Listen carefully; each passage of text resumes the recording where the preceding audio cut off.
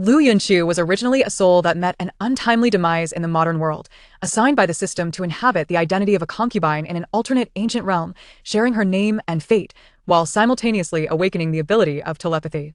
Upon her arrival in this new world, before she could fully comprehend her circumstances, she was ushered into a grand palace banquet, where a myriad of peculiar sounds began to permeate her surroundings. The Empress desires her sister to enter the palace and bear a child. To her astonishment, Consort Ning appears to be emotionally attached to someone. Could it truly be the Emperor himself? The sole prince in the harem is sired by another man. Has the Emperor been cuckolded? What is this? A minister sprawls upon a bed crafted of gold, yet laments his poverty before the Emperor. The funds allocated for disaster relief have not been lost. They have been used to procure several lean horses from Yangzhou and delivered to various officials' residences. This is simply riveting. Liu Yunchu relishes the spectacle with great delight. Yet wait. The Emperor has resolved all issues. Could it be that he is indeed a wise ruler?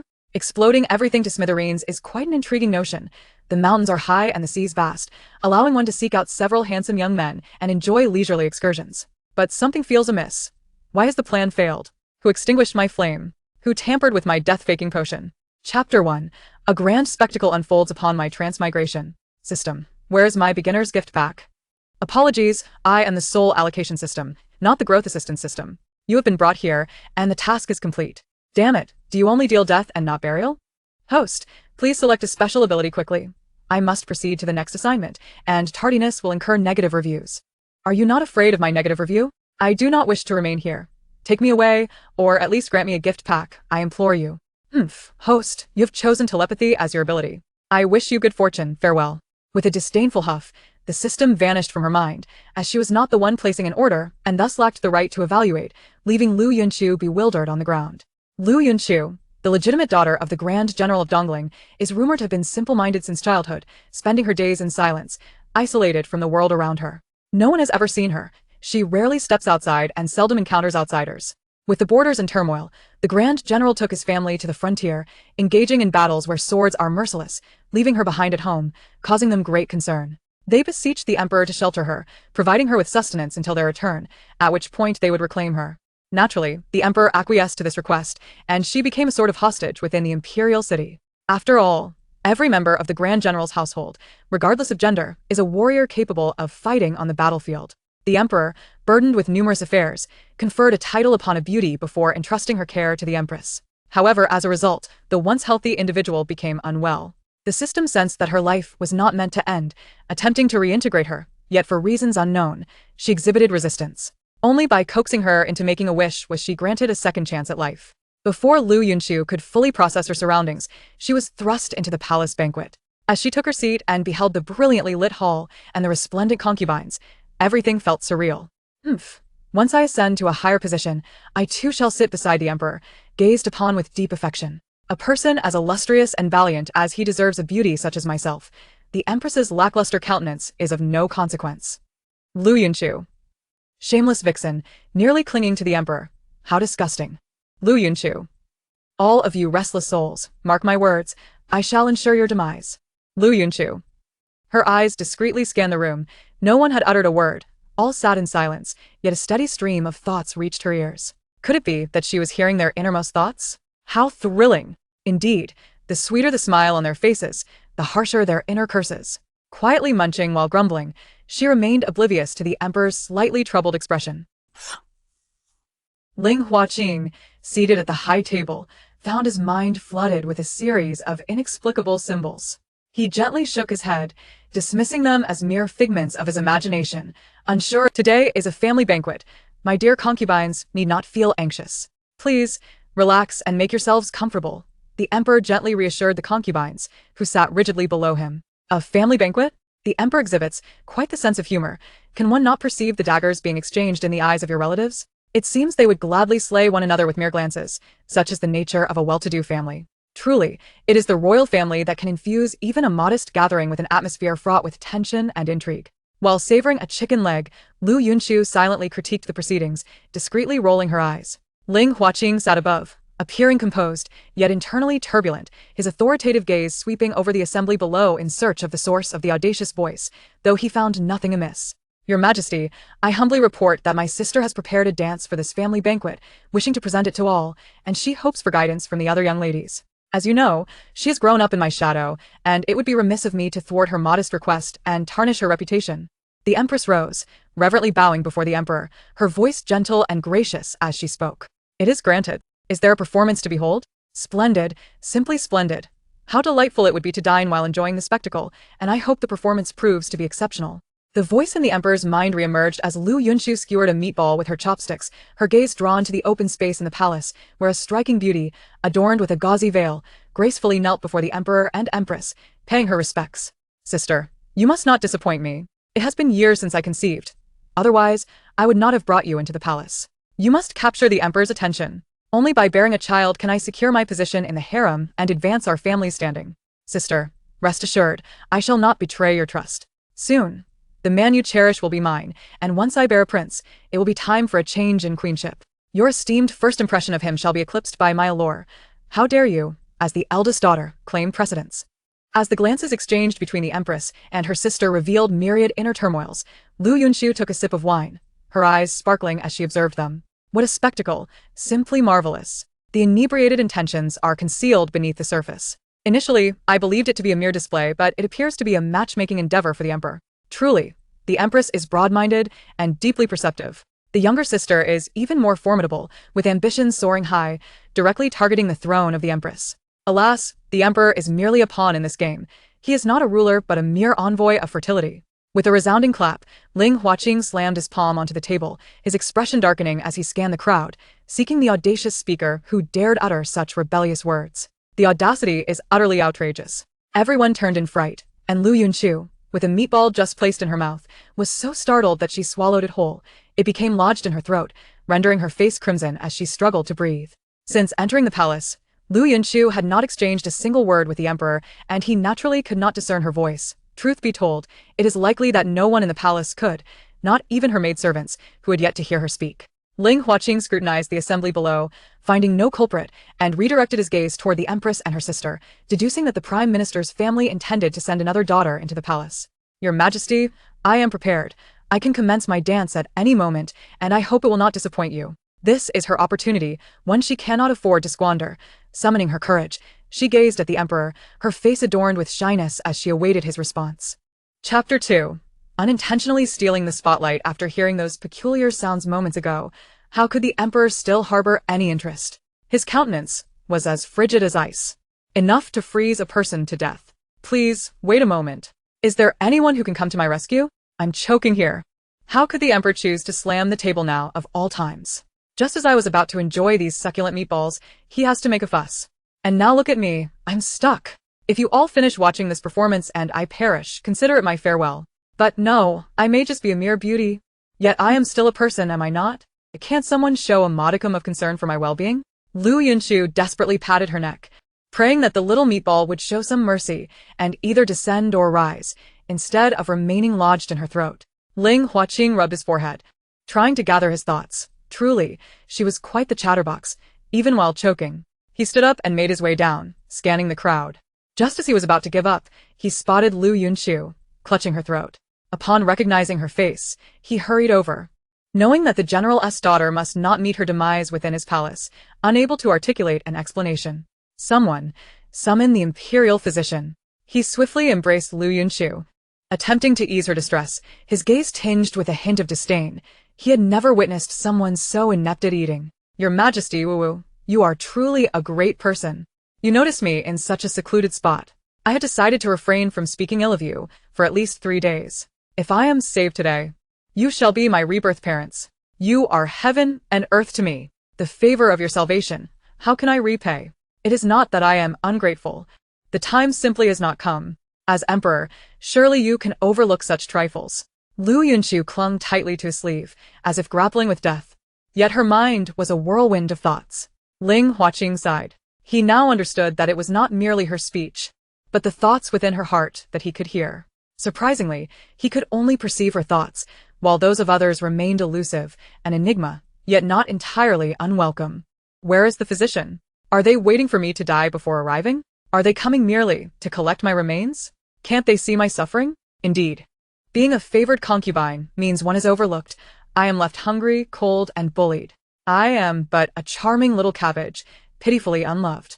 Where is the physician? Hurry. Can't you see Liu Marin is on the brink of collapse? Will you only come when she has perished? The emperor began to regret his earlier thoughts.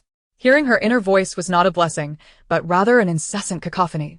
She usually seemed like a mute, yet her internal monologue was overflowing. Ah, finally. The physician has arrived. A sharp voice announced as an elderly physician with a white beard stepped forward, bowing respectfully. Enough with the formalities. I am on the verge of death. Spare me these trifles and save me. Liu Yunchu cried.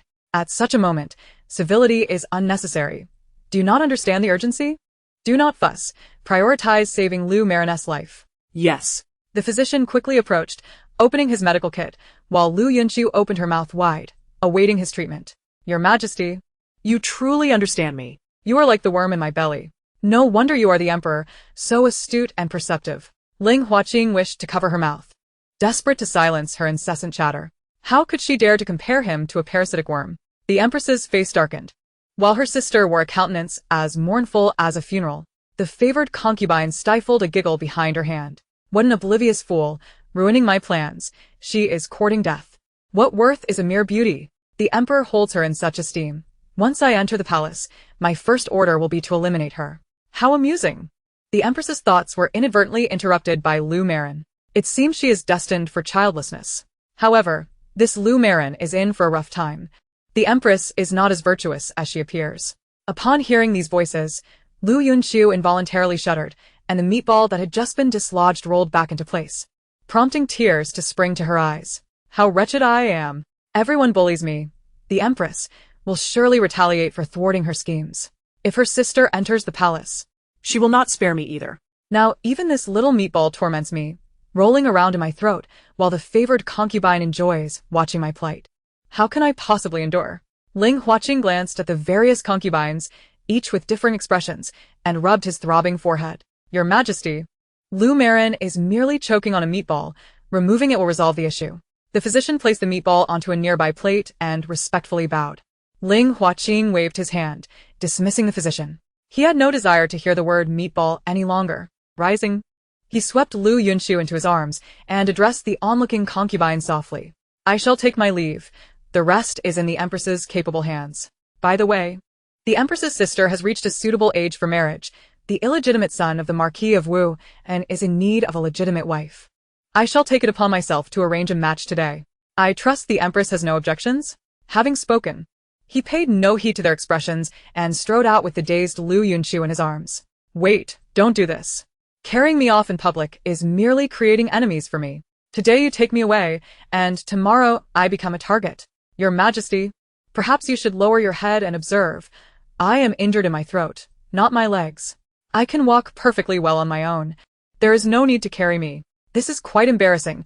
How very shy indeed. Yet being carried was undeniably more comfortable than walking. One must learn to enjoy life. Ling Huaqing, listening to her incessant thoughts, set her down, feeling as though he had been reduced to a servant. Go ahead, look at my beloved. Her legs are fit for running and jumping. Liu Yunchu stood frozen, watching his retreating figure. Wasn't it rather weak of the emperor to carry such a petite girl?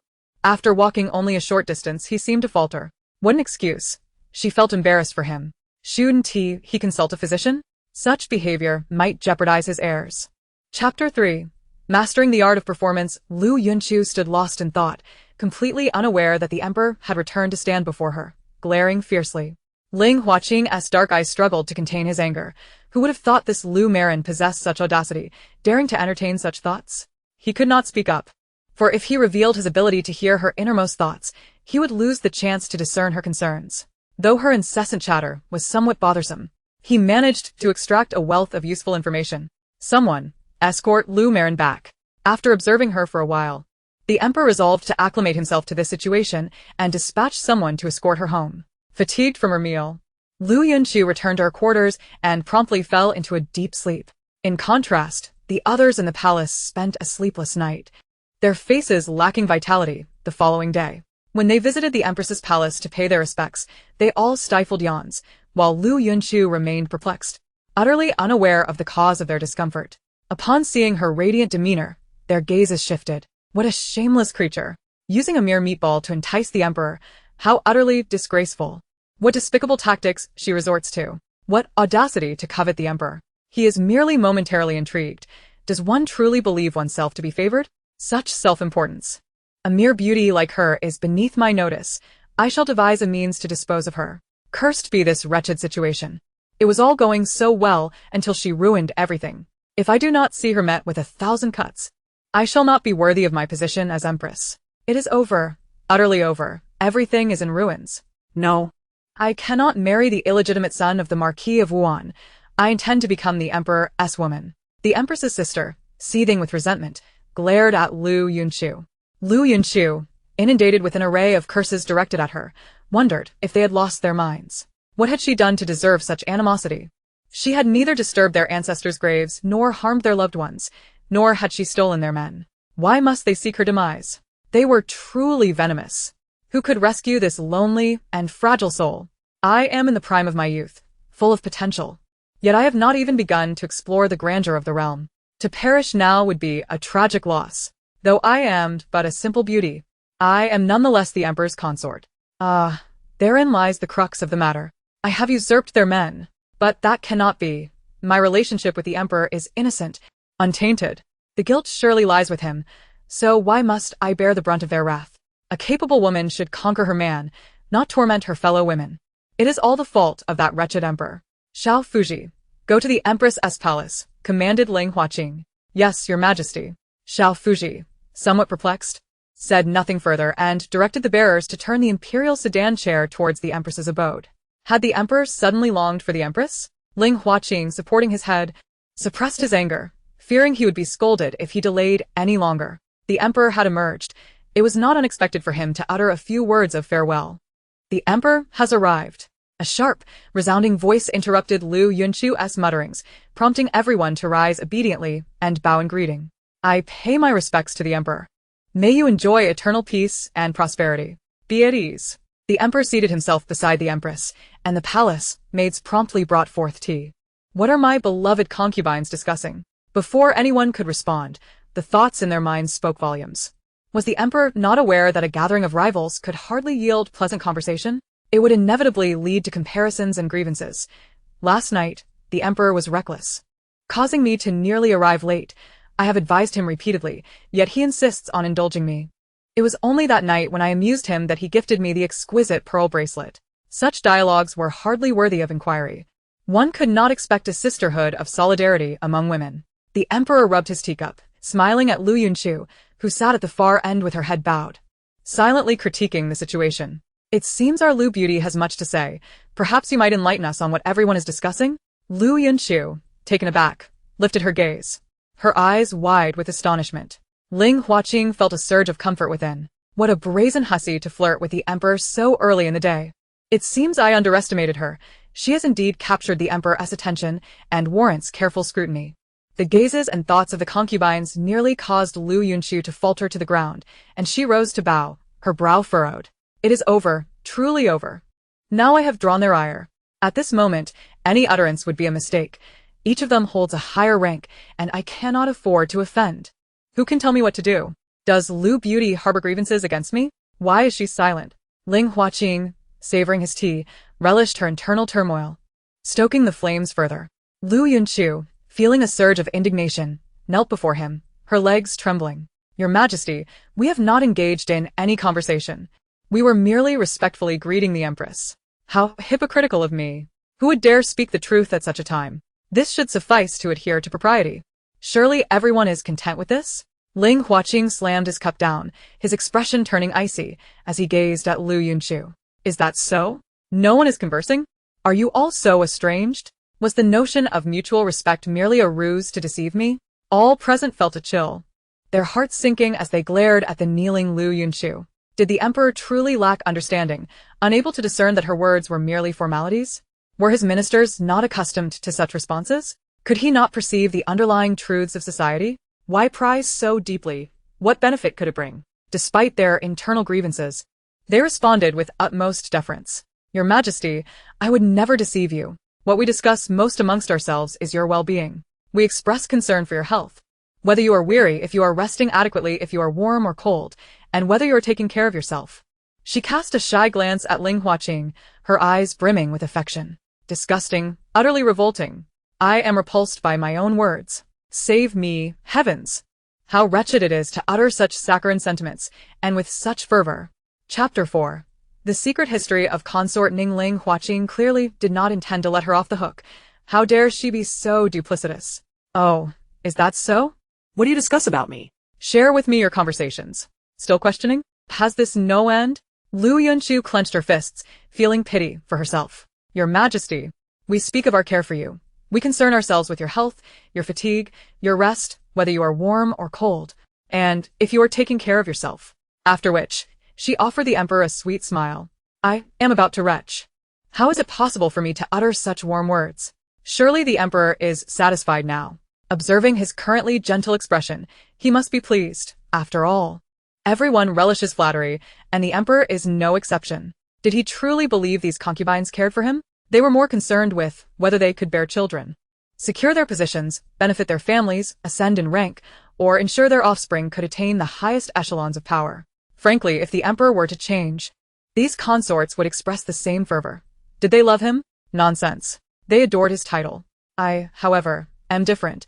I am a breath of fresh air, for I love to eat. Liu Yunchu patted her stomach, feeling famished after hastily leaving this morning and not being favored. Liu Yunchu's expression darkened from mild annoyance to a deep scowl, reaching the depths of fury. He stood abruptly, needing to cool his temper. After taking a few steps out, he turned back, and everyone watched in trepidation, unsure of the cause of the Emperor's anger. Not perceiving any fault in Liu Yunchu's words. Liu Yunchu, come here. With that, he strode outside, and Liu Yunchu, amidst the onlookers' schadenfreude, reluctantly followed. No wonder it is said that serving a monarch is akin to accompanying a tiger. Indeed, the truth holds. Each emperor is capricious. Moments ago, he appeared pleased, yet now he bore a thunderous countenance, as if owed a debt. It is truly perplexing. Enough! Liu Yunchu shouted directly, startling Liu Yunchu, who trembled and glanced around in confusion. What is enough? Enough food? Enough sleep? Or perhaps enough drink? This is utterly perplexing. Such a sudden outburst gave me quite a fright. Liu Yunchu sighed deeply, casting a look at Liu Yunchu. The sigh was one that could scarcely escape his lips, trapped within his heart, leaving him with the unsettling feeling that he might one day be overwhelmed by it. What to do? His stomach grumbled slightly. Ever since entering the palace, he had been perpetually unsated. His lovely visage was now growing gaunt from hunger. Oh, that unfortunate father of mine! How could he entrust me to such an unreliable caretaker? If this continues, when you return to the court, you shall find naught but a withered corpse. Glancing at Liu Yunchu, who hung her head and patted her own belly, the Emperor felt a twinge of guilt. Xiao Fuzi, have the imperial kitchen send some pastries to the study. For lunch, instruct them to prepare extra. I wish for Liu Marin to dine here. Yes. Upon hearing this, Liu Yunchu's eyes sparkled with delight, her gaze akin to that of a puppy's, clear and bright as she looked at Liu Yunchu. I thank your Majesty. How could I be so foolish? The Emperor is such a benevolent soul. How could I ever speak ill of him? So understanding, so gentle and considerate.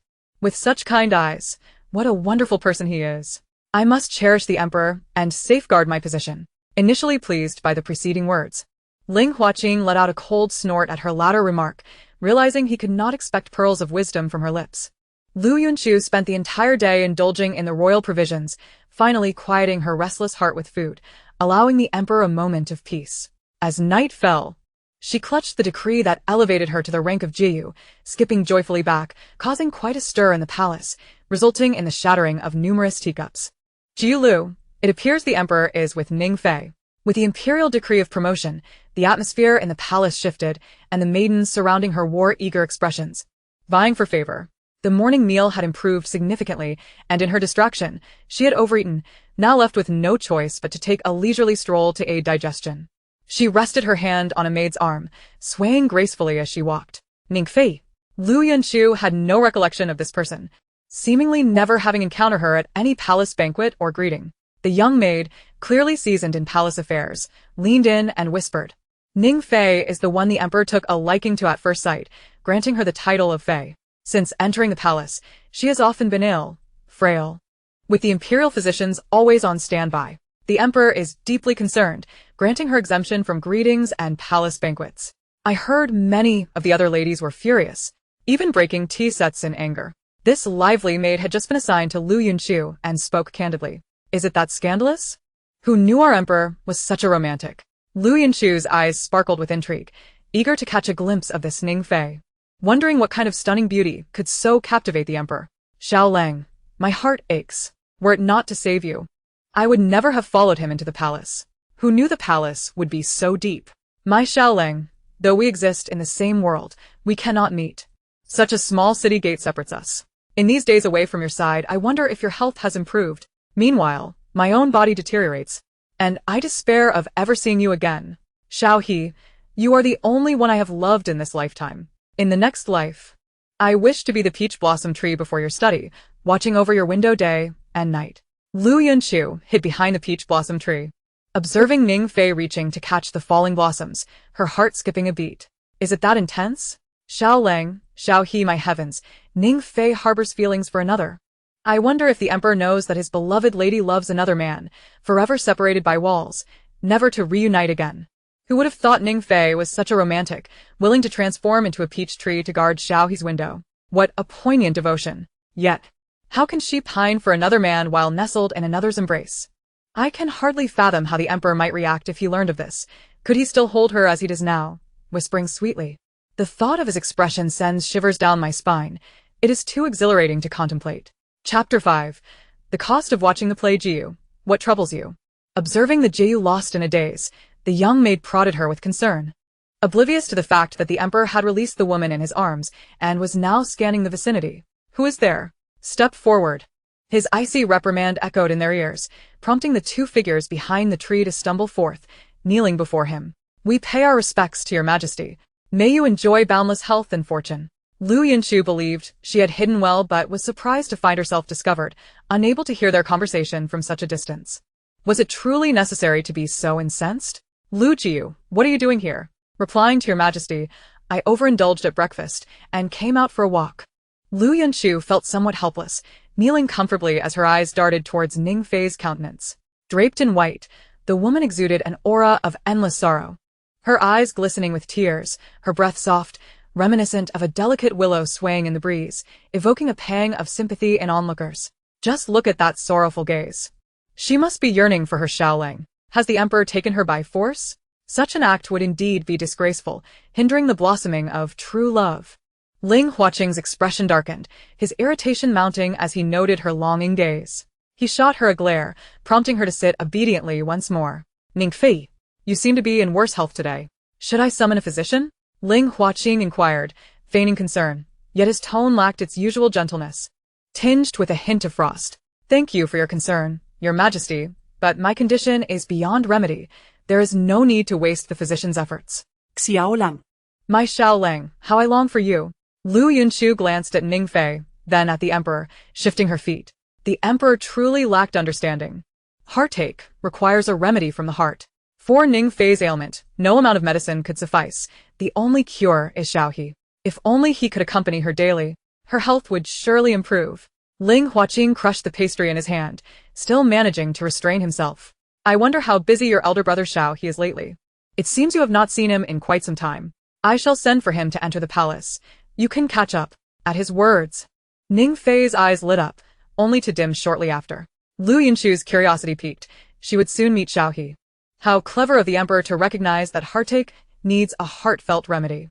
However, how does Ning Fei's elder brother fit into this narrative? From Ning Fei's description, he sounded more like a lover than a brother, who would willingly become the peach blossom outside their elder brother's study. Could it be that Ning Fei shared such a relationship with her brother? No, I must not think that way. Heavens, my values are in disarray. Someone help me find them. Have they run away? The emperor maintained an impassive demeanor, casting a glance at Ning Fei, a cold smirk curling within his heart. My beloved, you need not harbor any concerns. Had it not been for you sacrificing yourself to push me from under the hooves of the horse, I might have been gravely injured. At that moment, I inquired what you desired as a recompense, to which you replied that you wished to be my woman. Thus, I brought you into the palace. And my intentions towards you were sincere and protective. If you long for your elder brother, I am not one devoid of reason. I can certainly permit you to meet him. Liu Yunchu's gaze instantly shifted to the emperor, her eyes sparkling with a brilliance that was almost blinding. as if she were a scavenger gleefully gathering fallen fruits. This is a tale of a hero rescuing a damsel in distress. The emperor, it seems, has bestowed upon her the gift of life and has offered himself in return. Alas, the one he has chosen appears rather unreliable. No. This feels akin to being ensnared by someone else's machinations. But who would dare to plot against the emperor? Yet, what is the true relationship between her and Xiaohe? Are they siblings or lovers? Could it be that lovers have inadvertently become siblings? The emperor's eyes also reflected suspicion, as he too yearned to uncover the truth. Previously, he had not paid much heed to this matter, nor did he perceive any reason for her to deceive him, especially someone willing to risk her life for him. However, it now appeared that a thorough investigation was indeed warranted. Xiao Fuzi summoned Xiaohe to the palace. Yes. And expedite the inquiry. Understood. While everyone remained oblivious to the unfolding situation, Ling Huaqing orchestrated everything seamlessly. Liu Yunchu maintained a demeanor of earnest anticipation for gossip. She resolved to remain until the tidings arrived. Meanwhile, concubine Ning was lost in her own thoughts, her expression vacant and indifferent to the surrounding events. Before long, both individuals returned, Xiao Fuzi trailing behind a man whose attire, though coarse, was clean and tidy, exuding an aura of resilience, suggesting he was not one to harbor malice. Lady Liu, there is nothing further for you here. You may withdraw. Ling Huaqing regarded her inquisitive demeanor with irritation. His own feelings of frustration could not be allowed to grant her comfort. Do you relish the spectacle? But I shan't allow you to witness it. Liu Yunchu's countenance shifted dramatically, her eyes fixed intently on the emperor. Your Majesty, I find the scenery of this imperial garden exceedingly beautiful. I wish to admire it a while longer, he. Is that so? Ling Huaqing surveyed the surroundings before glancing at Liu Yunchu, who nodded vigorously. In that case, Lady Liu, feel free to explore. This imperial garden is vast, and one cannot appreciate merely this one view. If looks could curse, Liu Yunchu would have leveled an acerbic tirade at him. The gossip was being withheld, and just as the story approached its climax, he began charging for access. How shameless. If you persist in this manner, I shall curse you to encounter only the most insufferable women in your lifetime. I feel somewhat unwell. I am in dire need of a back massage, interrupted Ling Huaqing, hastily diverting her irksome utterances. Allow me. I am quite adept at providing back massages and will ensure your utmost comfort. Liu Yunchu immediately sprang to his side, her fists poised to deliver a vigorous massage, flashing him a charming smile. Your technique appears somewhat lacking. It seems you haven't eaten sufficiently this morning, remarked Ling Huaqing, leisurely savoring her ministrations, while her thoughts wandered. Liu Yunchu grinned mischievously, increasing the pressure of her massage. Chapter 6. Concubine Ning's concerns. Has everyone returned? Shall we not commence? Truly, you possess remarkable patience. Have all state affairs been resolved? Is the nation flourishing? Is peace reigning? Why squander time on such trifles? Shouldn't you expedite matters? Observing the exchanged glances between concubine Ning and Xiaohe, she noted the palpable tension, as if love's spark was on the verge of igniting. Ahem, Lady Liu. Do you have something to say? Me? Not at all. Humph. The emperor let out a cold snort, challenging her to voice her thoughts openly, while internally cursing her. Grateful for his own magnanimity, he reflected that had he been less forgiving, she would have long since lost her head for such insolence. Xiaohe, the emperor called, scrutinizing him without further elaboration, his powerful presence bearing down upon him. Xiaohe knelt, bowing his head in a display of humility and respect, neither obsequious nor arrogant. Commoner Xiao, he pays his respects to your majesty. Long live the emperor. The emperor silently scoffed at the sentiment. Presently, he desired anything but longevity, as recent events had left him utterly drained. Little did he anticipate that even more disheartening revelations awaited him. Concubine Ning has been pining for you, neglecting food and drink since her entry into the palace, appearing as though she has endured great suffering. As her elder brother, I am most eager to learn if she was similarly treated during her time at your family home.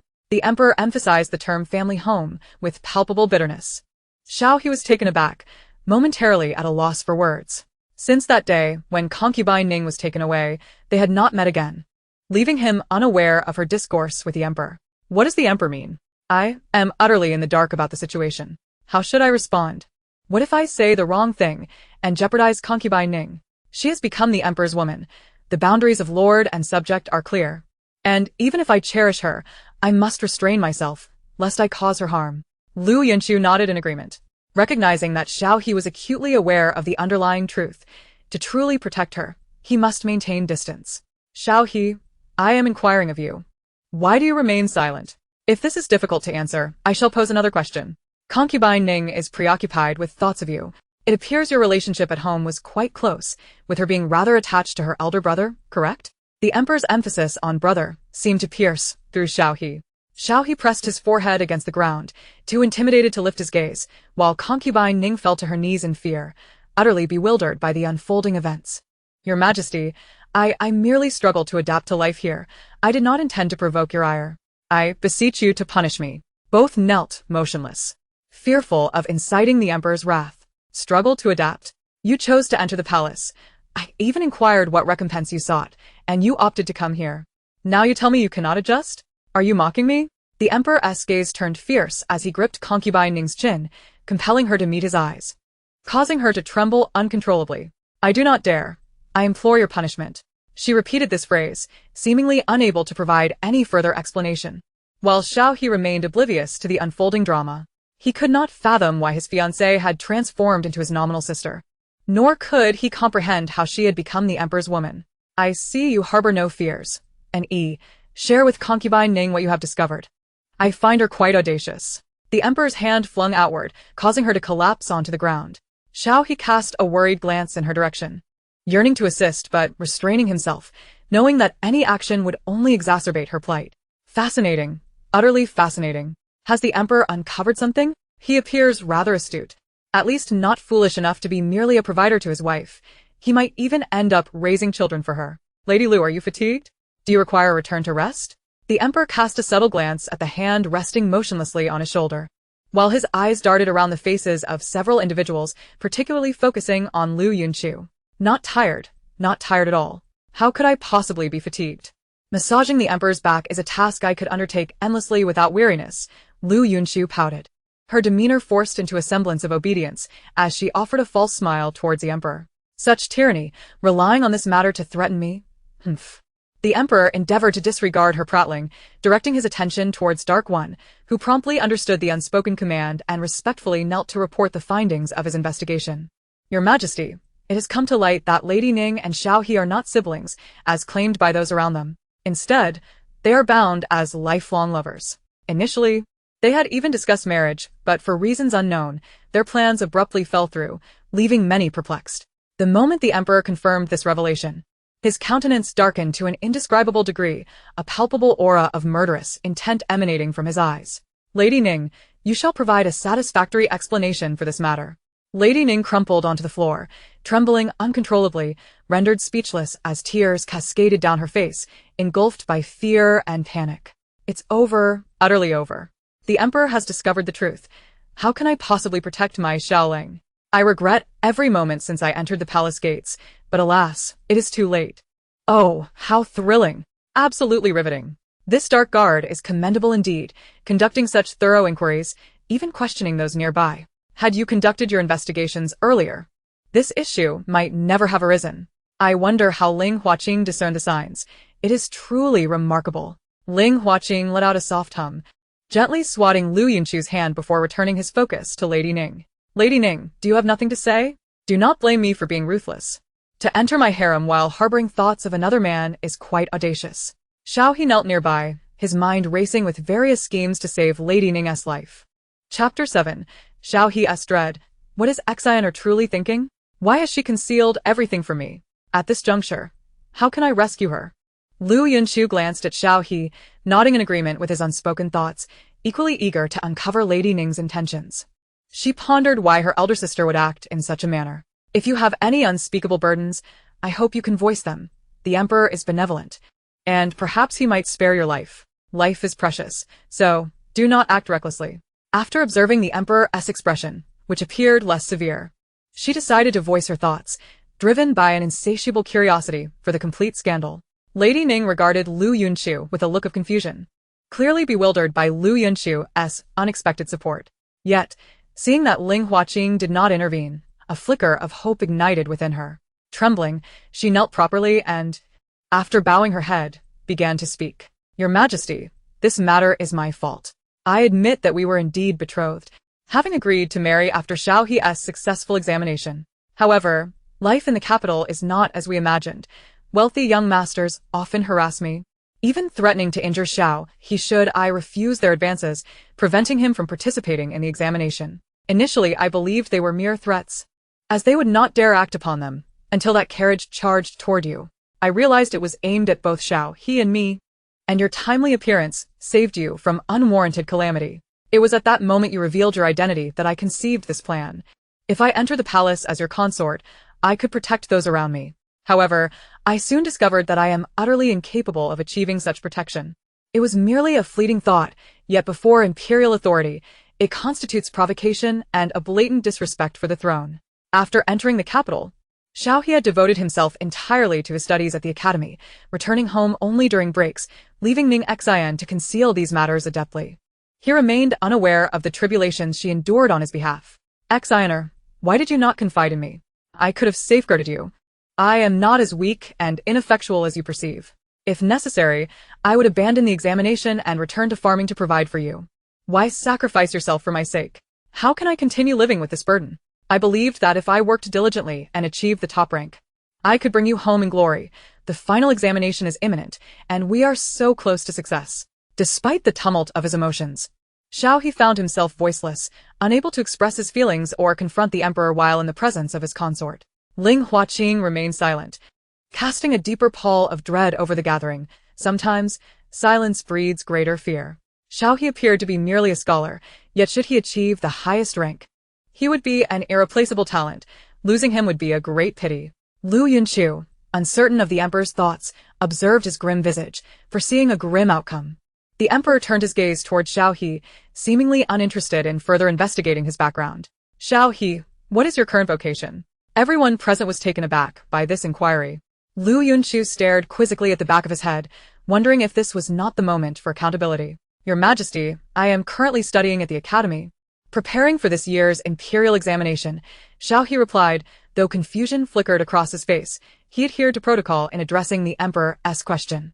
Dark One. The emperor waved his hand, and Dark One nodded before departing. Liu Yunchu glanced between the two. Soon, Dark One returned with a figure who, trembling, knelt before the emperor. A headmaster who had been leisurely enjoying tea at home, snatched away by Dark One before he could comprehend the unfolding events. Your humble servant pays his respects to your Majesty. The headmaster of the academy, affiliated with the royal institution, was renowned for evaluating talent based solely on ability, disregarding family background. This headmaster, a product of the imperial examination himself, held a modest government position, yet commanded respect. Xiao He, do you recognize him? I do, your Majesty. He turned to glance at Xiao He, promptly affirming his recognition. How has he performed academically? The headmaster cautiously surveyed the situation, his heart racing. Why is the emperor suddenly interested in Xiao He? Has he committed some transgression? He is a rare talent among the examinees, and I am quite pleased with this student, whose character is commendable. He will undoubtedly become a good official. Your Majesty, if Xiao He maintains his steady performance, he will likely be this year's top scholar. Liu Yunchu gazed in astonishment at the headmaster before her. He was genuine, not lying, his thoughts aligning with his spoken words. He possesses a modicum of talent. Enough. You may leave now. The emperor cast a final glance at the swiftly departing headmaster, then turned to the respectfully kneeling Xiao He. His face contorted in evident conflict, one between preserving his own reputation and imperial authority and nurturing a gifted individual who could serve him well. Each side held its own value, making relinquishing either a matter of considerable reluctance. Observing the emperor's contorted expressions, one could only feel the weight of his dilemma. Ultimately, it was merely a matter of face. The story had reached a thrilling juncture, revealing the emperor's internal struggle. Lu Jiu, it appears you possess quite a few thoughts on this matter. Pray, share your perspective. Should you find yourself in my position, how would you proceed? Your Majesty, such a significant issue is not one I would dare to judge lightly. It is the prerogative of a wise and valiant ruler like yourself to make such decisions. Liu Yunchu replied with a smile that did not quite reach her eyes, fully aware that she could not be the one to decide this matter. If she were to regret it later, the blame would inevitably fall upon her. She was merely a spectator in this unfolding drama. I must say, I find her insights quite intriguing. Oh, I would not presume to take such credit. I am no emperor, and I see no reason to complicate matters for myself. However, were it up to me, I would surely let them off the hook, after all. Is it not said that a lady of the court does not sing when toasting? Never mind, it is of little importance. She hummed the tune in her mind for a while before ultimately conceding that she lacked the talent for such matters. Chapter 8. The Queen's Warning the Emperor. Anxiously pondering the nature of the tune and its relevance to the situation at hand, found himself momentarily silenced, relishing this rare moment of tranquility. He was truly agitated, his inner self urging him onward. After a brief mental musing on the melody, Liu Yunchu returned her focus to the pressing issue. The tale was a simple one. A drunken soldier, in the dark of night, had torn at a lady's garment, which she then used as evidence to inform the king. The king ordered that everyone be stripped of their adornments and spared the soldier's life. Later, during a great battle, the soldier led the charge and defeated the enemy, achieving victory. Such circumstances could be deemed understandable. It was entirely feasible for Consort Ning to feign death and subsequently assume a different identity to marry Xiaohe. A surge of pride swelled within Liu Yunchu as she considered her suitability for rulership. How clever she was. Xiaohe, do you have anything further to add? Your Majesty, I am willing to bear the brunt of all this. I implore you, do not punish Consort Ning. The fault lies entirely with me. Xiaohe knelt before the emperor, his gaze sincere and earnest, casting a glance at Consort Ning that felt like a final farewell, as if he had resigned himself to his impending fate. And you, Consort Ning, do you wish to speak? Your Majesty, the fault rests solely with me. I take full responsibility for my actions. I beseech you to spare Xiaohe. He knows nothing of this. Such heartfelt declarations. Upon hearing their words, the emperor's anger flared further. It rendered his previous efforts a mere jest, rendering his concern for her pale and laughable. I truly recognize my mistakes, Your Majesty. I beg for your punishment. They were all acutely aware that this situation led to only one conclusion. No monarch could abide such conduct. Xiaohe, I shall grant you a chance at redemption. Should you excel in the imperial examinations, I may consider sparing your life. What say you? The emperor's words sparked a glimmer of hope in Liu Yunchu's eyes. She had not anticipated such magnanimity from him. I am deeply grateful for your kindness, Your Majesty. I will not disappoint you. However, I implore you to spare Consort Ning's life. I would willingly trade my own for hers. Let us speak of that once you have succeeded. The emperor turned on his heel and departed, prompting Liu Yunchu to hastily follow, tilting her head to gauge his expression. Return to your palace and amuse yourself. I must attend to state affairs. Should you encounter any difficulties, send for me. He halted, gently pressing her head down and turning her about, offering a resigned admonition before leaving. Liu Yunchu was perceptive enough to refrain from pursuing him. After all, the atmosphere among them was decidedly grim. She felt a pang of sympathy for the emperor, enduring such treatment while remaining silent. Truly a challenging plight. Nevertheless, she decided to set aside her thoughts and prioritize her meal. With a lively step, she returned to her palace and indulged in a hearty feast. Meanwhile, the emperor sat in the imperial study, utterly devoid of appetite. Who could maintain their spirits in the face of such turmoil? Since his last directive, her standard of living had dramatically improved. Her daily meals had become exquisite, and the palace maids and eunuchs treated her with newfound respect, lacking the arrogance they once displayed. Aside from her daily visits to the queen's palace for greetings, which were exceedingly vexing, there was little she could do to avoid them. Each morning, she was roused from slumber by a maid, feeling as though she had never experienced the luxury of a lion. Life in the modern world had been far more forgiving. Residing in the employee dormitories had allowed her to arrive at work just in time, without the need for an early rise. When might she be free from these early morning greetings? It was truly irksome, as early rising could hinder her growth. The queen was peculiar. While others visited only on the 1st and 15th of the month, she insisted on daily greetings. Did she take pleasure in seeing her competitors? As Liu Yunchu walked, she voiced her grievances, noting that the emperor had concluded the morning court session early today and intended to visit the queen's palace. Just then, a voice reached her ears, and as she halted, someone collided with her back. Ouch. That hurt so hard. Liu Yun rubbed her forehead, exclaiming in surprise. Liu Jiu, if you dawdle any longer, you shall be late. Or are you reluctant to pay your respects to the queen? The emperor turned, gazing down at her with a cold tone. I have seen the emperor. I shall proceed ahead. With that, she prepared to rush forward, indifferent to the passage of time, unsure of how they could accurately announce it. Better to move ahead. The queen had not been particularly amiable towards her lately, so it was prudent to avoid unnecessary trouble. No need to hurry. I will accompany you. The emperor grasped her arm, ignoring his own concerns as he turned to forge ahead, seemingly disregarding her entirely. Your Majesty, that is not acceptable. I shall be late. She struggled to break free, knowing the people ahead were not to be trifled with. Should they conspire against her, it would spell disaster. If I accompany you, no one shall hold it against you. Do you wish to defy my command, Liu Jiu? I would not dare. With a crestfallen expression, Liu Yunchu followed behind him, occasionally casting a fierce glare at his back. Alas, once again, she found herself the target of scrutiny. She could already envision the daggers in the eyes of her peers when she and Ling Huaqing appeared together. Their thoughts would surely be far from kind. This tumultuous situation made her question how many more days she could survive in the palace. The emperor wore a mischievous smile, relishing her flustered demeanor. He had grown accustomed to her vexation, and this opportunity was one he could not simply let slip away. Indeed, the moment they entered together, a brief stillness enveloped the crowd, soon replaced by expressions of shock. I have seen the emperor. Everyone rose in unison to pay their respects, the queen herself descending to escort the emperor to a nearby seat. Liu Yunchu swiftly performed her curtsy and took her place, believing the attention had shifted to Ling Huaqing. Just as she was about to take a sip of tea, the queen's voice resonated. Liu Jiu, should you encounter any difficulties, do not hesitate to seek my assistance. The emperor is burdened with state affairs. Do not continually disturb him. If you feel any discomfort, you may come to me. I shall advocate on your behalf. As those in service to the emperor, we must learn to alleviate his burdens and not create additional strife.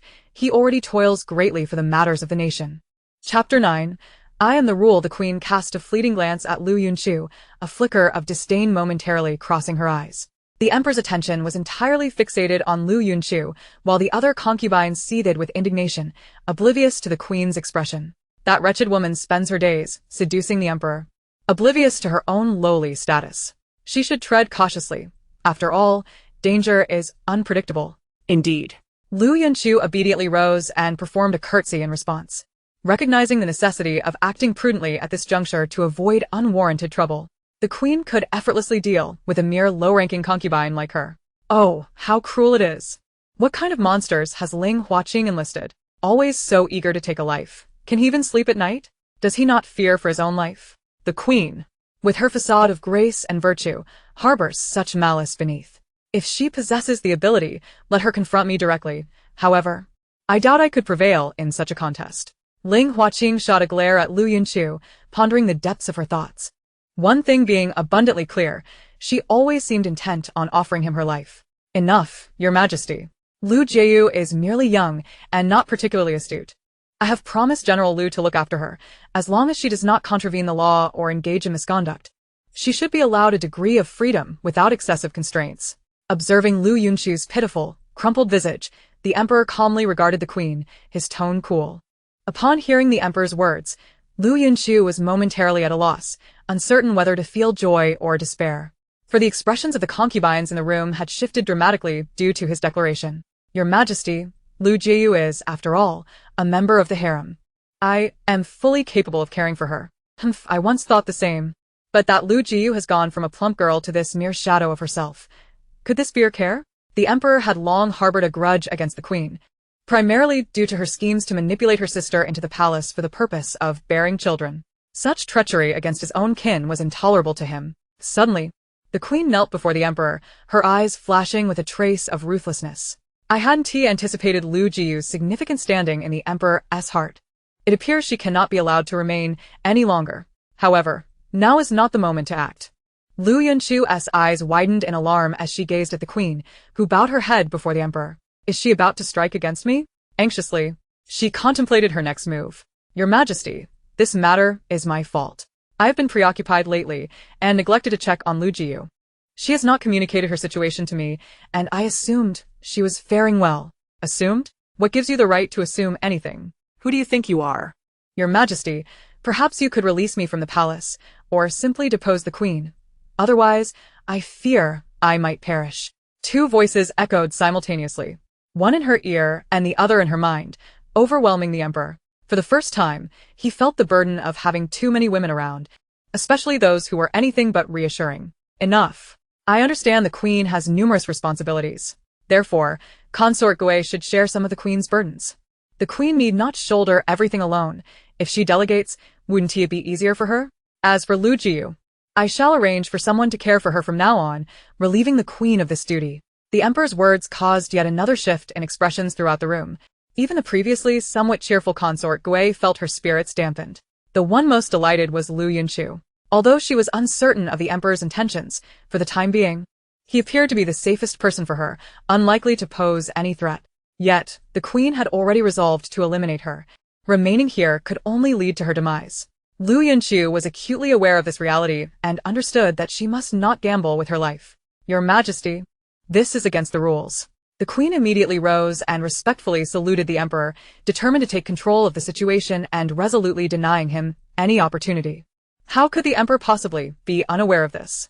He recognized the inappropriateness of the situation. Liu Yunchu was not merely the daughter of a general but also bore certain peculiarities about her that, at present, seemed to benefit him, despite being somewhat irksome. Liu Yunchu observed the emperor's conflicted expression, fearful that he might be swayed by the queen's persuasion. Surely, the emperor could not be so easily swayed? What rules and regulations? Shouldn't he assert with a deep, commanding voice and a touch of ire, slamming his fist upon the table, declaring, "This realm belongs to me. And my word is law." How majestic, how powerful. The emperor cleared his throat, shifting uncomfortably, then abruptly slammed his hand on the table. Humph, rules? My decree is law. Do you have any objections, Queen? Hearing this, the queen was immediately struck with fear, dropping to her knees, her countenance turning frantic, her voice trembling. Your Majesty, forgive me. That was not my intention. I merely believe you toil day and night and should not waste your energy on the concerns of a mere Jiu. It reflects poorly on me as your queen. The remainder of her words remained unspoken, yet their meaning was clear. I hadn't anticipated Liu Yunchu's significant standing in the emperor as heart. It appears she cannot be allowed to remain any longer. Once filled with excitement and a shared understanding with the emperor, Liu Yunchu now lowered her head, casting daggers at the queen's back. What a malicious queen! She is wholly intent on my destruction. How wretched I am, while hypocritically claiming concern for the emperor's well-being. If she were to exert herself more and demand less power and riches, perhaps the emperor would not be so burdened. I do nothing but eat and drink.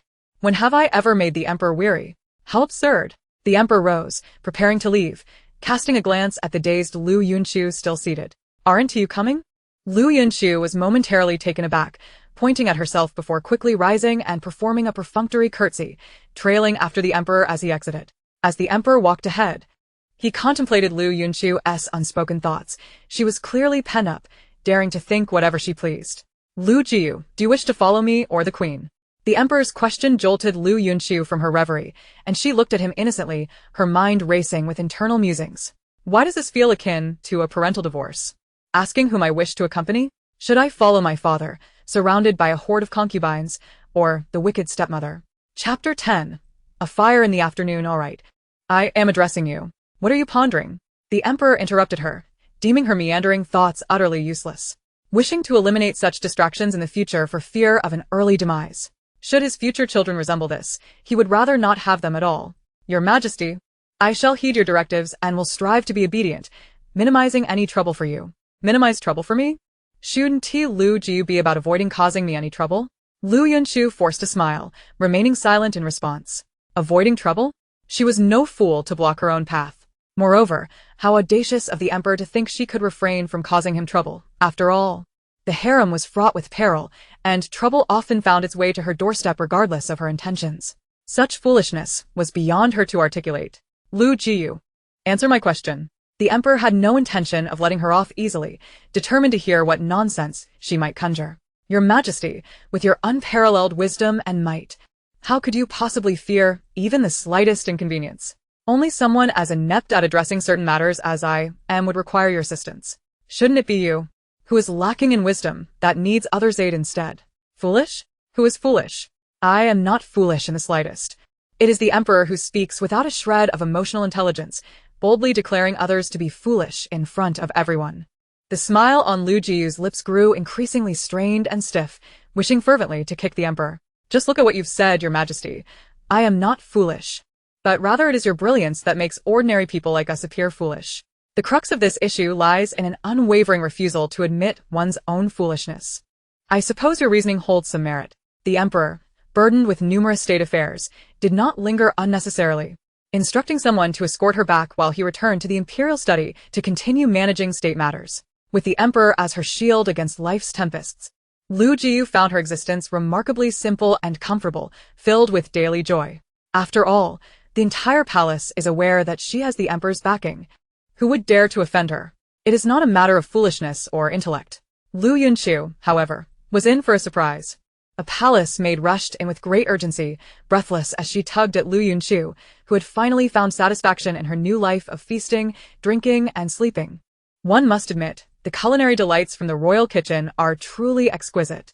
Liu Yunchu reclined comfortably on a soft couch, legs crossed, engrossed in her sketchbook while savoring freshly made pastries, utterly at ease. I am well, exceedingly well, and at peace. I am currently engrossed in a captivating part. Please do not disturb me. Liu Yunchu pulled the maid's hand away, redirecting her attention back to her artwork. You needn't concern yourself with that. Something has happened to Consort Ning, and everyone is gone. You are the only one missing. The allure of gossip ignited Liu Yunchu's curiosity, and she immediately sat up.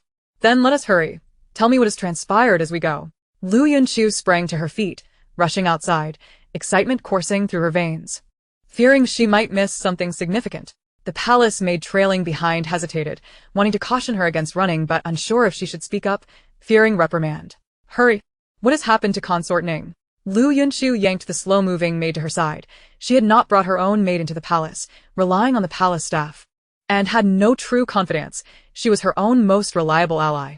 Consort Ning's palace is on fire. What nonsense! Liu Yunchu halted, glancing back at the maid, incredulous at the scene one would only expect to see in a drama. Yes, the flames were too fierce to extinguish. Consort Ning was unable to escape. Liu Yunchu frowned, continuing forward until she spotted the disheveled emperor, surrounded by various consorts. She quietly stood at the back, refraining from speaking. Your Majesty, please do not mourn. Take care of your health. Consort Ning would not wish to see you in such distress. Your Majesty, we are all deeply saddened by Consort Ning's departure, but your well-being is of utmost importance. The Empress, accompanied by a throng of consorts, offered words of consolation, fearful the emperor might despair, for his affection for Consort Ning was evident to all in the palace. Finally, she is gone. Beauty is often short-lived. Heaven must have grown weary and taken her away, for she always clung to the emperor. Her death is a relief. This is splendid. Now we have a chance. That wretched woman died far too late. Even in death, she stirs unrest, leaving the emperor unable to move on, truly the mark of a base soul. Liu Yunchu shivered at the chilling thoughts. Terrified that those who would not even spare a dead woman would certainly not hesitate to target her, it was utterly horrifying, and her heart raced in panic. Enough! There is nothing more to be done here. You all may return. The emperor cast a cold gaze over the assembly.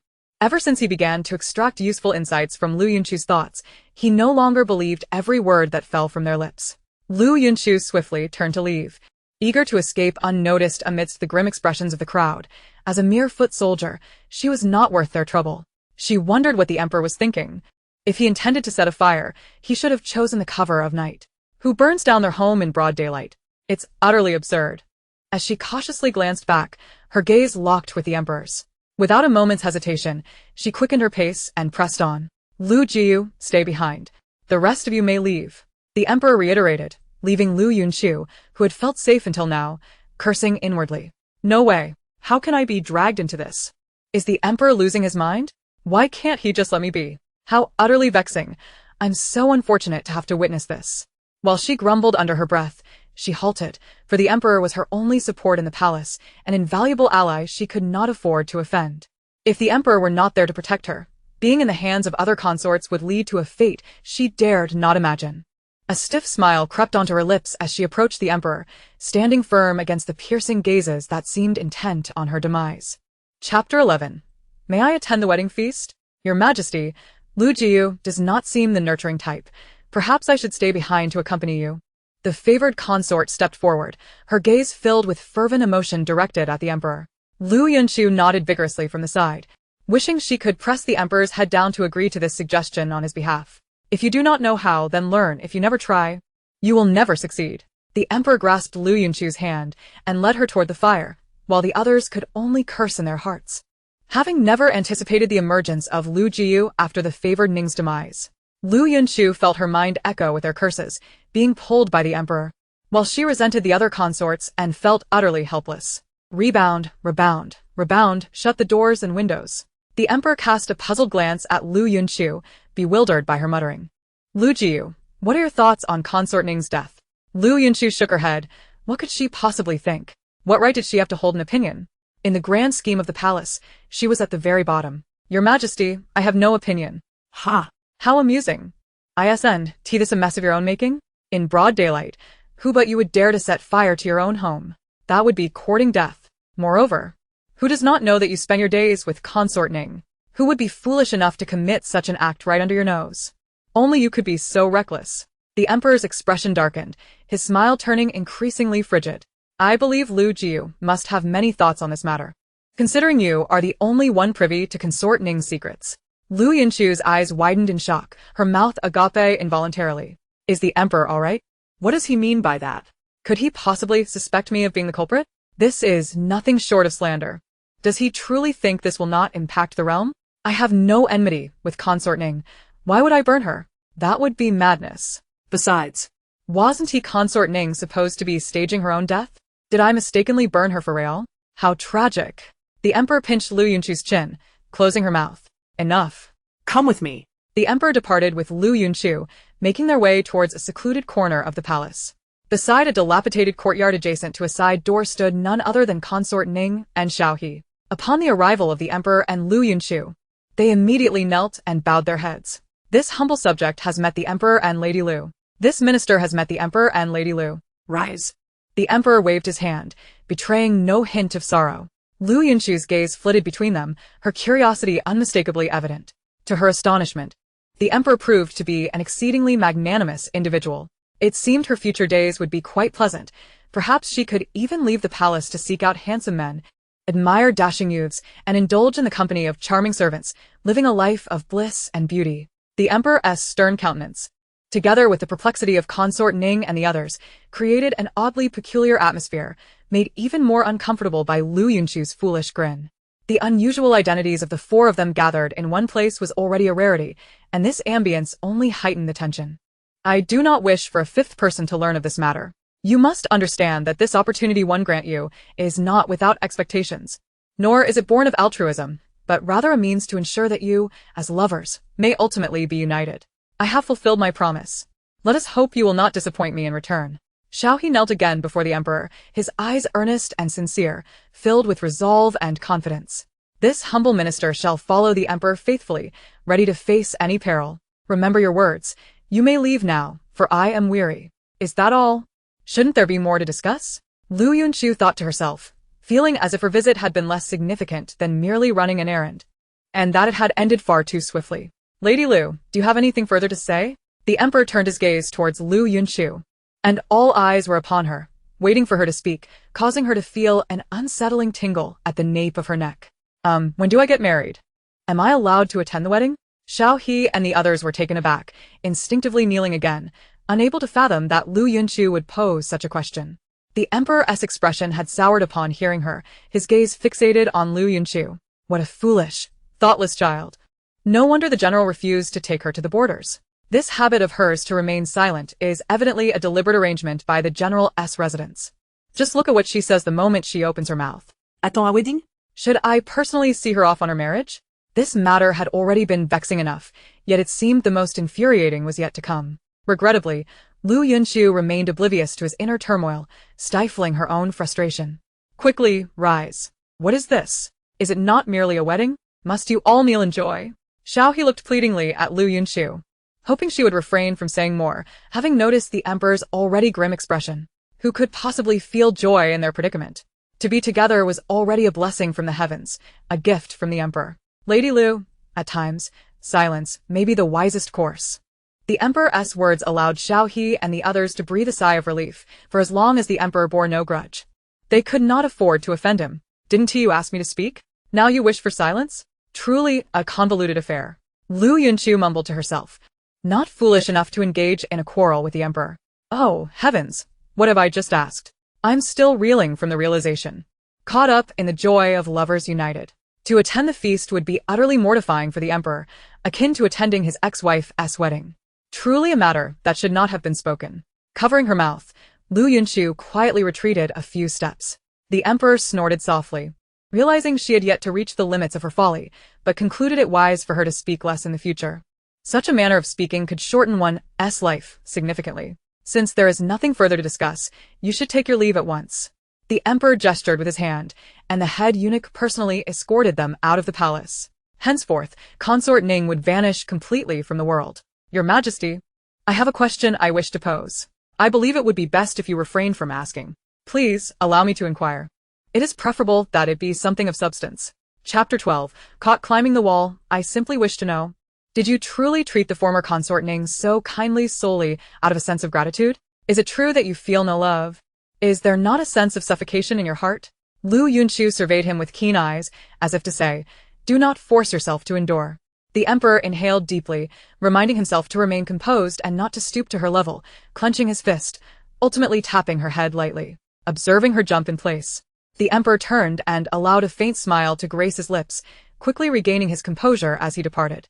Xiaohe did not disappoint the emperor, achieving the highest honor in the imperial examinations and becoming the emperor's most formidable ally in court, whereas Lady Liu headed. Finally, after weeks of searching, Liu Yunchu discovered a hole just large enough for her to crawl through. She stealthily emerged from the hole, but before she could fully rise, a deep voice interrupted her. Just as she prepared to stand, she dared not lift her head, shrinking back, only to be caught by the collar of her outer garment by the person before her, rendering her immobile. She had no choice but to compose herself, raising her face with an innocent, ingratiating smile.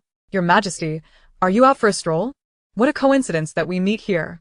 Had I known, I would have called out to you. Seeing the emperor's expressionless demeanor, she stifled her laughter. How unfortunate for me. This is so awkward. Even in this situation, a simple ha-ha would suffice. Must you stare at me with such indifference? Lady Liu, it appears you truly need to learn the palace rules. The emperor lowered his gaze to meet hers, his tone icy as he spoke each word slowly, utterly disregarding whether her forced posture was tiring. Well, I merely ventured out for a walk. I have done nothing wrong. A walk? To the outside of the palace? Did Lady Liu not know that the consorts of the harem were forbidden from leaving the palace without imperial decree? I apologize, I was wrong. Observing the darkening expression on his face, Liu Yunchu wisely bowed her head in submission, recognizing the necessity of humility when under the emperor's roof. She was no fool to challenge imperial authority. At times, survival took precedence. What a miser! I had already disguised myself. I merely wished to sneak a glance at the wedding between Xiaohe and Consort Ning. The emperor released his grip, massaging his forehead.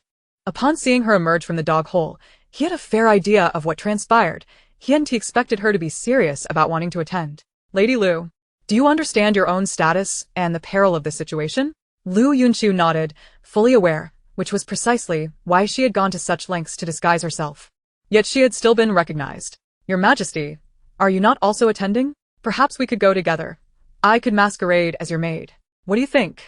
Seizing the opportunity while the emperor had loosened his grip, she quickly stood up, straightening her attire, her eyes gleaming with mischief as she gazed at the emperor with a beguiling smile. Lady Liu, I am not so idle. It seems you are the one who finds yourself with too much free time. Starting tomorrow, I shall arrange for you to have a tutor. You shall diligently study the teachings for women. Upon hearing this, Liu Yunchu's face immediately fell. The ancient texts were exhausting to read, particularly those filled with lofty principles. Regardless of the content, they were enough to bore her to tears. She had no desire to study, merely wishing to laze about and wait for her demise. Must I really study? The emperor turned on his heel and walked away, his indifferent silhouette providing her with the answer. Do not dawdle. Liu Yunchu trailed behind him. Her head hung low, increasingly sensing that the direction was amiss. This was not the path back to the palace. It was not until she entered a small courtyard and beheld two unfamiliar faces clad in crimson, nervously bowing in homage, that realization dawned upon her. She cast an astonished glance at the emperor. Your humble servant, Liu Jiyu, pays her respects to your majesty. Rise, the emperor commanded. Liu Jiyu has long held you in her thoughts. Upon hearing of your impending nuptials, she wished to attend your wedding ceremony and serve as a witness. The emperor casually settled onto a nearby stool. The wedding of Xiaohe and his beloved had not invited guests. It was merely a simple exchange of vows between the couple. With the emperor, Liu Yunchu, and a few attendants accompanying them, The gathering amounted to a mere 6 individuals. Their eyes brimmed with gratitude as they turned to Liu Jiyu, bowing their heads in thanks. Liu Yunchu, bewildered, glanced between the emperor and them, urging them to stand. What does His Majesty mean by this? Wasn't he the one who brought me here? I never expected such magnanimity from the emperor. It is truly admirable. Upon hearing Liu Yunchu's thoughts, the emperor was at a loss for whether he should feel pleased. Your Majesty, do you believe they will find happiness together? She inquired as they strolled along the bustling street, surrounded by the calls of vendors. Liu Yunchu reflected on the scene of their vows and could not resist asking the emperor. Perhaps, he replied. As a sovereign, he understood better than anyone the fickleness of human hearts. Have you not noticed that in Xiao He's eyes, there is no one else but his beloved? The emperor cast a glance in her direction, yet his mind had already wandered far afield. Once upon a time, a man had gazed upon a woman in such a manner, his eyes filled with tenderness and joy. Yet in the span of a few fleeting years, the women by his side had changed time and again. Was it genuine? How laughable. He stole a glance at Liu Yunchu, who was joyfully navigating through the various stalls, her innocence allowing her to find delight in all of this. Hurry, pay the vendor, Liu Yunchu exclaimed, pulling him toward a stall. Good sir, madam, may you be blessed with everlasting happiness. The vendor's eyes sparkled with excitement as he received the coins, showering them with well wishes. Liu Yunchu accepted a lotus-shaped lantern, inspecting it closely before dragging him to the next stall. The emperor maintained a good-natured demeanor as he paid for items along their journey, his initial coldness thawing into a slight smile, warmth beginning to grace his features. Although the selection was limited, Liu Yunchu found immense joy in shopping, for it always brought happiness. Suddenly, the thought of living alongside the emperor seemed appealing. A life free of worries regarding food and drink, where spending was a pleasure. Liu Jiyu, you cling to the emperor all day, even insisting he accompany you at night. Should danger arise, how many lives do you possess? Do you truly believe your family's military achievements can shield you from all? The following morning, during the audience, the Empress hurled a teacup at Liu Yunchu's feet, ultimately refraining from throwing it at her directly. Chapter 13. House arrest. It seemed as if the house arrest had not truly confined Liu Yunchu, who knelt on the ground, having played late into the night and now required to rise early once more. Her head felt as if it were detached from her body, while a persistent voice droned on in her ear, driving her to the brink of madness. What an absurdity! Blame it all on me? If you envy me, just say it outright. Is there any need for convoluted accusations? Dragging the entire Liu family into this is simply malicious. Liu Yunchu cursed inwardly. Yet her outward demeanor was one of utmost humility, which only incensed the Empress further. Does Liu Jiyu not agree with what I have stated? I would not dare. Your Highness, if you possess the ability, why not confront the Emperor directly? What good does it do to unleash your ire upon me? Only the feeble attack the weak. The strong challenge the strong. Since Liu Jiyu had not expressed any dissent, she was sentenced to a month of house arrest, during which she would transcribe Buddhist scriptures as a means of praying for the Emperor's blessing. Upon the Empress's decree, the surrounding concubines displayed unmistakable delight and schadenfreude. Liu Yunchu, while not particularly concerned about the house arrest, found the task of copying scriptures to be incredibly vexing. Is Liu Jiyu dissatisfied with my decision? I would not dare. Her voice lacked vigor, and she felt utterly defeated, reluctantly acquiescing to the decree. The sight of her dejected demeanor brought the Empress great satisfaction. Did you truly believe I could not manage you, you simpleton? I have myriad ways to torment you if I desire. Upon hearing her thoughts, Liu Yunchu felt an urge to unleash a tirade of curses. During morning court, her mind buzzed with chaos. The sounds of bickering filled the chamber while Liu Yunchu's grievances echoed in his head, leaving him with a throbbing headache. Enough. Dismiss the court. He rubbed his forehead and strode away, determined to discover what troubled Liu Yunchu. Surely, if matters became too burdensome, he could allow her to rest during court sessions. The ministers exchanged puzzled glances, unsure of the cause behind the emperor's sudden fury. They had never observed such volatility in his temperament before. Arriving at Liu Yunchu's palace, he found her slumped over a table, having devoured an entire tray of pastries, her appetite seemingly insatiable. Observing her voraciousness, he wondered whom she had been vexing with her earlier complaints. Liu Jiyu has quite the appetite, he remarked as he settled across from her, Picking up a pastry to taste. It was overly sweet, prompting him to set it down again. Your Majesty, what brings you here? Their interactions had grown increasingly natural, with both feeling at ease and shedding the formalities of their previous encounters. You seem troubled, he stated, framing it as a question but asserting it with certainty. In response, Liu Yunchu shot him an exasperated glare. The emperor, perplexed, realized that his inquiry had evidently irked her. Indeed, she was genuinely upset. Were it not for you, I would not be targeted by the Empress, nor would I be forced to transcribe these useless Buddhist texts. The scriptures are so thick. I could wield one as a weapon, sufficient to crush someone. The emperor began to grasp that she had once again fallen under the Empress's scrutiny. This time, however, the Empress employed a different method of punishment, and he found it difficult to confront her about it. Seeing her so dejected and devoid of energy stirred a sense of compassion within him. A few days prior, he had idly transcribed a Buddhist text and found himself imbued with newfound insights. Lu Jiu, are you interested in Buddhism? I could lend you my copy. Not interested. She replied hastily, then quickly covered her mouth, her eyes darting as she leaned closer to the emperor. Actually, I am particularly intrigued. If I can hand over the emperor's copy, I can escape the drudgery of transcription. He truly is an angel. Arriving with a pillow when I feel drowsy, my very own Doryman. She could not help but hum a little tune in her heart, overwhelmed with joy. The emperor frowned slightly, having realized that she was not even attempting to feign disinterest. The empress would surely recognize his handwriting. Was she deliberately provoking her? Glancing at her mischievous expression, he sighed, deciding to let her be. Come, accompany me to retrieve it. Let us go, let us go. Liu Yunchu had never been so eager, completely forgetting her house arrest as she cheerfully followed the emperor. The maidservants trailing behind hesitated, unsure whether to remind her of her predicament, ultimately choosing to follow in silence. Upon entering the imperial study, she suddenly recalled her confinement. Your Majesty, I've been placed under house arrest by the Empress for a month. What should I do now? Her earlier thoughts of escaping the task of transcribing scriptures had caused her to forget about her restrictions. The emperor was taken aback. Having never anticipated such a significant matter awaiting him, this was his first encounter with such a situation, and he found himself at a loss regarding how to address it. Nevertheless, he had already transcribed the Buddhist scriptures for his benefit, and as for the matter of confinement, a mere pretense would suffice. He summoned a servant and instructed, "Go to the Empress, and inform her that I have some matters to discuss with Lady Liu. The confinement shall be lifted for today, and will commence tomorrow. Also, send the night pearl from my private treasury to the Empress." He could not entirely disregard the Empress's position, as she represented the Prime Minister's lineage, and he had no desire to tarnish their reputation. Liu Yunchu gazed at the Emperor with eager anticipation. She too held a fondness for the night pearl. Ah! The night pearl, how delightful! Is it truly possible to acquire one so easily? Might you grant me one? The Emperor cast a glance in her direction, musing that had she not been such a troublemaker, he would not have had to squander a precious night pearl on her. Stay here and behave yourself today. Starting tomorrow, you shall return to your confinement and refrain from causing me any more trouble. The Emperor felt a twinge of regret for taking on such a burden years ago.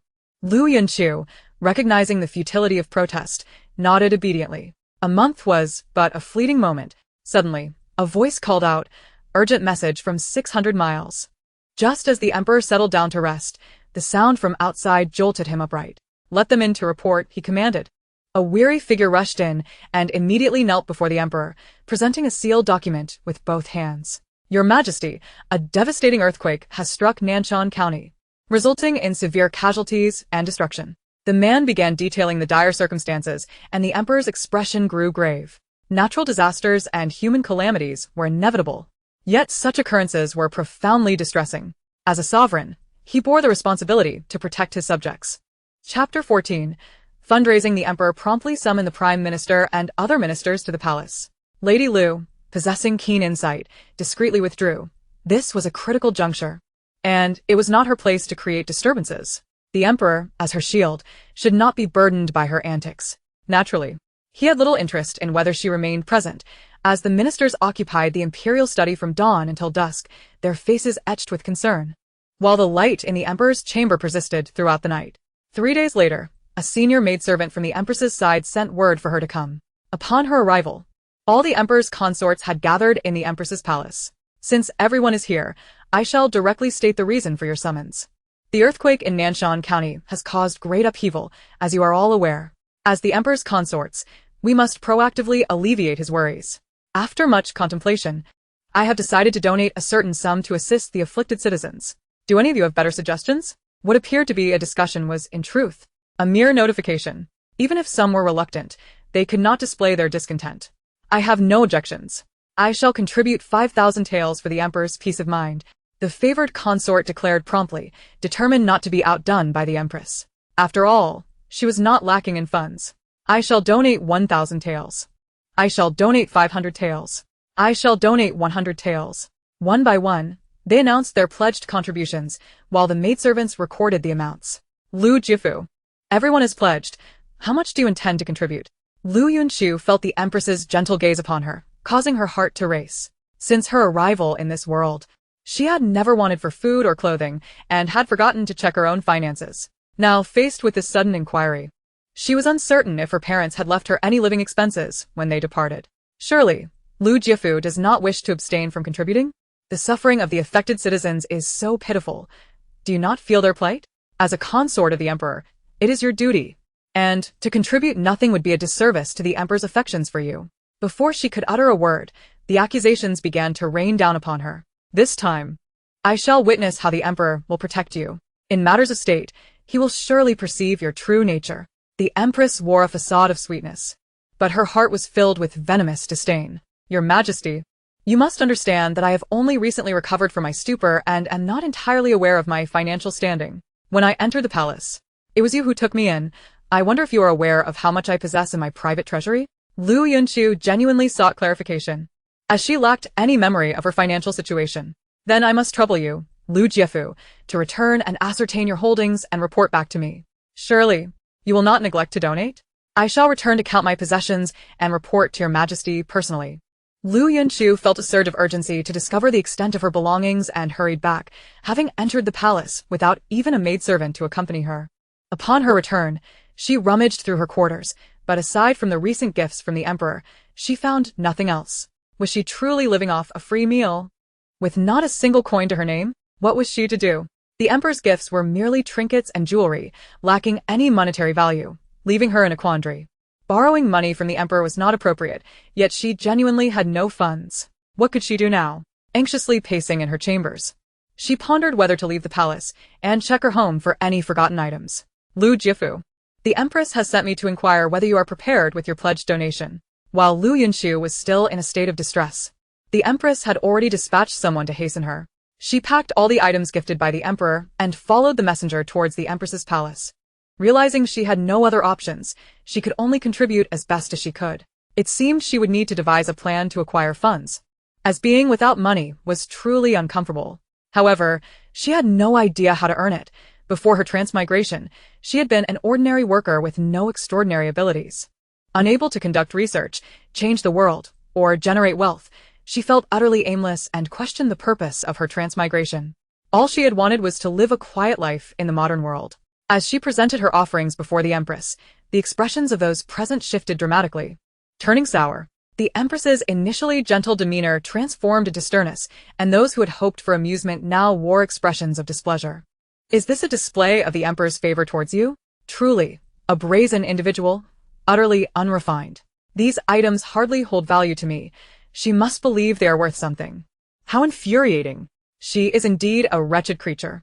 How could the Emperor be fond of someone like her? Surely, she must have seduced him. Is she merely attempting to flaunt the Emperor's affection? How repulsive. I shall see to it that she is brought low. Liu Yunchu recognized that presenting these items was ill-advised, yet bringing nothing would have been worse. As long as the Emperor remained silent, she believed there would be no issue. As for the wild speculations of the others, she could only marvel at their vivid imaginations, feeling utterly speechless and exasperated.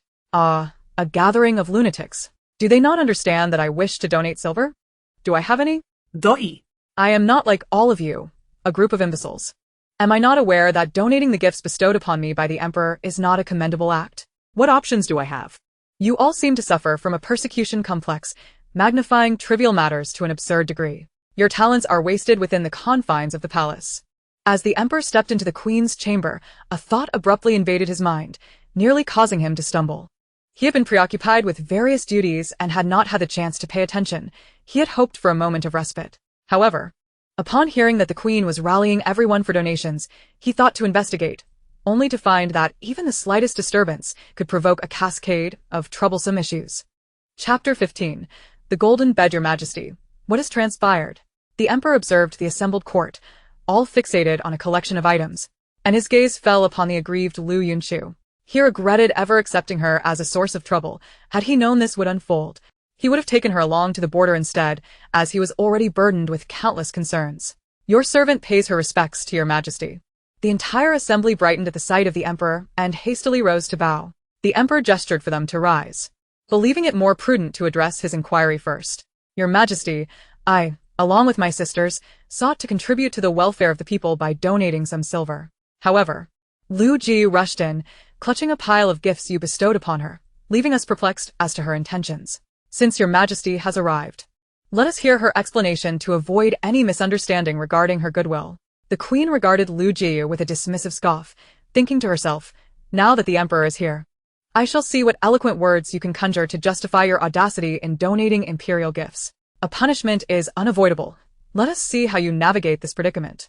Is that so? Then Liu Ji, do enlighten us. The emperor's gaze shifted to Liu Yunchu, while the others wore expressions of malicious anticipation, eager for news of her impending chastisement. Your majesty, I am left with no alternative. Liu Yunchu knelt beside the emperor's leg, discreetly half-sitting upon his lap. Hidden by her garments, your servant entered the palace in a daze, utterly unaware of whether I possessed any wealth, so I searched my belongings but found nothing. However, wishing to do my part, I brought forth some of the gifts you bestowed upon me, hoping they might aid the people. I am quite content to don simpler attire if it means I can assist. My own comforts are of no concern. Indeed, she truly believed this. For as a paragon of virtue, her compassion was boundless. She lacked neither sustenance nor care, and parting with these material possessions presented no reluctance on her part. Your majesty, this matter should not be held against Liu Jiu. She only wished to contribute, and given her limited faculties, it would be unwise to dwell on such trivialities. The queen could arrange for her jewelry to be exchanged for silver, thus acknowledging Liu Jiu's heartfelt intentions. The emperor suddenly realized that he was unwittingly supporting General Liu's daughter without deriving any benefit himself, all while grappling with the complexities of courtly relations. Indeed, your majesty. As the emperor spoke, the queen, despite her internal discontent, could not voice her grievances, silently swallowing her frustrations as she contemplated alternative solutions. The queen had handled the situation commendably, worthy of her status as the mother of the nation. The emperor offered a few praises, instantly brightening the queen's demeanor, even dissolving the anger Liu Jiu had caused her. What does it matter if she enjoys the emperor's favor? She remains a lowly concubine, unworthy of respect. I am the true matriarch of the harem, the one who embodies grace and authority. Liu Yunchu rolled her eyes discreetly, pretending not to hear, knowing she could not confront the queen about her innermost thoughts and would have to seek a way to compensate later. With this matter resolved, she silently exhaled in relief. Now, contemplating how to earn some silver, as various schemes danced in her mind, she ambled forward, oblivious to her surroundings. How dare the emperor expect us to donate our wealth? I shall feign poverty, and that will resolve everything. How laughable that he thinks he can extract silver from me, all while I luxuriate on my golden bed. Liu Yunchu stood behind a tree, her musings interrupted by the hurried departure of a short, rotund, middle-aged man, clearly agitated as he made his way out of the palace. Only then did she realize she had unwittingly arrived at the entrance of the emperor's study. Liu Jiu, are you seeking the emperor? A palace attendant, upon noticing Liu Yunchu, hastened toward her. The peculiar nature of her connection to the emperor was evident to all. Well, I suppose so. Having come this far, it would be pleasant to share a meal and perhaps glean whether her father had provided the emperor with a living stipend. With that thought, she swiftly entered, only to find the emperor already aware of her intentions, his lips twitching in bemusement. Although unaware of what a living stipend entailed, he was certain that when General Liu departed, he left behind only this daughter, an empty mansion and a few servants. Nothing else. Liu Jiu, I am quite busy of late, and cannot spare time for you. Remain within the palace and avoid wandering about. Should you find yourself in trouble, I shall not be able to assist you. The emperor expressed his exasperation, yet he could not neglect her entirely. Your majesty, who is that minister who just left? Liu Yunchu inquired, unfamiliar with the court's officials, but noting the man's stature suggested he held significant rank, as evidenced by the golden bed he possessed. The Minister of Revenue. Is there an issue? The emperor furrowed his brow, glancing at Liu Yunchu, as thoughts of the minister's previous demeanor ignited his irritation. No, nothing at all. Liu Yunchu hastily shook her head, mindful not to divulge that she had overheard his thoughts about his golden bed. Such a statement would not only be met with disbelief but also raise questions about how she had come to know such details. She would never act so foolishly. Upon hearing her response, the emperor's expression shifted dramatically. The notion of a golden bed, coupled with the minister's recent display of emotion before him, made him question the veracity of Liu Yunchu's insights. With mounting frustration, the emperor slammed his palm on the table, startling Liu Yunchu, who turned to him in alarm. What troubles the emperor? Why the mood swings? Yet, she could not help but feel a curiosity about the golden bed. Surely, the minister had embezzled a considerable fortune. While she could not fathom the reason for his golden bed, it was hardly normal for someone of his rank. The emperor, upon absorbing her thoughts, found his expression darkening further. His clenched fists betrayed his struggle to suppress his anger. However, with Liu Yunchu present, he refrained from exhibiting his true feelings, fearing that she might uncover his turmoil. Chapter 16. Departing the palace, a messenger was dispatched to escort Liu Jiu back, delivering the delicacies from the imperial kitchen. The emperor recognized he had pressing matters to attend to, significant ones at that, and Liu Yunchu's presence was ill-suited for the current situation. Thank you, Your Majesty. Liu Yunchu happily accepted the box of pastries, hurrying back while savoring the treats and admiring the palace's beauty. Once she had vanished from sight, the emperor lightly tapped the table, summoning a masked individual who knelt before him. Wind, investigate the Minister of Revenue's estate, particularly the material of his bed. The emperor's words left Foam in a predicament, furrowing his brow in confusion. Although it was not visible, one could sense his bewilderment. After all, which benevolent emperor would demand to inspect the chambers of his own ministers? Yet, despite the multitude of questions swirling in his mind, the emperor's command was not one to be disregarded. He departed swiftly, vanishing from sight. The emperor, distracted, leafed through the memorials before him, his thoughts oscillating between concern for the plight of the common people and suspicion regarding the integrity of the Minister of Revenue. As the custodian of finances and taxes, any malfeasance on his part would escalate into a matter far beyond a mere individual issue. Your Majesty, Foam knelt before the emperor, and at the moment their eyes met, the emperor grasped the gravity of the situation. It was indeed serious. Arrange for someone to monitor his every movement and report any irregularities immediately. The emperor required a plausible justification to conduct a raid, his mood somber as he made his way to Liu Yunchu's palace. Liu Yunchu, well-fed and content, reclined in her chair, on the verge of slumber. The tranquility of a day free from disturbances was a comfort, particularly suited for leisurely enjoyment. The emperor quietly seated himself beside her, watching her bask in the sunlight with closed eyes, a flicker of irritation igniting within him at the sight of her untroubled happiness while he bore the weight of his worries. Under the intensity of his gaze, Liu Yunchu eventually succumbed, opening her eyes to see him. Your Majesty? The emperor acknowledged her, with a slight nod. She adjusted herself, gazing at him, awaiting his words. Liu Yunchu had always been puzzled as to why she could hear the thoughts of many, yet the emperor's mind remained a mystery, a most peculiar phenomenon. Do you wish to venture outside the palace? The emperor proposed a visit to the Minister of Revenue's residence, hoping to glean some additional information. Really? Is that permissible? Her eyes sparkled with excitement as she fixed her gaze on him. The emperor nodded affirmatively. Perhaps I should refrain from going, she suddenly reconsidered, her expression turning pensive as she rested her chin on her hand. What troubles you? Oh, it's nothing. I simply do not wish to be a burden to you. Do you think I cannot speak? Is it because I dread being confined again? The last time I stepped outside, I was grounded for a month. If I were to go out again, who knows what schemes the Empress might devise to torment me. I quite cherish my life and prefer not to stir trouble. The emperor playfully poked her forehead, smiling in resignation. Are you truly worried about returning to find yourself confined by the Empress? Fear not, this time. It is I who am taking you out, and nothing will go amiss. Liu Yunchu regarded him with a look of skepticism. Could he truly perceive her thoughts? Was he capable of reading minds? It seemed improbable. What occupies your mind? I am speaking to you, yet you remain silent. It's nothing really. She sighed in relief. I merely thought such extraordinary abilities could not be common. Surely I alone possess them. I was frightened, believing I would have to tread carefully with my thoughts from now on. Thankfully, he remains unaware. This time, I am the one taking you out. You are usually rather timid, and I understand that the Empress has frightened you. You need not worry, I will be by your side. Though his words were comforting, she recalled that he had previously taken her out, only for her to face confinement upon their return. While the Empress dared not act against him, all her ire was directed toward her, and thus, it might be safer for her to remain in the palace. Enough of this. Focus now. Prepare yourself. I command you to accompany me outside the palace. This is not a suggestion. Liu Yunchu's eyes sparkled with anticipation as she turned to the emperor. How about you issue me a decree? What? The emperor exclaimed in disbelief. Look, I cannot resist the empress, and you are often preoccupied. If she decides to take me to her palace as she did before, you may be too far away to rescue me. Wouldn't it be prudent to have a decree?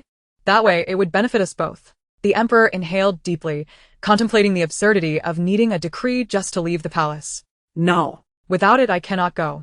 Liu Yunchu pouted, her demeanor resembling that of a frightened child.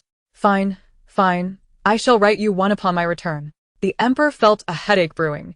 Were it not for her unique ability, he might have considered reprimanding her. Thank you, your majesty. She was aware of her limits and promptly prepared to follow. Climbing into the carriage behind him. Where shall we go for amusement, your majesty? How about indulging in some delectable cuisine? I have heard of a tavern renowned for its exquisite dishes. Can I purchase some snacks to bring back? Your majesty, I have no money, so you must treat me. Stop, Liu Jiu. Allow me a moment of silence. Surely, the emperor would not be so stingy as to deny her a meal. Perhaps she could also request some jewelry or clothing. The emperor swiftly covered her mouth with his hand, exasperated by her incessant chatter. It seemed that among the concubines, she was truly one of a kind. Never a moment of quiet. Your majesty, you do have silver, do you not? Liu Yunchu pried his hand from her mouth. Her expression a mix of anticipation and worry, fearful of his potential refusal. As the emperor remained silent, a sinking feeling gripped her heart. Surely, he could not be without silver. He would hardly emerge empty-handed, given that there were attendants for everything. Peering out from the carriage, she noticed that the chief steward, who had been accompanying the emperor, was now absent, extinguishing her hopes. Chapter 17. Having received some bribes, it was over, completely over. The emperor had no silver. And neither did I. What was to be done? If I were to take the emperor to the Minister of Revenue's residence and scrape some gold from his bed, what were the chances of success? Would such a rumor not be damaging? Arrived. Disembark. The emperor attempted to ignore her inner turmoil as he exited the carriage. Liu Yunchu followed suit, but halfway down, a loud voice nearly startled her into falling. Your humble servant and his wife pay their respects to your majesty and Liu Jiu. The emperor steadied her, casting a resigned glance before addressing the kneeling figure before them. Surely not, the plump, rotund minister? What brings him to his residence? Did the emperor know of his wealth and intend to borrow some? Liu Yunchu scrutinized the man on the ground, then shifted her gaze to the emperor, seeking to decipher useful information. What is happening? Why has the emperor suddenly come here without any prior notice? Is it because I lamented my poverty today, and he is here to reprimand me? Surely, he would not come personally for that. Could it be that some indiscretion has been uncovered? Or is my son once again causing trouble?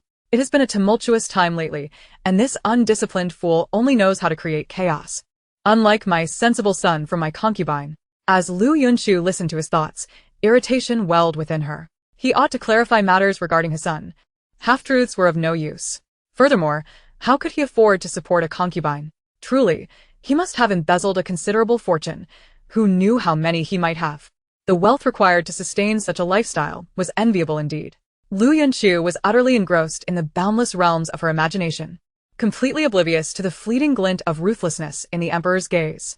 Be at ease, he commanded, striding directly into the courtyard, with the Minister of Revenue hastily trailing behind. His expression marred by concern. Your Majesty, may I inquire as to the purpose of your unexpected visit? After personally serving tea to the emperor, he wore a sycophantic smile, hoping to glean some insight from the emperor's countenance. Observing their exchanged glances, Liu Yunchu noted how the emperor delicately lifted his teacup, seemingly indifferent to the scrutiny surrounding him, quietly attuned to the nuances of each individual's demeanor. The Minister of Revenue's wife felt an unsettling urgency in her heart. After all, the emperor's arrival seldom heralded good tidings. I fervently hope my troublesome son does not return at this moment. Should he provoke the emperor's ire, all would be lost. Only recently, I expended considerable sums to extricate him from a predicament involving the humiliation of an ignorant woman, which had led to an accusation before the Dali Temple. If the emperor were to learn of this, mere silver would not suffice to placate the situation. I must devise a strategy to diplomatically persuade the emperor to depart. But what approach would prove most effective? As the minister's wife anxiously pondered, her gaze gradually shifted to Liu Yunchu. The emperor might be difficult to sway, but Liu Yunchu could be influenced. I have heard this Liu Jiefu is a simpleton. Whether this is true or not, A sheltered individual like her should be easily beguiled. If she could be persuaded to escort the emperor away, my son would be safe. Had I known what Liu Jiafu favored, I would have inquired sooner. Liu Yunchu, sensing the tumult of her thoughts, immediately turned her attention to her. Silver. Oh, how I adore silver, the glistening, pristine kind. Gold, too, captivates me with its resplendent allure. It brings joy merely to behold. Jewelry is delightful, and I harbor no disdain for opulent estates or land. Do not hesitate. Shower me with these treasures, for I can certainly endure the pain of their acquisition. Liu Yunchu was filled with eager anticipation, her eyes shimmering with a longing for wealth, her gaze darting about. Casually, yet seemingly inadvertently, she revealed the gold bracelet adorning her wrist, rubbing it lightly, casting furtive glances, hoping the minister's wife would comprehend her unspoken message. Surely, my hints are sufficiently clear. This minister's wife must grasp my desires. If she lacks such discernment, yet wishes to curry favor, she should abandon all hopes. Not only will I not persuade the emperor to leave, but I shall also remain for dinner. The Minister of Revenue certainly noticed her gestures, attributing them to mere happenstance. Observing Liu Yunchu's jewelry, predominantly gold, he quickly understood. Liu Jiafu, I dare to invite you to tour our garden, though it pales in comparison to the imperial garden. It possesses its own charm. Very well, Liu Yunchu replied, her expression remaining cold and refined, though her heart was in turmoil. She is coming. She approaches with gold and jewels. Oh, my treasures, wait for me. I will soon bring you home. Since the scenery is pleasing, I shall accompany you, the emperor declared, causing both individuals' expressions to shift. The minister's wife suddenly found herself at a loss. Your Majesty, were you not here to discuss matters with the Minister of Revenue? I can accompany the lady. You need not worry about my safety. I assure you it is secure at the minister's residence. Madam, can you ensure Liu Jiafu's safety? Your Majesty, rest assured, I shall protect Liu Jiafu, the minister's wife affirmed. See, the lady has spoken. You may remain here to discuss your matters, yes? Liu Yunchu tugged at his sleeve, her eyes filled with a pitiable plea. Do not follow me. How shall I collect my silver with you present? She daren't offer it before you, and I shall not dare accept it either. This is money, after all. Do not obstruct my path to fortune. The minister is affluent. Look how well he has raised his son. It is only right that I take a portion of the silver for myself. Please, do not complicate matters. In that case, I shall not go. If you require anything, have a maid seek me. The emperor tousled her hair, cautioning her not to be so naive as to be taken advantage of. Thank you, your majesty. Thankfully, the emperor was amenable to counsel and did not accompany her. Once I receive my bribe, perhaps I shall share a portion with him, for it is he who has facilitated this venture. The emperor has come to the minister's home for a meal. Surely, he possesses no silver of his own. We are friends, after all. And I can generously allocate some to him later. Chapter 18. A Day Out with the Minister of Revenue Liu Jiafu. This way, please. The minister's wife led Liu Yunchu to a pavilion in the rear garden, where maidens had already prepared an array of fruits and pastries, awaiting her arrival. Liu Yunchu responded coolly, following her inside, elegantly choosing a spot to sit while casting a detached glance at the lotus blossoms swaying in the pond before her. The minister's residence appeared rather ordinary at first glance, lacking any remarkable features. One would scarcely suspect that such a household could harbor a golden bed. Or perhaps even more than that. This Liu Jiafu, I wonder if she is truly dim-witted or merely feigning ignorance. She is as silent as a mute, appearing utterly dazed, not giving the impression of possessing much intellect. I cannot ascertain whether she can assist in leading the emperor away. I shall have to resort to desperate measures. But how should I broach the subject?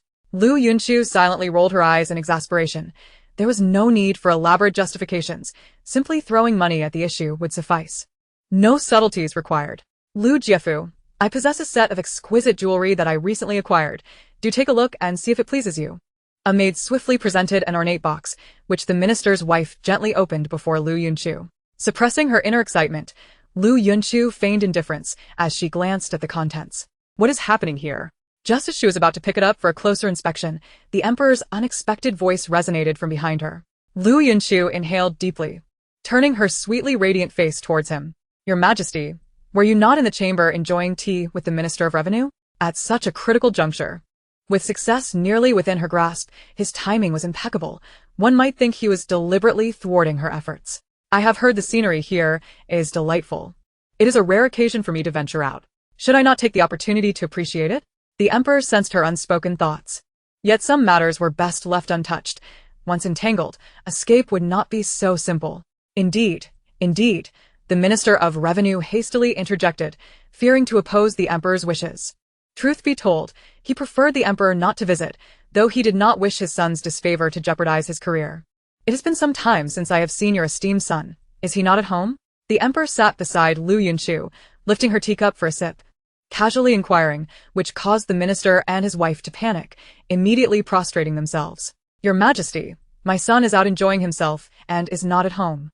The Emperor did not pursue the matter further, as if he had merely been making polite conversation without any deeper significance. Why are you kneeling? Rise at once. Liu Yunchu, meanwhile, patiently savored the delicacies, realizing that acquiring the jewelry was no longer an option. She might as well indulge in the food instead. Where is my daughter? Return my daughter to me. I do not desire your tainted silver. I only wish for my child. A disheveled woman stumbled into the room, her body marked with wounds, presenting herself to the assembly, closely followed by a group wielding clubs. The Minister of Revenue immediately strode towards her, his steps hurried, momentarily neglecting the presence of the Emperor. He thought, if we do not swiftly remove this person, we shall disturb the Emperor, and that would be a grave offense. He muttered a reprimand under his breath, cursing the ineptitude of his subordinates, a bunch of useless fools, unable to keep watch over a single individual. What else can they accomplish? The crowd surged towards the woman, as if intent on beating her to death. How did this woman manage to infiltrate here? We must find a way to deal with her. If this matter gets exposed, it will spell disaster. Upon hearing this, Liu Yunchu rose and approached the woman. Stop. What do you intend to do? Just as the club was about to strike the woman's head, she pulled her away, surprising herself with her strength. After all, she was the daughter of a general. Indeed, remarkable. Madam Liu, this woman has disturbed you. I shall have her removed immediately. She is merely a lowly commoner, unworthy of your concern. As he spoke, he gestured for the group with clubs to advance. The woman knelt before Liu Yunchu, bowing her head in supplication. Madam, I beg you, save my daughter. I am prostrating before you. Liu Yunchu stepped in front of her, and the assailants hesitated, daunted. Minister of Revenue, under heaven, all land belongs to the Emperor. All subjects on the shores of this realm are but the Emperor's people. Our Emperor cherishes his subjects as his own children. No grievance shall remain hidden. Indeed, sleeping on a bed of gold has rendered you oblivious to your surroundings, and you dare to raise your hand against a woman? Perhaps you have committed some shameful acts and are desperate to conceal the truth. Yes, Lady Liu speaks rightly, but she is merely seeking to exploit the situation. Do not allow her to disrupt your enjoyment. She is but a low-ranking concubine. Does she truly believe herself to be significant? Once this matter is resolved, you shall pay for it. Your father's supplies at the border must pass through my hands. Liu Yunchu initially aimed to save the woman, but hearing his thoughts, she decided to take action, for some people truly required discipline. This Minister of Revenue is exceedingly greedy, daring to covet even the supplies. Next, will he aspire to the throne? The Emperor sensed the commotion and, upon receiving Liu Yunchu's thoughts, his expression shifted. The throne, indeed. It seems I have been far too lenient with them. Yunchu, bring this woman forth. Let her explain herself clearly to avoid any misunderstandings. With a single command from the Emperor, the current tension dissipated. Despite the minister's internal discontent, he dared not voice it in that moment. Come forte. Liu Yunchu led the woman to the Emperor and seated her beside him. Speak boldly. You may share any grievances with me, and I shall advocate for you. With the Emperor's support, she felt unafraid. Rumors swirled throughout the palace that she was a favored concubine. Thus, she would reveal to them the true nature of a favored one. Your Highness, you are truly a noble? Upon hearing this title, the woman's eyes sparkled, and she immediately knelt and bowed. Your Highness, I implore you, aid me in finding my daughter. I am prostrating before you. I am. She struck her head against the ground with a sharp sound. Enough.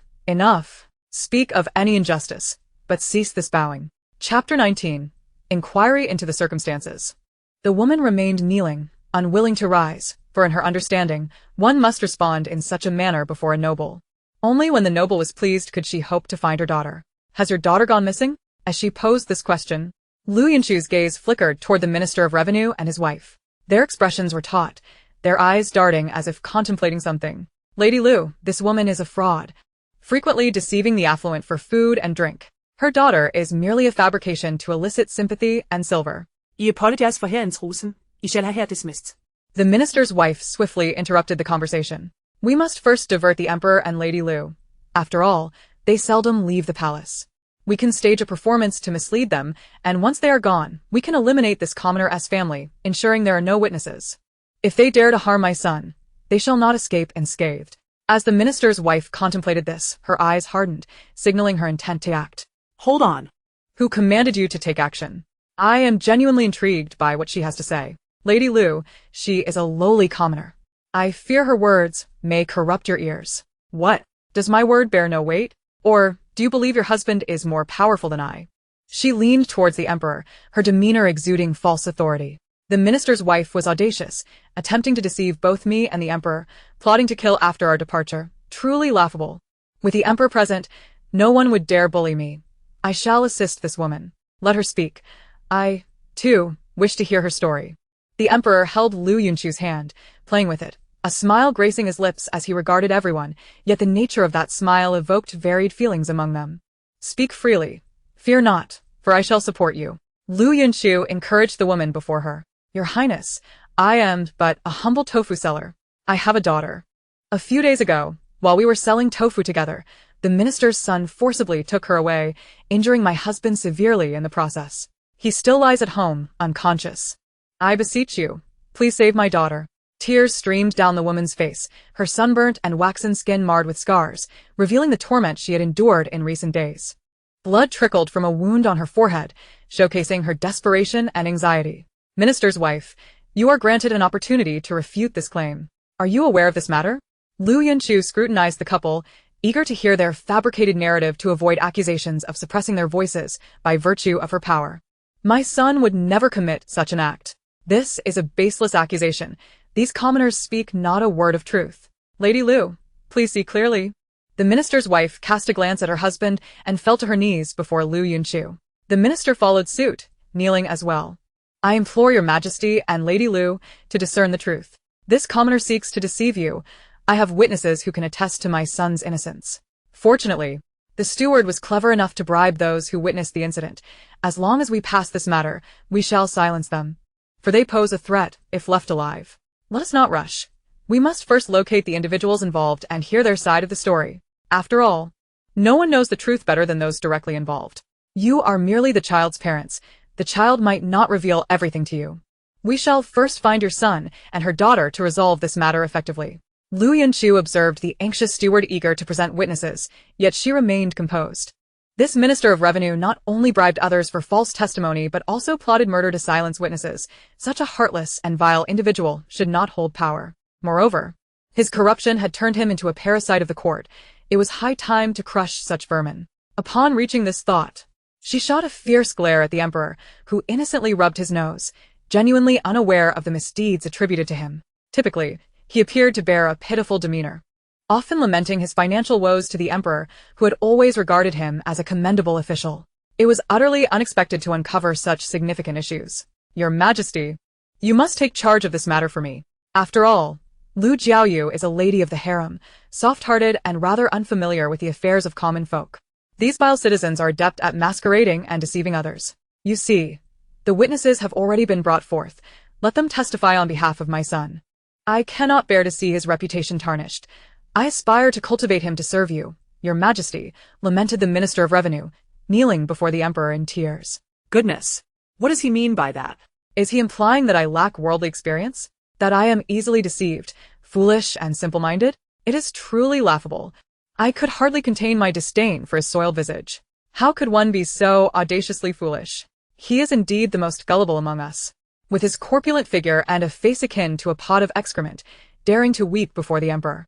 The Emperor, digesting his dinner from the previous night, finds this all rather distasteful. Should we not execute such a wretch? Are we to keep him around for the festivities? As a pet? The Emperor, amused yet exasperated by her inner monologue, could not help but acknowledge Liu Yunchu's words. Looking back at the man's face, recalling his tearful demeanor, he felt a wave of nausea wash over him. One cannot fathom the sight of a man weeping incessantly, whether in the court or in this context. What utility do you serve if you only add to my troubles? If you are capable, then act. If not, resign and depart. I cannot chastise Liu Yunchu. Yet you are not exempt from my ire. There is a certain satisfaction in delivering such straightforward and blunt reprimands. It truly refreshes the spirit. It seemed he had found inspiration, for thereafter, he became increasingly impervious to the antics within the court, while the ministers dared not voice their resentment against him. It is indeed my inadequacy. Henceforth, I shall strive not to disappoint your majesty. Please, assist my son in proving his innocence. The Minister of Revenue, accustomed to weeping before the emperor, spoke these words while tears still stained his cheeks, resembling a father whose daughter had been wronged. Your majesty, you promised to let me take charge of this matter. Are you truly reconsidering? Did you not say that during this outing, all would be left to my discretion? Surely, you do not doubt my capabilities? Liu Yunchu pleaded, delicately tugging at the emperor's sleeve, her eyes brimming with unshed tears, as if the preceding words had wounded her deeply. This was the essence of coquetry, the epitome of grievance, the very embodiment of pity. A mere minister of revenue was easily manipulated, yet when a beauty like me engages in such theatrics, it is a sight to behold. Surely, the emperor was moved, eager to entrust this matter to me. With a resigned sigh, the emperor admitted, "Very well, I shall leave this matter in the capable hands of Liu Jiaoyu. I trust she will render a fair resolution." He was astute enough to discern whom to favor amidst the foolish consort and the corrupt official. Even though Liu Jiaoyu's emotional fluctuations were somewhat pronounced, she harbored no ill intent, merely chiding herself internally, as did many others. It was obvious that at this moment, the Minister of Revenue was undoubtedly cursing me in his heart. What are you doing, Liu Jiaoyu? The minister, with a rather prominent forehead, found his hairline contested by his expanding visage. As Liu Yunchu poured a scalding tea, it was bound to cause discomfort. Oh, dear, I truly did not mean to. In my haste and worry, I accidentally spilled the tea. I hope, dear minister, that you are unscathed? Were it not for the gleeful glint in her eyes, one might have believed her sincere in her apology. How dare you curse the emperor in your heart, wishing for his downfall, adding to his burdens? Do you not realize who protects the emperor? Do you think you can bully him? If I do not pluck your few remaining hairs, it would be my failure. Initially perturbed, the emperor found her demeanor unexpectedly endearing. Very well, Minister of Revenue, do change your attire promptly. The emperor gently grasped Liu Yunchu's hand, checking for any signs of burns, then casually addressed the Minister of Revenue, clearly defending Liu Yunchu. Bring forth the son of the Minister of Revenue and the daughter of this woman. Liu Jiaoyu has inquiries to make. The emperor's decree resonated through the air. First, summon a physician to examine this woman's injuries. Liu Yunchu nonchalantly gestured towards the steward standing outside the pavilion. He hesitated, glancing at the minister's wife before promptly departing. Thank you, your majesty. Thank you, your highness. The minister's wife, eager to express her gratitude, prepared to bow. But Liu Yunchu hastily intervened, preventing her from continuing her endless prostrations. Before long, a cloaked figure returned, dragging in a disheveled, rotund man. The Minister of Revenue reappeared, having changed his attire. Your Majesty, Liu Jiaoyu, we have brought the individual back. The man was unceremoniously forced to kneel before the emperor and Liu Yunchu. As Liu Yunchu beheld the man, who bore an uncanny resemblance to the Minister of Revenue, she marveled at the power of genetics. How alarming! Should such a person enter the court, the emperor would be confronted with two such faces simultaneously lamenting their misfortunes, only to later lie on a bed of solid gold, cursing the emperor for his foolishness. Now that the man is here, where's this woman's daughter? The emperor, fearing his temper might erupt, interjected. Your Majesty, we could not locate her. And you? The emperor pointed towards the minister's son, whose vacant expression revealed his lack of comprehension regarding the situation. Recently retrieved from the spring fragrance house, his mind was a blank slate. What woman? What daughter? His dazed demeanor inadvertently relieved the Minister of Revenue, who realized that denial could serve to conceal the truth. Your Majesty, my son truly does not recognize her. She was merely here to swindle us. The Minister of Revenue quickly asserted, attempting to obscure the matter. They are all aware that this woman is a fraud, intent on extorting money. It is merely my foolishness that led me to be deceived. Dear sir, do not say such things. Your kindness is simply too great. You cannot bear to see these commoners suffer, often coming to their aid, and they have exploited your compassion, bullying you to the point of encroaching upon our doorstep. Regardless of their demeanor, these subjects are still the emperor's people, and I wish to assist them further. Who could have anticipated their audacity? The two engaged in a well-rehearsed duet, and had the emperor not remembered his golden bed, he might have been swayed by their performance. Enough. Halt your theatrics. I have only just begun to question your son, and you are both speaking as if without pause. Such skill in storytelling. Perhaps I should recommend you to the emperor for a role in literature or as a chronicler, positions that would suit you well. Liu Yunchu had grown weary of engaging in superficial pleasantries with them. After enduring such protracted delays without even a morsel of food, the situation had become intolerable. Pray tell, did you not abscond with a young maiden from a tofu shop a few days ago? The delicate hands of that fair beauty were truly enchanting. I longed to caress them. The son of the Minister of Revenue was indeed a lecherous fool, reaching for Liu Yunchu's hand, only to be swiftly dispatched to the ground by the emperor's boot. How audacious! The emperor's gaze was already laced with murderous intent. The Minister of Revenue, acknowledging his son's drunken indiscretion, implored the emperor and Liu Jiyu not to hold it against him, promising to rectify the situation. This matter could be addressed later. I shall inquire once more, did you indeed take a girl from that tofu shop? Yes, I took away a girl, one so pale and tender. Resembling the tofu itself, she was quite delectable. With that, he leered, lost in a moment of repugnant reminiscence. Hearing this, the woman could no longer contain herself. She lunged at him, striking out in fury. Scoundrel! Return my daughter! What have you done to her? Speak, or I shall kill you. Begone, old hag. To covet my interest in your daughter is her fortune. Should she dare to resist, let her experience my wrath. Chapter 21. Bring that scoundrel back. What have you done to my daughter? Return her to me. The woman tugged at him, but her already injured frame was no match for a man as brutish as a bear. He cast her aside effortlessly, sending her crashing to the ground. Wretched creature! Dare you strike me? Do you court death? Believe me, I can make your daughter suffer. He raised his leg to kick at the woman when the emperor subtly gestured, and a cloaked figure emerged, promptly sending him sprawling to the floor. Your Majesty, it seems the Minister of Revenue's family has become exceedingly bold, daring to act so brazenly before you, showing utter disregard for your authority. If he can behave so in your presence, one can only imagine the depths of depravity he sinks to in your absence. Liu Yunchu tugged at one of the emperor's fingers, feigning a pitiful demeanor while stealing glances at the kneeling trio across from her. Does Liu Jiyu truly believe I would not dare to act against her? The general's household has abandoned this daughter. While they claim to entrust her to the emperor's care, it is merely a pretext to cast her aside as a fool. Should this matter pass, I shall ensure she meets her demise. Many have perished in the palace. The death of a Jiyu is hardly a significant loss. The Minister of Revenue simmered with malice, vowing not to let her escape unscathed. Your Majesty, look at his fierce gaze. He must be concocting some deceitful words to hoodwink you. I, your humble servant, would never dare. My loyalty is unwavering, as heaven bears witness. The minister cried out loudly, his voice quaking with feigned sorrow. Upon conjuring Liu Yunchu's description in his mind, the emperor could hardly bear to witness the man's tears. Enough. Silence. He signaled to Liu Yunchu. She cleared her throat gently, shifting her attention to the son of the Minister of Revenue. Now, tell me, where is this woman's daughter? Should you dare to deceive me, I need not elucidate the consequences. I do not know. What? Liu Yunchu believed she had misheard. At such a juncture, obstinacy served no purpose. It would be far wiser to confess.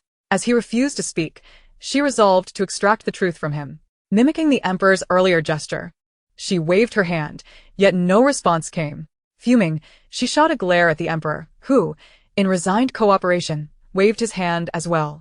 Thankfully, the emperor possessed the intelligence to aid her. These shadow guards were utterly inept. Upon their return, she would devise a means to placate the emperor by withholding food as punishment. The shadow guard pressed down forcefully on the young man's calf, eliciting cries of agony. Father! Mother! Save me! It hurts so much! Yet he remained utterly immobilized, as though the grip upon him required no strength, rendering him powerless. Your Majesty, I implore you to spare my son. He truly knows nothing. It is all this wretched woman's doing. She deceived you.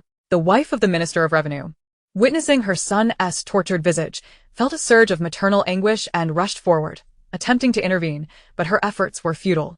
Will you speak, or will you not? Liu Yunchu paid no heed to their pitiful wails, for their hearts were despicable, wicked, and shameless. She vowed never to grant them mercy. The shadow guard, interpreting Liu Yunchu's unspoken command, intensified his grip. The minister's son was now drenched in cold sweat, his face smeared with tears and snot. I do not know. I truly do not know. I bow before you. Please spare me. I have no idea where she is. You are the one who took her. How can you now claim ignorance? Liu Yunchu rolled her eyes in disdain. appalled by his obstinacy even in the face of imminent peril. Continue to press him until he divulges her whereabouts. I do not know. I truly do not know. I took her, but she would not obey. I had to administer a drug to her, but upon awakening, she tried to kill me. Look at the wound on my forehead. She inflicted it. You forced her? Liu Yunchu's anger ignited at his admission, and she rose, delivering a resounding slap across his face. Beast. You are a beast. You violated her and drugged her. You deserve to die. That little wretch dares to slap me. Just wait. I shall ensure your downfall. This little figure is quite delightful. Just wait until I toy with you. He leered at Liu Yunchu, but the emperor's expression darkened, swiftly pulling Liu Yunchu back to his side. Since you refuse to speak, you shall henceforth remain mute. Hearing this, the Minister of Revenue could no longer maintain his composure, bowing repeatedly before the emperor. Your Majesty, my son would never deceive you. We truly know nothing. I beseech you, spare him. Spare him? Was that not how the woman's daughter pleaded with your son? Did he show her any mercy? Now that he finds himself in peril, he begs for clemency. What right does he have? Such a principle does not exist in this world. Liu Yunchu could not bear to witness such maltreatment of a girl. Having finally gained the means to assist, she would not let this opportunity slip by. Even should the emperor wish to intercede, she would find a way to ensure he bore the consequences. A mere wretch's life holds no value compared to my son's. His is a destiny of nobility, while a lowly creature's demise is inconsequential. Even if she does not perish today, I shall see to it that she meets her end soon enough. How dare she subject my son to such humiliation? Liu Yunchu inhaled deeply, yet her restraint faltered, and she struck the Minister of Revenue's wife across the face. Why did you strike me? The minister's wife clutched her face in shock, unable to fathom that Liu Yunchu would dare lay a hand on her. After all, her status was not insignificant.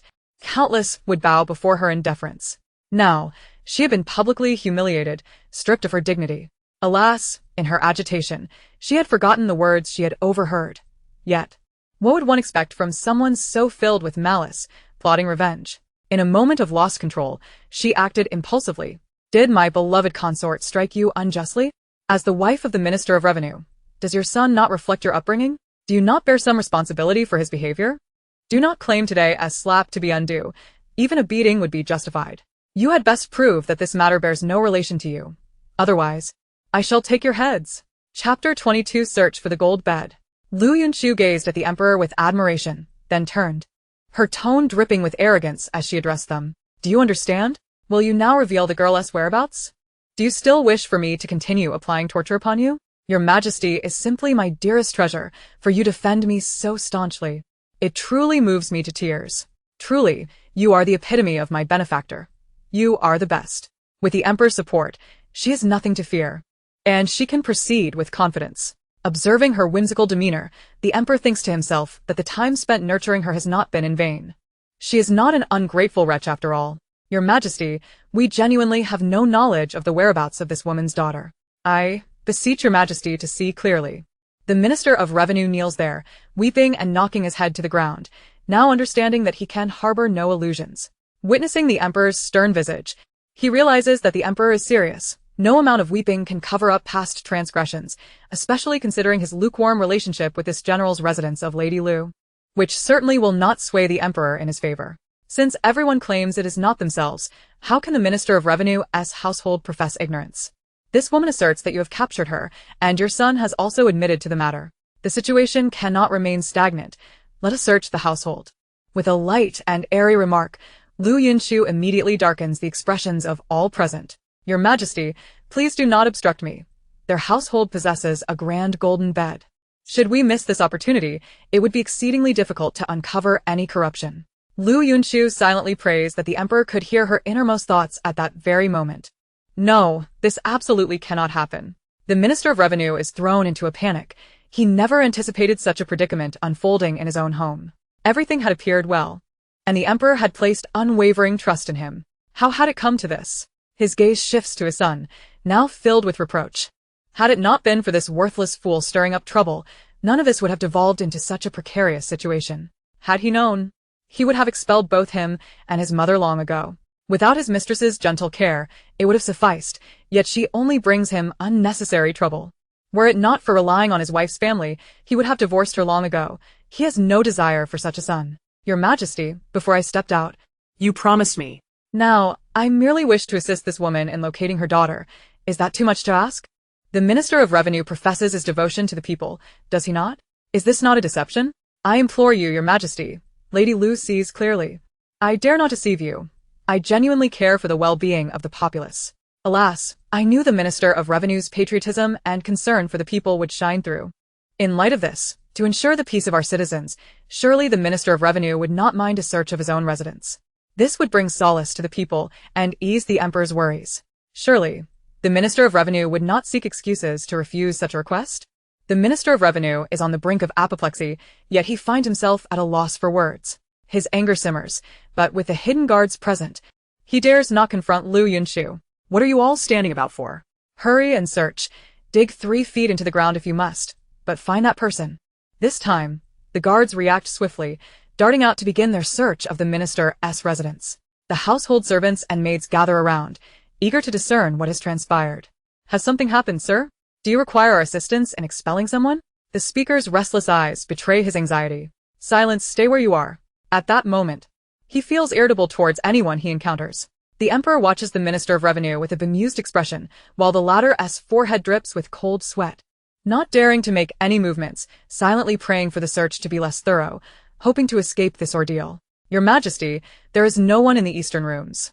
Your Majesty, there is no one in the western rooms. Your Majesty, there is no one in the southern rooms. Your Majesty, there is no one in the northern rooms.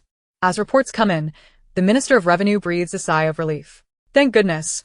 Thank goodness, they did not notice anything else, merely searching for people. It seems the emperor is merely indulging Lady Liu, dispatching her with a semblance of concern, and he truly believed he would be discovered. It appears the emperor still trusts me. After all, she is merely a consort, just a plaything. Liu Yunchu shoots an indignant glance at the emperor. Is this truly how it ends? The emperor, perplexed, touches his nose, entirely unaware of her sudden ire. As the searchers return, Liu Yunchu's frustration mounts. I am infuriated, utterly furious. The emperor would not truly be trifling with me, would he? Is it merely a performance to placate me, as the Minister of Revenue suggested? I see no necessity for such theatrics. Must I miss the chance of discovering the grand golden bed? The emperor cannot be foolish, can he? This vexation is unbearable. It ignites a desire to ascend to the heavens. Have they searched thoroughly? Did they check under the bed? The emperor hastily places a pastry into Liu Yunchu's mouth, fearing that her agitated outbursts might inadvertently reveal too much. I was truly frightened. I thought the emperor had concluded the search so simply. Yet, the emperor is indeed wise. Knowing to check beneath the bed, surely, that would lead to the discovery of the golden bed. Just imagining the grand dimensions of such a bed fills me with excitement. Overflowing with joy I can hardly contain. The Minister of Revenue's countenance is beyond merely displeasing. It resembles a state of constipation, as if one could glimpse his future. Who will shield him and his worthless son now? Your Majesty, there is an issue. A swift wind enters, kneeling before the emperor, his tone icy and devoid of urgency. Speak plainly. In the study and bedroom of the Minister of Revenue, we have discovered 2 beds made of pure gold. The words send the Minister of Revenue collapsing to the ground, his mind racing with despair. It is all over. Everything has been uncovered. The minister's wife, too, is drenched in perspiration. As one, they rise or fall together. If the Minister of Revenue's household is doomed, so too is their son. Chapter 23. Finding the daughter Minister of Revenue. Do you not think you should provide me with a reasonable explanation? The emperor calmly sips his tea, his tone unchanged. Gazing indifferently at the Minister of Revenue, Liu Yunchu senses the calm before a storm. Ah, how remarkable. Not 1, but 2. Indeed, poverty has limited my imagination. Liu Yunchu longs to see the captivating golden bed for herself. Your Majesty, please allow me to explain. The Minister of Revenue's complexion darkens. He never anticipated that everything would be laid bare before the emperor. This was utterly disastrous. I am listening. You had best clarify this matter. The emperor was surprised to discover just how adept his ministers were at weaving tales. It seems an investigation into these officials is warranted. If a single Minister of Revenue's household can yield 2 golden beds, one can only speculate what lies within the others. After all, based on their official salaries, they could never afford even one in their lifetime. Your Majesty, these 2 beds are the dowry of my wife. The Minister of Revenue's wife crawls to his side, kneeling and bowing deeply to the emperor. Damn that wretched creature.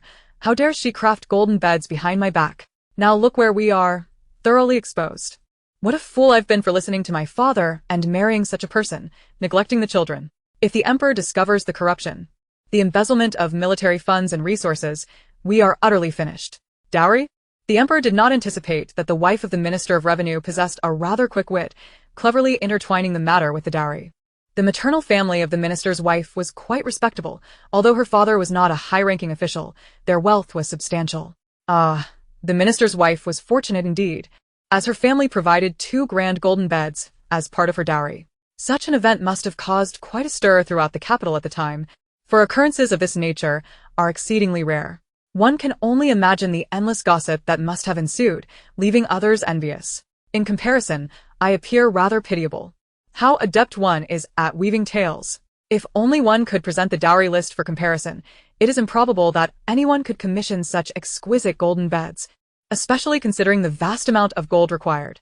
Do they not realize how absurd this sounds? It is evident that there has been embezzlement of military funds, likely with the gold intended for soldiers being melted down to create these beds. This situation seems far from simple. Liu Yunchu found herself somewhat grateful for the dramas she had watched over the years, as she effortlessly deduced the underlying issues, stifling a laugh. Summon someone to retrieve the dowry list of the minister's wife, and invite a member of her family to clarify how the dowry was exchanged for these 2 golden beds. I demand an explanation. The minister and his wife, initially relieved, now found their hearts in their throats, both becoming exceedingly flustered. They exchanged glances, unsure of how to respond. Your Majesty, the daughter of this woman has been located.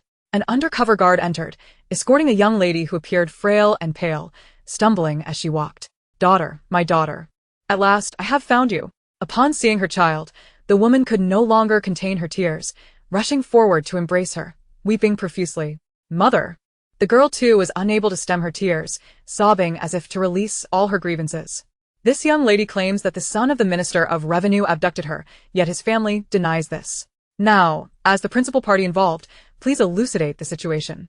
Accompanying the girl was the Minister of Justice, who had gathered sufficient information on the matter during their journey. Once before the emperor, he began to question her. On that day, I was assisting my parents at the tofu shop when he passed by, insisting on taking me away. When I resisted, he assaulted my father and forcibly took me. He even drugged me and sold me to a brothel. Were it not for my escape, the implications of being in a brothel for a woman are devastating. It would nearly ruin one's life. Liu Yunchu could no longer contain her fury, launching herself forward to strike. Beast. I shall kill you. The Minister of Justice initially intended to intervene, but the emperor halted him, allowing her to vent her rage. It was rare to witness her so animated. Having been stifled within the palace, her grievances were unavoidable, and he could not dismantle the harem for her sake.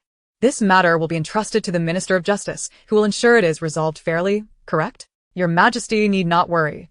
I will deliver justice for this woman and her daughter. Excellent, this task is now yours. The Minister of Justice took the woman, her daughter, and the minister's son into custody. The minister, now unable to protect himself, dared not intervene or protest, helplessly watching as his son was silenced and taken away. Bring him to the palace. The emperor stood, grasping Liu Yunchu's hand as they made their way to the carriage.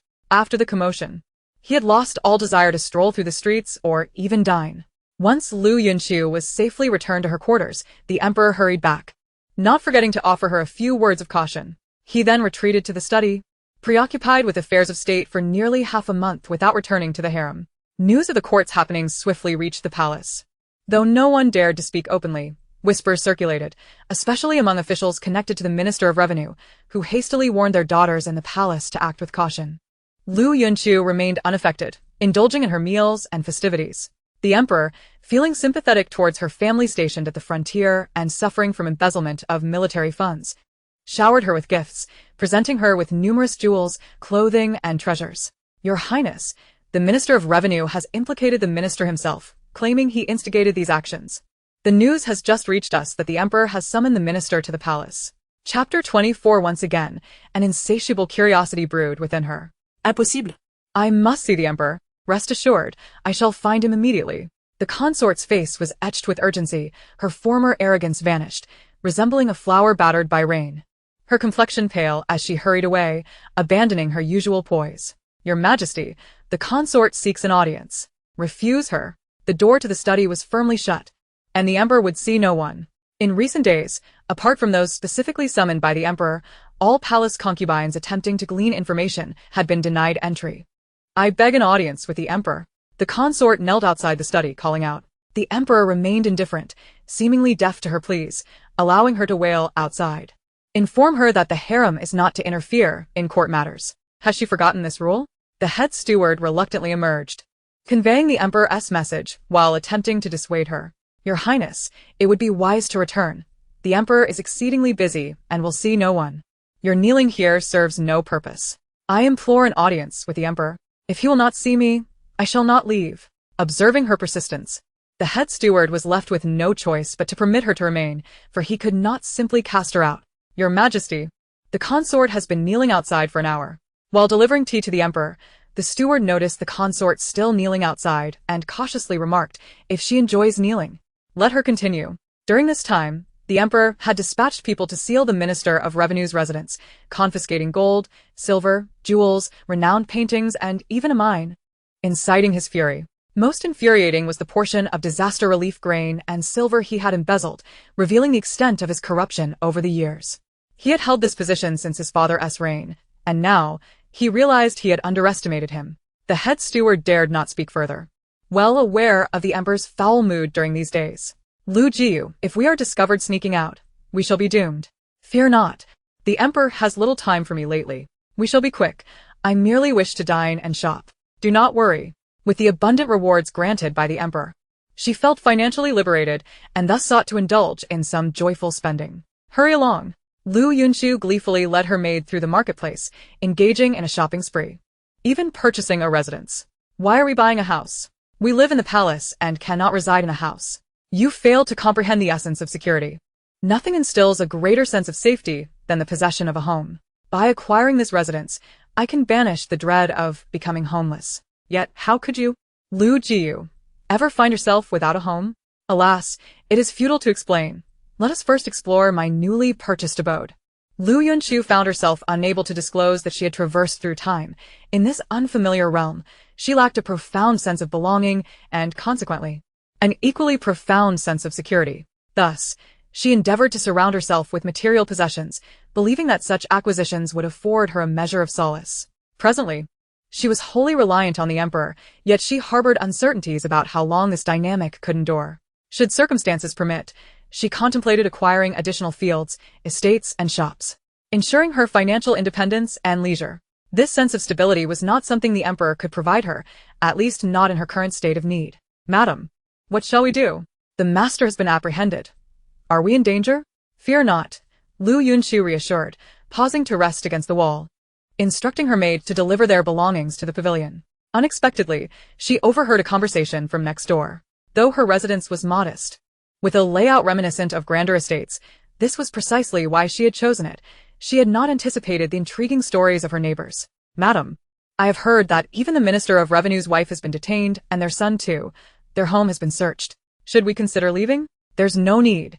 Remain here in peace." "Madam, do not worry about the master. Are you not concerned about our future? Go about your duties. I shall sit for a while." Once her maid departed, a soft chuckle escaped Liu Yunchu's lips. Her eyes sparkled with delight, devoid of any sorrow. "Sorrow? I am far too elated for that. How could I be disheartened? My son is grown, and I can finally escape the loathsome presence of that Minister of Revenue. I could practically indulge in an extra bowl of rice. Moreover, he is a fool.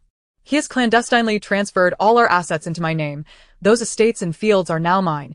Even the grain he embezzled is in my possession. I shall never lack for money or sustenance. My life is exquisitely blissful. I no longer have to accompany him into peril. Yet I can revel in the fruits of our labor. Only a fool would be dismayed." Liu Yunchu's eyes widened.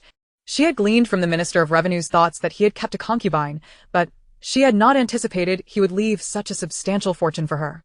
She wondered if the minister's wife would be driven to despair upon discovering this. Yet, as this wealth was ill-gotten, it could not be rightfully hers, after all. It was her knowledge of this matter that had brought her delight. Pressed against the wall, she listened intently with a sense of glee. Before Liu Jiu could utter the name Liu Yunchu swiftly covered her mouth, fearing discovery. Pulling her into the pavilion, she finally released her grip. "What is it, Jiu?" "Nothing, there are people next door. Let us speak softly to avoid disturbing them." Casually, Liu Yunchu popped a pastry into her mouth. Though not as delectable as those from the palace, it possessed a unique charm that she found quite enjoyable. Let us return to the palace. After gathering their belongings, Liu Yunchu pondered how to convey this news to the emperor. Her return to the palace was uneventful. Yet as she sat in her chamber, gazing at the pastries before her, she was troubled by the thought of what excuse to use to meet the emperor. She had heard that in recent days, all who sought an audience with him had been turned away. She doubted she possessed the clout to gain his attention. Liu Jiu, did you not mention bringing pastries for the emperor? Are you not going to deliver them now? Upon hearing this, Liu Yunchu's eyes sparkled with inspiration. Extending her delicate fingers, she pinched Jiu's cheek. How clever. Then, clutching the pastries, she hurriedly exited.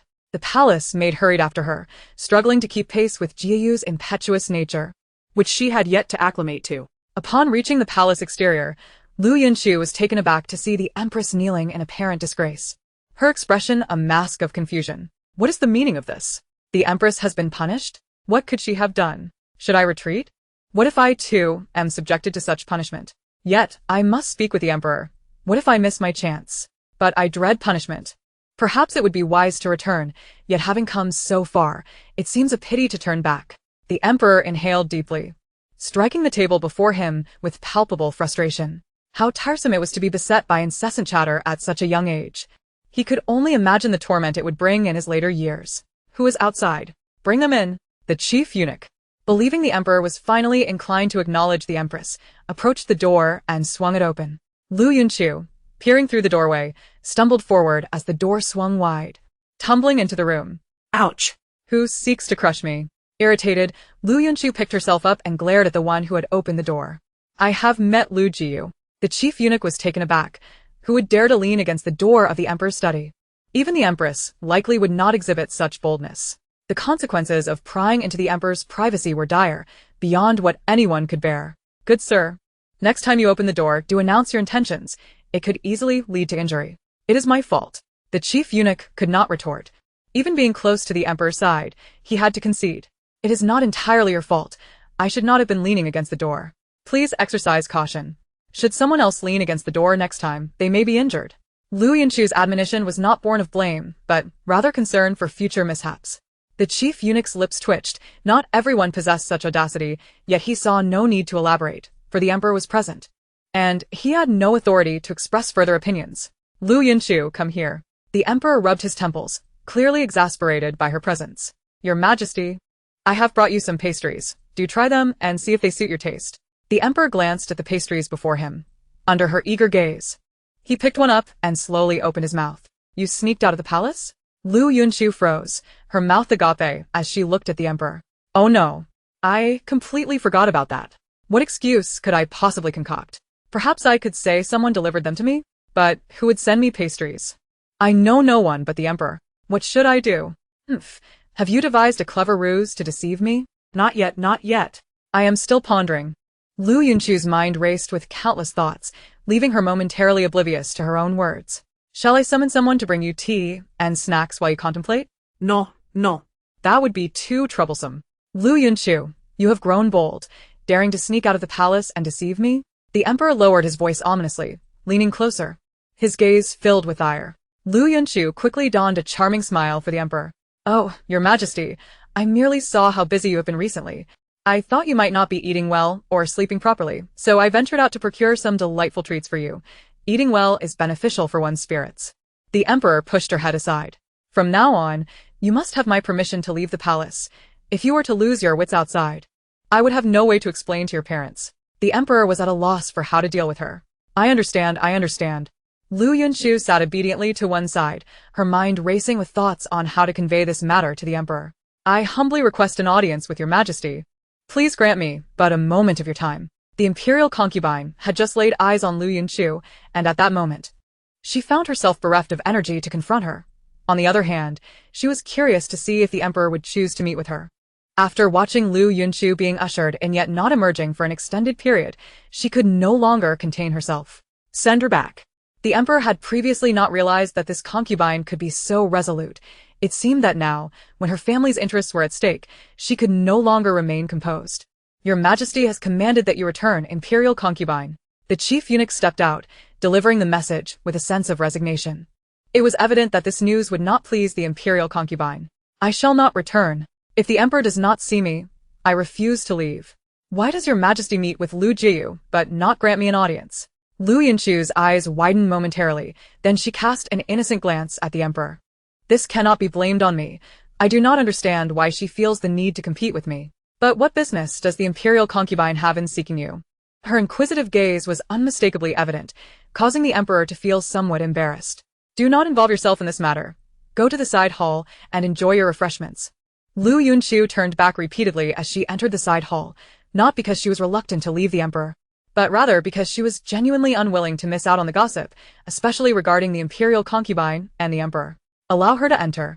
The chief eunuch escorted the imperial concubine into the chamber. Upon seeing the emperor, tears immediately streamed down her face, as though she had suffered an immense injustice. Your Majesty, my father is wronged.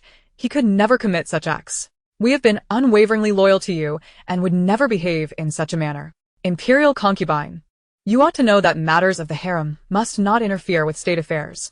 Do you think me incapable of discernment? The emperor's voice was as cold as ice, piercing and starkly contrasting with the gentleness he had shown to Liu Yunchu moments before. He was genuinely enraged now, and the imperial concubine's impatience had ignited his fury. No. Your Majesty, that is not the case. I am merely concerned for my father. If your father is innocent, what is there to worry about? Are you afraid I might not investigate and simply pass judgment? Or do you believe I am foolish and unjust, wronging loyal ministers? The emperor's probing question struck fear into the imperial concubine, causing her to collapse to the ground. Indeed, she harbored such fears. But was it wrong to be concerned for her father? No, your Majesty, it is not like that. I am truly just terrified. Chapter 26. Eavesdropping. The imperial concubine, weeping profusely, appeared utterly despondent, her anxiety and fear etched upon her face. She was at a loss as to how to explain herself in a way that would not provoke the emperor's wrath or direct his ire toward her father. Liu Yunchu leaned against the wall, in a rather ungraceful posture, secretly listening to the conversation outside. Alas, this wretched wall. Its soundproofing is too effective. I can barely comprehend the fragmented words being spoken. This is truly vexing. The emperor genuinely believed that Liu Yunchu deserved the most severe reprimand. Every time a particular atmosphere was reached, her inner thoughts would inopportunely filter through. He could not voice his sentiments, feeling stifled and deeply troubled. Return, imperial concubine. You have violated palace regulations and shall be confined for 3 months, during which time you are forbidden from stepping beyond the palace gates without my decree.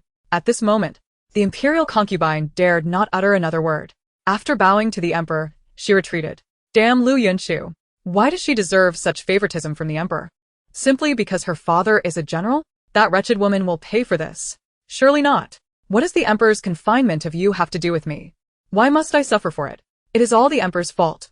Otherwise, I would not be the target of such resentment. Liu Yunchu's indignant thoughts resounded, prompting the emperor to helplessly pull her from behind the door. With him present, he could protect her, as long as he willed it. No one would dare threaten her life. Very well, if you have no pressing matters, you should return. Do not wander about. Stay within the palace for the time being. The emperor had been exceedingly busy lately, truly lacking the time to attend to her, for the welfare of the realm's subjects was his paramount responsibility. I have something to discuss. Liu Yunchu suddenly remembered the urgent matter at hand, yet when the words came to her lips, they faltered. How should I phrase this appropriately? How do I inform the emperor that the Minister of Revenue's concubine is in possession of a significant quantity of grain and estates, all of which were originally intended for disaster relief? This wealth constitutes a substantial portion of the minister's assets, especially the grain, which is primarily under her control. However, I lack a credible source to present this information. How can I convince the emperor of its veracity? Liu Yunchu found herself in deep turmoil, struggling to find a suitable rationale. With a resounding clap, the emperor struck the table, astonished that the Minister of Revenue could be so audacious in his actions. No wonder he seemed reluctant to confess. Your Majesty, what troubles you? Liu Yunchu exclaimed, startled by the sudden noise, turning to face him. Alas! The minister's resolve has hardened in recent days. He appears unwilling to disclose any connection to his concubine or her son. Since we are to confiscate his assets, they too fall within the scope of judgment. Upon hearing this, Liu Yunchu's eyes brightened. The emperor seemed to intuitively grasp her thoughts. Precisely. That concubine must have consumed a considerable amount of the people's wealth. We must compel her to account for it. Indeed, my beloved consort, You truly understand my intentions. Your Majesty, I must inform you that I ventured outside the palace today and discovered the minister's concubine residing in a certain residence. I can provide you with the address, so you may send someone to apprehend her. This matter shall be addressed immediately. My beloved consort has toiled hard. The emperor smiled warmly at Liu Yunchu, exuding an aura of gentle warmth. Might you explain how you came to wander into her residence? Oh, I was just out for a stroll, meandering haphazardly wherever my feet took me. Your Majesty, you must continue with your important duties. I shall take my leave and not disturb your great work. Liu Yunchu hastily quickened her pace, slipping away without affording the emperor a chance to respond. He, too, found no inclination to hold her back. Bring forth the address. Initiate a search. The emperor proceeded to arrange the matter for some times. A moment's delay could lead to missing crucial opportunities. Time was of the essence. Soon, results emerged from the investigation, without the protection of the Minister of Revenue. Self-preservation proved futile. Foam stood before the emperor, his expression a mix of hesitation and concern, occasionally glancing at him. What is it? Speak freely if you have something to report. Having never witnessed such a demeanor from him, the emperor felt a twinge of unease. Could something be amiss? Your Majesty, while we were searching the minister's concubine's residence, we discovered that she has a lover, and we caught them in the act. Moreover, she denies any relationship with the minister and claims the child is not his. Having dealt with various matters for the emperor over the years, this was the first time encountering such a situation, and the emperor's lips twitched in response. Turn her over to the Chief Justice. Once the evidence is verified, seize the assets for the national treasury. I will arrange for the transportation of disaster relief grain and military supplies. Understood. The emperor rubbed his temples, feeling that he had nearly resolved these pressing matters. The matters concerning the imperial consort have been thoroughly investigated. He has indeed fallen victim to misfortune, inadvertently assisting the Minister of Revenue while embroiling himself in scandal. His embezzlement of grain almost caught the attention of the Minister of Justice, but in a twist of fate, he sought to confront the Minister of Justice, leading to a heated exchange that provided him the perfect cover to transport the embezzled grain away. This time, he carelessly lashed out at others, believing that the emperor's wrath over this incident would render any serious investigation moot, resulting in widespread imprisonment and sentencing. Moreover, he had previously spurned the Minister of Revenue's attempts to curry favor, his cowardice preventing him from taking such risks, thereby offending the minister. The officials who had been successfully swayed by the latter are now languishing alongside him in prison, awaiting the thorough investigation by the Chief Justice and the Minister of Justice, who will compel them to sign confessions before sentencing can commence. Once the emperor resolved these matters, he reappeared in the imperial harem, which had been quiet for a time, but soon buzzed with activity again.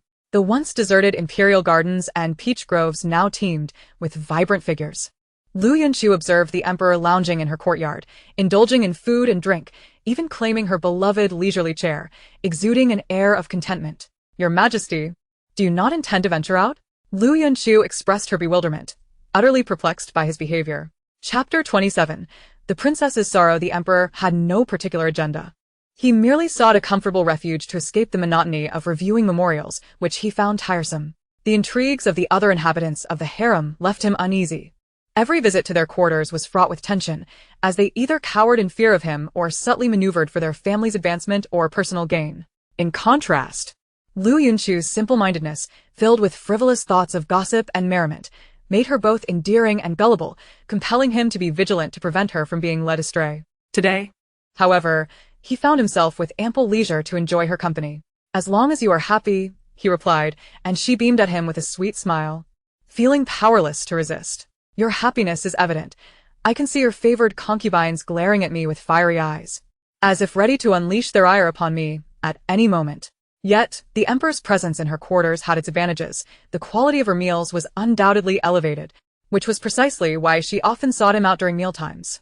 After all, no one wished to compromise their culinary satisfaction. Has anyone been causing you distress lately? The emperor inquired, having noted her recent absence from the harem, which had left him somewhat concerned. Not at all.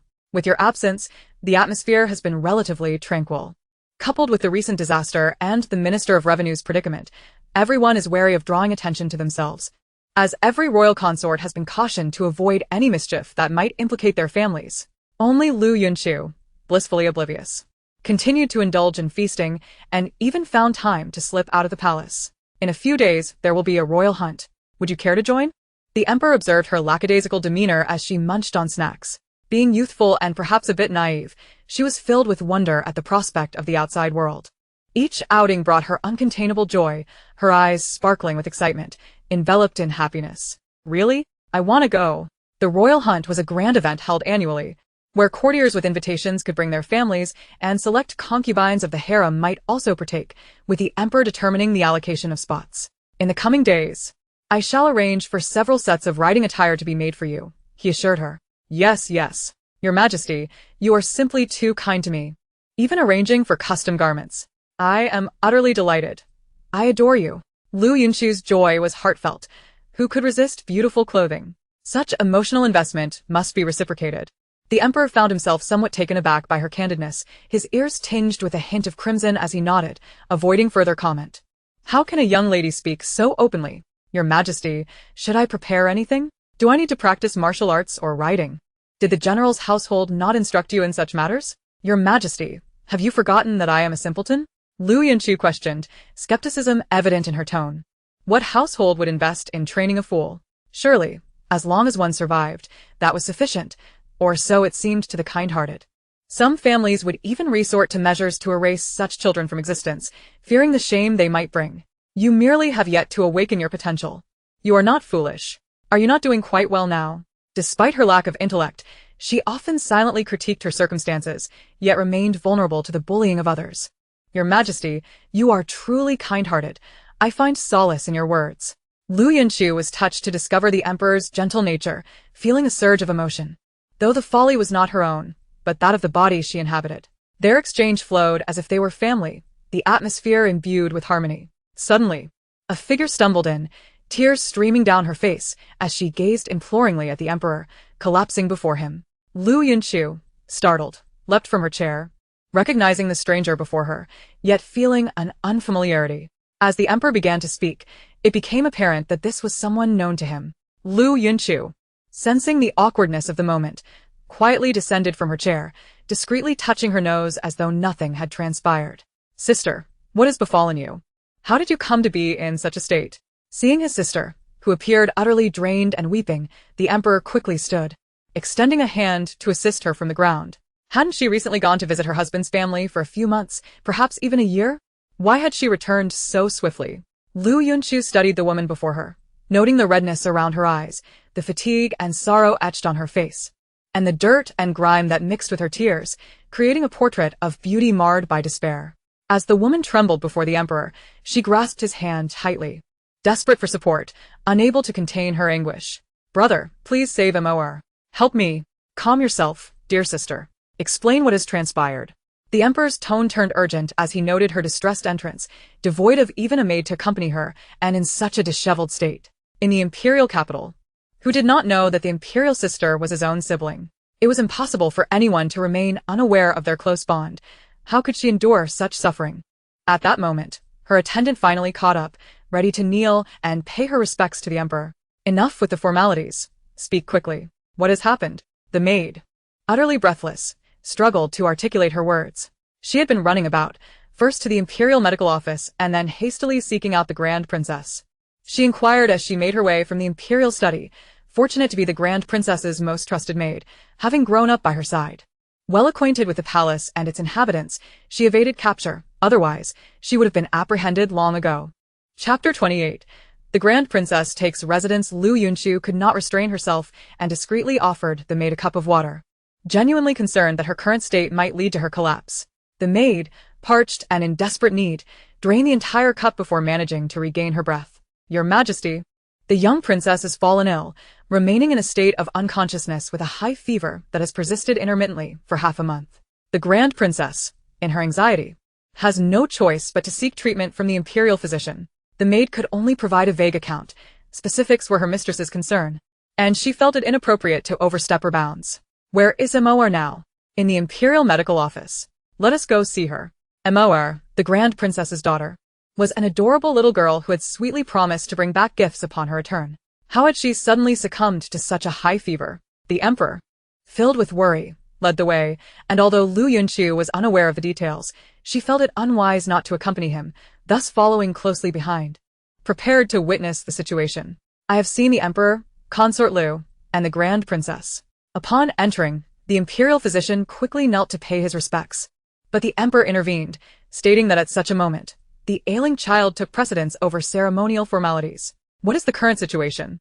The emperor gazed anxiously at the unconscious child on the bed, her lips pale and cracked, devoid of her usual spirited charm, appearing as fragile as a porcelain doll. She lay there, her breathing barely perceptible, feeling as though she were a furnace. Your Majesty, the young princess has been enduring a persistent high fever these past few days. I have just prepared medicine for her. She needs to take it to see if it helps. The prolonged fever is likely caused by cold exposure, and excessive dampness has accumulated in her body, suggesting she has been in a chilly, humid environment for an extended period. The physician's voice trembled with fear. In such precarious circumstances, one misstep could cost a head. We must first attend to the young princess. The emperor's heart ached for the fragile child before him, while the grand princess trembled by her side. Sister, let us have the child stay in the palace for now. You need to rest properly, and it will be more convenient for the physician to attend to Empress here. Thank you, little brother. There is no need for such formality between us. The emperor felt a pang of sympathy for his sister, who had always been gentle and resolute, yet now appeared so flustered. Sister, where is Prince Zhao? He went home to visit family. They went to the Zhao residence. Now it is only you and Empress returning, and with her in such a state, something feels amiss. Our mother is also ill and unable to travel. I could only bring Empress back to seek the physician's help, as her fever would not relent. And I dared not delay any longer. She had departed in haste, having quarreled with the prince just prior, choosing not to burden her brother with her worries, as he was already preoccupied with state affairs. How is it that the prince shows no concern for Empress? I wonder if she will be heartbroken upon waking. He has always been indifferent toward her. I never expected him to show even a modicum of care this time. I nearly begged him to accompany me back. Yet he refused. Meanwhile, his mother is surrounded by his elder brother and two younger siblings, while it is only he who remains oblivious to the plight of Empress and me on our journey back to the capital. It is truly lamentable. Liu Yunchu's eyes widened in astonishment. It seemed the Grand Princess's marital life was fraught with discontent. Alas, what wretched days these are. Were I the Grand Princess, I could scarcely endure such grievances. Should the Emperor provoke me, I would not hesitate to retaliate. Truly, being born into such a life is a skill in itself. Leaning against the door, Liu Yunchu mused, entirely oblivious to the conflicted glances the Emperor cast in her direction, filled with exasperation, anger, and profound frustration. Consort Liu. During the time the Grand Princess and Empress reside in the palace, let them stay in your quarters. It is inconvenient for the Grand Princess to manage alone. Please assist her. Of course, it is no trouble at all. Liu Yunchu, still lost in her contemplations, paid little heed to the Emperor's words, readily agreeing in a tone that lacked formality. The Grand Princess turned her gaze from the child to Liu Yunchu, sensing a familiarity that evaded her recognition. The Emperor, noting her scrutiny, introduced, Sister, this is Liu Yunchu, the beloved daughter of General Liu. When General Liu departed for the frontier, he entrusted her care to me, and I promised to look after her well. She possesses a rather straightforward disposition. At times, her words may come off as rather blunt. So, I ask you to be lenient with her. Recently, her mind has just begun to clear. She was rather daft before, but has shown signs of awakening. Though she remains somewhat simple-minded, please guide her gently, but do not frighten her. I fear she may revert to her former state. The Grand Princess cast a glance at the Emperor, noting that such a statement was uncharacteristic of him. It was rare to witness him explaining himself so thoroughly for anyone, particularly a concubine. Moreover, Liu Yunchu's boldness in speaking to the Emperor without formalities was quite intriguing, especially given the Emperor's apparent lack of reproach. Liu Yunchu's expression shifted with the Emperor's words. Joy, delight, anger, confusion, and indignation played across her features. How considerate of the Emperor to speak on my behalf. Even if not a single flattering word was uttered, he must have found it quite the challenge to choose his words carefully, ensuring they were palatable. As the Emperor rose and walked past Liu Yunchu, he could not resist the urge to lightly tap her head, letting out a soft huff. Fool. Taken aback, Liu Yunchu promptly chased after him. Your Majesty, I believe you are being rather excessive. I am not foolish at all. I am quite clever. I simply choose not to speak. If you were clever, could you refrain from speaking? The Emperor withheld a retort, knowing that even unvoiced thoughts could simmer within. Surely, his mind was in turmoil by now. Do not underestimate others. Liu Yunchu muttered under her breath, trailing behind him. The Emperor, unfazed by her antics, guided the Grand Princess and Empress to Liu Yunchu's quarters, ensuring they were settled before he finally exhaled in relief. Sister, you may rest assured in the palace until Empress fully recovers. I have matters of state to attend to, so I shall not linger here. Little brother, please go about your duties. Do not worry about me. As the emperor turned to leave, he could not help but cast one last glance at Liu Yunchu, only to find her joyfully indulging in pastries, cradling a plate in her hands. Chapter 29. Who cannot perform a bit of theater? My beloved consort, I am grateful for your assistance in caring for my sister and Empress. Observing her naive demeanor, the emperor pondered whether it might be more appropriate to send her to the Empress for proper care. Do not worry, your majesty. Your sister is my sister, and your niece is my niece. There is no need for formality. We are family. Liu Yunchu remained unconcerned, her impression of the Grand Princess quite favorable, perceiving her as approachable and gentle. Very well. Should you need anything, do not hesitate to summon me. After issuing his instructions, the emperor departed in haste. The arrival of the Grand Princess seemed to have little impact. She was not one to put on airs. Aside from the increased presence of people in the courtyard and the busy physicians attending to diagnoses and concocting medicines, there appeared to be no significant changes. While Liu Yunchu was lost in her thoughts, the Empress entered, accompanied by a throng of attendants. Where is the Grand Princess? Upon spotting Liu Yunchu seated in the courtyard, the Empress immediately inquired, showing no concern for the lack of a proper greeting. Liu Yunchu lazily gestured toward the Grand Princess's quarters, and the Empress promptly led a group of concubines in that direction. Grand Princess, what has happened to Empress? Upon receiving the news, the Empress first unleashed a torrent of anger upon Liu Yunchu, accusing her of seducing the emperor and entrusting such matters to a wretched girl like her, before hastening over. The other concubines, upon hearing the news, behaved similarly to the Empress. Thank you, your majesty, for personally coming here. Empress has been suffering from a high fever that refuses to subside. Thus, I had no choice but to bring her to the palace for medical attention. My poor little Empress. Liu Yunchu found it hard to fathom how the Empress could utter such vile words with such malicious intent. Should she not be the embodiment of cruelty and wickedness? Did she perhaps harbor a fondness for children? Grand Princess, you should take Empress to my quarters. It will be more convenient for me to care for both of you. Liu Yunchu's eyes brightened at this suggestion, not out of a desire to shirk her responsibilities, but because someone else was eager to take on the burden, and she was more than willing to accommodate. She simply yearned for a life of leisure, to recline in tranquility and minimize her efforts. Thank you for your kind offer, your majesty. The emperor has arranged for Empress and me to recuperate here, and we shall adhere to his wishes. Not being well acquainted with the Empress, Liu Yunchu believed that since her younger brother had decided on this arrangement, there must be sound reasoning behind it, and she did not wish to cause him any trouble. Damn Liu Yunchu. Who knows what kind of enchantment she has cast upon the emperor, that he favors her so. The Grand Princess is equally oblivious, showing no regard for my dignity. No wonder the child is ill. She deserves it. If it weren't for the emperor, I wouldn't have bothered coming here at all. The Empress wore a smile while cursing inwardly, and the other concubines, witnessing the Empress's rejection, dared not speak up. If the Empress was denied, their own positions would be even more precarious. Liu Yunchu muttered softly, Heh, I knew this woman harbored ill intentions.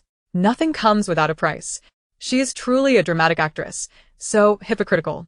What are you murmuring about, Lady Liu? Are you unwilling to have the Grand Princess and Princess Empress reside in your palace? Are you harboring grievances? Liu Yunchu's mouth fell agape, her eyes wide with innocence and bewilderment. Surely not. How could she conjure such fabrications? Just because one is a certain way does not mean they can project that onto others. I have said nothing at all. All day long, she had been tormented, bullied by her royal status, a mere innocent girl. After finishing his royal duties, the emperor intended to check on whether Empress had awakened, only to hear Liu Yunchu's inner thoughts, prompting him to quicken his pace, disregarding the servants trailing behind. Lady Liu, I am speaking to you, do you not hear me? Is it because of the emperor's favoritism that you disregard both me and the palace rules? The Empress noticed her silence, and her expression darkened, a flicker of malice flashing in her eyes before she concealed it. Your Majesty, I have never expressed any dissatisfaction. I do not understand why you would slander me. I welcome the Grand Princess's stay here. Whatever the Emperor decides, we shall comply. Why must you come here to trouble me? Liu Yunchu, taking advantage of the fabric's concealment, pinched her thigh fiercely, her eyes quickly welling with tears.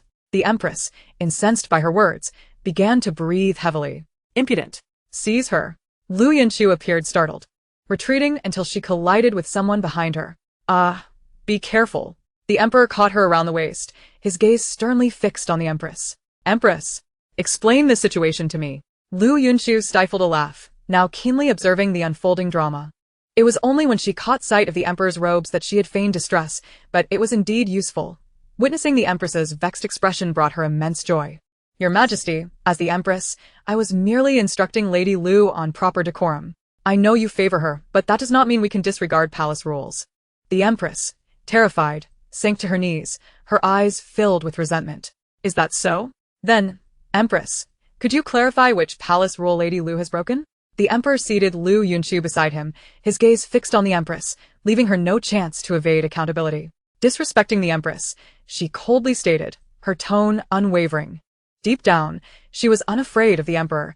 As the daughter of the prime minister, she understood that he would not easily dispose of her position. As long as the prime minister's household remained intact and she did not commit any grave errors, the emperor would not dare to act against her. This was the confidence bestowed by her family. Lady Liu is what the empress claims true? The emperor's gaze shifted to the obediently seated Liu Yunchu, indulging in pastries as if the matter bore no relevance to her, exuding an overwhelming sense of relaxation. Your Majesty, I did nothing wrong. I was simply minding my own business in my palace, and was unjustly accused and slandered. I suspect the Empress feels she can target me simply because my family is not present. Chapter 30. Repeated Fevers. Liu Yunchu, you truly excel at feigning innocence. The Empress, furiously standing, pointed a trembling finger at Liu Yunchu. Enough, Empress. The Emperor's expression turned icy, his lips pressed tightly together, his tone chilling enough to freeze. Emoer is still ill. What are you making a scene for? If you are so idle, go back and transcribe some scriptures to calm your mind. Yes, your Majesty. I take my leave.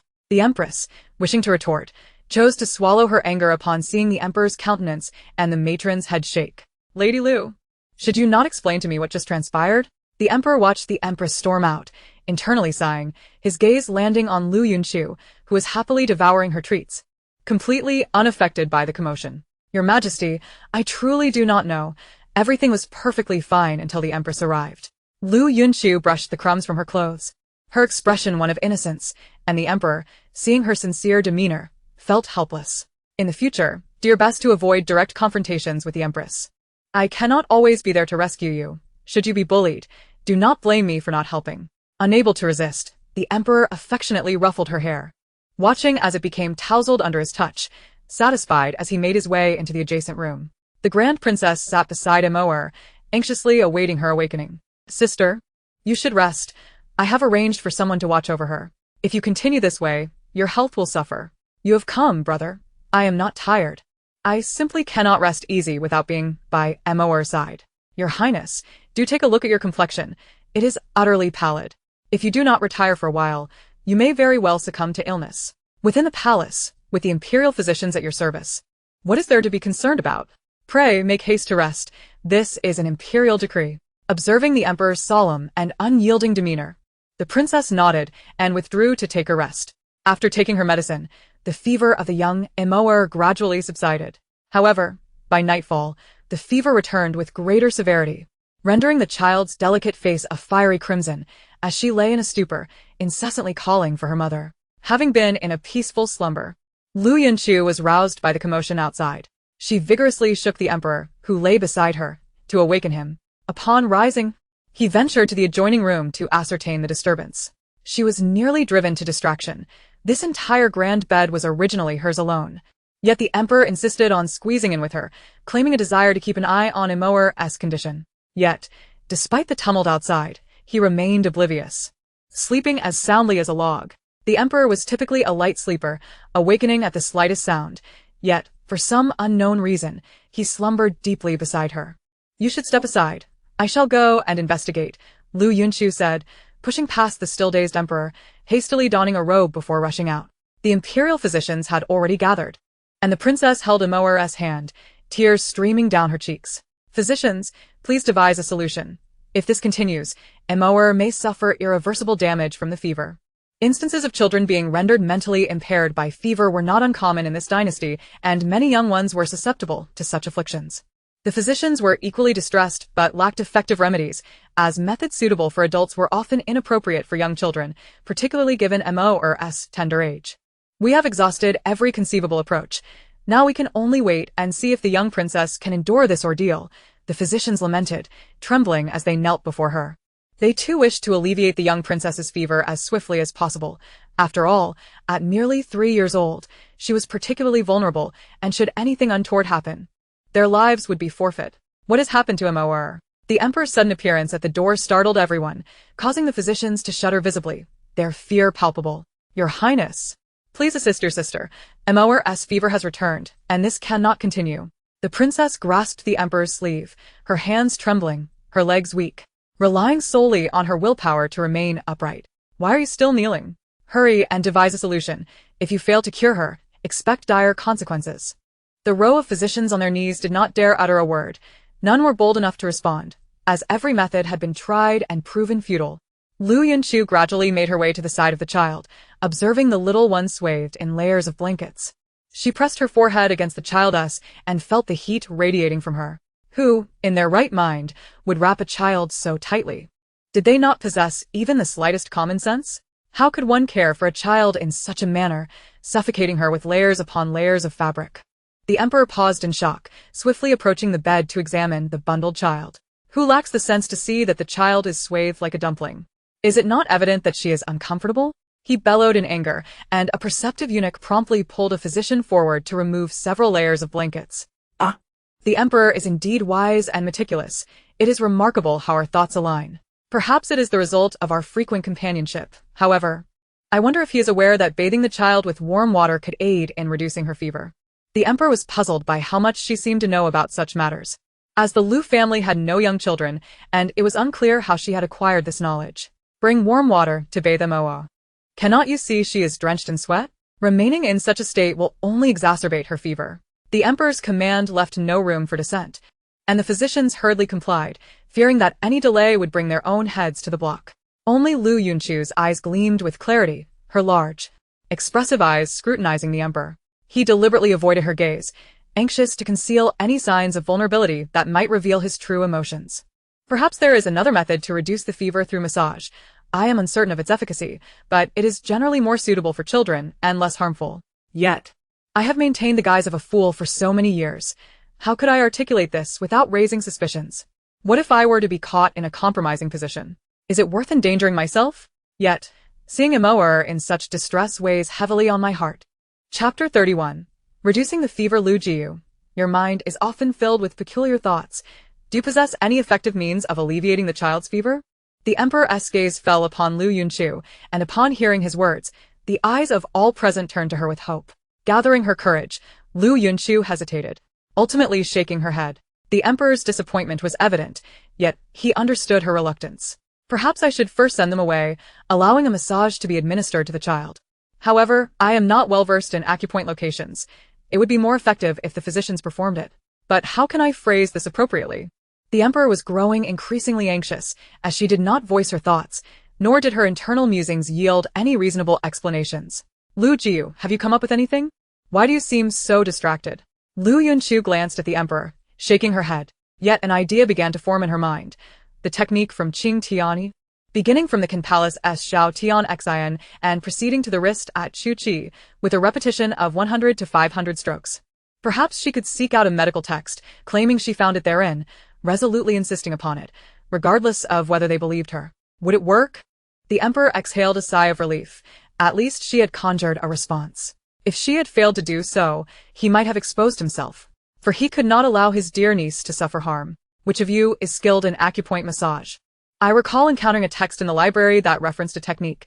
You should give it a try. The physician adept in massage was pushed forward, eyes wide with trepidation as he regarded the Emperor, who graciously made space for him. I say, you take the lead, the Emperor instructed, paraphrasing Liu Yunchu's earlier words. While Liu Yunchu felt the phrasing was somewhat accurate, she herself was not familiar with acupoints. She had merely read extensively in her youth and absorbed knowledge from various texts. Not just anyone could assume the role of Emperor. His vast knowledge was indeed impressive, and Liu Yunchu marveled at his intellect. She secretly rejoiced in their mutual understanding. While they may not become romantic partners, they could forge a bond of deep friendship, one that would be more stable. This method proved remarkably effective, posing little risk to the child's health and far surpassing the efficacy of medicinal remedies. As a benevolent and patriotic emperor, he commanded the physicians to swiftly master the technique and disseminate it, alleviating the suffering of many more children. As a result, numerous young ones were saved from the brink of death, and the populace expressed immense gratitude for the emperor's benevolence. Upon receiving reports of the positive outcomes, the emperor's lips curled into a satisfied smile. With the child's fever finally abated, the princess could at last rest peacefully. Upon awakening, Liu Yunchu found that the princess had not yet emerged, as her maid informed her that she was still resting. Choosing not to intrude, Liu Yunchu partook in a meal and leisurely lounged outside with some pastries. Woo-woo, I wish to find mother. As she was drowsily engrossed in her reading, a soft object suddenly wrapped around her legs. She glanced down to find Emoer with a pouting mouth, her eyes brimming with unshed tears. A sight that melted Liu Yunchu's heart. Without hesitation, she scooped Emoer into her embrace, tenderly wiping her tears away. Aware that the confections on the table were unsuitable for a child just recovering from illness, she refrained from offering them. Emoer is not crying. Your mother has been tirelessly caring for you these past few days and is now resting. Would you like to wait here with me for her to awaken? Emoer gazed at Liu Yunchu's gentle face and then at the tightly closed door, cautiously nodding her head, nestling obediently in Liu Yunchu's arms without daring to move. Seeing the docile child in her embrace filled Liu Yunchu with affection, and she could not resist planting a kiss on Emoer's cheek. The little girl's round eyes widened in disbelief as she stared at Liu Yunchu. Our Emoer is truly beautiful, Liu Yunchu generously praised, prompting the shy child to bury her face deeper into Liu Yunchu's embrace, occasionally sneaking glances at her, which made Liu Yunchu chuckle merrily. This sister is so nice. Montako likes her. She is willing to play with me, while others ignore me. Hearing her unspoken thoughts, Liu Yunchu found it peculiar. With her status, Emoer should be accustomed to endless affection and pampering. How could she harbor such sentiments? After all, she was the daughter of a grand princess and the niece of the emperor. She was practically a little princess herself. Where has the little princess gone? Liu Yunchu and Emoer, perfectly concealed beneath the great tree, were oblivious to the commotion that erupted when the servants discovered the little princess was missing. Panic ensued, even rousing the grand princess from her slumber, who stumbled out in a flurry. What's wrong? Wer ist Montaker? Liu Yunchu stood with Emoer in her arms, observing the chaotic scene as the servants dashed about like headless chickens, failing to notice her presence. I'm right here. Yet, her voice went unnoticed amidst the frenzy. In moments of distress, people often overlook what they are desperately seeking. I'm right here. Liu Yunchu, exasperated, lifted Emoer high and called out. Stop searching. She is with me. Look over here. Finally, the frantic crowd halted and turned to her. The grand princess rushed forward, snatching the child into her arms, tears of relief streaming down her face. Liu Yunchu, feeling somewhat bemused, stepped aside. Although she found Emoer charming and endearing, her patience with children was limited. She preferred the moments when they were calm and collected, for the lively antics of children could be quite overwhelming. Watching Emoer snuggled contentedly in the grand princess's embrace, Liu Yunchu retreated to her chamber, assuming the grand princess would soon return as well. Suddenly, she pondered whether she would find it unsettling if the lively atmosphere was replaced by silence. Once a child recovers from illness, they brim with vitality and curiosity, even a well-behaved child like Emoer, who surveyed her surroundings with keen interest yet hesitated to explore. The emperor had visited her after learning of her awakening, advising her to recuperate fully before returning home, thus allowing Emoer and her mother to settle comfortably in Liu Yunchu's palace. Chapter 31. Two little ones. Emoer, what are you doing here? After a restful afternoon nap, Liu Yunchu opened her door to find Emoer squatting at her doorstep. Unbeknownst to her, Emoer often tiptoed over, hoping to catch a glimpse of her. Emoer reached out her arms towards Liu Yunchu, who immediately scooped her up without a moment's hesitation. Are you here to play with me? Liu Yunchu asked, to which Emoer nodded obediently, her bright eyes filled with trust. Leaning in, Liu Yunchu planted a kiss on her cheek, making Emoer's eyes sparkle even brighter as she beamed with joy. Do you want to go outside and play? Liu Yunchu contemplated that she was not particularly fond of wandering the palace, often encountering various concubines who would invariably conjure up dramas that gave her a headache at the mere thought. However, she believed that children might enjoy such outings, especially since the Empress was occupied with her scriptures and the favored consort was under house arrest. she felt unthreatened by the others. Emoer nodded hesitantly, then shook her head. Her only previous outing had been to her grandmother's house, a trip she did not enjoy. Yet, looking at Liu Yunchu, she felt compelled to conceal her true feelings, fearing that if she expressed her reluctance, Liu Yunchu might not favor her anymore. Emoer, is something the matter? Liu Yunchu noticed the child's unwavering gaze and smiled gently. She arranged for someone to inform the Grand Princess before cradling Emoer and exiting the palace, heading towards the Imperial Beast courtyard. While adults might revel in flowers and plants, children often have a fondness for adorable little animals. The Imperial Beast courtyard housed numerous small creatures, many of which had been captured and brought in by commoners, with some even having birthed young. I have seen Liu Yunchu, though visiting for the first time, was well known throughout the palace due to the emperor's favoritism, which had spread among the servants, making them cautious and respectful in her presence. All right, let us go. I'm taking the little princess to see the animals. Are there any young ones suitable for children to observe? Liu Yunchu, slightly apprehensive about small animals, worried that Emoer might be frightened. She wanted to show her some cute little creatures, as most things were adorable in their infancy. Replying to Liu Jiu, "There is a litter of kittens that are just a month old," came the response. "Bring them over for us to see." "Yes, at once." The caretaker hurriedly brought forth the entire litter of kittens, 5 little furballs huddled together, black, white, and a mix of both, their innocent eyes gazing up at the visitors. "Emoer, do you like cats?" Liu Yunchu held her as they observed the kittens, refraining from reaching out to touch them, for she feared the dainty creatures were too fragile at that age. Emoer's eyes sparkled with delight as she gently nodded, inching closer to the kittens. Liu Yunchu carefully set her down, allowing her to approach them. "Take the little princess to pet the kittens, but be gentle. We mustn't hurt either the little princess or the kittens." Both human and animal younglings were delicate, and she wished to ensure the safety of both. Moreover, if the little princess were to get hurt, the kitten's survival would be jeopardized, as the palace prohibited any animal capable of causing harm. Yes. The attendants, experienced in caring for the younglings, guided Emoer as they played with the kittens, both child and animals reveling in the joyful encounter. Liu Yunchu took a seat nearby, watching them with delight. When it was time for a meal, Liu Yunchu prepared to take Emoer home, who lingered reluctantly. However, they could not delay their meal. Promising to return for more playtime, Emoer joyfully planted a gentle kiss on Liu Yunchu's cheek. "Our Emoer is so well behaved. Today we shall go and share a meal." Liu Yunchu carried her towards the emperor's study, uniquely bold in her casual visit without a summons, seeking to share a meal daily. While the emperor, engrossed in reviewing memorials and neglecting his meal, was startled to see the two enter, he sighed resignedly. "Liu Yunchu, how many times must I remind you to announce your presence before entering?" Returning to the emperor, "I understand. Forget it. What brings you to me?" He had heard this phrase countless times. On that occasion, she had fulfilled her promise, rushing in before anyone outside could utter a word, each time hurrying in a flurry. And this time, she was cradling a child. The guards at the entrance dared not lay a hand on her, nor did they attempt to stop her. Liu Yunchu directly thrust the child into his arms, shaking out her arms. Though the child was small, holding them for an extended period caused her limbs to ache. The emperor, holding Emoer and the child, nestled in his arms, exchanged bewildered glances, both unsure of the situation. Although the emperor doted on his niece, he rarely held her.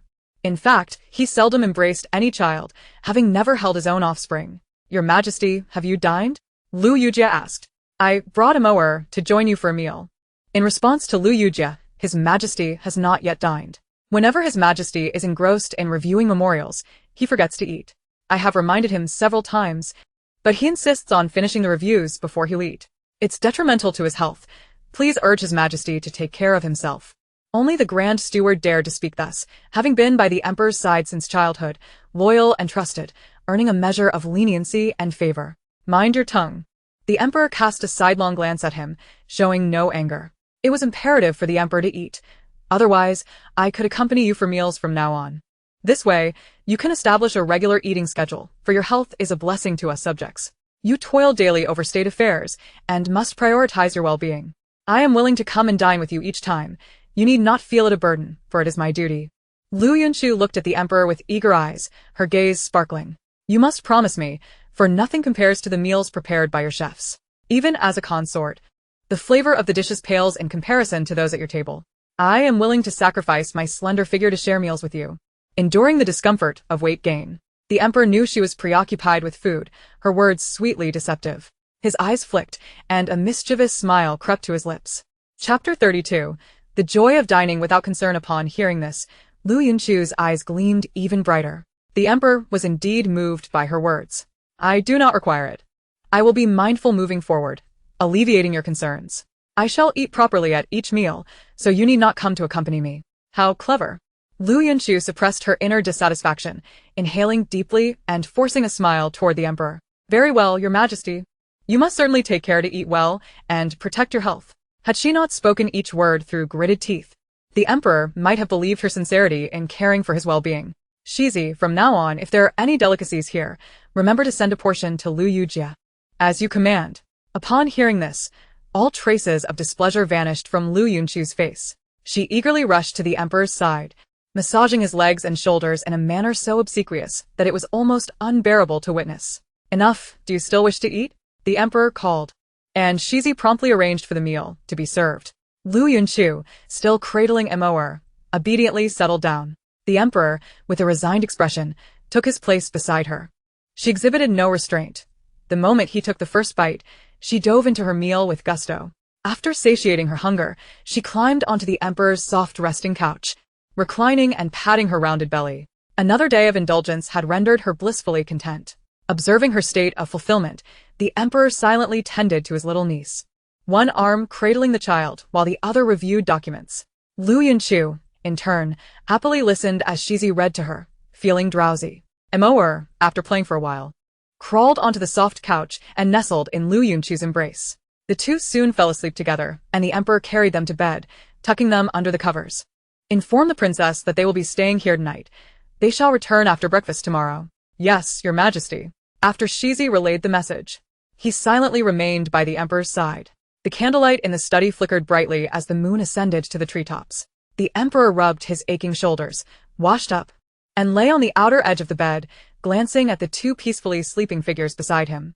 A gentle smile graced his lips, and before long, he too succumbed to slumber. Your majesty, it is time for the morning court, Shizi called, rousing the emperor, who shook his head and quietly rose from the bed. Preparing to depart with Shizi in silence, the two nestled together on the bed, remained blissfully unaware of the commotion. Liu Yujia, you are awake. The emperor wishes for you and the little princess to have breakfast before returning. Upon seeing Liu Yunchu emerge from the room, a palace maid rushed over. Having been specially arranged by Shizi to await Liu Yujia. Where is the emperor? He has gone to the morning court. Has he had breakfast? No. The emperor typically waited to dine after court. Sometimes, if the session was lengthy, he might neglect a proper meal. Then I shall wait for him to dine together. Please bring some pastries in the meantime. Yes. Feeling it improper to eat alone yet too hungry to forego food, she decided to snack on pastries. After all, the emperor's delicacies were not available to just anyone. She suddenly yearned for a personal kitchen of her own, wondering if it were possible.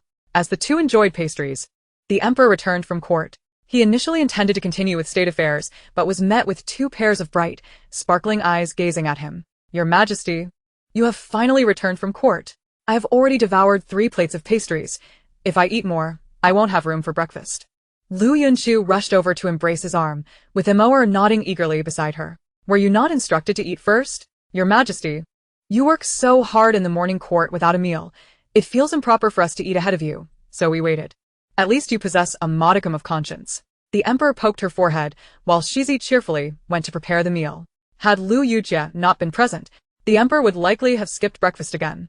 The two accompanied the emperor for breakfast, returning joyfully with food and his gifts. The princess had been anxiously waiting in the courtyard. As soon as Emoer entered, she excitedly scooped her up, examining her closely before sighing in relief. Glancing at Liu Yunchu, she smiled gently, a hint of shyness in her demeanor. Liu Yujia, thank you for taking care of Emoer. Observing Emoer's rosy cheeks and sparkling eyes, it was evident she had enjoyed herself immensely. In the days that followed, Emoer trailed Liu Yunchu like a devoted shadow, following her wherever she went. Even when Liu Yunchu rested on the soft couch, Emoer would snuggle beside her, seeking closeness. Elder sister, you and Yunchu should prepare yourselves. The royal hunt is about to commence. Like in previous years, it will last 3 days, and we will stay there overnight. We depart early tomorrow. The princess had participated in the royal hunt in years past, but had not attended in 3 years. The royal hunting grounds held no fond memories for her. She often regretted having taken part in that year's hunt. Given the chance to relive it, she would choose not to go. You all go ahead. I shall not attend the hunt. For many years, the eldest princess had refrained from participating, and the emperor was well aware of the reasons behind her avoidance. Nevertheless, he believed that certain matters must eventually be confronted. Although the journey may not have been pleasant, the eldest princess had indeed led a happy life in recent years. Sister, it is time to go. Evading this for so long is not a solution. After all, everything has passed. You and the prince consort have found happiness, which is a blessing. With a deep sigh, the eldest princess nodded in acceptance. Liu Yunchu's gaze flitted between the two, sensing she had missed something of great significance. It seemed that her years of foolishness had yielded no valuable insight whatsoever. Your Highness, I shall prepare my luggage now. The eldest princess, who had been enjoying her time with Liu Yunchu and Emoer in the courtyard, now appeared shrouded in melancholy. As if the sunlight could not penetrate the sadness emanating from within her. Even Liu Yunchu, who was typically oblivious to subtle emotions, could sense the heaviness in the air. The emperor, too, felt the weight of the moment, but understood that he needed to gently prod his sister into stepping out of her gloom. Chapter 33. Preparations before departure, Your Majesty. I shall also begin my preparations. Go ahead, the emperor waved his hand dismissively as he departed. He had come personally because he knew that if someone else approached the eldest princess, she would categorically refuse to entertain the idea. Though Liu Yunchu was eager to inquire about the matter, she opted to refrain from probing into topics that might lead to discomfort for others. Such inquiries seemed inappropriate, unless, of course, they pertained to adversaries, in which case they would be entirely welcome. From the moment the news of their impending visit to the royal hunting grounds was announced, Liu Yunchu and the eldest princess displayed contrasting emotions. One was exuberant, while the other was despondent. It wasn't that Liu Yunchu had a particular fondness for the activity. Rather, she felt stifled by the lack of entertainment. In an era devoid of smartphones, computers, or even television dramas, she found herself with nothing to occupy her time. Trapped within the confines of the palace, a situation far more torturous than death itself. Lady Liu, why have you come to our Imperial Medical Department in person? Are you unwell? The sudden appearance of Liu Yunchu sent the physicians into a flurry of panic, and the head physician looked at her with concern. Several physicians were preparing to accompany them to the royal hunting grounds to avert any unforeseen incidents, adding to the chaos. It's nothing. You need not concern yourselves with me. I am merely here to procure some medicinal herbs. As she spoke, Liu Yunchu began to search, her eyes scanning the various herbs laid out in the courtyard. The head physician, feeling compelled to follow her, hesitated to intervene. Lady Liu, what exactly are you searching for? Please allow me to assist you. I require ginger, perilla, Sichuan pepper, cinnamon, star anise, fennel, and bay leaves. Would you be so kind as to gather these for me? Listening to her requests, the head physician was at a loss regarding the ailment she intended to treat. Yet, he feared the repercussions of denying her request, for the consequences of her displeasure would be dire. Lady Liu, may I inquire as to the purpose of these herbs? Could this be a unique remedy from the Liu family? He had never heard of such a concoction before. What should he do? Should he comply or refuse? What if something went awry? Although these herbs were non-toxic, their combination could yield unpredictable effects. What if it resulted in an upset stomach? Liu Yunchu understood that the herbs were rather precious, and it was reasonable for him to be reluctant to part with them. However, she mistakenly believed his hesitation stemmed from reluctance rather than fear. This is a formula passed down in my family, and I only recently recalled it. You may simply hand them over to me. The specifics of their application will be revealed in due course, though I cannot disclose them at present. Rest assured. I mean no harm. The head physician gazed at Liu Yunchu with a look of dismay, her words failing to reassure him. However, he was acutely aware of the hierarchy. Her status afforded her considerable power, and he dared not voice his apprehensions. As for whether she posed a threat, he worried more for her safety than anything else. Everyone knew how deeply the emperor cherished her. It was as though he were raising a daughter rather than a concubine. Were it not for the emperor's protection, she would not be able to enjoy such a life of luxury in the harem, where she faced numerous memorials and lessons in decorum daily, filling nearly an entire wall. Seeing Liu Yunchu's determination, he resigned himself to the task, hoping that no mishaps would occur. Upon acquiring the herb she needed, Liu Yunchu cheerfully jostled the pouch in her hand. Thank you, esteemed head physician. Once my concoction is ready, I shall treat you to a meal. With that, she departed, completely disregarding the head physician's distressed expression, which had contorted into a look of utter dismay, as if he had aged a decade in an instant. Head physician, Have you recently offended Lady Liu? Once Liu Yunchu had left, the others gathered around him, cautiously offering their thoughts. After all, they had overheard the exchange between the two. Indeed, think carefully. Is there something that Lady Liu has leveraged against you? I suggest you prepare some antidote pills just in case something goes awry. Unaware of the intense discussions taking place behind her, Liu Yunchu stood in the imperial kitchen, where the head chef regarded her with trepidation. Lady Liu, please do not put me in a difficult position. I have never heard of such ingredients, and what if they cause an upset stomach? The head chef's anxiety had yet to subside from Liu Yunchu's abrupt arrival, whereupon she seized a knife and spatula, ready to take matters into her own hands. He nearly screamed in fright, managing to persuade her to step away from the kitchen. Head chef, simply assign me a kitchen assistant. I promise not to obstruct your cooking. Yet, if you refuse to let me assist, what is the meaning of this? Liu Yunchu was not inclined to squander time in idle conversation, as she had much to prepare. After all, they were to enjoy an outdoor barbecue, a culinary adventure that warranted thorough preparation. She needed to check on the items requested from the equipment manager, leaving little time to linger in conversation. Lady Liu, I assure you, this dish is not palatable. Please spare me the trouble. Regardless of its taste, Liu Yunchu was resolute. I will prepare it regardless. If you do not provide assistance, I shall do it myself. Faced with her determination, the head chef felt despair wash over him. He dared not assign just anyone to help her. If the emperor were to learn of this, he would surely face severe consequences.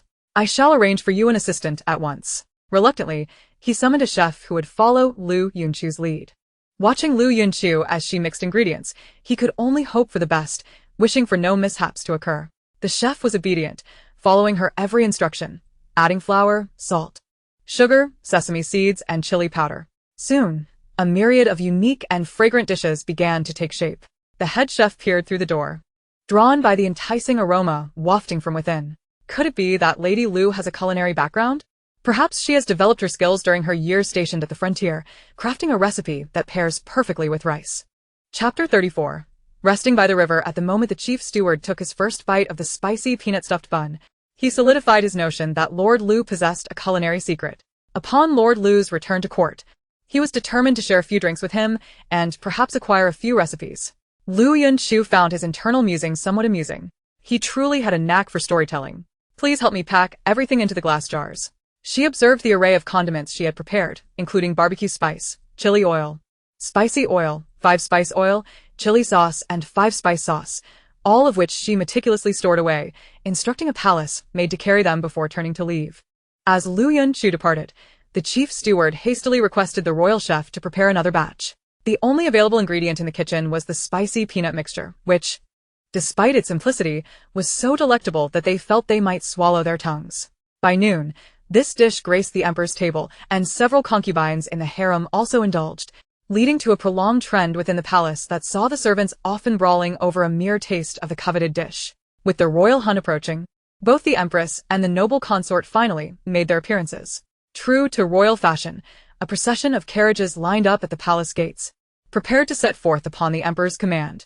Liu Yunchu's carriage trailed behind that of the noble consort, still a considerable distance from the emperor, a fact she accepted without complaint.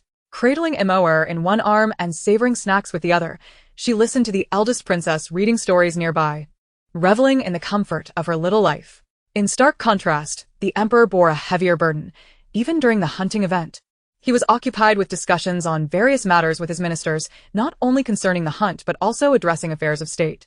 Stop for a rest. The sharp call echoed, prompting all carriages to come to a smooth halt as everyone began to disembark. The hunt was a grand event, attended by royal relatives and noble families alike, filling the entire road with carriages, not to mention those transporting food and supplies who had set out ahead of time. As it was time for lunch, the carriages halted, allowing the participants to stretch their legs while the royal chefs began preparing the meal. Liu Yunchu, having spent most of the morning cooped up in the carriage, swiftly exited, feeling as though she might lose the use of her backside if this continued. She resolved that if future journeys required such travel, the carriage's interior must undergo some modification. Sitting continuously was utterly unbearable. The carriage stopped by a small river, where gentle breezes danced through the willows and wildflowers adorned the verdant, untainted land. Liu Yunchu, accompanied by palace maids, made her way to the riverbank and boldly seated herself upon a stone, observing the fish swimming in the water. Is this little one Emoer? The noble consort inquired with a smile as she approached the eldest princess. She is truly adorable. May I hold her? Emor nestled closer to the eldest princess, yet gazed eagerly in Liu Yunchu's direction. Having just taken her to relieve herself, the eldest princess noticed Liu Yunchu walking further away and felt anxious to reunite with her, prompting her to bring Emor along. I apologize, noble consort, but Emor is a bit shy around strangers, the eldest princess replied, not wishing to offend the noble consort, who was the emperor's own sister and the only eldest princess. A figure of significance she needed to cultivate favor with. Not to worry, she will warm up once she becomes familiar, the noble consort reassured, accompanying them toward Liu Yunchu. Although Liu Yunchu was aware of their approach, she pretended not to see them, as she felt trepidation at the prospect of interacting with the noble consort. What brings my beloved consort and sister here? The emperor approached, accompanied by Shizi, eliciting a delighted reaction from the noble consort as she bowed to greet him. Your Majesty, the scenery by the river is truly splendid, reminiscent of our last outing together. The noble consort's gentle voice seemed to transport the emperor back to that cherished memory, his expression softening, devoid of the usual sternness or previous ire. Indeed, it was during this very season last year. I'm surprised you still remember, the emperor replied. Such memories are too precious for me to forget. Liu Yunchu thought to herself as she nibbled on her snacks, listening intently to the gossip unfolding before her. This time, I must ensure the emperor is well pleased, so he does not fall for that little vixen Liu Yunchu again. Once I regain my favor, it shall be Liu Yunchu who pays the price. The noble consort glared daggers at Liu Yunchu's retreating figure, envisioning her misfortunes. Has she gone mad? What offense have I committed against her? She seeks to undermine me. That cannot be allowed. I will not grant her the opportunity to leverage the emperor's affection against me. I will ensure she loses it instead. Liu Yunchu found herself infuriated. Just as she had begun to enjoy a peaceful existence, chaos threatened to resurface. Your Majesty, you must be weary from your journey. Come rest here a while. I have cleaned this stone just for you. Please, sit comfortably. Liu Yunchu squeezed herself between the emperor and the noble consort, tugging at the emperor's arm to seat him upon the stone. The emperor was still processing her words about the noble consort losing favor, but he could hardly recall ever favoring her. The one truly cherished in the palace was Liu Yunchu. The others were merely propped up by the influence of their families, positions that could not easily be shaken. Did Liu Yunchu truly think she could devise a scheme to diminish the noble consort's standing?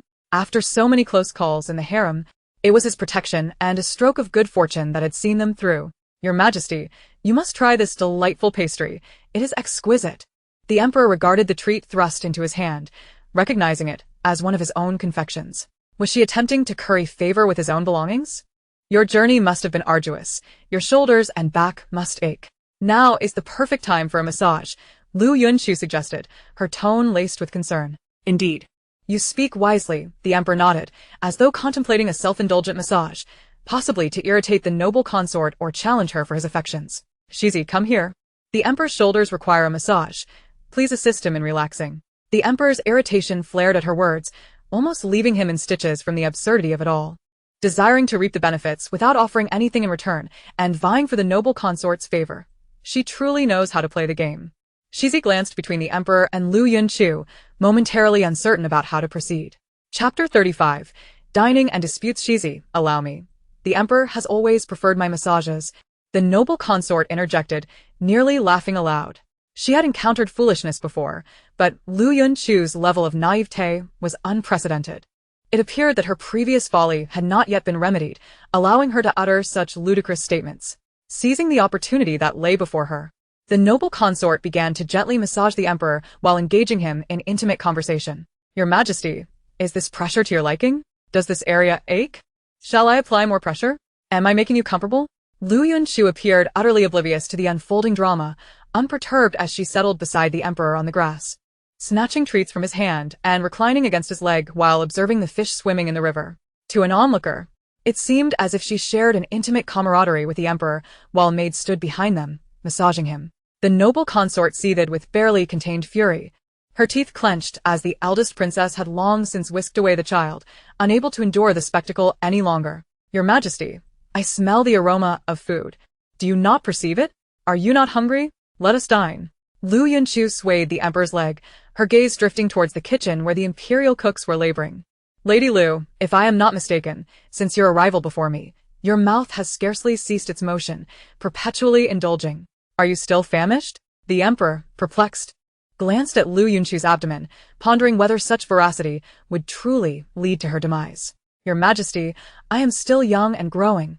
Naturally, I require a greater sustenance. The emperor's eyes were filled with skepticism. It had been over a year since she entered the palace after her coming-of-age ceremony, yet she still considered herself youthful. Apart from the Empress, who was his consort since childhood and of the same age, the other concubines were mostly around 16 or 17. He himself was but 22, otherwise he would not have ascended to the throne. Let us proceed to dine. The emperor rose and, with a gentle tug, lifted Liu Yunchu from the ground. They walked side by side, and as they approached, Shizi had already set the table with the meal. Your Majesty, due to the limited ingredients, today's lunch will be rather modest. Very well, let us partake. Liu Yunchu displayed no signs of discontent, as all the concubines awaited the opportunity to serve the emperor. Even when granted permission to eat, they did so delicately, while Liu Yunchu savored her meal with hearty enthusiasm. Look at Sister Yun. She appears quite starved, devouring her food as if she has not eaten in ages. It makes me feel hungry just watching her.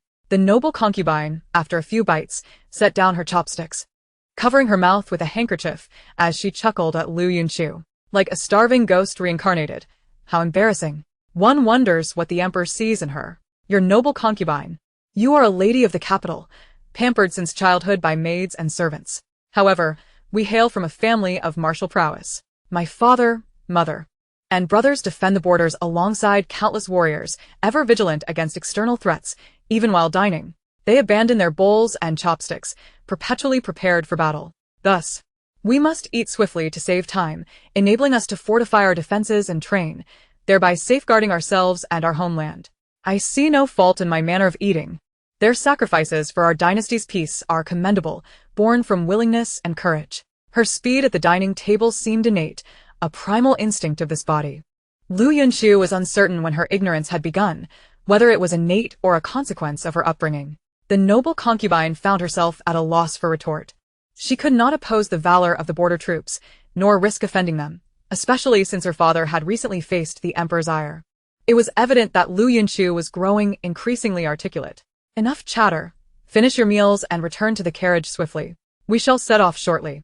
The emperor felt a headache brewing from their incessant bickering, aware that he must balance the various factions, unable to reprimand or scold either side. Competing with me? You must not forget who stands behind me. My patron is the emperor. Despite my father's irresponsible abandonment, he has provided me with a formidable ally. Indeed a source of great admiration. Seeing the proud Liu Yunchu, resembling a piglet in her antics, the emperor could only shake his head in resignation, lightly tapping her forehead. Once you finish, return to your carriage. The emperor felt the need to rest himself, realizing that having a daughter was a daunting prospect. As Liu Yunchu had already instilled in him a profound sense of trepidation, he sometimes mused whether General Liu's daughter was exacting revenge upon him. The journey to the hunting grounds was uneventful, and Liu Yunchu, in a state of drowsiness, was escorted to her chamber by the palace maids. I cannot bear it any longer. I wish to continue sleeping. I shall forego dinner. Liu Yunchu climbed into bed, pulling the blanket over her and drifting back into slumber. The other concubines accompanied the emperor, enjoying the scenic beauty of the hunting grounds. Liu Yunchu's absence brought them great joy, for her presence kept the emperor's attention firmly away from them. They hoped she would remain absent, granting them an opportunity to engage with the emperor. Your Majesty, I believe the evening is still young. Shall we host a banquet tonight to allow everyone to unwind? The Empress approached the emperor with her suggestion. Having recently been punished with the task of copying scriptures, she had been deprived of the chance to assert her authority. With many noble offspring attending the hunt, she was determined to showcase her regal demeanor. Your Majesty, I concur. Given the recent concerns regarding the plight of the common people, a moment of relaxation is warranted. Indeed. It has been quite some time since we have experienced such merriment. Very well, it is permitted. Empress, you shall oversee the arrangements, and the other concubines will assist you. The emperor harbored no objections, willing to grant the empress this opportunity, recognizing her efforts to contain her temper in recent times and not wishing to cause her further embarrassment. As the banquet commenced, the empress, accompanied by the concubines, departed to prepare for the festivities, while the remaining officials accompanied the emperor to survey the hunting grounds, ensuring safety and security for all. The atmosphere was harmonious, with laughter and conversation enriching the journey. To display her capabilities, the Empress utilized all available resources, arranging an extravagant banquet complete with delectable dishes and fine wines, and inviting the noble ladies to prepare performances. All were eager to showcase themselves during the evening, as being favored by the emperor or a noble lord could greatly benefit their families and themselves. None of this concerned the drowsy Liu Yunchu, who remained oblivious to the unfolding events, for the Empress had not informed her. Your Majesty, Liu Yunchu has yet to make an appearance. Should we send someone to notify her? The noble concubine and the other concubines sat in the hall, sipping tea, unable to suppress their competitive spirits. If you wish to notify her, please do so. I cannot spare anyone from my side. The Empress secretly hoped Liu Yunchu would remain absent, for her presence would surely spell trouble, particularly for herself, as she viewed Liu Yunchu as her nemesis. Such is the case. My maids are preoccupied with their own tasks and cannot assist you, Empress. I was merely considering whether Liu Yunchu's absence might provoke the Emperor's displeasure. The noble concubine had never regarded the Empress with respect, speaking bluntly without a trace of deference. The noble concubine's father held a position equal to that of the Empress's father, and mutual disdain ran deep between them. Have someone inform Liu Yunchu, the Empress commanded. As for whether she would come, that was beyond her control. If she failed to appear, she would simply have to face the Emperor's scrutiny. As night fell, the banquet began. On the open grass, officials and their families gradually arrived, finding their seats. Some adept at socializing engaged in casual conversations, relishing the evening's festivities. The queen has arrived, and so has the imperial concubine, along with all the esteemed ladies of the court. As the announcement echoed through the hall, everyone promptly adjusted their garments and performed the customary greetings. The queen took her place beside the emperor, while the imperial concubine settled on the opposite side. Seated slightly lower than them, the other concubines found their respective places, leaving only Liu Yunchu's seat conspicuously vacant. A glimmer of schadenfreude flickered in the eyes of the concubines. It seemed that Liu Ji was destined for misfortune this time. The palace maid sent to convey the news paid little heed to the matter, casually relaying it as per the queen's instructions. Indeed, Liu Yunchu remained blissfully unaware, peacefully slumbering in her bed. The maid attending her was not particularly clever, but she possessed the singular virtue of obedience. Whatever Liu Yunchu commanded, she dutifully complied. Bring me food, I am hungry, Liu Yunchu declared. After a restful afternoon, she felt an overwhelming sense of happiness, her fatigue dissipating entirely. She fancied that she could consume an entire ox. Jiu, the queen's maid has come to inform you that there is a banquet tonight. Would you like to attend? The mention of a banquet startled Liu Yunchu. She had not heard of this event, nor had the emperor mentioned it. Of course I must go. We must appreciate the effort that goes into organizing such a gathering. It is only right to honor the fruits of others' labor. Let us depart at once. Liu Yunchu understood well what a banquet entailed. Delicious feasts awaited, and her little belly was in for a treat, free from any grievances. The maid swiftly assisted Liu Yunchu in changing and grooming herself. Satisfied with her reflection in the mirror, she nodded approvingly and set off with her attendants toward the banquet. The emperor, having returned to change into ceremonial attire, was also preparing to head to the event. Your Majesty, are you just leaving now? Liu Yunchu exclaimed, spotting the emperor emerging from his chambers. She dashed towards him, startling the maids trailing behind her into a hurried pursuit. Slow down. I shall wait for you, the emperor said, watching Liu Yunchu as feet flit anxiously, fearing her skirts might trip her. Reaching the emperor's side, she came to an abrupt halt, nearly toppling over had he not caught her. Be more careful, he admonished. Thank you, Your Majesty. You are truly kind, she replied, nonchalantly adjusting her dress, seemingly unfazed by any disarray. Your Majesty, might there be an abundance of delicacies at tonight's banquet? Presumably so, he replied. The fare at such banquets typically remained consistent, subject to minor alterations based on preference. Over the years, the meals served at palace feasts had become rather predictable, and tonight would likely be no different. Will there be pastries? Can we indulge in wine? Might I partake a little? Absolutely not. Though he had never witnessed Liu Yunchu imbibing, he harbored a firm belief that her spirited nature would lead to trouble if she drank. For his own protection, he was unwilling to take that risk. Why not? I merely wish to drink. I would not cause any mischief. That remains out of the question. You're still too young for such indulgences. Very well. If you refuse me, I shall simply drink in secret. After all, you cannot possibly monitor everyone amidst such a crowd of ladies and gentlemen. I shall conceal my actions with a mere flick of my sleeve, appearing as if I am merely laughing lightly. I am truly clever. The emperor observed her mischievous grin and resolved to keep a vigilant eye on her that evening, seizing any opportunity to hold her accountable. Liu Jiu, you are forbidden from drinking tonight. Should you dare to indulge, I shall exact a punishment. You will copy every character from the scriptures, and if your penmanship is lacking, I shall require you to redo it. Ah? He had confidence in Liu Ji's ability to refrain from drinking, for she had just promised him as much. Surely, she would not dare deceive her sovereign. The emperor gently grasped her chin, closing her mouth with a playful smile. After releasing her, he proceeded towards the banquet.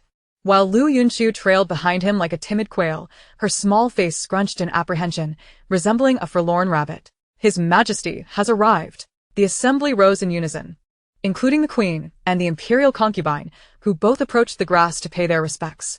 Be seated. The queen had initially intended to voice a grievance against Liu Yunchu, but the emperor abruptly pulled her along as they ascended.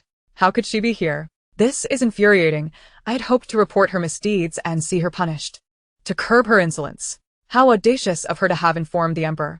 The queen is truly hypocritical. She feigned solidarity with us against Liu Yunchu, but now seeks to appear benevolent by bringing her along. It is utterly repugnant. No wonder she is the daughter of the left chancellor, so full of cunning. Liu Yunchu glanced at the queen and then at the imperial concubine, utterly perplexed. She had merely taken an afternoon nap. How had she offended both of them? Shrugging it off, she decided to ignore their antics, for they seemed intent on stirring trouble. As she made her way to her seat, she suddenly found herself unable to move, her collar being tugged. You shall sit with me. The emperor, unwilling to leave her unattended, preferred to keep her under his watchful gaze, lest she concoct mischief, such as sneaking a drink. Must we? Liu Yunchu protested. Could she not hear the collective gasps of those around them? This felt like being thrust into the spotlight as a target. Had she not known he had no particular favorites among the concubines, she might have suspected he was using her to divert attention. Your Majesty, this does not conform to protocol. The imperial concubine could no longer restrain herself. She had never been afforded the opportunity to sit with the emperor. So, why should Liu Yunchu? I am the protocol, he declared, pulling Liu Yunchu to the highest seat with determination. As she settled into the chair, a shiver ran down her spine, sensing the multitude of eyes fixed upon her, accompanied by two piercing glares that seemed to threaten her very existence. She feared she might not survive the night. The annual royal hunt was set to commence the following day, and the emperor expressed great anticipation for the performance of the valiant warriors. Tonight's banquet served to bolster their spirits. The victor would be awarded a royal weapon. Let all strive diligently and see who emerges triumphant. Standing at the elevated dais, the emperor surveyed his subjects. Long live our sovereign. The crowd erupted in fervent cheers, kneeling in excitement. Such a royal weapon was rarely bestowed. Since the founding of the dynasty, only one had been granted, during the reign of the late emperor, to Liu Yunchu's grandfather, the esteemed General Liu Gua. Now, the Liu family was stationed at the frontier, leaving others with a clear opportunity. Had Liu Yunchu's father and brother been present, that weapon would undoubtedly remain within their grasp. After all, despite the absence of shrewd scholars in the Liu household, no one dared confront them directly. Let the feast commence. Once the emperor took a seat, the rest followed suit, and the sumptuous dishes began to arrive. This time, there were no dancers or musicians accompanying the hunt. The atmosphere at the banquet was relaxed, a departure from their usual solemnity. However, with the emperor's silence, no one dared to converse, and a prolonged silence enveloped the gathering. Laughter echoed, akin to the absence of words, reminiscent of a meeting where leaders express their thoughts freely. Yet those who dare to speak may find themselves in unfortunate circumstances, awaiting the inevitable repercussions. The emperor cast a puzzled glance at Liu Yunchu, wondering, leaders? What is that? His mind wandered into realms of fanciful thought. Shrimp pastry, he said, presenting a newly crafted delicacy from the imperial kitchen. Do you find it to your liking? He placed a piece before Liu Yunchu, observing her bewildered expression, and gently inquired, Not to your taste? Under his gaze, she picked it up and tasted it. The moment the flavors hit her palate, her eyes sparkled, and she nodded enthusiastically. Delicious. This is truly delightful. She beamed at the emperor, her smile radiating innocence. May I have another? This delicacy has just been created, so it is exclusive to you, your majesty. The others at the table have yet to savor it. Not even the empress or the noble consort. Consequently, they clenched their fists tightly, their nails digging into their palms, oblivious to the pain. The emperor, sensing her delight, offered her several more pieces and instructed the attendant behind him, share these shrimp pastries with the Empress and the noble consort. When the two women received the treats, their expressions were devoid of joy, yet they feigned delight, rising to express their gratitude to the emperor. Observing their overly formal demeanor only heightened his appreciation for Liu Yunchu's candidness. Your Majesty, I have a suggestion. With so many noble ladies present, why not provide an opportunity for them to perform and showcase their talents? The Empress proposed, eliciting bright-eyed enthusiasm from the noble ladies.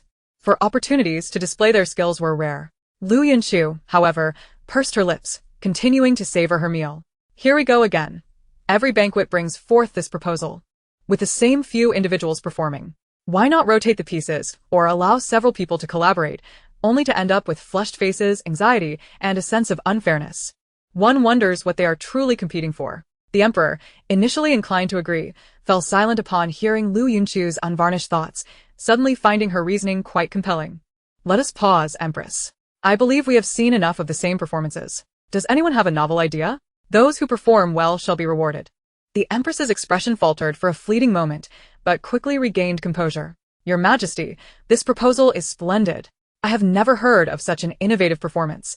It stirs great anticipation. Everyone should feel free to participate, and I shall contribute to the festivities. The noble consort signaled her attendant, who presented a box for all to see.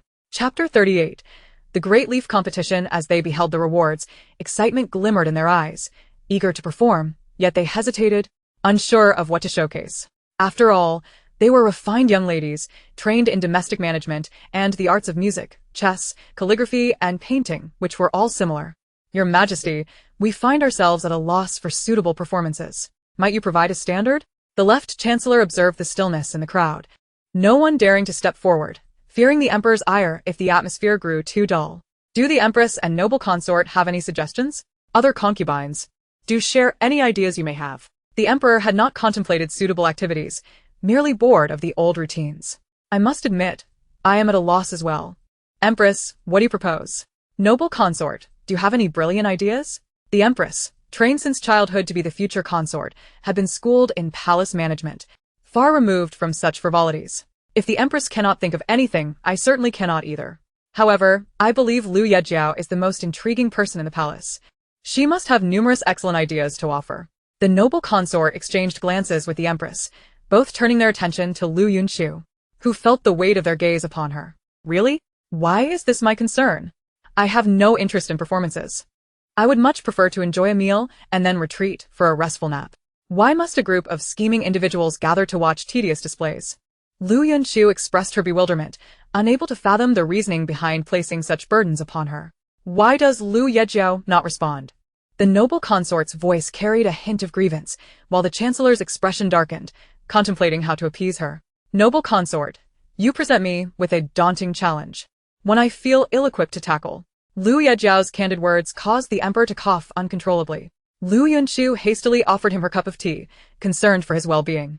Why so agitated? One would think you could exercise a bit of caution. It is quite worrisome. She looked at the emperor, anxiety gnawing at her heart. He was her pillar of support, and she could not afford for him to falter. Noble consort, you are too modest. Who in the palace is unaware of your intelligence and the emperor's fondness for you? There is no need for humility now. Everyone awaits your input. My foolish suggestion. And you all wish to heed it? She contemplated continuing, but the emperor swiftly covered her mouth, fearing she might utter something scandalous. Her unfiltered speech was relentless. Yet each word strung together was unbearable. Very well, let the Empress and noble consort deliberate on this matter. Liu Yunchu's mind has only recently recovered. We must not stress her further. A smile broke across Liu Yunchu's face. This was splendid news. She had no desire to be involved. Should her idea fall flat or embarrass the children of the ministers, she would offend many. While she was indifferent to others' opinions, she had no intention of becoming an enemy of the realm. Your Majesty, may I perform a melody using leaves? Liu Yunchu's cousin stepped forward, respectfully greeting the assembly and proposing her act. The noble consort's eyes sparkled with approval as she regarded her cousin. It is our family member who knows how to assist me. This idea is far superior to the Empress's sister's intentions. I have no objections. What say you, Empress? The noble consort's expression held mirth as she glanced at the Empress. The Empress quickly composed herself, addressing the kneeling noble lady. I have no objections. I wonder how His Majesty feels about this? All eyes turned to the Emperor, attempting to overlook Liu Yunchu, who was still indulging herself. Curiosity swirled around them as they wondered how Liu Yejiao could possibly still be hungry after such a feast. I, too, have no objections. This sounds wonderful. Begin the performance. Upon hearing this, the noble lady kneeling on the ground breathed a sigh of relief, for her father had insisted she step forward to assist the noble consort. And now she had no choice but to muster the courage to perform. The palace maid subsequently presented the prepared leaves, and she delicately grasped one with her slender, jade-like fingers, bringing it to her lips. Under the watchful eyes of the assembly, a melodious and lively tune was coaxed from the leaf. Although it did not resemble the sound of strings or flutes, it possessed a unique charm all its own. Being the inaugural performer, she garnered much admiration, and the atmosphere was imbued with a livelier spirit than previous banquets. Clap, clap, splendid. Is there anyone else who wishes to perform? The emperor initiated the applause, casting an appreciative glance before sweeping his gaze over the seated guests. Your Majesty, this humble servant wishes to present a painting upon the leaves. Inspired by the notion of playing the leaf as a flute, she thought, if one could play upon it, surely one could also create art. Your Majesty, this humble servant would like to recite poetry upon the leaves. Your Majesty, this humble servant can craft with the leaves. One by one they emerged, showcasing their talents with the leaves. Liu Yunchu gazed anxiously towards the distant tree, pondering if it would truly be stripped bare if this continued. Observing the fervor with which everyone scrambled to utilize the leaves sparked a wave of creativity among the crowd. The emperor, too, was drawn away from his thoughts, glancing at the tree in the distance. Fortunately, the hunting grounds were abundant with foliage, though it appeared they were all plucking from the same tree. Your Majesty, all performances have concluded. Whose presentation do you find most commendable? The Empress inquired gently, casting a glance at the row of noble ladies kneeling below, signaling to her family's representative before turning her attention back to the emperor. Does the imperial concubine have any thoughts? The emperor asked, directing his gaze towards the imperial concubine, who was admiring her cousin's performance. Your Majesty, I find my cousin's performance exceptionally captivating, and as the first to dare take the stage, her courage is commendable. I concur, the emperor said, his impression of the first performer being particularly profound. Although subsequent presentations were splendid, the initial spark of creativity was undeniably the most striking. I believe the daughter of the Minister of Personnel also performed admirably. Her craftsmanship was exquisite and original, a true treasure that depicted the beauty of our capital and allowed everyone to genuinely feel the joy of life. The Empress, naturally, would choose someone from her father's faction. She could not allow the imperial concubine's faction to overshadow her. If she could secure a good match for the minister's daughter, it would benefit her family and further solidify her own position within the harem. I must express my disagreement with the Empress's perspective. This method was conceived by my cousin, and she was the first to perform. Is it not rather unbecoming for the minister's daughter to seize this moment? The imperial concubine, witnessing the Empress's relentless endorsements of the minister's daughter, felt a surge of frustration. Having finally found a chance to shine, she was determined to seize it. How amusing. Your Majesty, I merely suggested what I found commendable. Everyone appreciates art from different angles. I believe Miss whose leaf painting holds great significance, with intricate details showcasing the prosperity of our capital. Does the imperial concubine not agree that our capital is vibrant and orderly? The imperial concubine tightly clutched her handkerchief, its folds creased by her grip. How malicious. In the presence of the emperor, how could I claim our capital lacks vibrancy or order? Such a statement would undermine the emperor's reign, a charge too grave for their family to bear. The Empress, cloaked in virtue, harbors a heart as venomous as a wasp's sting. While the Empress may perceive things accurately, I still believe that playing the leaf as a flute to produce a beautiful melody is the mark of true talent, deserving of recognition and reward. The two women continued their verbal sparring, leaving the emperor feeling increasingly exasperated. This reward, ostensibly for talent, was in truth a contest of reputation. Our esteemed princess was once the foremost talent of the capital, excelling in music, chess, calligraphy, and painting. For these noble ladies to receive even a modicum of her praise is indeed a fortune. The virtuous concubine, rarely seen in public, was taken aback by the severity of the dispute. She had long remained in her palace, devoted to piety and seldom gracing the world with her presence. Even Liu Yunchu was encountering her for the first time. Having once been a favored maid of the emperor, she earned his trust through sacrifice, preserving her own dignity while serving him devotedly. Following his ascension to the throne, she was granted the title of virtuous concubine, which had sparked considerable discontent among court officials. While the two continued their heated exchange, they remained oblivious to the growing discomfort on the emperor's face. The virtuous concubine seized the opportunity to interject. What does the esteemed princess think? The emperor, having grown weary of the squabbling, turned his gaze towards the princess. Each performer possesses their own strengths and excels in their respective fields. The princess, uncertain of what to say, felt ill-equipped to engage in their opportunistic tactics. Having always adhered to decorum, aside from one incident that slightly exceeded her character, the emperor suddenly regretted organizing this event. It was merely a trivial competition, not a matter of titles or rank, and he wondered what the fuss was about. Liu Yunchu, what is your opinion? His eyes caught sight of Liu Yunchu, who was savoring a leg of lamb. A mix of jealousy and irritation surged within him, prompting words to spill forth. With her mouth still full, Liu Yunchu looked up innocently at the emperor, as if to say, "What are you asking? I do not comprehend." Liu Yunchu, please share your thoughts with everyone. The emperor pressed once more, and Liu Yunchu glanced between the leg of lamb in her hand and the emperor's mouth, contemplating whether the lamb could silence him. Your Majesty, I was once a fool, have you forgotten? I know nothing of these matters. I merely enjoy the festivities. Everyone was aware of her past ignorance, and she felt compelled to leverage her current status to avoid a dramatic fall from grace. Why not declare everyone a winner in this small competition? It is hardly a monumental affair, destined to be forgotten in a few days, devoid of any true significance, neither nourishing nor quenching. A win-win would be much more agreeable. Avoiding needless disputes. Enough. Empress and imperial concubine, cease your quarrel. As the paragon of women, Empress, how can you engage in such discord? And you, imperial concubine, as a lady of the harem, where has your decorum vanished? The emperor increasingly felt that perhaps he had not chosen wisely in selecting his empress and imperial concubine, observing their constant unrest. Today, all performances were commendable and innovative. This event was meant to foster merriment and relaxation, not to incite competition. I decree that all shall receive a reward. Should we not encourage communication and learning among one another? Upon hearing the emperor's words, Liu Yunchu felt a resonance with her own thoughts. There existed an odd and uncanny synergy between them, as the emperor often seemed to align with her perspective.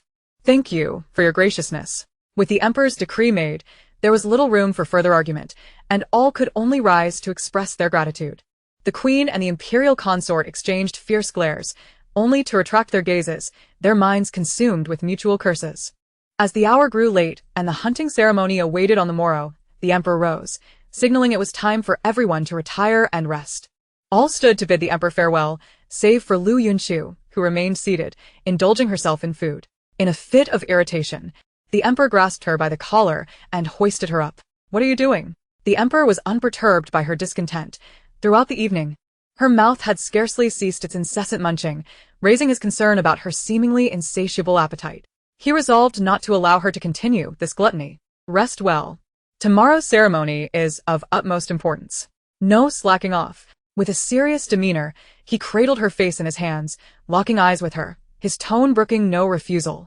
The hunting ceremony held significant weight, and while laziness could be overlooked within the palace's confines, he could not afford to let anyone seize upon her shortcomings at such a critical juncture. To uphold royal traditions and decorum was paramount, and he personally sought to ensure she would not falter, for in the gaze of the public, even he would be powerless to defend her should she fail. As the emperor, he could not lead the way in breaking the rules. The governance of the realm was at stake. Your servant obeys, Liu Yunchu replied, though unaware of the underlying reasons. Nevertheless, she was no fool. The emperor's insistence spoke volumes about the importance of the matter, prompting her to comply. After all, should anything go awry, the consequences would be dire. Be good and return to sleep, he advised. As a devoted and resigned individual, she understood the gravity of maintaining composure during pivotal moments. Thus, she promptly prepared for bed, rising early the next day to join the assembly. Unlike the casual attire of the previous day, all attendees donned their finest garments, with those partaking in the hunt clad in riding attire. Even the imperial consort adorned herself in vibrant hunting attire, her hair elegantly styled, exuding an air of confidence. This very outfit was reminiscent of the first time the emperor had encountered her, a garment that had won her favor and sustained her position as the imperial consort, even compelling the queen to endure her presence. Yet, she was perplexed by the emperor's recent criticisms and baffled as to why he chose to defend Liu Yunchu, whom she deemed unworthy. Redonning this treasured outfit was an attempt to rekindle fond memories and win back his affection. She understood that for her family's longevity and her continued favor, she must occupy a place in his heart and mind. Once she regained his affection, she would not hesitate to confront Liu Yunchu. Reflecting on her father's words from the night before, her resolve solidified further. This time, Liu Yunchu, I shall ensure you never rise again. A shiver coursed through Liu Yunchu at the coldness of the imperial consort's language, leaving her feeling unsettled. What had she done to offend this consort? Had she not behaved submissively since her arrival, striving to remain inconspicuous? The emperor has arrived. The sharp announcement echoed, as he appeared in riding attire, shedding the solemnity and gravity that characterized his courtly demeanor, replacing it with a youthful exuberance. His eyes reflecting a hint of mischief and vitality. In his youth, he had fought alongside General Liu on the battlefield, emerging from the chaos of death and destruction. Having honed his archery skills under the General's tutelage. In governance, he was a paragon of refinement and competence, receptive to counsel while possessing his own vision for ruling. Rarely did he lose his temper, often granting his ministers opportunities to express their thoughts. His demeanor toward Liu Yunchu was typically gentle and protective, yet she seldom witnessed him in such an invigorated state, radiating vitality like a sun-kissed tree. Clad in the custom riding attire the emperor had provided, Liu Yunchu stood aside, lacking any comprehension of archery or horsemanship. In truth, she could hardly distinguish between a mule and a horse. They were merely creatures she had seen on screen. Moreover, she harbored a fear of larger animals, instinctively recoiling from them. Unlike the excitement radiating from others, she had no desire to partake in such activities. Her preference lay in leisurely dining and savoring the scenic beauty. Nonetheless, she refrained from uttering any foolish remarks on this day, hoping only to remain unnoticed. The annual hunting day called for fair competition and earnest effort, yet it forbade any malicious harm toward colleagues or participants. This event was intended as a means of relaxation and a morale booster, not as a catalyst for negative outcomes. As sovereign, he wished no harm to befall any of his ministers, especially not within this context. Your servant obeys. Though all pledged their compliance, the reality of their intentions remained uncertain, concealed within their hearts. With a swift motion, the emperor released an arrow that struck the water balloon, sending a cascade of droplets down, heralding the commencement of the first day's individual hunting activities. The first day's contest relied on individual prowess in capturing the most game. Men and women formed separate teams, with the number of female participants typically being scarce, many merely joining for the camaraderie rather than engaging in fierce competition against men. Most would linger at the periphery of the hunting grounds, capturing smaller creatures like rabbits and wild chickens. Liu Juoyu, would you care to join me? The emperor approached Liu Yunchu, whispering something in her ear, prompting the imperial consort to swiftly follow, a smile gracing her lips as she observed the exchange. Thank you for your kind invitation, Your Highness, but I must decline, Liu Yunchu replied, seeking to distance herself from the activity, unwilling to serve as prey for the animals. Dear Sister Yunchu, your words are overly courteous. There is no need for concern. I shall ensure your safety, the imperial consort reassured her. Liu Yunchu took a subtle step back, unmistakably rejecting the notion. Your Highness, I cannot help but question your sincerity. Given our past grievances, do you truly believe you would protect me? If I were in my right mind, I would recall your curses from less than an hour ago, now replaced by this feigned smile and assurances of protection. One cannot help but suspect a hidden agenda. Very well, Your Highness, you may proceed with them. The emperor had initially hoped to encourage Liu Yunchu to join the imperial consort, fostering interaction that might dissolve misunderstandings. However, after hearing Liu Yunchu's sentiments, he felt it prudent to separate them for her safety. An unexpected incident would pose difficulties in reconciling with both General Liu and the Minister of Rights. Your Majesty, dear Sister Yunchu would surely find solitude quite dull. I promise I shall protect her, as you are well aware of my capabilities from our past hunting excursions. Whenever Liu Yunchu was present, the emperor endeavored to glean valuable insights from her heartfelt expressions, scarcely noticing that the Empress had donned attire reminiscent of years past. Yet, even if he had, the details would have escaped his memory. It was widely believed that he had fallen head over heels for the Empress at the hunting grounds, prompting him to seek a decree from the late emperor. The truth, however, was that the late emperor had intended to bestow the Empress upon him. And rather than genuine affection, it was a matter of political strategy, a royal maneuver, tacitly agreed upon to fortify the position of their respective families. As for the emperor's feelings toward the Empress, they could hardly be described as passionate. He neither particularly favored her nor harbored any aversion. His primary concern lay not in matters of the heart, but in the advancement of their nation. Very well, if Liu Jiu does not wish to go, let her remain here. You may proceed alone, he stated with a grave tone. The Empress found it difficult to voice any further objections, casting a resigned glance at the Emperor before retreating into the woods alongside the other ladies. Liu Yunchu exhaled a sigh of relief. She was not fond of such vigorous exertion. How fortuitous it was to find an excuse to slip away. Just as this thought crossed her mind, the Emperor swept her up in his arms, depositing her upon the horse's back. Before she could utter a sound, he mounted behind her, encircling her waist and taking hold of the reins. Giddy up. Wait, what is happening? Where are we going? I do not wish to go. Please set me down. The Emperor wished for her to be quiet, but while he could cover her mouth, he was at a loss for where to stifle her thoughts. Be obedient. If I lure out the tigers and wolves, I might just leave you behind, he whispered menacingly near her ear. Liu Yunchu instinctively pressed back against him, clutching his sleeve as she nestled into his embrace. I shall be utterly obedient, rest assured. Oh, tigers and wolves, do not come out. Look how small I am. I would be but a morsel for you. Please do not devour me. If you must feast, try the man behind me. His meat is far more substantial and plentiful than mine. Besides, I am rather sedentary and not fit for consumption. Look at the Emperor. He is vigorous and robust. Consuming him might even grant you immortality. The Emperor could not help but chuckle at her words, glancing at the trembling Liu Yunchu, eyes tightly closed in silent prayer. And a smile crept onto his lips. Giddy up. He cracked the whip, urging the steed into a gallop, causing her to cling even tighter to his sleeve. Slow down. What? Speed up. The bewildered guards trailing behind had no choice but to match the Emperor's pace, utterly perplexed by his sudden exuberance. He had always been a more temperate rider, and it had been years since they had witnessed such spirited enthusiasm.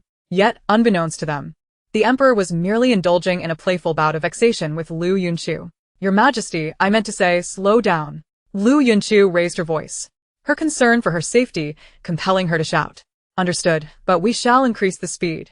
The wind howled past her ears, and she felt as though she might be flung off at any moment, her only anchor being the fabric of his sleeve. Was it the wind's ferocity or the Emperor's advancing age that caused him to mishear her pleas? She cursed inwardly as the Emperor snorted. Good. Still too slow. Giddy up. With each acceleration, Liu Yunchu surrendered, burying herself in his embrace while shielding her face with his sleeve, genuinely frightened of being harmed by the wind. It was not until they ventured deep into the woods that the Emperor finally slowed the horse to a halt. Liu Jiu, do you intend to reside upon the horse?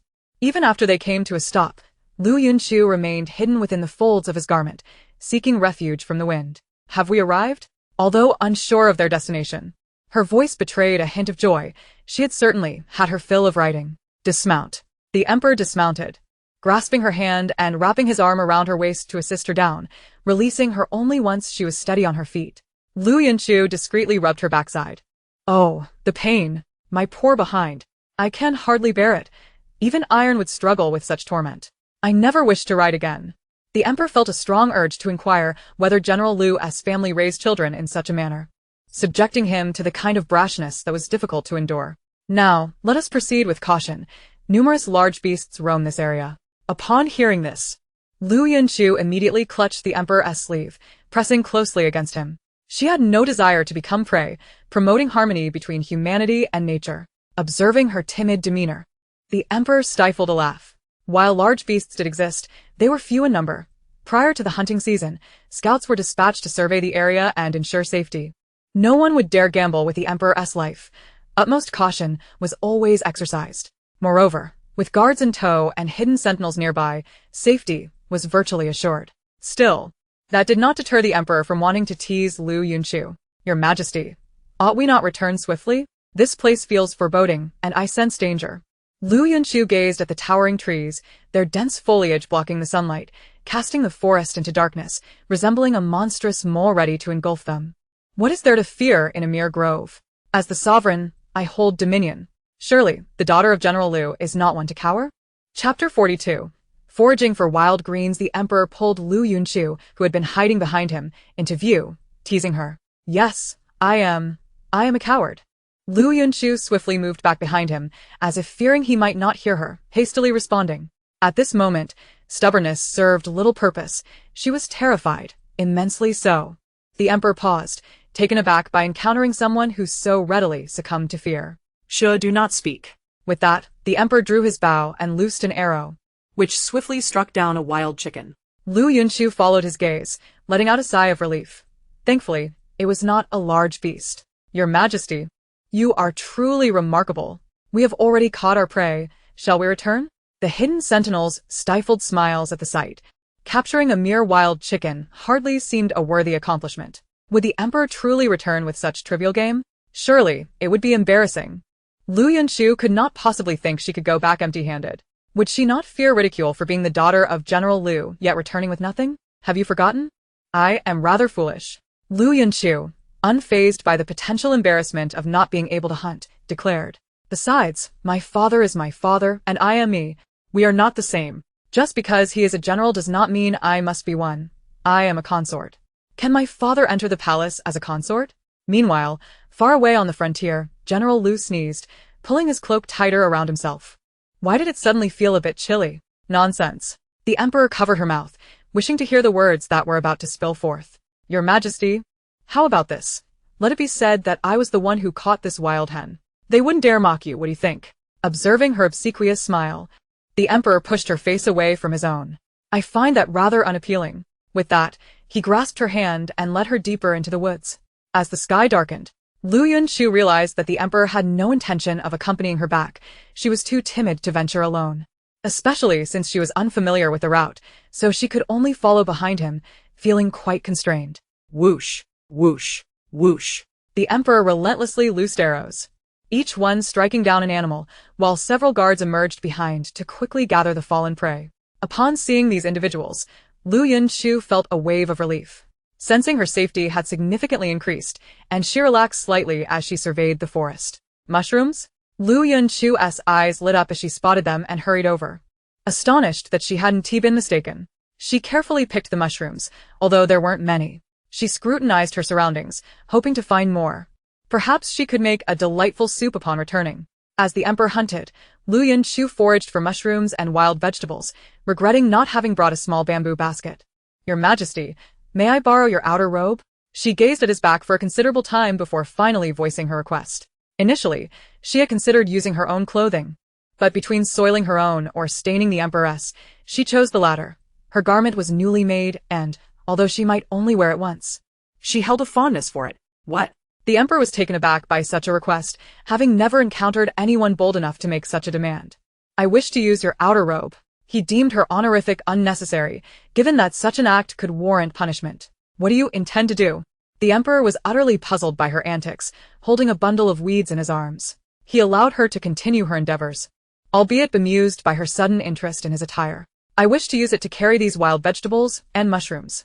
Liu Yunchu lifted the bundle she was holding, realizing it was too cumbersome to manage without assistance, hence her request for his robe. Bring her an outer robe. A guard promptly removed his outer garment and handed it to Liu Yunchu. Lady Liu, allow me to assist you. A young eunuch hurried over, taking the wild vegetables from Liu Yunchu and placing them atop the robe, following closely behind her. Thank you. Liu Yunchu continued to gather wild vegetables, handing them to the eunuch behind her. As the emperor hunted, they amassed a considerable pile of game. Your Majesty, shall we have a barbecue tonight? A barbecue? The emperor was unfamiliar with the term. Yes, we skewer the meat and roast it. The emperor nodded. During their previous hunts, they always celebrated with a whole roasted lamb, so he failed to perceive any difference this time. Wonderful. Let us hurry back to prepare. Liu Yunchu et Galim. Her spirit lifted. Since arriving in this world, she had not indulged in a barbecue for quite some time. Remembering past evenings with friends, enjoying grilled meats and a bit of wine, she felt an overwhelming sense of joy. This does not require our preparation. The imperial chefs know how to manage it. The emperor, in high spirits, had no intention of returning immediately. He wished to venture further into the woods. May I express that I have no desire to remain here? I wish to return. I am famished. I hastily skipped breakfast and have eaten nothing since, feeling as if I might faint from hunger. Observing the emperor's enthusiastic demeanor, she hesitated to interrupt him. After all, he had been quite kind to her, and it seemed a pity to dampen his spirits. Guards, you two escort Lady Liu back and ensure her safety. Noticing her weary expression, the emperor arranged for her to be escorted home. Your Majesty, I shall return first and await your arrival. Please be cautious. As Liu Yunchu walked away, she glanced back at the emperor, feeling a degree of dependence on him. The guards escorted her back to the campsite, carrying the emperor's game. The previous day, they had set up camp at the foot of the mountains. And by the time they returned from a hunt, the servants had prepared everything. Tables and chairs were being erected on the flat ground in anticipation of the feast. Chapter 43. Preparing for the barbecue. Lady Liu, you have returned. Where is the emperor? Shizi rushed over to greet them. Having remained behind to oversee certain affairs on behalf of the emperor. Is there anything to eat, Shizi? Liu Yunchu inquit. Bring some snacks. As she settled into a chair, enjoying tea and treats, she felt revitalized. I am quite fatigued and have returned early. The emperor is still in high spirits, hoping to catch more game. After satisfying her hunger and refreshing herself, Liu Yunchu headed toward the kitchen, where the chefs were preparing lamb for the evening's feast. Lady Liu, what brings you here? The head chef, seeing Liu Yunchu, smiled broadly, his face creasing with joy. He still vividly remembered the culinary delights she had created during her last visit. Head chef, do you have the wild vegetables I gathered? And what of the emperor's game? Indeed, all is here. The head chef's eyes sparkled as he quickly summoned the ingredients, placing them before Liu Yunchu. What do you wish to prepare? I shall arrange for assistance immediately. I'm planning to make wild vegetable dumplings and perhaps skewer some meats and vegetables. The head chef was somewhat unfamiliar with the latter dish, but was eager to learn. Whatever you need, I will have servants assist you. Then I shall trouble you. Head chef. It is no trouble at all. You may simply call me Xiao Fuzi. The head chef had a humble background. His family once owned a restaurant, but misfortune had left him and his brother alone. To survive, he entered the palace as a eunuch, saving every coin he earned to support his sibling, often going hungry himself. Years later, when a previous head chef sought someone to fill a position, he noticed Xiao Fuzi, who was carrying water with a staggering gait, and took him under his wing. Understanding his plight, the former head chef became a mentor to him, and over time, they developed a close bond, with Xiao Fuzi even calling him father. After the elder's passing, Xiao Fuzi eventually ascended to the role of head chef himself. Despite his rise, he remained a kind-hearted individual, earning the emperor's favor and maintaining a good relationship with Shizi. Please arrange for 2 individuals to assist me. I have tasks for them. I will ensure everything is perfectly organized for you. Xiao Fuzi hurriedly summoned 2 nimble individuals as the evening banquet was fast approaching, and he found himself unable to mobilize a substantial workforce. Liu Yunchu arrived with her 4 chief court ladies, having opted not to bring an excessive entourage, selecting only them for this outing. She also borrowed 2 more individuals from eunuch Shizi, making a total of 8, which sufficed for her needs. Initially contemplating the preparation of dumplings, she reconsidered, finding that roasted buns would be equally delightful and a fitting accompaniment to the barbecue. Both of you, ensure all these ingredients are thoroughly washed and sort and clean the mushrooms as well. You 2, chop the meat into bite-sized pieces, while you 2 handle the dough and rolling out the skins. The 2 of you will be responsible for threading the meat pieces onto skewers, she directed, overseeing the proceedings with efficiency. Seizing a moment of respite, she concocted several seasoning blends, planning to divide the meat into 2 groups, one marinated and the other left in its natural flavor so that all could enjoy a taste of both. Everyone engaged in their tasks with admirable organization, and Liu Yunchu, commanding from the sidelines, did not need to lift a finger herself.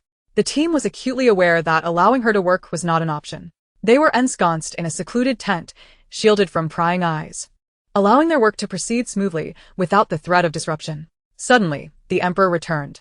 A voice rang out from outside, and the atmosphere instantly grew tumultuous. Not good. Not good. The emperor is injured. Where is the royal physician? The guard's urgent shouts startled Liu Yunchu, prompting her to leap from her seat and rush outside. The emperor was her pillar of strength. His safety was paramount, for if anything were to happen, she would surely face the ire of the harem. Liu Yunchu had never run with such fervor before, and the distance seemed to stretch endlessly. By the time she arrived, most had gathered. The expressions of the Empress and others were far from pleasant, sending a jolt of apprehension through her heart. She squeezed through the crowd, disregarding rank, and even pushing past the Empress and the favored concubine to reach the front. Upon seeing the Emperor, her legs buckled, and she collapsed beside him. You scared me to death. I thought something terrible had happened. Thank goodness it's just an injury. Please, Your Majesty, remain safe and sound. Hearing her heartfelt words and noticing the sweat on her brow, a flicker of warmth passed through the Emperor's heart, softening his demeanor towards her and alleviating some of his earlier distress. Liu Jiyu, the Emperor is injured. Do not add to his troubles. The Empress's voice was frosty, her gaze sharp as a blade directed at Liu Yunchu. Indeed, Sister Yunchu, the The emperor requires rest. The favored concubine chimed in, aligning herself with the empress. Once a victor in their previous skirmishes, she could not tolerate being overshadowed by a mere Jiu. How can I not worry? The emperor is my lifeline. Liu Yunchu thought furiously, clutching the emperor's pant leg. He gazed at her cherubic face, now plump from his nurturing, and felt a deep sense of contentment. In the next moment, a delicate voice emanated from the bed. It hurts so much. The emperor immediately stood up in alarm, and Liu Yunchu turned in confusion. What was happening? Only now did she notice a woman lying on the bed, her wounds treated by the physician, appearing frail. Beside her stood a boy of about 13 or 14, grasping her hand and weeping profusely. Sister, you're awake. You frightened me. I thought you would leave me all alone. The boy cried out, his tears flowing freely. Do not fear. I am well. The woman weakly attempted to raise her hand, but failed. Rest now. You have been injured. Your brother will be taken care of. Focus on your recovery. The emperor gently covered her with a blanket, concern etched on his face. Eunuch Shizi, who is this person? Liu Yunchu quietly inquired, drawing closer to him. Realizing she had missed much during her brief absence, Eunuch Shizi glanced at the emperor, ensuring he was oblivious to their conversation, and whispered, "This is the emperor's savior, who just shielded him from a grievous claw." Understanding dawned on Liu Yunchu. It was no wonder the emperor treated this individual with such tenderness, his tone softer than usual, devoid of the usual thunderous reprimands reserved for her. Everyone, please step back. Do not disturb her rest. Empress, arrange for someone to care for her and her brother, and ensure they receive proper attention. We have a banquet this evening, an annual affair, and as the emperor, it is imperative he attends. Today's rewards must also proceed as planned, serving as a morale booster. In Dongling, both civil and martial pursuits hold equal significance. Neither is to be diminished. This was precisely why no one dared to act against Liu Yunchu. The emperor's protection and her lineage as the daughter and granddaughter of General Liu granted her an identity that others hesitated to offend. When she was once perceived as foolish, the empress had dared to act against her, but now, with the emperor's heightened regard for her, the empress found herself at a loss for an effective strategy to undermine her. Had Liu Yunchu not once been considered simple-minded, she might have been a contender for the empress's position. The emperor's foremost reason for valuing her was her ability to convey her innermost thoughts, a secret he vowed to safeguard for a lifetime. Everyone, please leave. Focus on your recovery. You shall stay here for the time being, the emperor declared before turning to exit, prompting the rest to follow suit. As Liu Yunchu lingered behind, she pondered whether she would still enjoy the barbecue that evening, given the turn of events that had seemingly dampened everyone's spirits. Splendid. The first step has succeeded. The strategist's plan has indeed borne fruit. Approaching the emperor has proven so effortlessly achievable. What a shock. I never anticipated this step would unfold so simply. It's almost unbelievable. The emperor of Dongling is not as astute as I imagined, making him easier to approach. The brother and sister exchanged a glance, a fleeting spark of joy illuminating their eyes before swiftly concealing it, their hearts racing with excitement. Who is this strategist? What was his intention in approaching the emperor? Liu Yunchu found herself momentarily stunned, glancing back at the woman on the bed and the worried boy by her side. Could it be she had misheard? It was improbable. Yet who is the strategist, and what were his motives? As she continued to ponder, she failed to notice the emperor had halted before her, colliding with him. The emperor, weary and wishing to rest, had been halted by her words. He sensed her thoughts again, but this time, whose thoughts were they? The fragmented phrases eluded his understanding, igniting a restless curiosity within him to grasp the full context, yet the content shifted once more. What flavor of chicken wings would be most delightful this evening? The buns should all be prepared by now. Might it be possible for us to dine separately tonight, each enjoying our own meals? The emperor, in a fit of anger, abruptly departed, leaving behind only a fragment of useful information. Summoned someone to investigate a certain strategist named Sunday. Upon returning to his tent, the emperor softly called out, and immediately someone appeared, nodding in acknowledgement before vanishing. Chief Steward Fuji, may we indulge in grilling our own barbecue tonight? Liu Yunchu, seated idly nearby, watched them work and turned to inquire of the approaching Steward Fuji. In response to Lady Liu, the chief steward explained, "Tonight, we shall all partake in our own barbecues.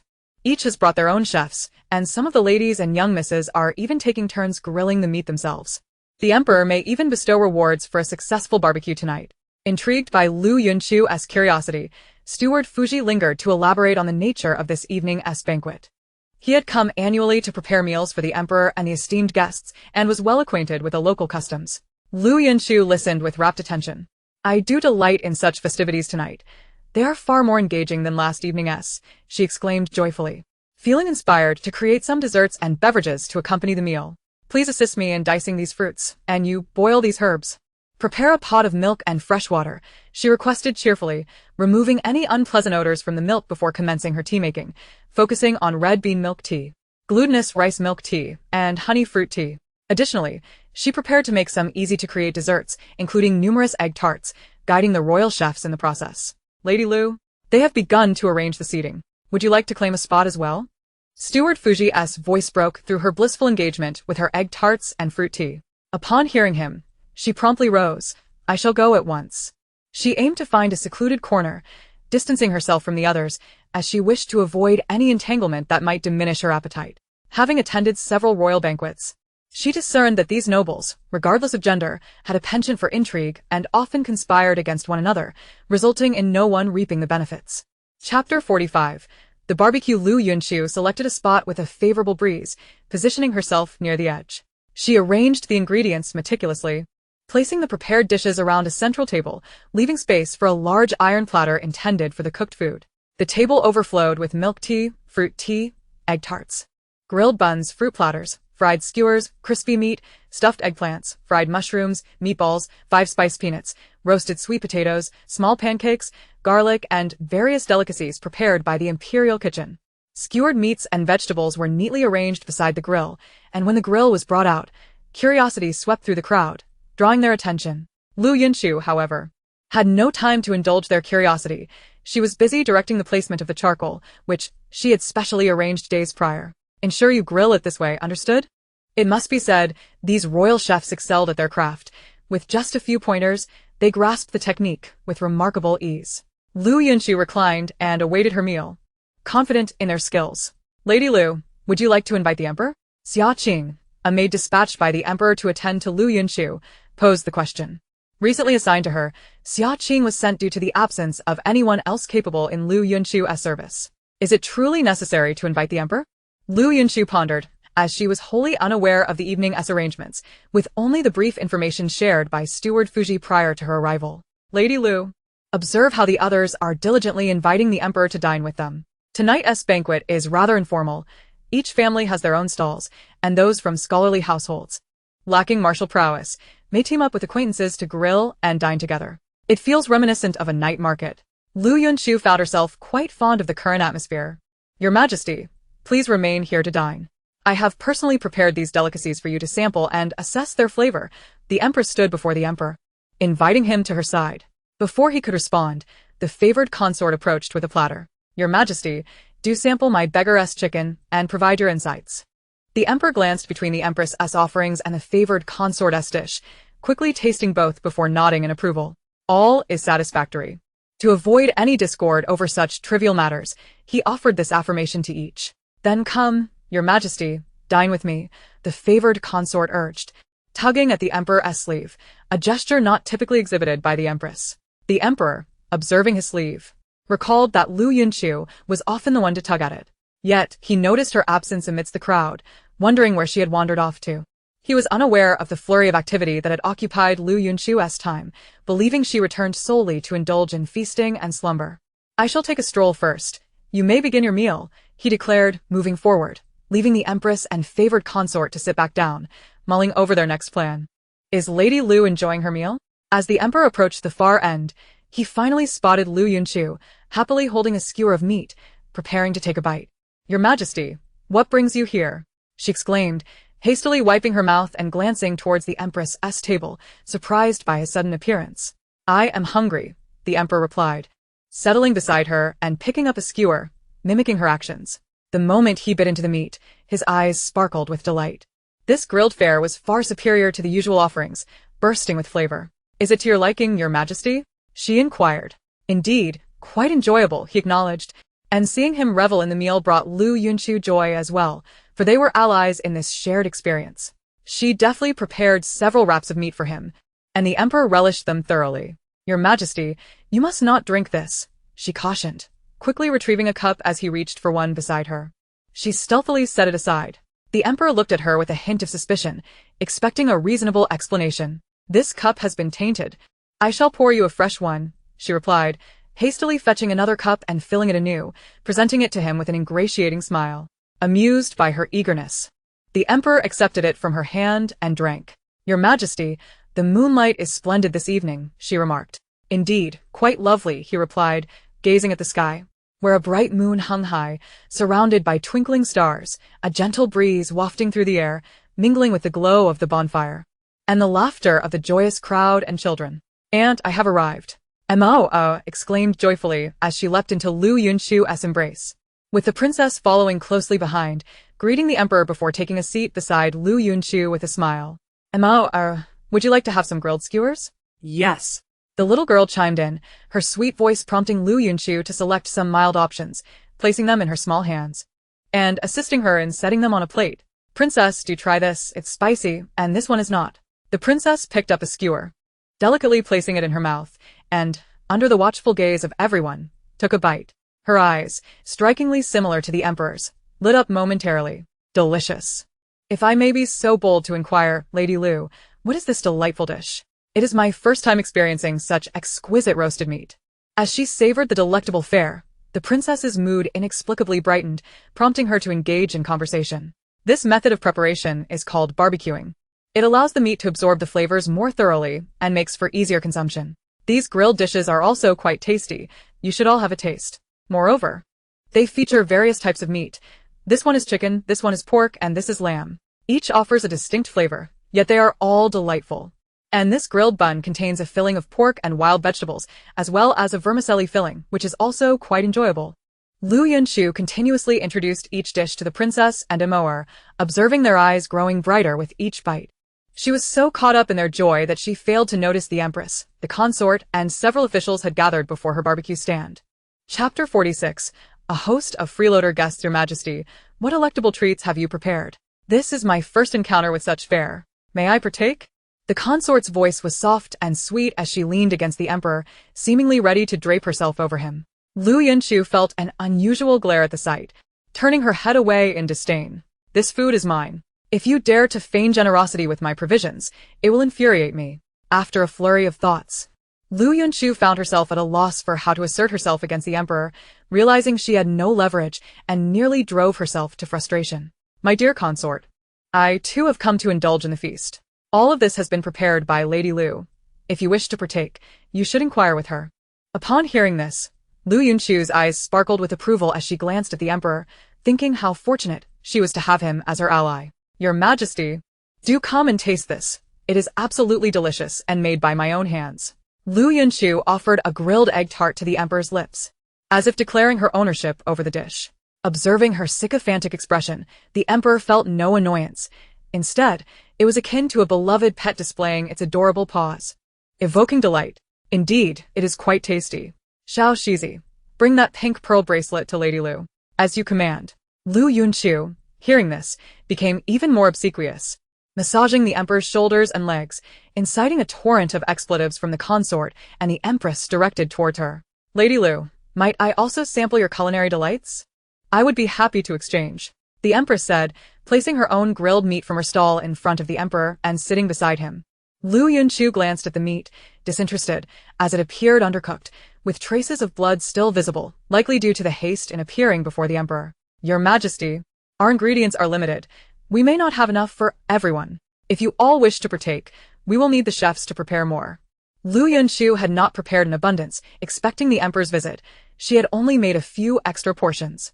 Now, Witnessing the gathering of concubines and officials with no intention of leaving, she began to worry about not having enough to satisfy her appetite. "Your Highness, I have arrived late." Before the Empress could speak, a richly dressed figure pushed through the crowd, making a beeline for the Emperor, speaking words of greeting without the customary bow. "Huifeng, was your journey smooth?" The Emperor's face lit up with genuine warmth upon seeing his younger brother. "Smooth enough, though the food left much to be desired."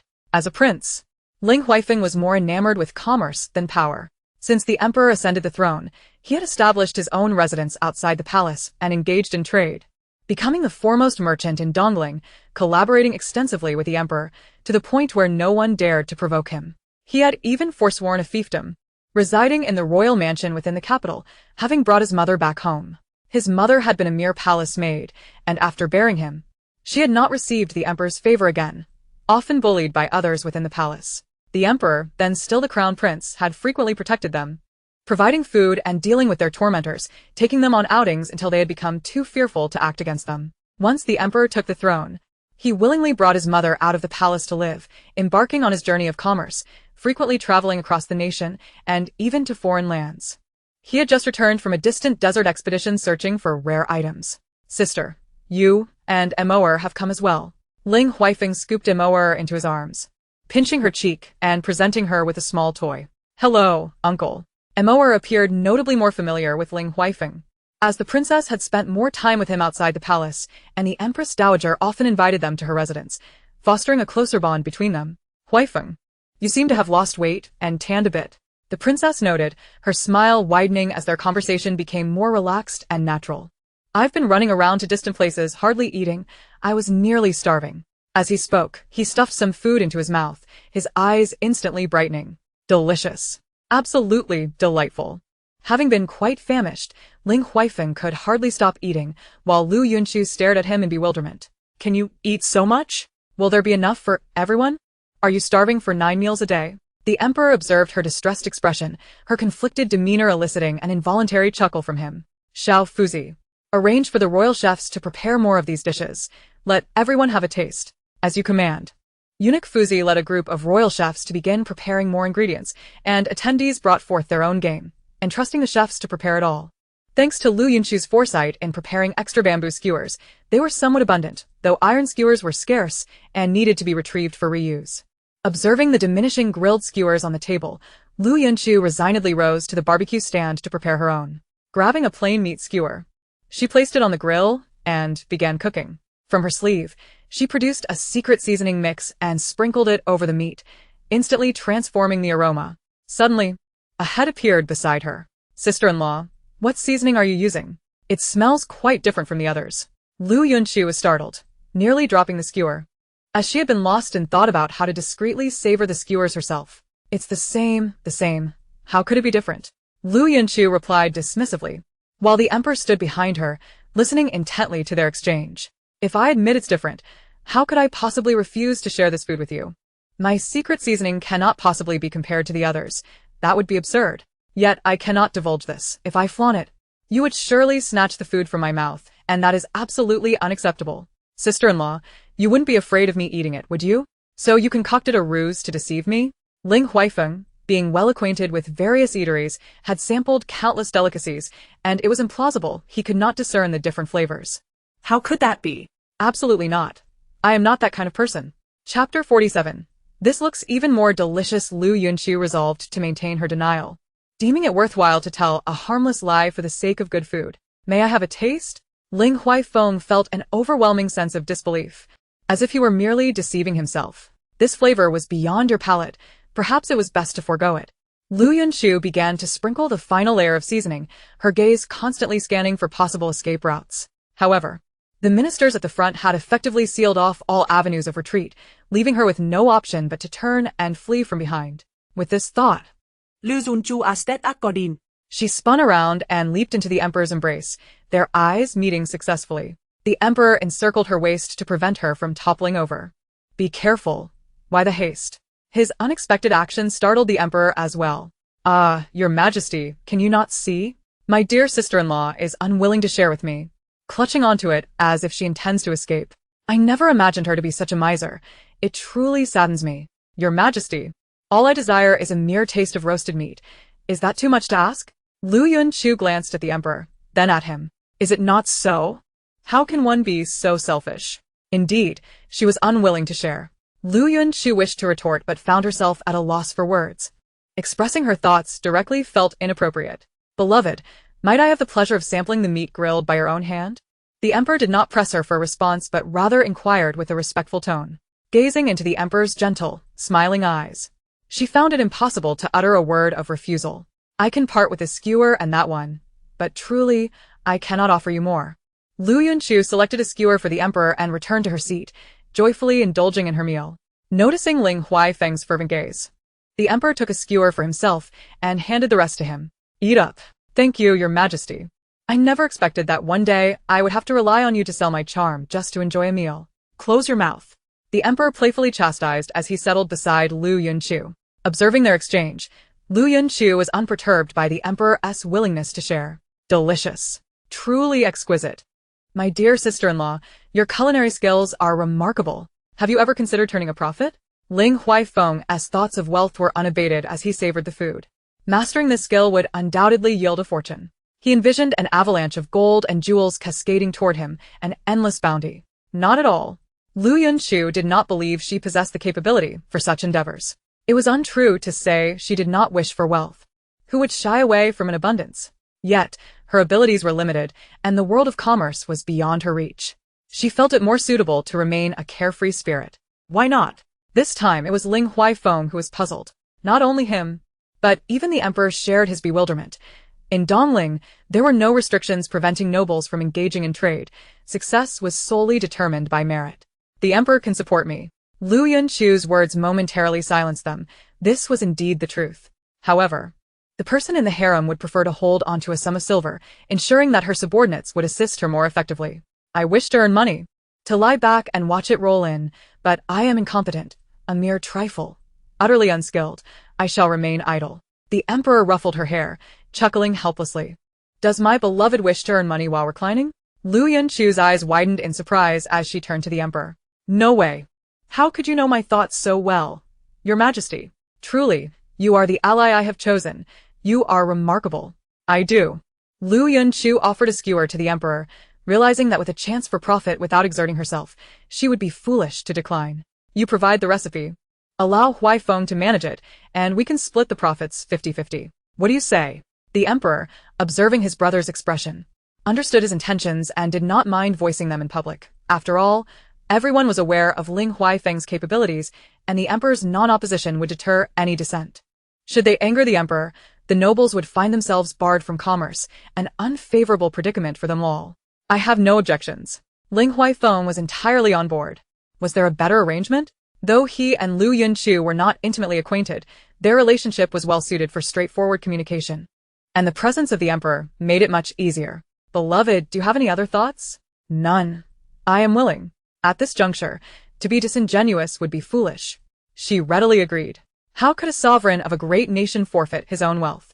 Very well, it is decided. You two shall discuss the particulars. The emperor was unconcerned about any issues between the two. He recognized that Liu Jiangjuan's daughter, Liu Jiyu, had yet to grasp the nuances of such matters. Her mind consumed with trivial pursuits. Fortunately, Liu Yunchu was oblivious to this notion. Otherwise, she would have leaped up in protest. After all, she hailed from the 21st century, a new generation. How could she not understand? She was, indeed, the embodiment of knowledge, though lacking in practical experience. Her theoretical foundation was far from deficient. Meanwhile, the Empress and the favored concubine listened to this collaboration, their frustration mounting to the point of nearly tearing their handkerchiefs apart. Your Majesty, I find this arrangement rather improper. Liu Jiyu is a concubine of the harem. How can she engage in such activities? Favored concubine, if I recall correctly. Your households are not lacking in establishments, are they? General Liu's family has long been stationed at the borders and has not established any businesses in the capital. Consider this a compensation from me to General Liu for her dowry. The emperor's blatant favoritism was evident, yet no one dared to voice their objections. This only indicated the emperor's protective stance toward her. Do not worry, favored concubine. Liu Jiyu will not need to leave the palace to personally oversee the business. My brother can handle everything, and Liu Jiyu can simply await her earnings. Liu Yunchu was elated upon hearing this.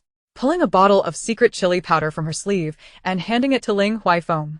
Use this. Sprinkled on the meat, it will taste even better. Ling Huaifeng accepted it without hesitation. To hesitate now would be tantamount to rejecting a culinary delight. Thank you, dear sister-in-law. Not at all. We are, after all, partners in this venture, mutually beneficial. When one requires assistance from others, a favorable attitude is essential. Under appropriate circumstances, offering a bit of sweetness is often quite necessary. Chapter 48. Collaboration. In the ensuing time, everyone enjoyed the barbecue, effectively advertising the future establishment of their barbecue shop. With the royal chefs fully engaged, Liu Yunchu settled contentedly to eat and drink, reveling in her happiness. Your Majesty, I have something to discuss. The emperor was conversing with the Grand Secretary about state affairs when Ling Huaifeng abruptly pulled him aside. He had never been fond of court matters and avoided dealings with ministers. Unless absolutely necessary, he would never attend court. Why phone? What is it? The emperor was puzzled. Why had he called him out like this? Look at Liu Jiu. Liu Yunchu was sprawled in the arms of the grand princess, struggling and wriggling, nearly overwhelming her. What is happening? The emperor hurried over and scooped Liu Yunchu into his embrace. She was clearly intoxicated, her demeanor reeking of wine. Impossible. Where would she have gotten alcohol? Although everyone had feasted on barbecue that evening, they had all refrained from drinking, mindful of the upcoming hunt. How could she be drunk? Your Majesty, you should smell for yourself. He handed the cup to the emperor, and a fruity aroma wafted up, instantly darkening the emperor's expression. Handsome, who are you? You are truly stunning. Liu Yunchu's hands boldly caressed the emperor's face, a foolish smile adorning her features. Oh my, this visage is so smooth, the skin so delicate. It feels delightful to the touch. Kissing it must be splendid. Come, let me have a taste. Ling Huifeng stifled a laugh, attempting to suppress his amusement. The princess's face flushed crimson. She had just witnessed this spectacle, hearing similar words as Liu Yunchu nestled against her, claiming softness. And she could not afford to dwell further on those words. Liu Yunchu, behave yourself. The emperor grasped her hands firmly, covering her eager lips. Nearly exasperated by her lewd demeanor. I shall take her back first. The emperor lifted her effortlessly and strode toward the tent, with Liu Yunchu comfortably nestled in his arms, giggling blissfully. Soon, however, her hands grew restless, slipping beneath his collar. Liu Yunchu, cease this at once. The emperor admonished in a low, stern voice. What are you shouting for? I merely wish to take a look. How stingy of you. Just one glance. She protested, her head twisting to reach him, prompting the emperor to contemplate tossing her out. If you continue your antics, I shall feed you to the wolves in the mountains. Liu Yunchu, oblivious to the gravity of his words, was utterly befuddled, her mind unable to process anything. Such a fine physique. I wish to be closer. The emperor felt himself on the brink of madness, suppressing his frustration and quickening his pace. Once inside the tent, he unceremoniously deposited her onto the bed. Liu Yunchu, however, would not lie still. She wobbled upright, unsteadily attempting to approach the emperor. Handsome, come here, why are you just standing there? Don't be shy. Her demeanor rivaled that of the most frivolous young lords, and the emperor yearned to douse her with water to bring her to her senses. Yunchu, my dear, it is time for rest. Let's lie down and sleep. I refuse to sleep obediently. I want. She didn't even know what she desired, her words a constant murmur. You desire nothing but to sleep obediently. The emperor pressed her back onto the bed, but she struggled fiercely, more elusive than a pig during the New Year festivities. Ultimately, he wrapped her snugly in the quilt, cradling her, lighting incense to coax her into slumber, observing her gradually quieting and drifting into dreams. The emperor sighed in relief and took a sip of tea. Your Majesty, that young lady has awoken and wishes to see you, whispered eunuch Shizi from outside. The emperor parted the curtain and stepped out. Take good care of concubine Liu. Should anything arise, do not hesitate to summon me. He genuinely worried that the maids would struggle to manage the inebriated Liu Yunchu and feared she might cause further trouble if she awoke. As you command, Your Majesty. The emperor, accompanied by eunuch Shizi, proceeded toward another tent. Weary, he rubbed his forehead and sighed deeply before entering. This humble girl pays her respects to Your Majesty. Upon the emperor's arrival, the woman attempted to rise from her bed to bow, but he quickly halted her. Your wound has only just been bandaged. You must take care of yourself and dispense with such formalities. After resting for so long, do you feel any better? He felt immense gratitude towards the woman who had exhibited such courage in saving him. However, as the sovereign of a nation, especially after the previous incident involving Consort Ning, he had promptly dispatched individuals to investigate her identity. Once assured that there was no malice in her intentions, he felt a tinge of remorse and resolved to treat her with greater leniency. Thank you for your concern, Your Majesty. My injuries are nothing to worry about. I am accustomed to enduring such pain. The young woman feigned indifference, yet the pallor of her face betrayed the severity of her wounds. As a lady, you should not be so reckless in such situations. It is best to keep your distance. The emperor, feeling grateful, could not help but offer several admonitions. In that moment, I had no choice but to act. Had I hesitated, your injuries would have been far worse. I am deeply indebted to you for this. Should you have any requests, do not hesitate to voice them.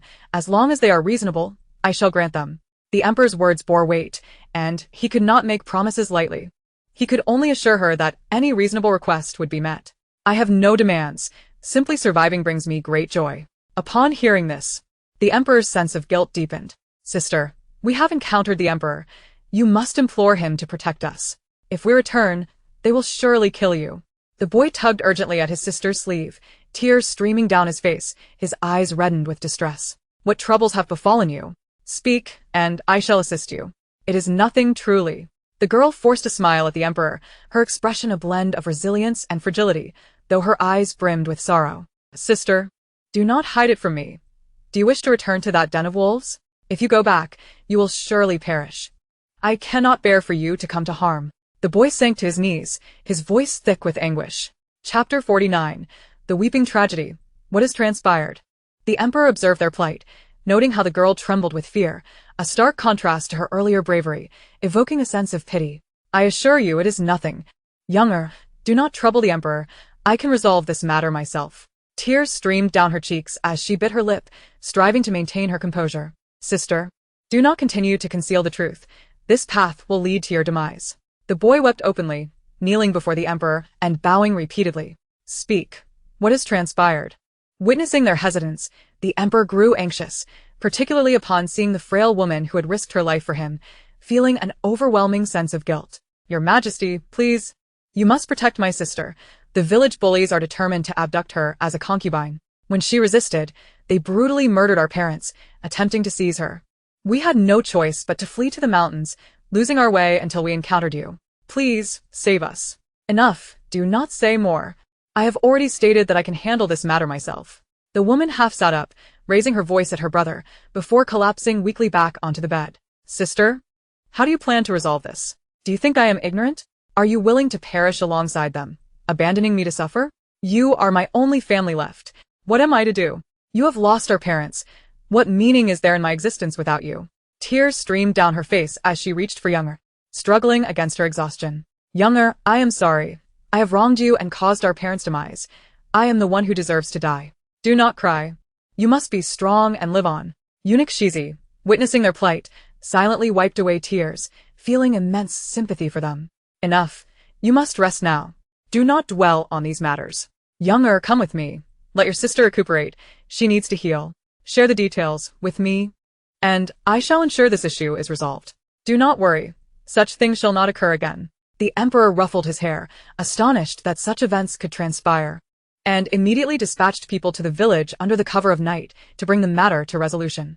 Previously, I had verified their information and had a certain level of understanding.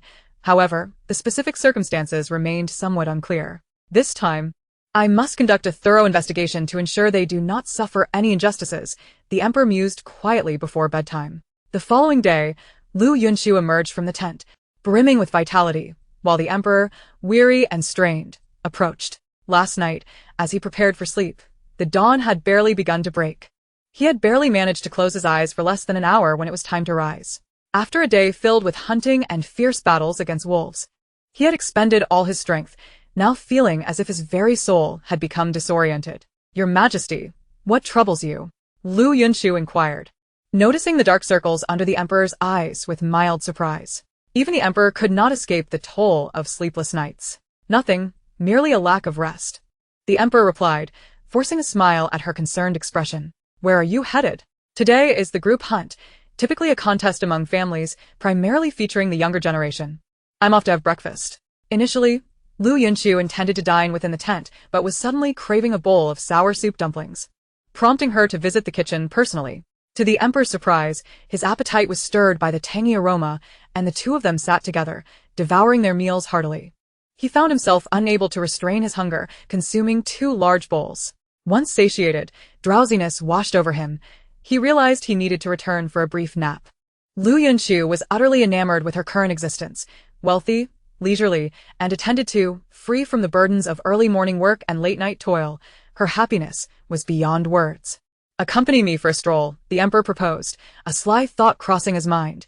He, too, had not had the chance to rest and was required to preside over the hunting competition, yet she seemed to seek an excuse to evade responsibility. As they observed groups of riders galloping into the woods, the family hunting day officially commenced. Your Majesty, shall we return to rest for a while? Very well. The emperor followed Liu Yunchu back to her tent, where she promptly collapsed onto a small soft couch, not out of any delicate consideration for him, but simply because she adored napping there during the day. Your Majesty, the bed is yours. I shall rest for a while. Liu Yunchu succumbed to her exhaustion, having stayed up late the previous night, indulging in wine without regaining her alertness. Physically spent, she felt no other reactions.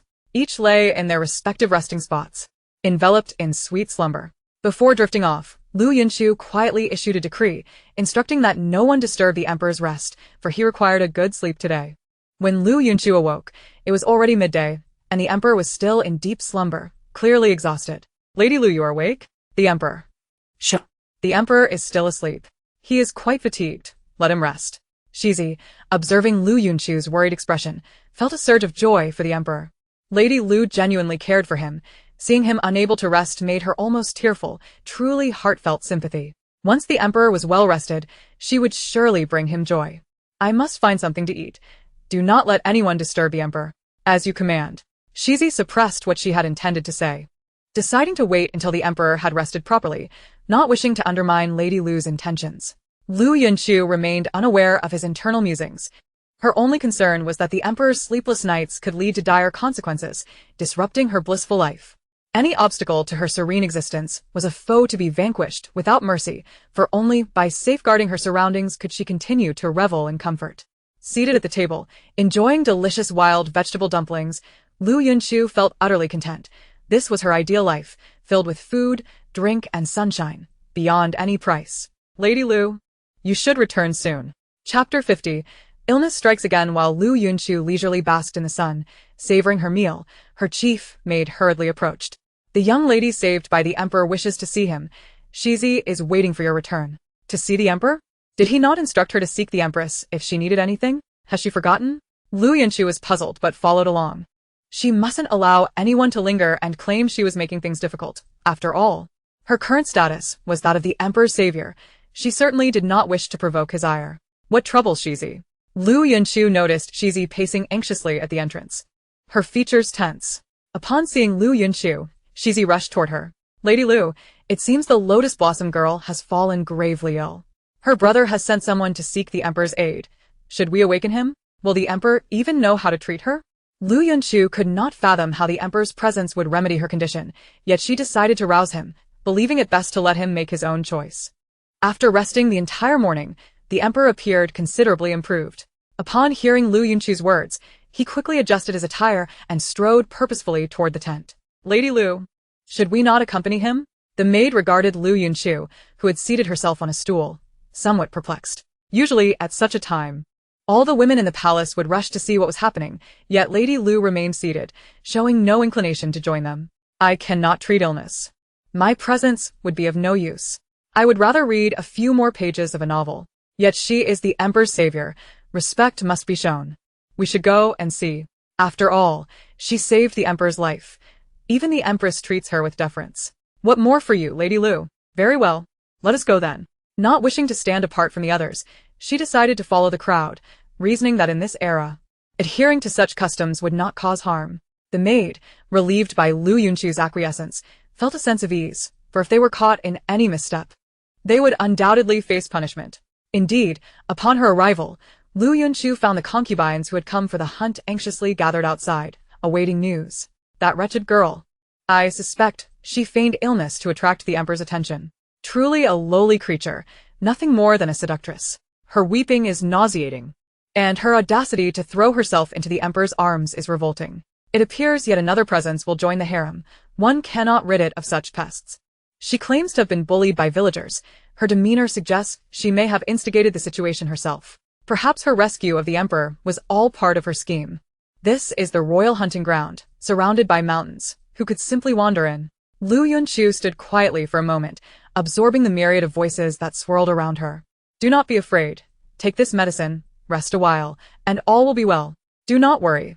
I shall remain here with you. The emperor's gentle voice resonated, causing the expressions of the concubines outside to darken. Thank you for your concern, your majesty. I have caused you trouble yet again. I am but a disappointment, having brought ruin upon my parents and now burdening you with my troubles. She clutched the emperor's sleeve, tears streaming down her pale cheeks, her words weak and feeble, resembling a pitiful creature drenched by rain. Do not speak such foolishness. None of this is your fault. Do not dwell on it. Focus on your recovery. And leave the rest to me. I am grateful, Your Majesty. I shall repay you with unwavering service. Do not overthink. Take good care of yourself.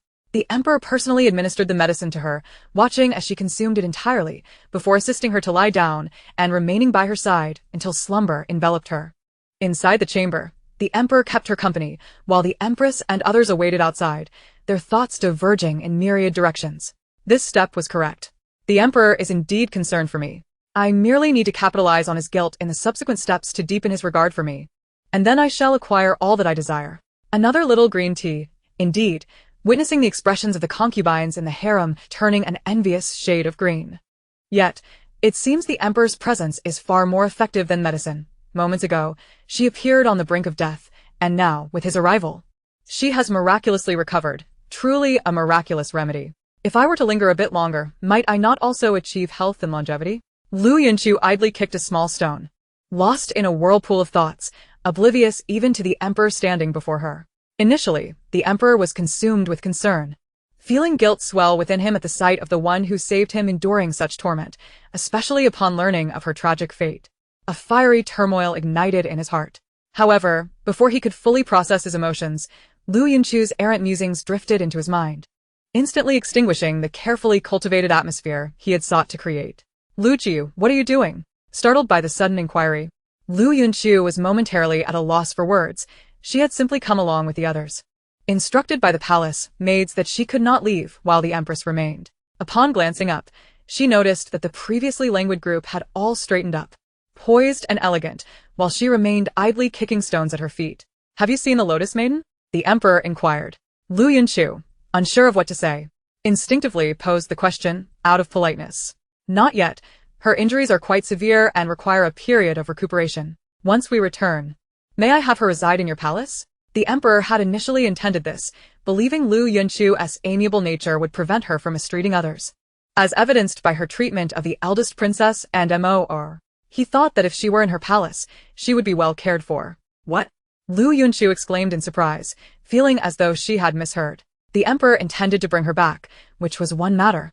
But what did it mean to place her in Liu Yunchu's palace? Why such punishment? What wrong had she committed? Why should she, with merely a JUS salary, bear the responsibilities of the Empress? Was the Emperor trying to endanger her? She wished to live many more years, not to see her youthful beauty wither away prematurely. Chapter 51. An unsettled night. The Emperor, anxious to find someone to care for the Lotus Maiden, had momentarily forgotten the need to treat her differently than the eldest princess. I was mistaken. Your clumsy nature indeed ill-suits the task of caregiving. It would be wiser to leave her care to the Empress. I agree with your Majesty. Liu Yunchu replied, feeling no need to contest the matter. As long as she was not burdened with caregiving, it was preferable to avoid incurring the Empress's wrath. Thankfully, the Emperor reconsidered in time. Had the responsibility fallen to her, any misstep could prove disastrous, for managing her own well-being was a challenge in itself. She hoped that whenever the Emperor assigned tasks, he would remember her simple-mindedness. What if her condition flared up again? Very well, I shall arrange this matter. You should return home. There is no need for you to remain here. You have only just recovered from your foolish ailment and require ample rest to avoid a relapse.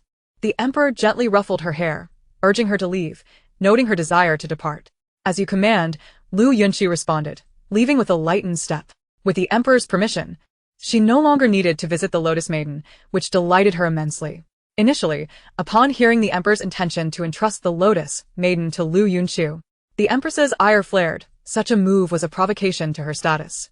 Yet, upon hearing the Emperor's subsequent words, she felt a wave of relief. After all, Liu Yunchu was merely a fool, and how could the Emperor possibly value her?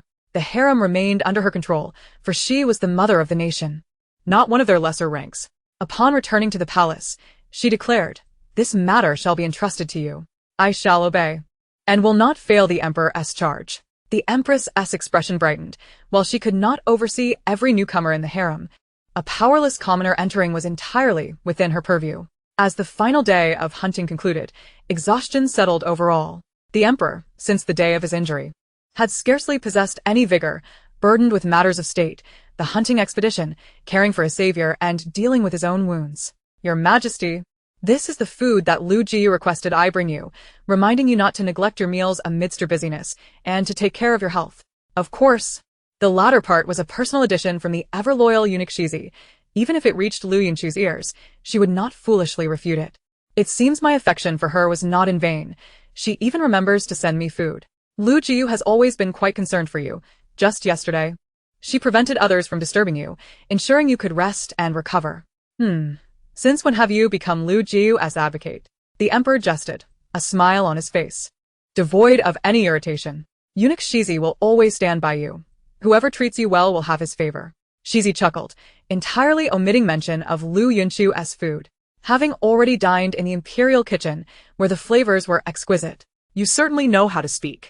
Now let us see what delightful food Liu Jiu has sent me. Shizi gleefully opened the lid, revealing a selection of dishes: rib and mushroom soup, steamed dumplings filled with wild vegetables and fresh meat, garlic sautéed greens, braised chicken wings, crisp salted vegetables, and a fruit platter. While the dishes appeared simple, they possessed a distinctive flavor. The portions were modest, yet perfectly sufficient for the emperor. After enjoying a satisfying dinner, the emperor finally sought rest, preparing for another day of travel ahead. Alas, fate had other plans. As the emperor enjoyed his slumber, he was abruptly awakened by the clamor outside. What has transpired? He inquired, donning his garments and stepping outside, where Shizi promptly entered to light the candles. Your Majesty, I have sent someone to ascertain the cause of the disturbance. Please hold for a moment. Sipping the hot tea offered by Shizi, his mood soured. No one awoken from sleep finds joy in such disruption. I bow before your Majesty. What has occurred? The emperor rubbed his forehead, feeling an overwhelming pain, discomfort gripping him. Your Majesty, the daughter of the Minister of the Interior has had her virtue sullied by the son recently returned to the Grand Tutor's household. What? The emperor stood abruptly.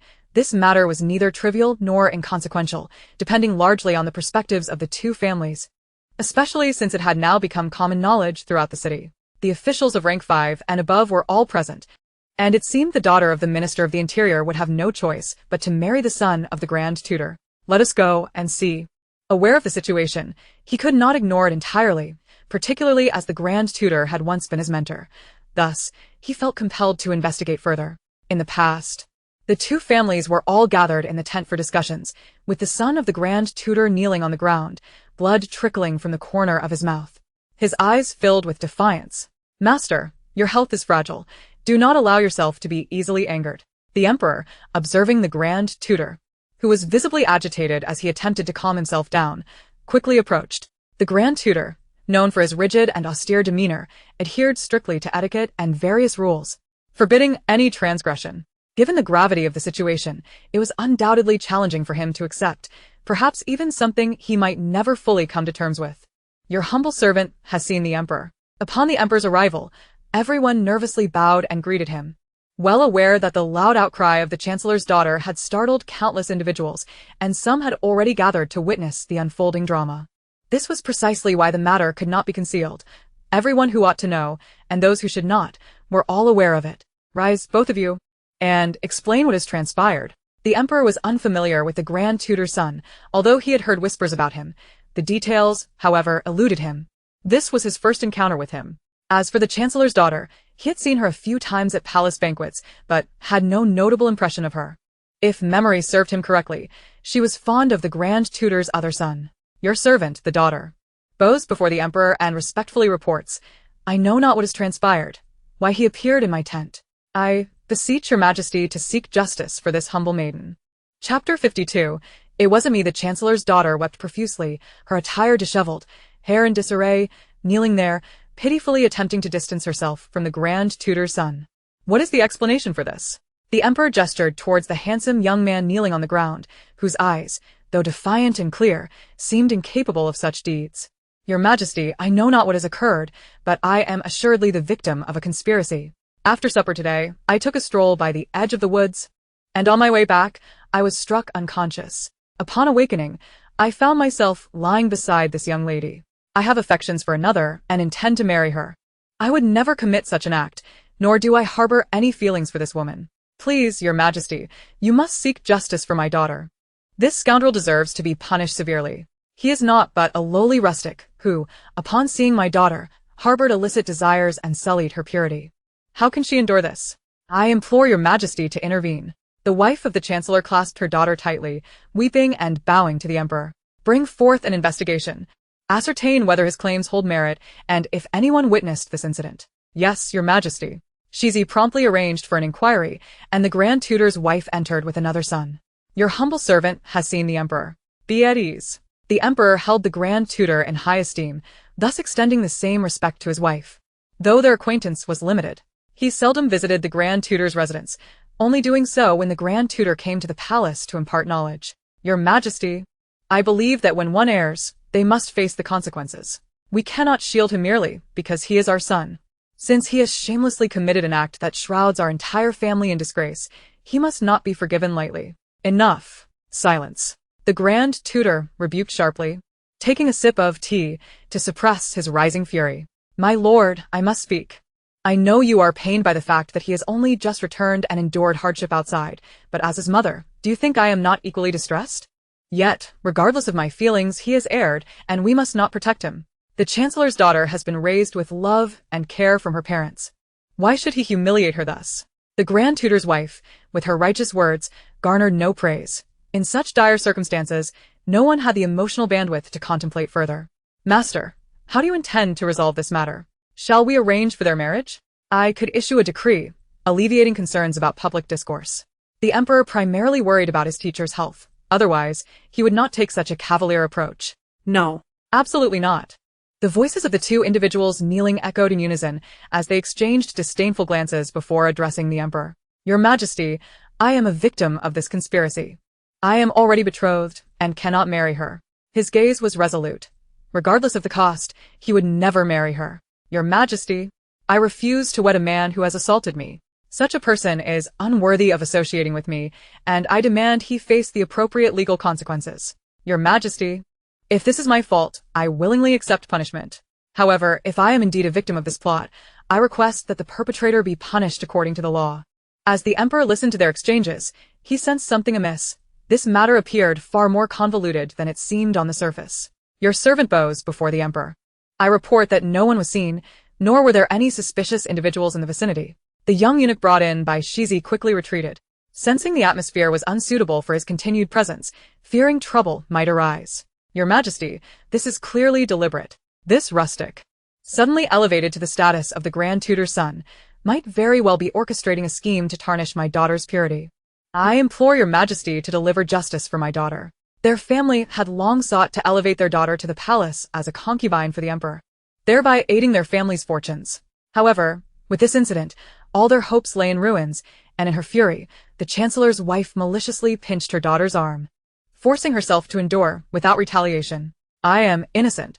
Enough, 1E. You are at fault in this matter, yet you dare speak so brazenly before the emperor. Is this the decorum you have learned? This matter will not go unchallenged by the Grand Tutor's household. Do not think you can escape punishment. This is the price you must pay for your misdeeds. He found himself devoid of options and evidence, isolated and unsupported, regretting his desire for something that did not belong to him. As he gazed at his biological mother, who hurled accusations at him, her eyes filled with disdain. He felt as though he were her adversary. Enough. Be silent. This matter remains under investigation. Do not spout nonsense. The Grand Tutor sharply silenced him, sensing that the situation might not be as it appeared. Though this child had only recently returned, his demeanor was not that of a rogue. Rather, he exhibited remarkable resilience. This was why the Grand Tutor had chosen to take a greater interest in him. Had he displayed poor character from the outset, even as his own son, he would have disavowed him. Does the Grand Tutor mean to shield his own son? Your Majesty, you must seek justice for my daughter. I have dedicated years to diligent service, never daring to falter, only to discover that my daughter has been wronged. Coco, this is not your fault.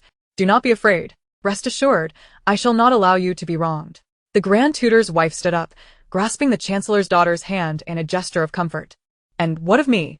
Am I to be the one who suffers injustice? In that moment, when he felt not the urge to weep, but an overwhelming desire to laugh, to release his mirth in a loud guffaw, yet he held back, unwilling to appear foolish before her.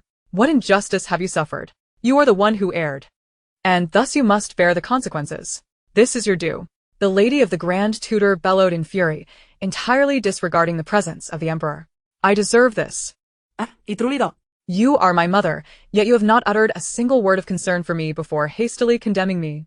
Chapter 53. The forced arrival of Liu Yunchu was attributed to her being his mother, hence she could not shield him.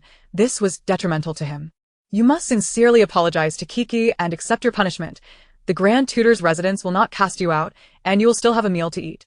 The implications in the lady of the Grand Tutor's words made the Emperor feel somewhat overwhelmed, yet he refrained from intervening. Do you think I crave the sustenance from the Grand Tutor? As my mother, how can you hurl such venomous words at your own son? Am I truly your flesh and blood? He collapsed to the ground, covering his face as he wept bitterly, in that moment resembling an ignorant child, lost and devoid of purpose, pondering why he clung so desperately to this matter. Enough, your majesty, sir. Since this incident is indeed Wen Yi's fault, he must bear the consequences. I will not allow my son to cause distress to another's daughter. Ha ha ha, my mother is truly laughable. I yearn to return and see my parents, to discern whether they truly wish to abandon me, and to my dismay, I have indeed been the one forsaken. Wen Yi's eyes blazed crimson, his fists clenched tightly. He loathed his own stubbornness and, even more, despised his inability to see clearly. Had not his recent experiences at the Grand Tutor's residence laid everything bare? He had been neglected, scorned, insulted by servants, ignored by his father, reprimanded and punished by his mother. He had exerted himself to please everyone, yet what had he garnered in return? Brother Wen Yi, it is not that I do not support you or protect you, but your actions have been utterly excessive. Kiki is a young woman. Her reputation and honor are of utmost importance to her. Are you trying to drive her to despair? Look at how distressed our parents are. Hurry and apologize to Miss Kiki and seek their forgiveness. I will persuade them not to be angry. We must make amends to Kiki. When Xian helped the lady of the Grand Tutor to her feet, crouching beside Wen Yi and speaking loudly enough for all to hear. Wen Xin. What pretense of virtue are you putting on? Do you think I am unaware that you were the one responsible for this? Do you believe that your wicked deeds can truly go unnoticed? Wen Yi looked at his face now and felt nothing but disgust. Reflecting on his current predicament, it was evident that all actions had consequences. Brother Wen Yi, how can you utter such words? I am only trying to help you. Why must you malign me? I know you dread punishment. I am willing to take your place, for I have wronged you by seizing your life. It is all my fault, but please do not be so obstinate and provoke our mother further. Her health is already frail. When Xian reached out to grasp Wen Yi, only to be violently shrugged off, stumbling and falling before the lady of the Grand Tutor. Slap in a fit of rage. The lady of the Grand Tutor struck Wen Yi across the face, and it was clear that this blow held no semblance of mercy, causing his cheek to swell instantly. She raised her hand, stinging from the impact, and pointed an accusatory finger at Wen Yi, berating him. Wen Yi, you are truly a disgrace, clearly raised in the countryside, lacking any refinement. You are utterly repulsive and detestable. You are not even worth a single finger of Xian. From this day forth, you shall no longer be my son. Upon hearing this, the Emperor frowned, about to speak, when he noticed Shizi ushering Liu Yunchu into the room. Liu Yunchu's complexion was far from pleasant, after all. Who would be in good spirits when abruptly awakened in the dead of night? Liu Yunchu was no exception. The early hours were, when sleep was deepest. Yet Shizi's incessant calling roused her. Your Majesty, it seems you are unwell and wish for me to attend to you. Shouldn't you seek a physician for ailments? The Emperor was exasperated. You know that seeing you brings joy to His Majesty, so I had no choice but to implore you. Why be angry at this late hour? Shizi could hardly explain.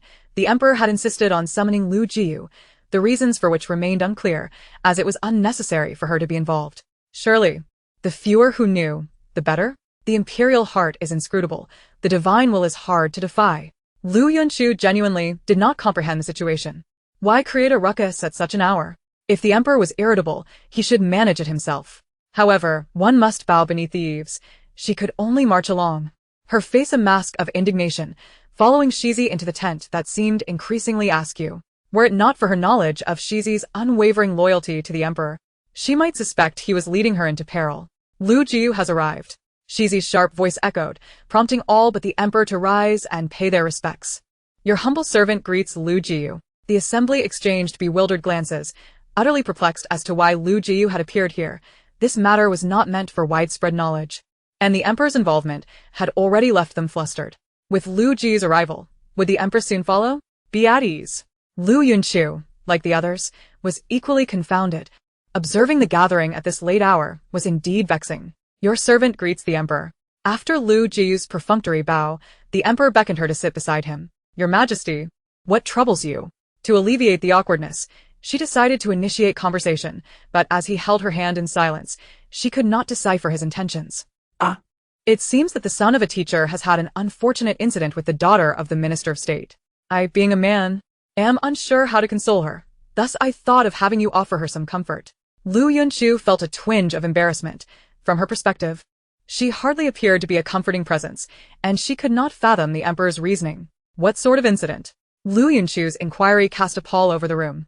As none wished to reiterate the matter, even she, despite her usual obtuseness, sensed the atmosphere had shifted, with the kneeling woman now in tears. The emperor leaned in to whisper into Liu Yunchu's ear. Suddenly, her foggy mind became alert, and fatigue vanished. This was quite the scandal. Her eyes sparkled with intrigue. My beloved, temper your enthusiasm. Now is not the time for excitement. I understand. I shall be mindful, Liu Yunchu replied, winking at the emperor, suppressing her eager expression as she scanned the faces around her, wishing they would recount the tale once more. Yet, engaging in such intrigue at the expense of another's suffering felt rather unethical. My beloved, heed your station. Observing her eagerness to cling to the others, the emperor gently pulled her back, admonishing her in a voice only they could hear. She lightly nodded in his palm, signaling her understanding. You must be the daughter of the Minister of State. Please do not cry. If you have any grievances, voice them. Should you have been wronged, I will ensure justice for you. Liu Yunchu straightened her posture, her gaze regal as she lifted her chin, addressing the weeping young woman before her. Liu Jiu has sullied my reputation. I implore Liu Jiu to seek justice for your servant. The girl began to weep anew, evoking a deep sense of sympathy. As long as I accomplish this task, my relationship with my new brother will be a success, and he will undoubtedly be overjoyed. At that point, he will surely marry me. Do not blame me. Rather, direct your ire towards yourself for obstructing my new brother's path. New brother? who could that be? Is there more gossip layered upon gossip? Liu Yunchu felt a stir within her heart, for it was evident that something was amiss. Beast. You are nothing but a beast to have committed such an act. I shall strike you down. The madam of the Grand Tutor lunged at Wen Yi, delivering a slap that rendered his already swollen cheek even redder. Cease this at once. Who are you to intervene? I am conducting an inquiry. And why have you resorted to violence? Liu Yunchu's voice rang out, stern and authoritative. After all, the emperor had tasked her with this responsibility, and she must assert her standing. This lady is the wife of the Grand Tutor, the emperor quietly informed Liu Yunchu, acknowledging that it was reasonable for her to be unfamiliar with the woman, given her long absence from the general's residence and her recent return to the palace. Though he is your son, if you wish to discipline him, do so at home after this matter concludes. Do not chastise him in my presence. I have no desire to witness such. Is this merely a performance for my amusement? Liu Yunchu was undeterred by the woman's identity, delivering her retort with unwavering resolve.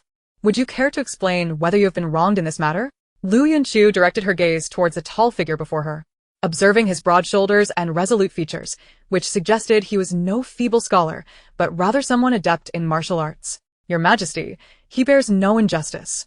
Our Grand Tutoress residence is willing to accept responsibility for this error and allow him to face punishment.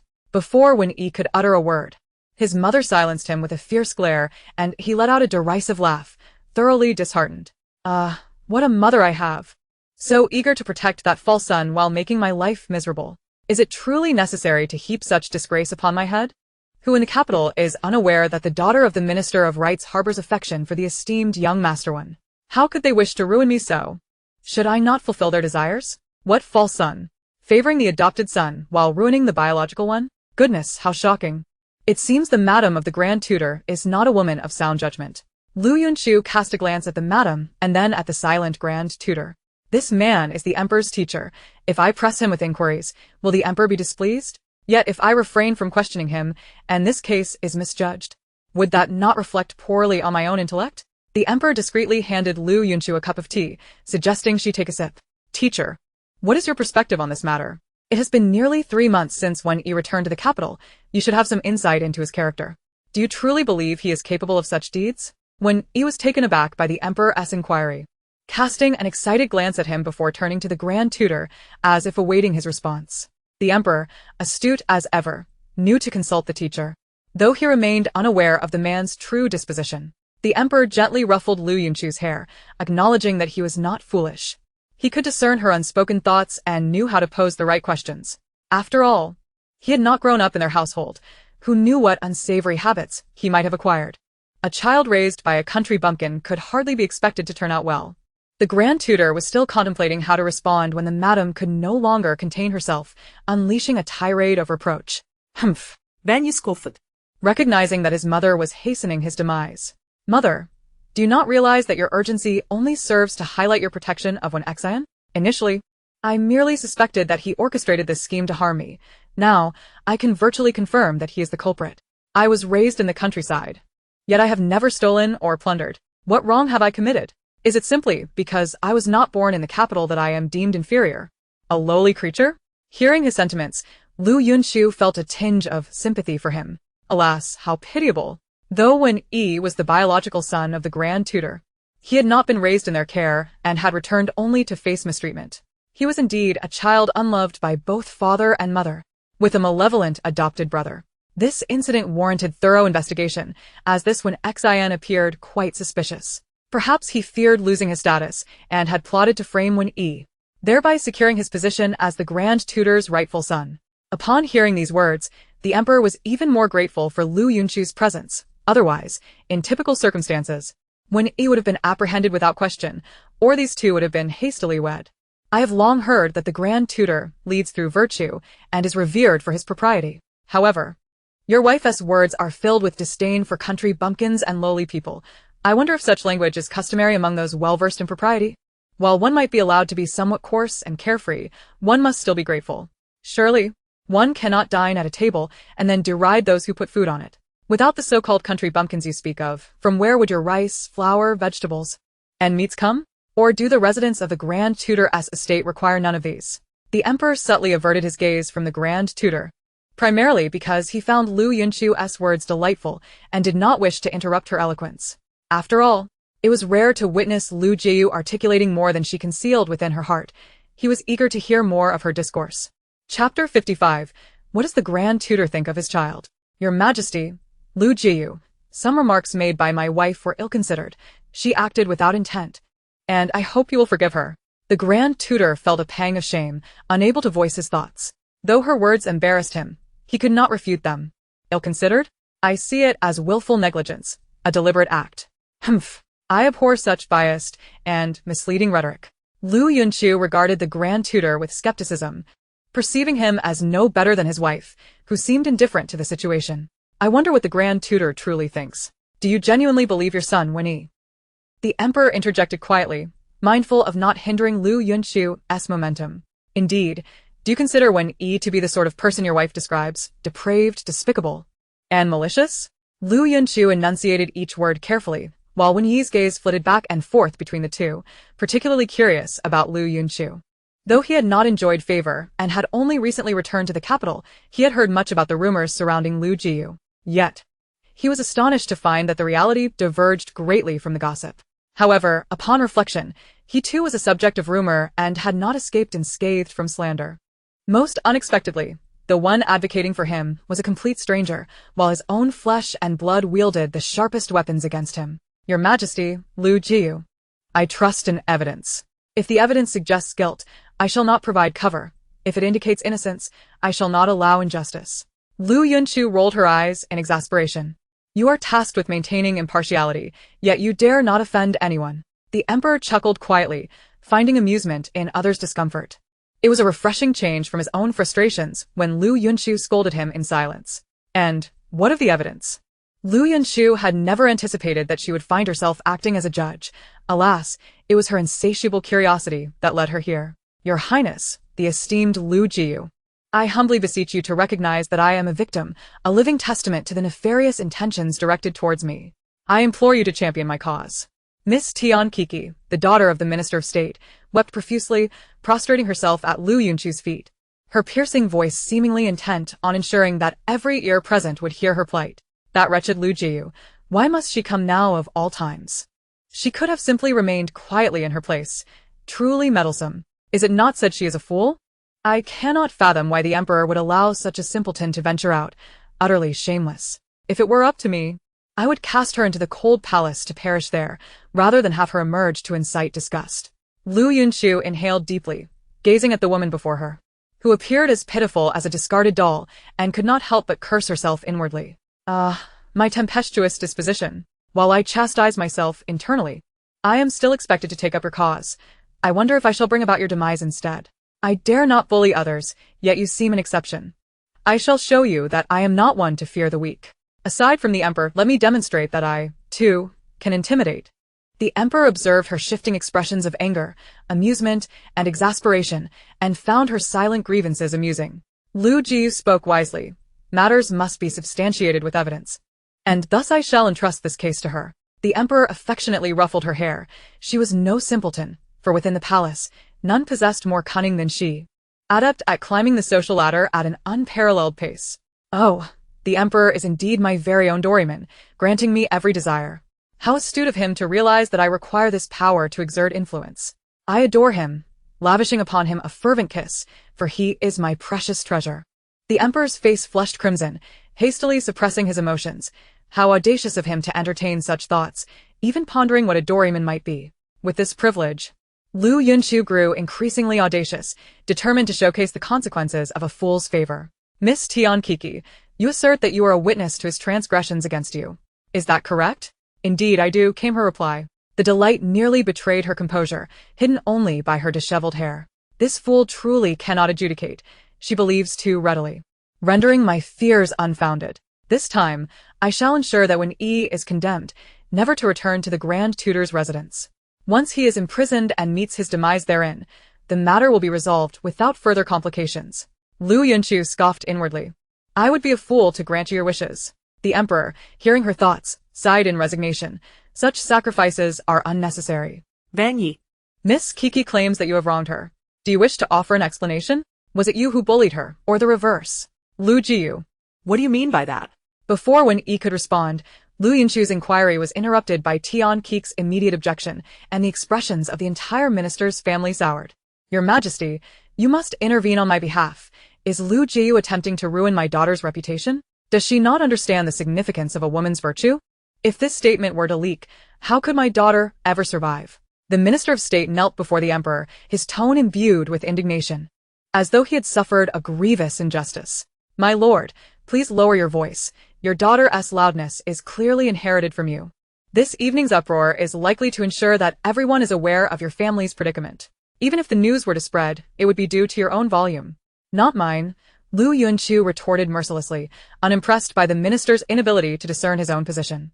The minister's face turned ashen with fury, casting a furtive glance at the Emperor, hoping for a word of support, while the Emperor, feigning indifference, sipped his tea, finding amusement in the minister's vexation. Your Majesty, I propose that the officials of our Eastern Ling Kingdom exhibit a rather poor temperament. They are quick to panic over trifles, lacking patience and composure, which is truly embarrassing. Observe the Grand Tutor, whose son faces such tribulations yet remains unperturbed, composed, and serene. Chapter 56. When Xian coughed, not surprised that the Grand Tutor was singled out.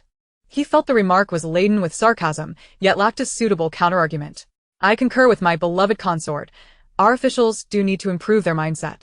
This situation weighs heavily on me as well. The Emperor observed the fluctuating expressions of the two high-ranking officials, unable to articulate his thoughts, finding the spectacle rather entertaining. Enough. We shall address this matter later. For now, let us clarify the events at hand. Just as the minister prepared to counter with a statement regarding court interference, the Emperor preemptively silenced him, having anticipated his retort.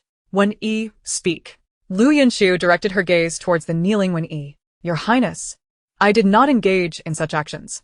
After dining this evening, I took a stroll in the woods to aid digestion. Upon my return, I was suddenly struck in the neck and lost consciousness. I awoke to find myself splashed with water, while Miss Tian wept beside me, disheveled. Wen Yi recounted his experience, genuinely perplexed as to where the issue lay. Surely this is the work of Wen Xian. Over the past 3 months, he has orchestrated numerous schemes against me.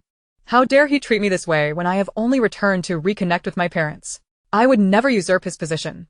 And he is well aware of my engagement. I shall return to wed her. Why does he persist in such actions? I would not take anything from him. Yet.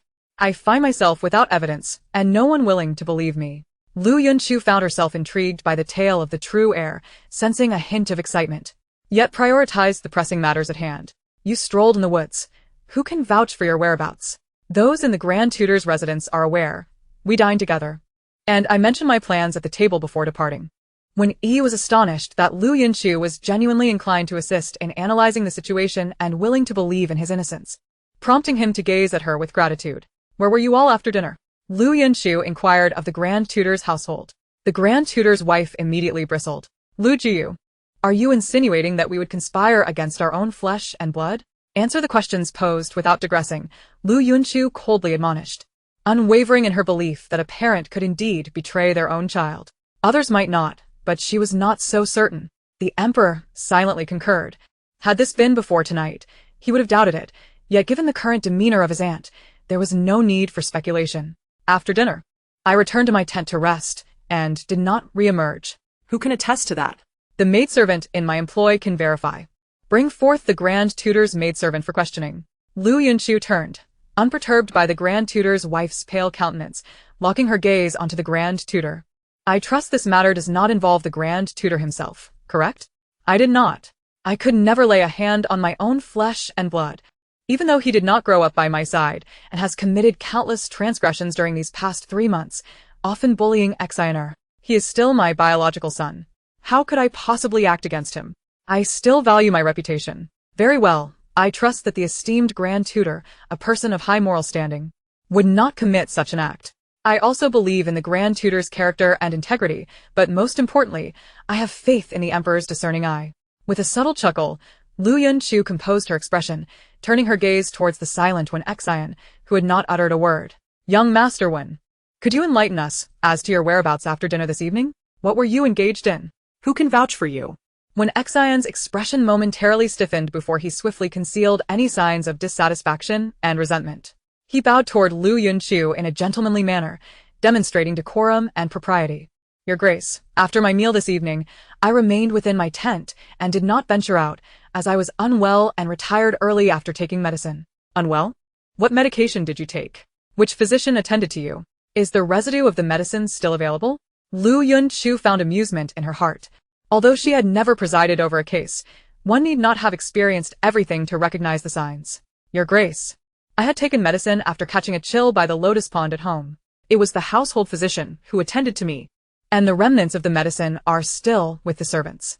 I can have them brought forth. Cough, cough, cough. After speaking, Wen-Xian was seized by a fit of violent coughing, prompting the Grand Tutor's wife to rush over with concern to help him regain his breath. Xenia. What is the matter? Why has it worsened? Did the physician not say you would recover after this course of medicine? Why is your cough still so severe? Is he attempting to play the victim? To frame me? Liu Yunchu thought to herself, internally mocking the situation. The Emperor cast a glance at Wen-Xian, a flicker of disdain flashing in his eyes. He had never favored the Grand Tutor's son. The late Emperor once considered having him serve as a companion to the Emperor, but was privately rejected. For reasons unknown, he found Wen-Xian exceedingly irritating, particularly his tone and manner of speaking, which he did not appreciate. The Emperor ought to summon a physician for young Master Wen. If this continues, it could lead to complications, and I would bear the blame. Liu Yunchu genuinely feared that he might cough up something significant. The force of his cough was quite alarming, his face turning crimson. Your Majesty, Your Grace, it is unnecessary. The water in the pond was too cold, and the chill was rather severe. After taking medicine for a considerable time, I am nearly recovered. The physician mentioned that this cough is merely a residual effect that will require gradual recuperation. Wen-Xian quickly interjected, maintaining his gentle and polite tone. Xenia. Why did you not inform your mother of this? Why has it left you with aftereffects? Is it serious? Could it cause further harm? What did the physician say? The Grand Tutor's wife, displaying genuine concern, gazed anxiously at Wen-Xian. Observing the worry etched on her face, Wen-Xian glanced at Wen-Yi, noting the anger and longing in his eyes. He understood what Wen-Yi desired and deliberately smiled back at the Grand Tutor's wife. Mother, I assure you I am fine. Please do not worry. I just cough, cough, cough. Drink some water, take your time, no need to rush, the Grand Tutor's wife said soothingly, bringing the water to his lips, allowing him to sip slowly. Ha ha ha, you claim to not know how to love me as a son. Yet you so effortlessly express your affection for another. Such is my mother. She frets over a mere cough, her eyes brimming with tears. Yet when I was wounded by a sword for her, she dismissed it as a trivial matter, saying it was merely a scratch. Why must it be so? Am I truly so deserving of disdain? Is my existence a source of her humiliation? Yet I do not wish for that. Wen Yi's eyes glistened with a deep crimson hue as he witnessed this scene, the agony and helplessness within him threatening to spill over. Liu Yunchu. Observing the tears streaming down Wen Yi's cheeks, felt at a loss for how to console him. At times, she might be a good mother to him. But perhaps not necessarily to you. Perhaps their bond was simply too shallow. When Xian, it is said that Miss Tian has long harbored affections for you. Over the years, there have been many a jest in the capital regarding this, even to the point where she openly professed her love for you, claiming she would marry no one else. What is your perspective on this? Liu Yunchu had heard some gossip, much of it through idle chatter among the palace maids, but she had always regarded it as mere rumor. Now, facing the individual involved, the reality felt entirely different. Your Grace, I am solely focused on my studies and serving the Emperor, and I have not contemplated matters of the heart. If someone holds affection for me, I would express my gratitude, as being liked is an inherently positive thing. After saying this, he even bowed slightly to Tian Kuku as a gesture of appreciation. How laughable, a woman who trails behind me day in and day out, devoid of any self-respect. How could I possibly harbor feelings for her, let alone consider marrying her? Now, this fool has even conspired with me to entrap Wen Yi, believing that such actions would lead me to wed her. A woman whose reputation is tarnished. How could I ever want her? I find her sullied, unworthy of my attention. After this incident, everything will become simpler. Wen Yi will be cast out, and I shall successfully rid myself of her clutches. What a splendid turn of events. Liu Yunchu suppressed the raging inferno of indignation within her. This was nothing short of humanity's disgrace. A beast, a heartless wretch, devoid of gratitude. This was indeed his scheme. And Wen Yi had not been mistaken. When Xian, this vile creature, not only exploited Tian Kuku's affection but also tormented the already suffering Wen Yi. Truly, he was the scum of the earth. The Emperor glanced at Wen Xian, catching a fleeting glimpse of smug satisfaction in his expression. Wen Xin. Wen Yi believes he has been wronged. What are your thoughts? It is said that during Wen Yi's return, you were the one accompanying him. Who do you think would wish him harm? The Emperor directly queried Wen Xian, as it was most fitting for him to respond if he was indeed the architect of this plot. Your Majesty, how could Wen Xian be so understanding as to comprehend such matters? Since his return, Wen Yi has been nothing but a source of trouble. Who knows whom he has offended? Perhaps this incident was indeed intentional. Jealous of Xian's admirers, he sought to ruin Miss Kuku. Had it not been for his malicious heart, pushing Xian into the water, he would not be in this state. The Grand Tutor's wife sheltered Wen Xian behind her, overwhelmed with concern, completely disregarding Wen Yi's demeanor. Grand Tutor's wife, I have a question. Is Wen Yi truly your biological son? Liu Yunchu found it unfathomable that a mother could speak so harshly to her own child. This son had endured immense suffering, returning home with high hopes only to be met with his mother's favoritism, his father's indifference, and the cruelty of his sibling, a truly tragic affair. In response to your Grace, if he were not my biological son, I would never have allowed him into my household. His numerous vile actions have brought disgrace upon the Grand Tutor's residence. The Grand Tutor's wife even shot a venomous glare at Wen Yi. Grand Tutor's wife, you must adhere to the principle of evidence in your assertions. You accuse Wen Yi of wrongdoing and disgrace. Where is your proof? Liu Yunchu had no desire to grant her any semblance of dignity. After all, any grace bestowed would only be wielded by her to deny others any opportunity. Proof? These events were witnessed firsthand by those within our household, as they repeatedly conspired against my dear Xian, causing him to suffer injuries and humiliation, all while I was compelled to speak in his defense. To my astonishment, even the young lady who has affections for Xian was not spared from their machinations. The tone of the Grand Tutor's wife was laced with indignation, embarrassment, and a resolute restraint that suggested she might strike him.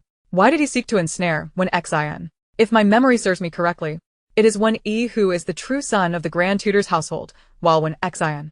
The latter part of her sentence remained unspoken, yet the implication was all too clear.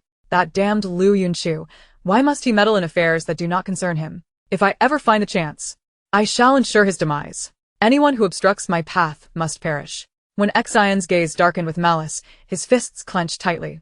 Oh, how terrified I am. He dares to threaten my life. Such audacity. No wonder he commits so many nefarious acts. Liu Yunchu, however, was not the least bit intimidated. After all, his father is the Grand Tutor, while hers is a great general. Upon hearing these words, the Emperor's expression soured. and his look at Wen Xian resembled that directed towards a corpse. A shiver ran down Wen Xian's spine as he followed the emperor's gaze, only to witness the emperor lifting a cup of tea to Liu Yunchu's lips, rendering the previous tension seemingly a figment of his imagination. Wen Xian fell to his knees before the emperor and Liu Yunchu, bowing his head in supplication. Your Majesty, Lady Liu, this is all my fault. I beseech you, do not impose hardship upon my mother. She only wished to teach my brother proper decorum, fearing he might stray. I merely aimed to assist him in integrating with everyone. When Yi observed his performance quietly, a smirk gracing his lips. This Wen Xian possesses a silver tongue, twisting the truth to paint himself as the victim while it was he who orchestrated the schemes against me, turning the tables to claim I harmed him. Oh, so you discerned that when Yi had gone astray the moment you met him? Or have you held a bias against him from the outset? Grand Tutor's wife, do you share the sentiment? How can a mother harbor such prejudice and disapproval towards her own child? Do you not believe your household servants would treat him any differently? I refuse to believe that as the matron of the Grand Tutor's estate, you are unaware of your servants' natures. What say you? Chapter 60. Not speaking the truth? Liu Yunchu genuinely felt pity for Wen Yi. At his age, does it truly matter whether he is accepted or not? Such are the obsessions of the human heart, always yearning for answers to questions that may not yield the desired outcome, or may even be too painful to confront, and indeed, may be erroneous. It is unfathomable. Xenia, With good intentions, sought to teach him the ways of etiquette, to introduce him to the capital's affairs, to involve him in various activities. Yet, he perpetually contrived incidents that brought disgrace upon our Grand Tutor's household. For a fleeting moment, the Grand Tutor's wife felt a pang of embarrassment, but it quickly faded. She believed herself blameless in this matter. Have you investigated the origins of these issues? Do you truly understand who instigated them? Are you aware of the grievances Wen Yi has endured? You may claim to be a good mother to Wen Xian, but dare you assert the same for Wen Yi? Liu Yunchu's pointed inquiries transformed the Grand Tutor's wife's countenance, and Wen Yi gazed deeply at his mother, seeking an answer. I am his mother. He is my son. It is my prerogative to teach him as I see fit, and he must endure it. The Grand Tutor's wife's declaration left Liu Yunchu speechless, effectively binding herself with moral chains. Your Majesty, the results of the interrogation have emerged.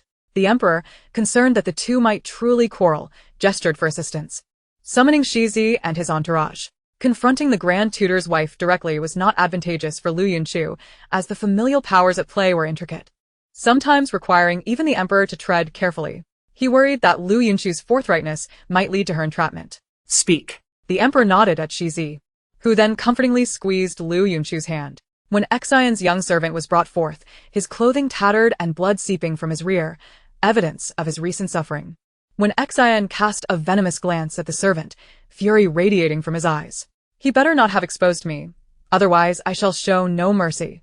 The lives of his family will be forfeit, and all will be of his own making. He must be wise and distance himself from this, lest he perish.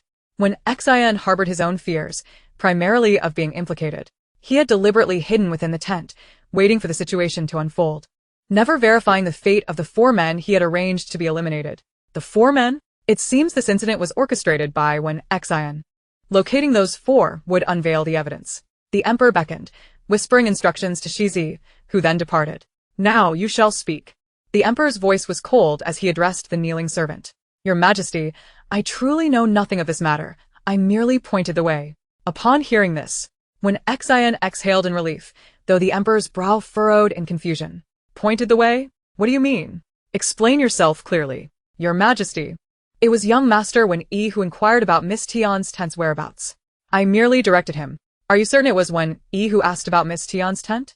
I am certain. Are you certain it was young Master Wen Yi himself who spoke? The servant, feeling uneasy, glanced at Wen Yi, then noticed Wen Xian's lips forming the word family. He quickly bowed his head, affirming, yes, it was indeed young Master Wen Yi who said so. Did he mention what this was for? No, I do not know. I did not dare to pry into my master's affairs. Your master is resting in the tent, yet you choose to remain awake at such a late hour to guide someone? The Emperor's penetrating gaze bore down on him, and the servant trembled, unable to formulate a response to the query that had never crossed his mind. Speak. Did you not hear my question? Your Majesty. I felt unwell and ventured to the woods. He bowed his head. Forgive me for offending your Majesty's ears. The woods were not close to the tent, primarily to prevent assaults by wild beasts descending from the mountains. there was neither sufficient distance nor space for evasion. Generally, one would not traverse such a distance to relieve oneself. However, some might stroll or exercise their horses between the woods and the tent, but no one would run that far simply for a restroom visit, especially a person claiming to feel unwell. I did not intend to, young master Wen. Once you have passed, I shall burn some paper for you. Yet, to ensure my family's survival, I must sacrifice you. I am left with no choice. And you must not seek me out. If you must, seek young master Wen Xian instead. The servant silently prayed in his heart. Your Majesty, this servant dares to deceive even you. I fear he will not speak the truth. Let us take him away, for there may be leverage held by others, which will prevent him from being forthright. Leverage? Speak. Is it as Lady Liu suggested? Deceiving me is a grave offense deserving of the eradication of 9 generations. Can you bear the consequences? 9 generations? That means all relatives face execution, with none spared. One must always be honest. Humph. Those who dare to deceive me must prepare for the annihilation of their kin. The interplay of their voices sent the servant into a trembling fit, and though when Xian glared at him, urging him to compose himself, he found himself incapable of doing so. He had been serving beside Wen Xian for less than half a year, and this was his first encounter with the emperor. The emperor's imposing demeanor filled him with trepidation, rendering him incapable of any movement, his voice quaking as he spoke. Speak freely. The emperor has granted you permission to voice your thoughts, so what is there to fear? Just express the truth without hesitation. When Xian regarded him with a tender and gentle demeanor, exuding the qualities of a truly benevolent master. Your Majesty, we have apprehended 4 suspicious individuals. Just as he hesitated, unsure whether to speak, Shizi entered with several tightly bound captives. The guards tossed them onto the ground and swiftly retreated. At the moment the young servant laid eyes on these faces, he was unable to contain his fear and fainted. When Xian felt a similar anxiety, his palms were clammy with sweat, and he was struggling to maintain his composure, wishing he could faint as well. If I were to faint now, would it raise any suspicion? My health is already fragile. I could claim that I fainted from staying up late. Surely that would suffice. With that thought, he contemplated following through with his plan. Liu Yunchu, a paragon of virtue, ever eager to assist, and embodying sincerity and bravery, could not possibly allow him to suffer such an ordeal as feigning unconsciousness. Chapter 61. Let me see the newcomers. Prepare a seat for young master Wen Xian, so he may rest for a while. He looks as though he is about to doze off. Everyone has endured a long night, and once we capture the mastermind, I shall ensure he endures sleepless nights for the next 10 days or so to compensate for our lost rest. When Xian was so exasperated that he felt he might faint from sheer frustration. Caught in a limbo of consciousness, he neither fainted nor remained fully alert. He felt utterly awake yet drained. With his heart racing, he wondered how one could possibly succumb to unconsciousness in such a state. Young Master Wen, please take a seat.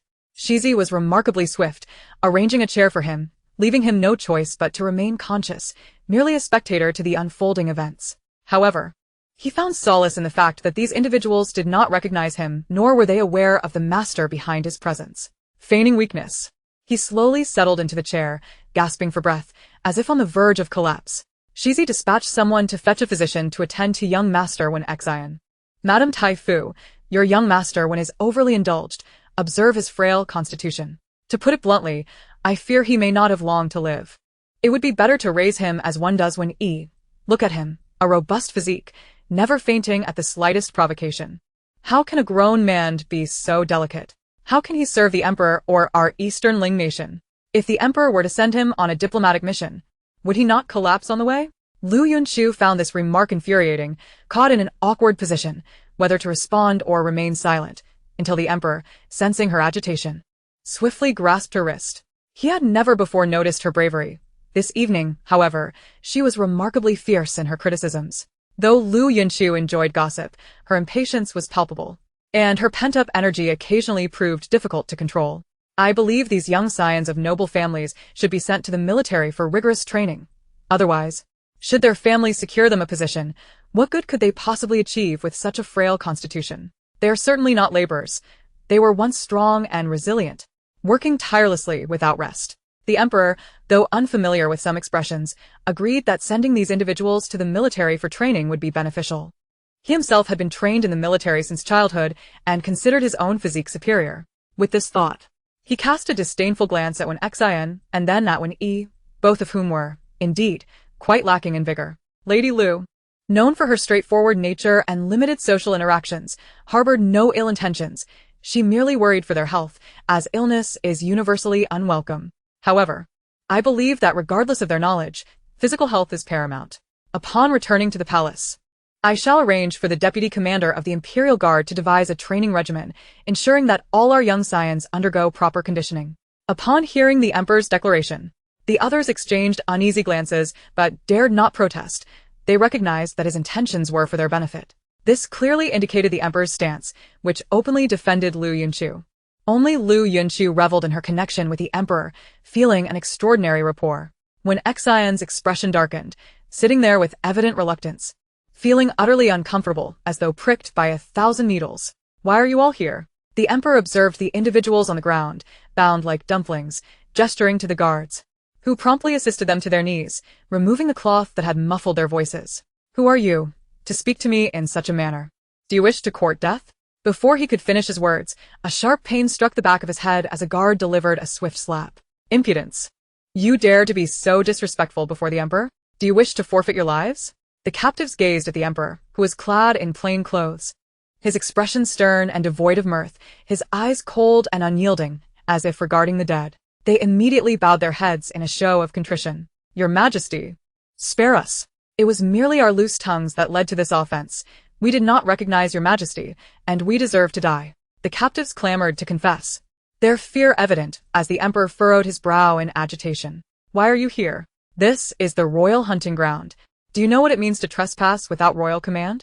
We were lost. We had no idea this was the royal hunting ground. Your Majesty, please forgive us." The employer promised that if we executed this task well, we would receive 500 taels of silver. However, they insisted that we keep it a secret. If the secret is revealed, the silver would slip from our grasp. These individuals, driven by greed, were willing to commit nefarious deeds for silver. They had even committed murder for less, so the promise of 500 taels was a tantalizing reward. We had previously earned merely 20 taels for killing someone, forcibly taken. But this time, it was a full 500 taels, plus an advance of 100 taels, totaling 600 taels. Liu Yunchu cast a disdainful glance at them, initially believing them to be mere avaricious fools, only to discover they were desperate rogues. How should I alert the Emperor that they undertook their deeds for money, and that they had yet to settle accounts? Surely they would not reveal the mastermind, and they were implicated in a murder case as well. Liu Yunchu anxiously toyed with her hair, her mind racing to find a way to articulate the situation appropriately. Such obstinate tongues. Bring forth the instruments of punishment. I shall see whether their resolve is stronger than our interrogation methods. It seems their benefactor has provided them with ample silver. This is a classic case of valuing money over life. I am eager to see if they possess the lives to spend such wealth. At the Emperor's command, the guards produced the instruments of torture, preparing to demonstrate them before the captives. Liu Yunchu curiously leaned forward, eager to witness the ancient methods of punishment firsthand. Yet, before she could discern the nature of the instruments, darkness enveloped her vision. Suddenly, a strong hand pressed down on her head, guiding her into the Emperor's embrace. And she succumbed to the darkness entirely. Chapter 62. It is all over, dear. Do not fear. The Emperor gently ruffled her hair, even going so far as to shield her ears. "Hurry up," he commanded, casting a stern glance at the guards below. The air was filled with the desperate cries of awe, echoing throughout the tent.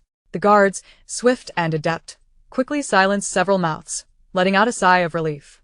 Liu Yunchu nestled her head against the Emperor's chest, longing to witness the unfolding scene. "Let me see. Release me, I want to watch." This time, the Emperor chose to disregard her pleas, holding her head tightly until all was over before slowly releasing her.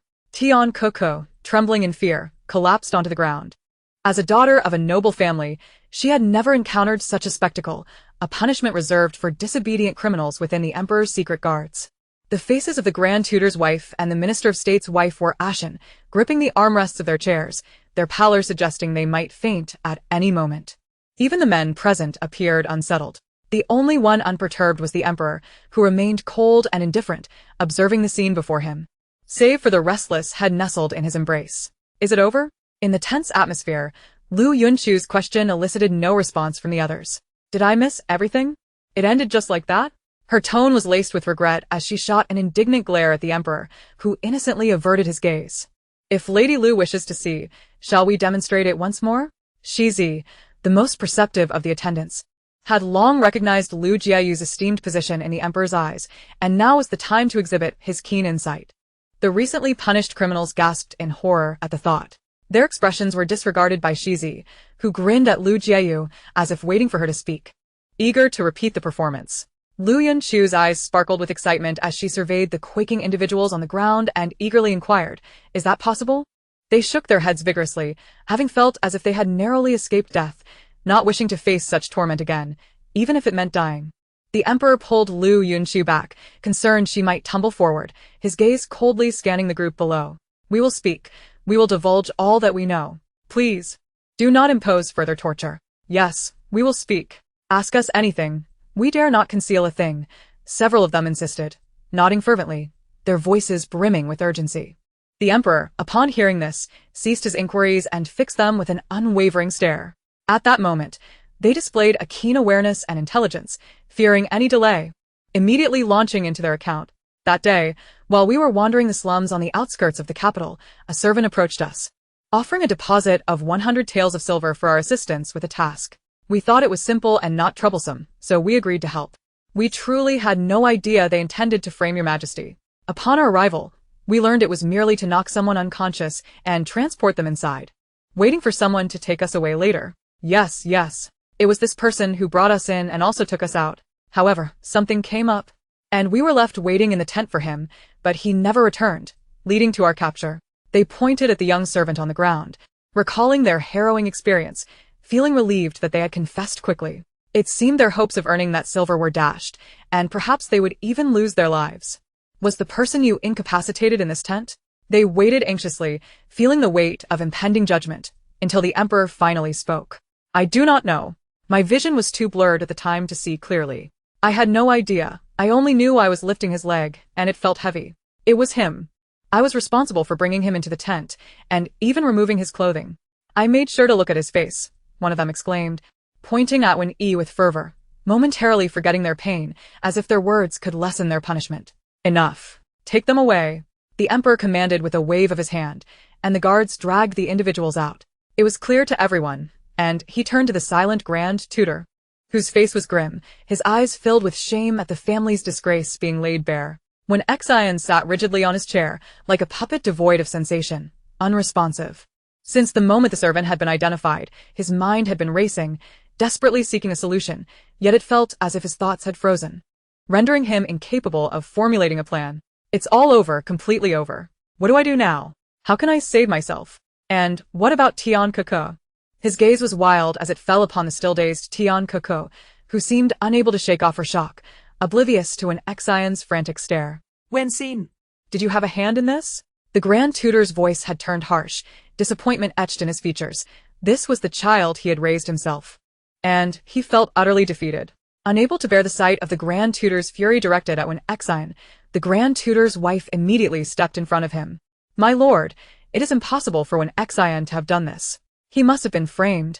Seeing his wife's protective stance only fueled his anger, and he shoved her aside. "Enough. The matter is evident. How long will you continue to defend him?" The Grand Tutor could no longer hold his tongue.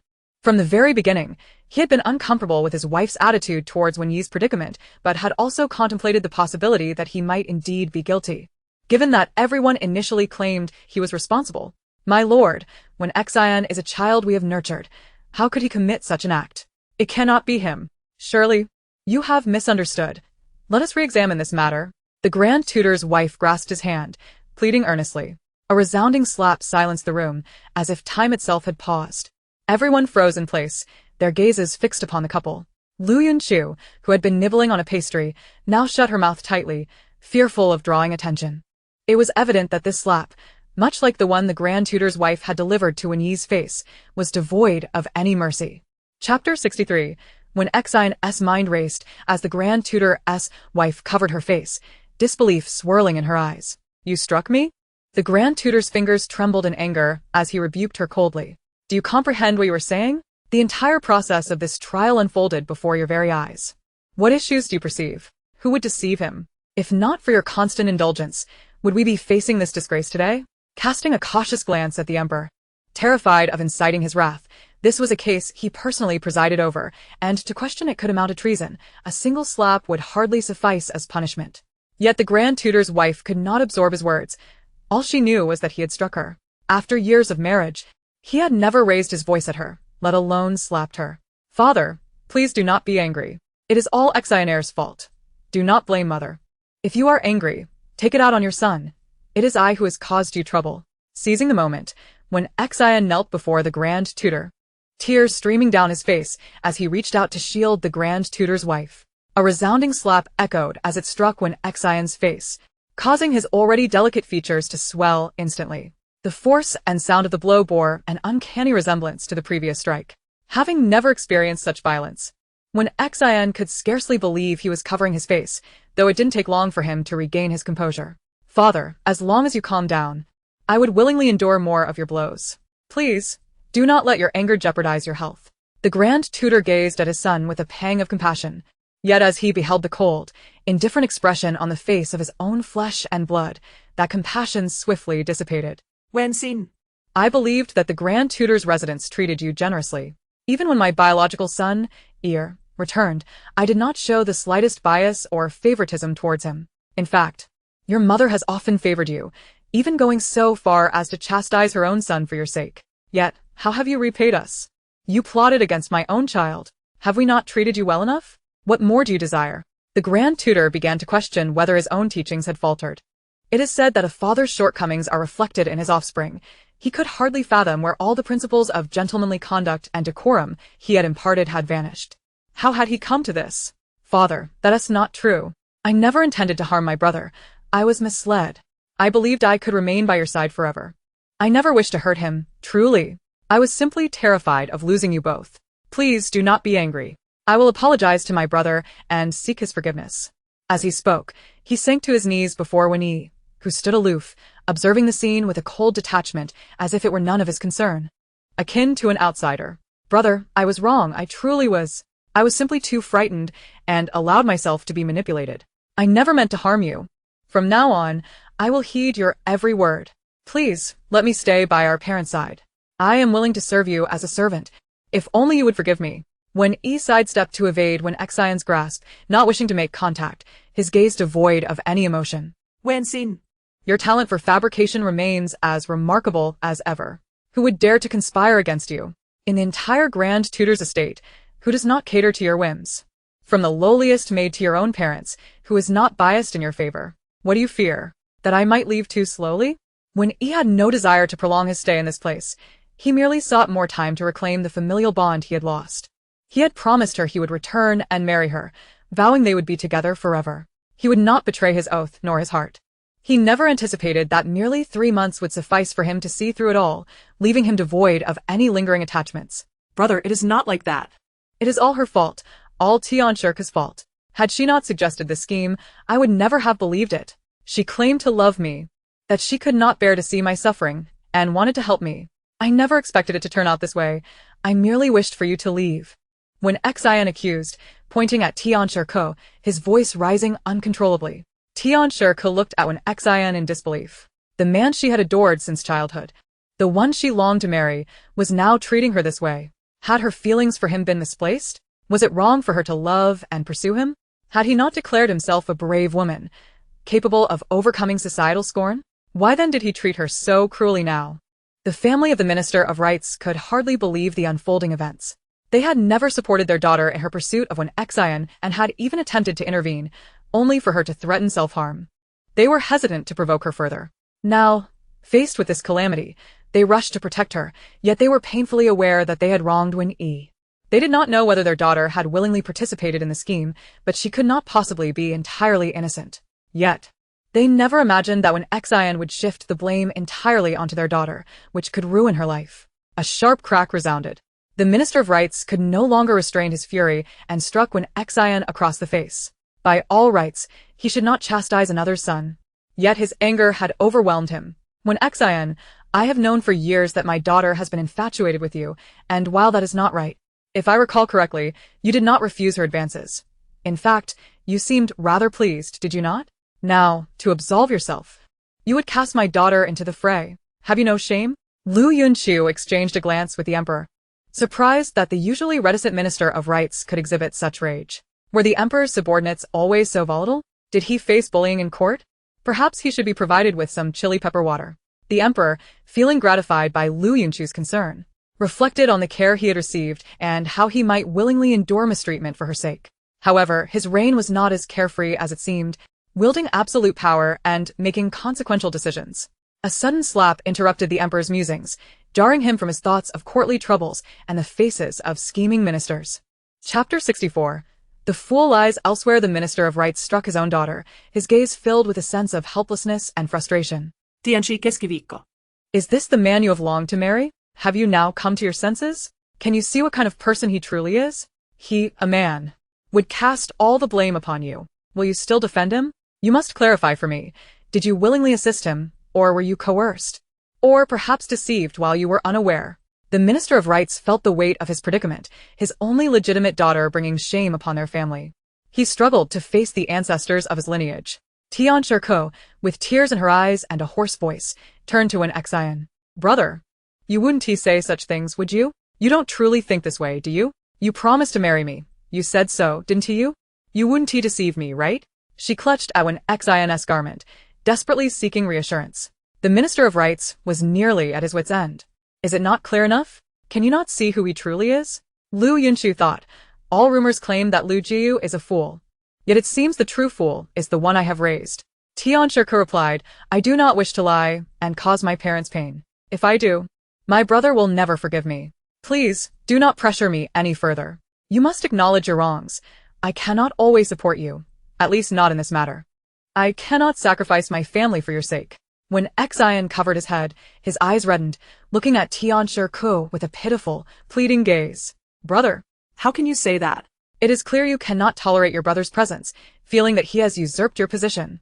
Tian Shirko was bewildered. Everything he had once said to her seemed to have changed. It was all supposed to be different. He promised he would marry me after this. Yes. I did say that. I acknowledge my fault. I should not have burdened you with my grievances, but I never anticipated you would impulsively act to betray my brother. I am merely apprehensive that my parents may forsake me upon my brother's return. This fear gnaws at me, for I am not their biological child. Yet I cannot bear the thought of being separated from them. I yearn to honor them and provide for their twilight years. With my brother's arrival, I am engulfed by the dread of losing my parents. In a moment of despair, I lamented to you, but such action should not befall me. When Xian gazed at Tian Kiki with a sorrowful and resentful countenance. No, it is not as you think. It is because my elder brother has promised to marry me that I find myself in this predicament. Tian Kiki was flustered, her mind utterly confounded, and her anxiousness rendered her speechless. Kiki, I merely stated that with my brother's return, he, being the legitimate son, surpasses me, an abandoned child unaware of my origins. My status is unworthy of you. We are mismatched.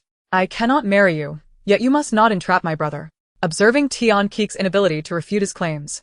When Xian sighed in relief, realizing that this foolish girl lacked the wit to counter his assertions, and he was grateful for his own caution. No, brother Xian, my affections lie solely with you. I wish to marry you, Tian Kiki exclaimed, her voice laced with urgency and desperation.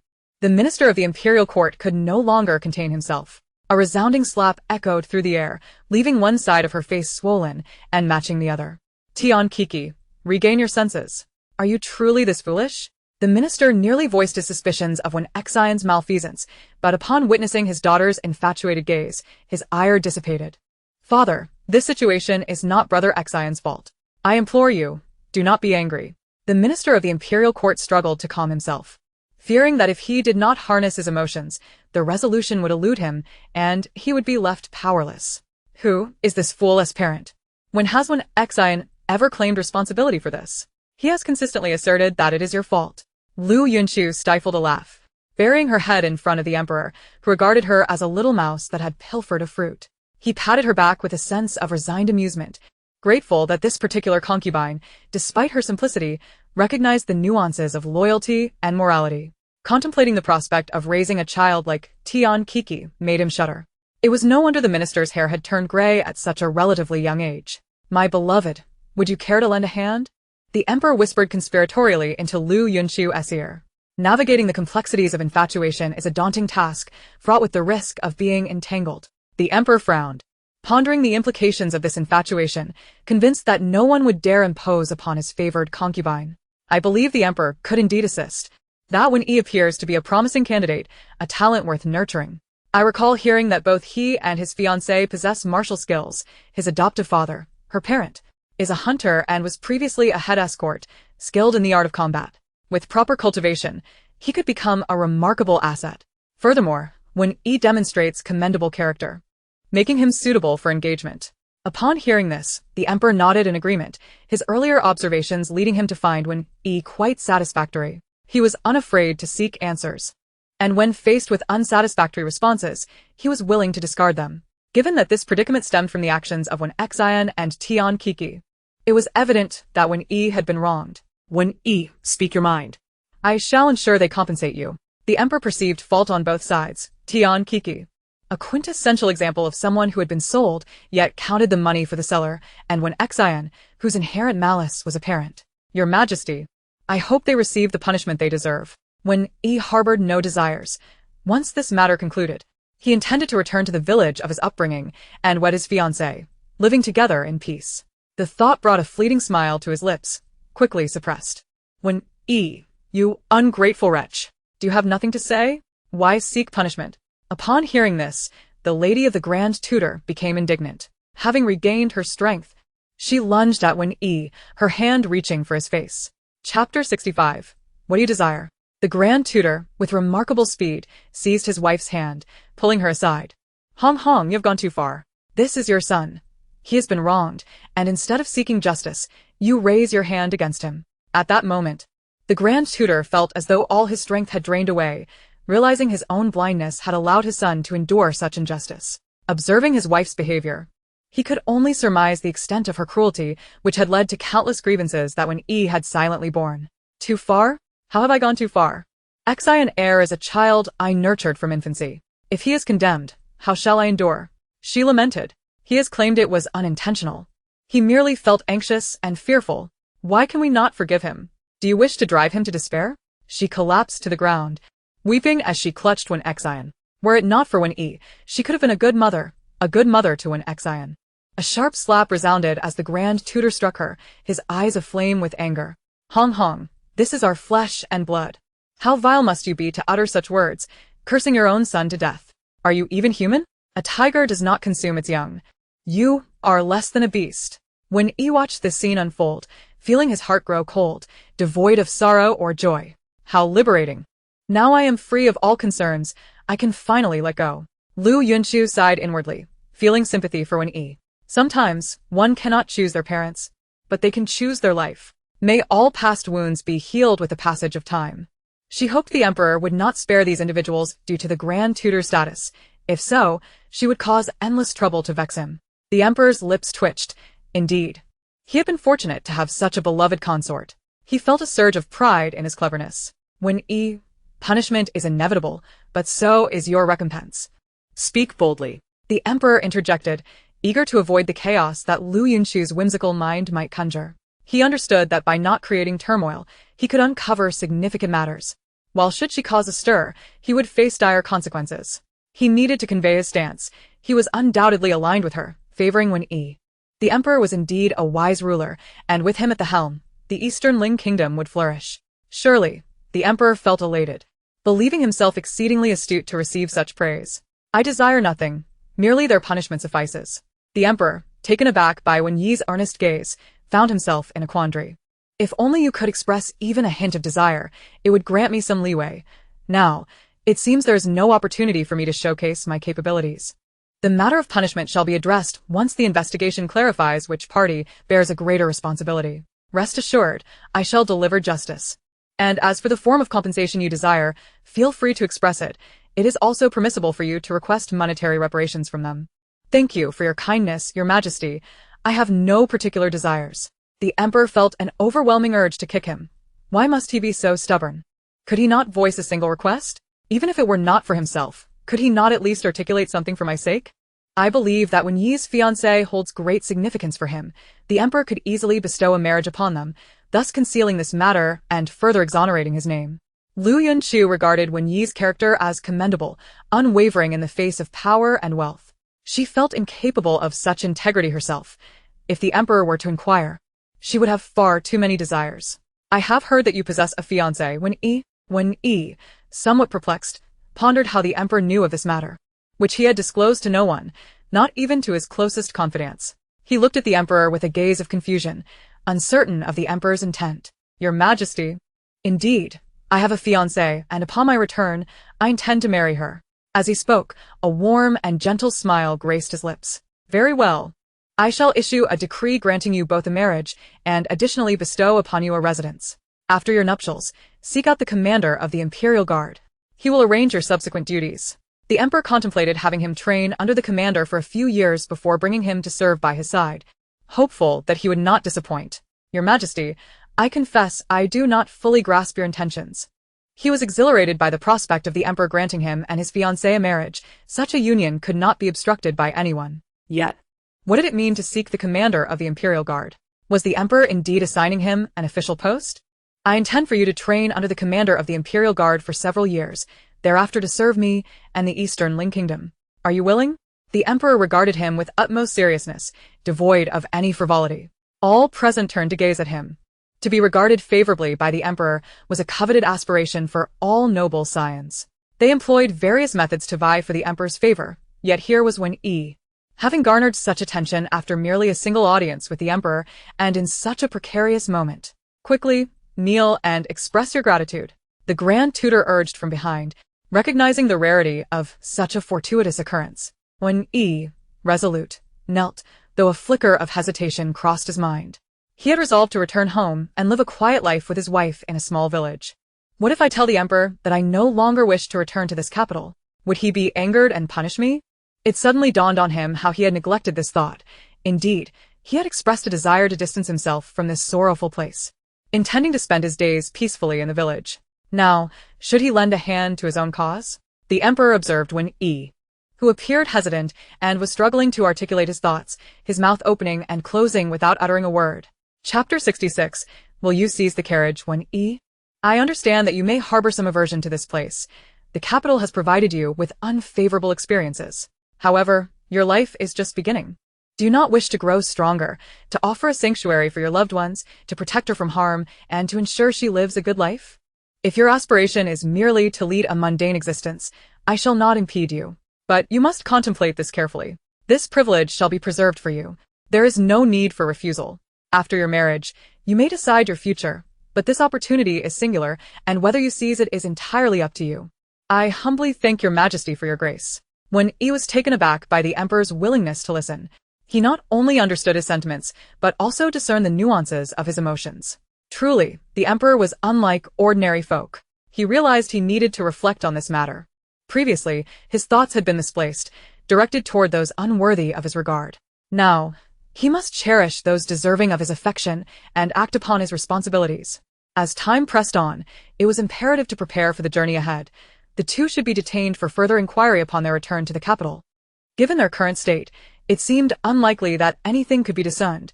One sought to shift blame, while the other was consumed by romantic notions, a sight that proved irksome. As dawn broke, several emerged from their tents. Liu Yunchu, utterly exhausted, had no time to rest before the impending departure. Upon climbing into the carriage, she collapsed within, laying flat and pulling a blanket over herself, ready to succumb to slumber. Your Majesty, may I inquire how Miss Hua should be arranged, and with whom she should share a carriage? Shizi, observing the palace, made seeking his counsel, relayed the information that the emperor had just consumed a light breakfast and was resting on a stool, awaiting the final preparations for departure. It would be a day filled with horseback riding and some exertion, thus he had not attended to matters on that front. Having endured a long night alongside the emperor, Shizi himself was struggling to keep his eyes open, feeling drowsy and somewhat disoriented. Just as he prepared to return to rest, he instructed the incoming attendants to take over.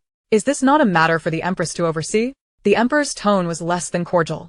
One who had not rested all night could hardly possess a cheerful demeanor. Yes. Shizi communicated the message, soon receiving a reply. Master Shizi, the Empress wishes for Liu Jiyu to attend to the siblings, yet it seems Liu Jiyu is unwilling and has quarreled with the Empress. How should we proceed? Shizi hurriedly entered to report this to the emperor, knowing his place as a servant did not permit him to intervene. The emperor's expression darkened as he moved toward the source of the altercation. Liu Yunchu stood atop the carriage, locking eyes with the emperor, who stood below. Typically, she was one to avoid contention and would not engage in direct disputes. Such confrontations were more common between the favored consort and the empress. Today, however, the two were united against a common foe.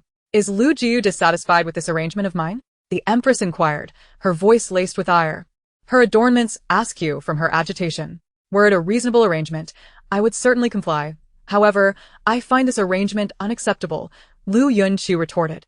Unwilling to attend to a stranger, even if that stranger was the emperor's benefactor. She did not wish to confront her and was perplexed by the empress's intentions.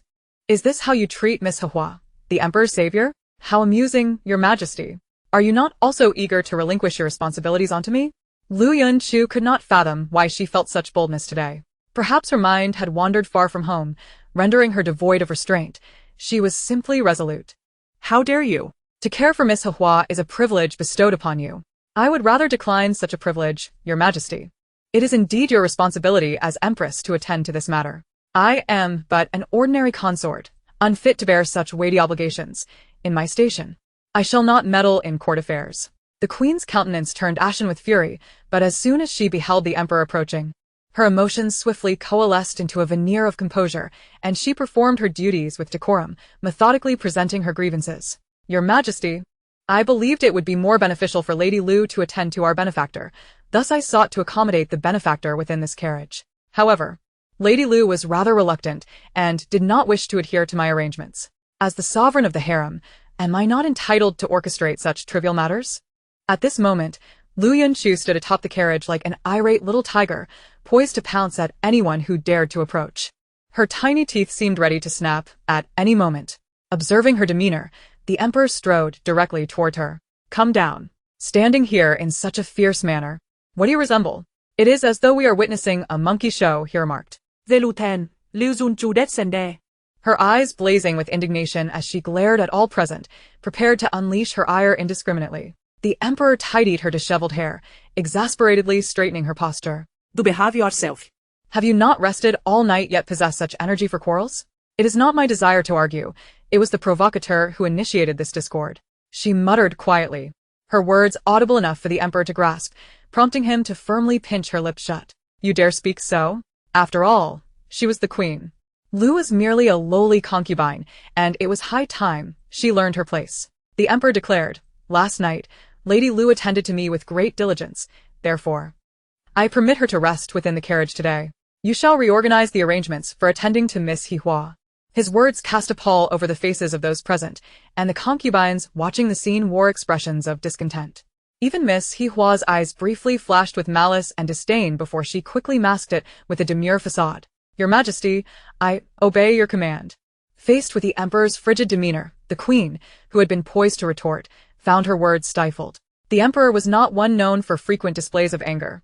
His temperament was generally gentle, yet when he truly turned cold, it instilled fear in them all. Once the crowd dispersed, the emperor's gaze fell upon the wan Liu Yunchu, his eyes imbued with seriousness, the depths of his dark irises unfathomable, exuding an icy chill that could not be discerned whether it stemmed from the morning air or his own demeanor. Come with me.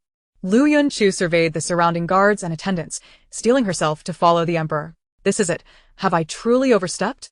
Surely, he won't strike me. I understand this person is his savior. I recognize the weight of gratitude, yet why must I be the one to care for her in front of all these witnesses? I too require rest. If he scolds me over this, how petty. The emperor felt his head throbbing, Liu Yunchu's grumbling echoing incessantly in his ears. And he had yet to utter a word before she began her discontent. Upon entering, she found the emperor's expression dark and, instinctively seeking self-preservation, chose a seat furthest from him. Come here. His voice was as cold as ice, prompting Liu Yunchu to shift slightly closer, though the minuscule movement was hardly perceptible. Observing her timid demeanor, the emperor advanced towards her. If you do not come, I shall approach you. Ah. Let go. That hurts. You're being too excessive. The emperor's hand grasped her delicate face, deliberately squeezing and pinching, rendering her cheeks a rosy hue. Liu Yunchu fumed, attempting to swat his hand away.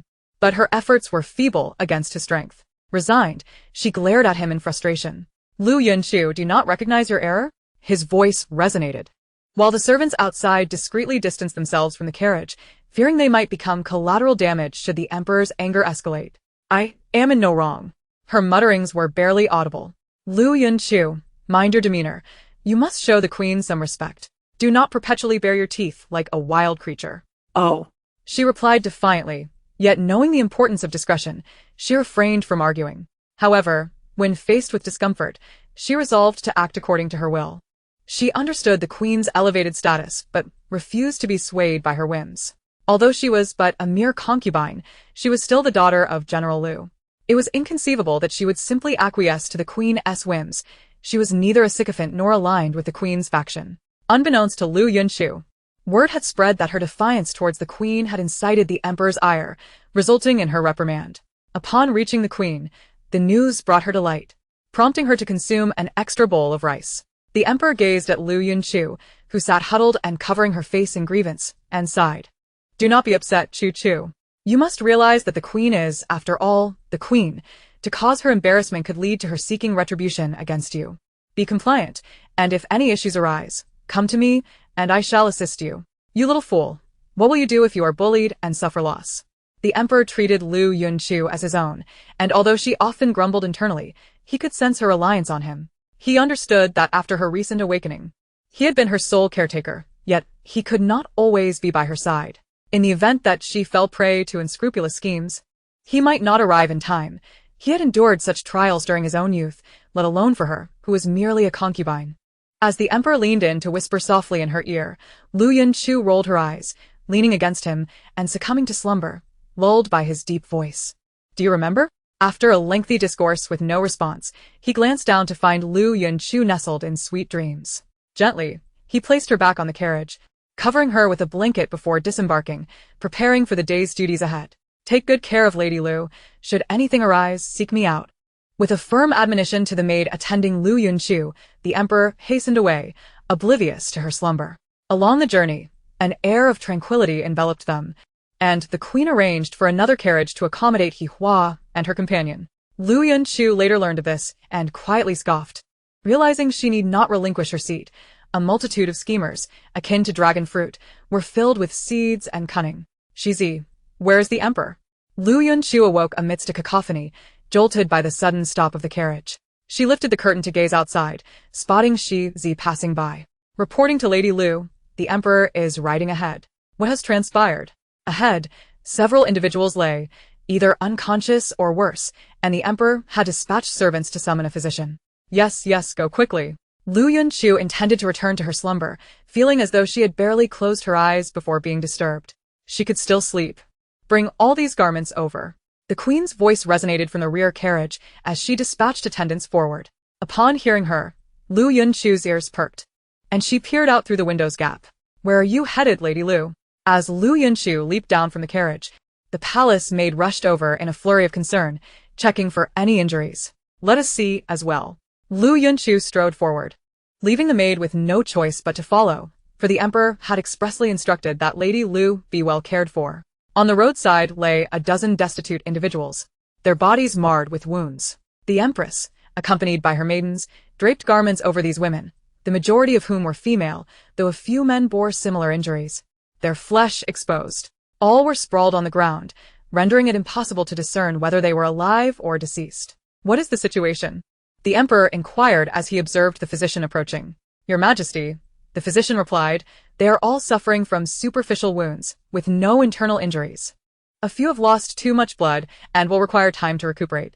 Some of the less severely injured should regain consciousness shortly, but they have endured prolonged hunger and need to consume some porridge, lest they faint again. Bring forth the porridge. The royal chefs immediately sprang into action, setting up pots to prepare the meal. Meanwhile, the Minister of Justice and the Chief Justice were dispatched to investigate nearby villages for any reports of missing persons or to inquire if any local gentry had lost servants.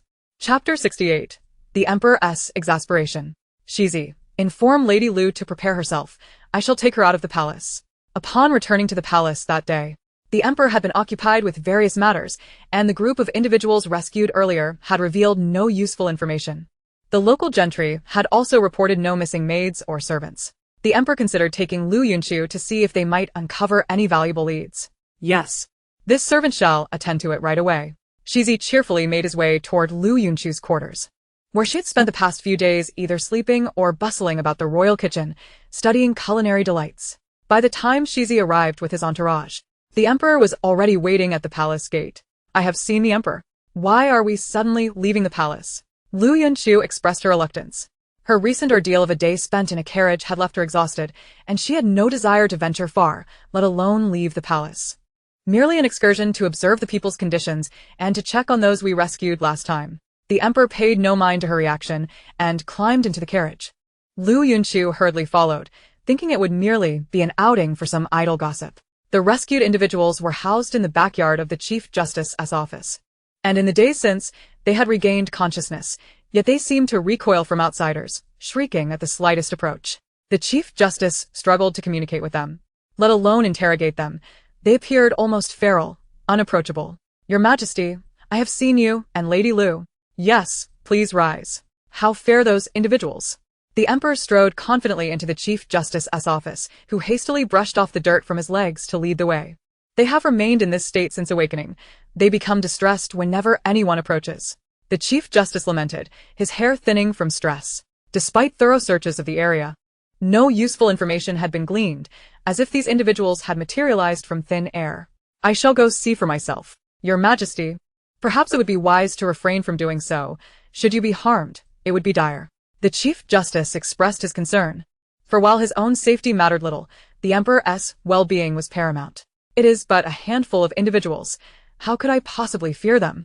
The Chief Justice's face twisted in worry, wishing to dissuade the Emperor but lacking the courage to do so. With no means to intervene, he cast a pleading glance at Liu Yunchu. Liu Yunchu, clearly not adept at interpreting his expression, noticed his repeated glances her way. After scanning the surroundings, she discerned no immediate danger, and thus quickened her pace to follow the Emperor. Worrisome, his gaze seemed as if directed towards the blind. Does Liu Yunchu not realize the need to prevent the Emperor from going forth? Should he suffer harm, none of us could escape the repercussions. Our heads would surely roll. Liu Yunchu glanced back at the Chief Justice and then at the Emperor ahead, hastening to catch up. Your Majesty, perhaps we should reconsider, for should you be injured, as the Chief Justice fears, it would be most unfortunate. Her primary concern was the risk to her own life, deeming it inappropriate to place herself in jeopardy. Lady Liu, you shall wait outside. I shall enter first. That may not be proper, she protested, feeling it would imply she shunned shared hardship. Then you shall accompany me. The Emperor raised an eyebrow, scrutinizing her timid demeanor. Very well, I shall remain outside. The Chief Justice, initially hopeful that the Emperor would refrain from entering, now felt deflated, realizing it was Lady Liu who would not accompany him. Liu Yunchu pressed herself against the window, peering through the crack. The group huddled in a corner, warily eyeing any newcomers. I understand you do not suffer from madness, yet unless you share the tribulations you have faced, I cannot assist you. If you persist in this silence, I may have no choice but to send you back. They exchanged glances, tightening their garments, but still, no one spoke, their eyes brimming with thorns as they regarded the Emperor. Trust no one. All are untrustworthy, and they will harm us. Does he claim to be the Emperor? What proof does he have? The Emperor is the sovereign of Dongling. How could he possibly concern himself with our lives? This is utterly untrustworthy. Sometimes, death is a form of liberation. After all, life lacks meaning, one mused, expressing a sentiment of despair. The whispers reached Liu Yunchu's ears. Yet none conveyed crucial information. Where they had come from, why they had fainted, or what they had endured remained unspoken. They seemed devoid of any will to survive. Their spirits low and devoid of hope for the future. There is still much beauty in life awaiting your discovery. You have persevered until now, perhaps seeking answers or justice for the wrongs you have suffered. Though you may have been deceived too many times to trust again. The one before you is indeed your Emperor, and this is the Chief Justice. They genuinely wish to assist you. Speak your troubles, and they may be resolved. Liu Yunchu hastened into the room, deeply concerned that they might lose hope. Life is precious, irreversible, and devoid of a restart button. It offers no pause or rewind feature. Were everyone to revisit the past to rectify their lives, the world would be ensnared in an endless cycle of regression. For each person harbors regrets from their history, a form of lost beauty. The Emperor, uncertain why Liu Yunchu had burst forth with such words, resolved to support her in guiding these individuals to voice their experiences. Indeed, I have come expressly to assist you. But this opportunity is fleeting. Should it pass, it shall be lost. The choice to seize it lies with you. As an emperor, he could not afford to expend endless time and energy tending to their emotions. And this rare chance was already an exceptional endeavor. Are you truly the emperor? How can you prove it? Chapter 69.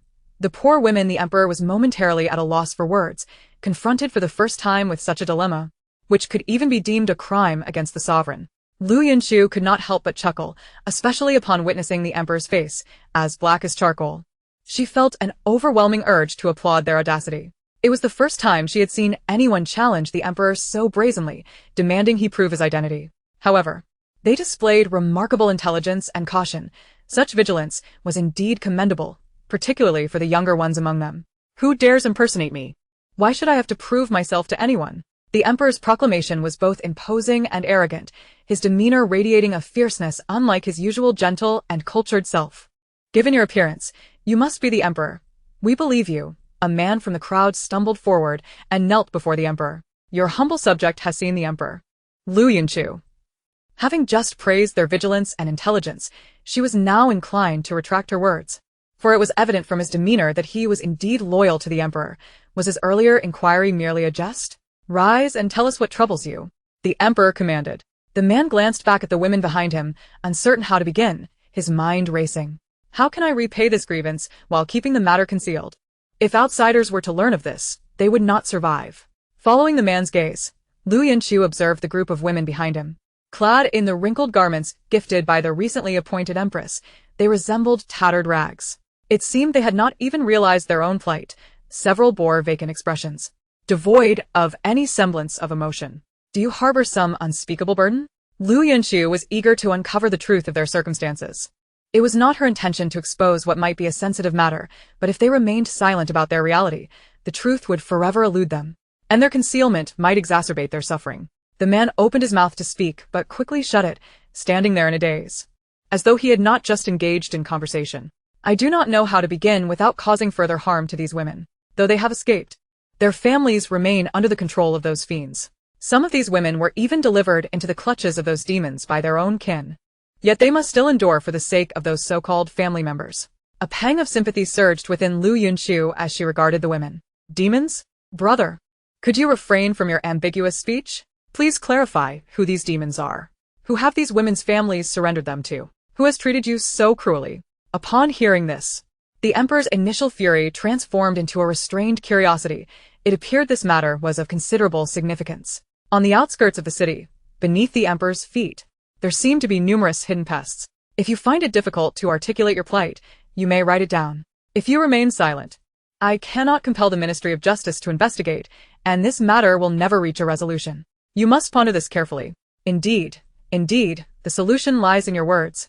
Liu Yunchu ardently concurred, her heart aching at the sight of their wretched state, particularly the sorrow etched upon the women's faces. How can we voice our suffering?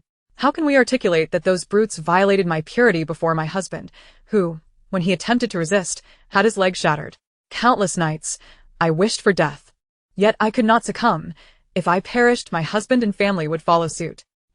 I am pregnant, over 2 months along, and my husband and I eagerly anticipated the arrival of our child. Then those demons invaded our home, capturing us all. My child was lost due to their repeated violations. It is gone, all gone. As one destined to be forsaken, I sacrificed myself for their survival. My so-called parents, my brother and sister-in-law cast me aside. I was on the verge of marriage, and now it is all ruined. My entire life obliterated, everything lost. They exchanged my flesh and blood for a fleeting moment of peace and survival, yet I must still submit to those demons repeatedly. My parents, with tears in their eyes, chide me for my ingratitude, for my lack of shame, for not choosing death. Yet when danger looms, they kneel before me, urging me to appease those demons. How absurd! What is there left to live for when one is stripped of purity? Death would be a release these past few days. I have merely endured the bitterness in my heart, unable to express it. I have longed for death. Perhaps I cannot drag a single beast to hell with me. And I cannot rest in peace. I yearn for an opportunity to return and take them with me. Would that not allow some women to live safely, free from torment and suffering? Tears welled in Liu Yunchu's eyes, a lump forming in her throat as she struggled to contain her emotions. She swiftly moved behind the emperor, shielding herself, resting her head against his back.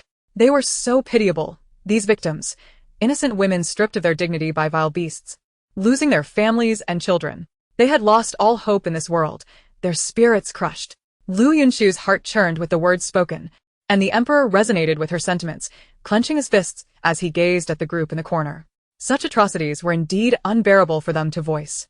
They could only torment themselves in the solitude of midnight, relentlessly striking at their hearts and souls until they felt utterly extinguished. Do not rush to recount your experiences. Do you know who has harmed you? Speak, and I shall send men to bring them to justice. If the victims cannot articulate their pain, then we shall seize the perpetrators and compel them to confess through rigorous interrogation. Liu Yunchu nodded vigorously against the emperor's back. He was indeed a sovereign who could navigate this matter with ease. Chapter 70. The burden of the unfortunate. The man's eyes brightened, and he knelt once more before the emperor, realizing he could identify the evildoers.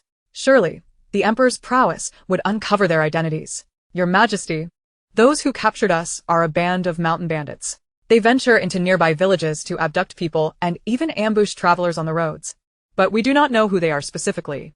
Do they seize your food and silver? While it was plausible that the bandits might do so, the likelihood was minimal, as the mountains surrounding the capital had been frequently purged of such threats in recent years. Many dignitaries enjoyed hosting events in picturesque mountain settings, often sending scouts ahead to ensure the safety of their guests, and the capital's guards and military routinely conducted patrols to thwart banditry. They do plunder our silver, but they are not particularly interested in food. They only take people. Everyone, or just the women. They would capture all the individuals, yet they would be segregated for supervision. On one occasion, I overheard that those robust men were sent to an undisclosed location, though the specifics eluded my ears. The emperor furrowed his brow. If only women were apprehended, it might be attributed to the lecherous nature of the bandits. However, the capture of both genders suggested a more complex motive at play. What prevented you from joining that group of able-bodied men? He inquired. Your Majesty, I have borne a congenital affliction in my feet since birth, rendering me incapable of bearing heavy burdens. My gait is distinctly limping when I attempt to walk quickly, and my hands lack strength, a hereditary flaw. Then were you merely a burden when apprehended? Would those bandits tolerate such idleness? His description painted the bandits as unsavory characters, unlikely to sustain a throng of idlers. I was tasked with cleaning their excrement, the man replied. The emperor fell silent for a moment, contemplating the implications. If that is the case, it does seem plausible. How did you manage to escape? If a group of sturdy men were captured and unable to flee, it was indeed difficult to imagine how this frail-looking group could have managed an escape. Several of them were believed dead, discarded at a mass grave to feed the wolves. A few, unable to survive, leapt off a cliff, only to find themselves in a pool of water at the bottom, where they survived and made their way to the nearby graveyard. What of the two men? They lowered their heads, an awkward glimmer flashing in their eyes. Recounting their escape in such an atmosphere felt somewhat embarrassing. If I were to say that I accidentally slipped into a cesspit and was knocked unconscious, only to be rescued by him, who fell in after me, and thus we were both heaved out together, resulting in a rather unfortunate and messy escape, would that suffice? Upon hearing this account, Liu Yunchu felt a wave of nausea wash over her, as if her stomach were about to revolt. She sensed it would be best for the emperor to remain oblivious to the details, as the notion of dying by suffocation in filth was both grotesque and tragic. The emperor, upon hearing this, did not press further. He seemed to catch a whiff of a problem, as a foul odor began to permeate the air, growing increasingly pungent. Since you managed to escape, that is fortunate. Now, can you lead our men to that mountain? Upon the shift in inquiry, they collectively exhaled in relief, recognizing it as a positive development. I can. One man eagerly raised his hand, having enjoyed a measure of freedom during his time on the mountain. The only thing he found intolerable was the incessant filth. Despite cleaning daily, the following day would bring a fresh wave of waste, leaving him perpetually reeking. The inhabitants of the mountain would shy away from them, including the bandit leader, granting them significant freedom of movement, though brazenly walking out remained a challenge. Your Majesty, the mountain is treacherous. Every path is guarded, and there are places from which one cannot exit, leading to endless wandering. The emperor turned to the Minister of Justice. I shall assign the troops and guards to accompany you throughout this endeavor. You will lead them, and I expect a satisfactory outcome. The Minister of Justice knelt, bowing deeply to receive the emperor's command. I shall obey. Now, all that remained was to await their return to discern the situation. Your Majesty, perhaps arrange for a wet nurse to care for them, at the very least to support them until this matter reaches resolution. Liu Yunchu gazed at the women huddled in the corner, feeling a pang of sorrow for their plight. Very well. Such a modest request would not be denied by the emperor, who was inclined to assist his subjects in times of distress. Shizi, ensure they are well cared for. Any developments regarding their situation should be reported directly to Liu Jiu. Yes. Upon hearing this, tears flowed freely from the women, overwhelmed by countless cruelties. Even a modicum of kindness could not help but elicit their tears. Take care of yourselves. Trust that there will be a resolution that satisfies you. Persevere and live well. Liu Yunchu harbored concerns that they might seek to end their own lives, yet she felt powerless to instill hope in them. The emperor stood in the courtyard, gazing up at the azure sky adorned with fluffy white clouds, a scene of beauty and tranquility. Beneath such a magnificent expanse, however, there were those enduring profound suffering. Your Majesty, how can we instill courage in them to continue living? Liu Yunchu, mirroring his stance, turned her gaze skyward, fully aware of the gravity of their plight in an era where a woman's chastity was paramount. Even in her time, the animosity and scrutiny directed at a victim often eclipsed that towards the perpetrator, how much more so in ancient times. Observing Liu Yunchu, usually radiant with joy, now shrouded in sorrow, the emperor wished to see her smile again, to witness her myriad expressions of delight. With this thought, he turned and re-entered the building. Chapter 71. Survival brings hope. The women appeared startled, their eyes wide with fear as they glanced towards the entrance. Liu Yunchu hurried over, uncertain of what had caused the emperor's sudden shift in demeanor. Live well, for each bandit apprehended who harmed you, you shall have the right to exact your own vengeance. Life or death shall be yours to decide. A collective gasp echoed among those present, save for Liu Yunchu, whose eyes gleamed with newfound hope. Even the women hesitated, holding their breath in disbelief, seeking confirmation of the emperor's decree. A woman, her voice hoarse and marred by scars, mustered the strength to ask, "Is this true? Will we truly be allowed to take our own revenge?" They yearned to enact justice with their own hands, yet had never been granted the opportunity. If given the chance, they would seize it fiercely. My words are as binding as imperial edicts. How could they be rescinded? His declaration promised the possibility of retribution. The emperor's wisdom shone brightly, granting them a glimmer of hope for survival. Yet, once this matter concluded, what would become of them? Would they not find themselves desiring death, having lost all ties to life? Initially buoyed by the emperor's words, Liu Yunchu's spirits dwindled as she pondered the aftermath, her demeanor growing despondent. However, upon hearing the emperor's proclamation, all eyes turned back to him, their expressions revealing disappointment. Indeed, even the emperor's words seemed unreliable. You must serve Liu Jiu for 30 years. Liu Yunchu was momentarily taken aback. Serve her? Would she be expected to bring them all to the palace? Such a thing appeared contrary to palace regulations. Lady Liu has recently opened a tea house, and is in need of staff. If you wish to exact your revenge, you may trade your next 30 years for that opportunity. Will you accept? Though Liu Yunchu had no knowledge of this tea house, she nodded vigorously, marveling at the emperor's quick wit. It was no wonder he was the sovereign. But wouldn't this tarnish Liu Jiu's reputation? They exchanged a glance, their eyes reflecting despair, even managing to squeeze out a hint of a grimace. Our unclean bodies are unworthy of existence in this world. What right do we have to toil for Liu Jiu? Liu Yunchu stepped forward, her gaze resolute as she addressed them with commanding authority. Who dares to tarnish my reputation? Who dares to spread slander against me? No one shall dare to bully my people again. This misfortune is not your fault. You are the victims. You should not punish yourselves for the sins of a pack of beasts, nor sacrifice your lives in the face of their malice. They do not deserve such a response from you. Flowers blooming from the mud should flourish ever more vibrantly, seizing every opportunity to thrive in the sunlight. The emperor looked at Liu Yunchu with a tinge of pride. Indeed, she was a reflection of his tutelage, exhibiting great poise.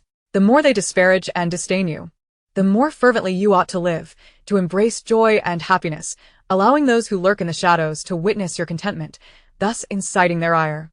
While Liu Yunchu spoke with grand eloquence, her fingers trembled nervously, as if they might pierce her palms.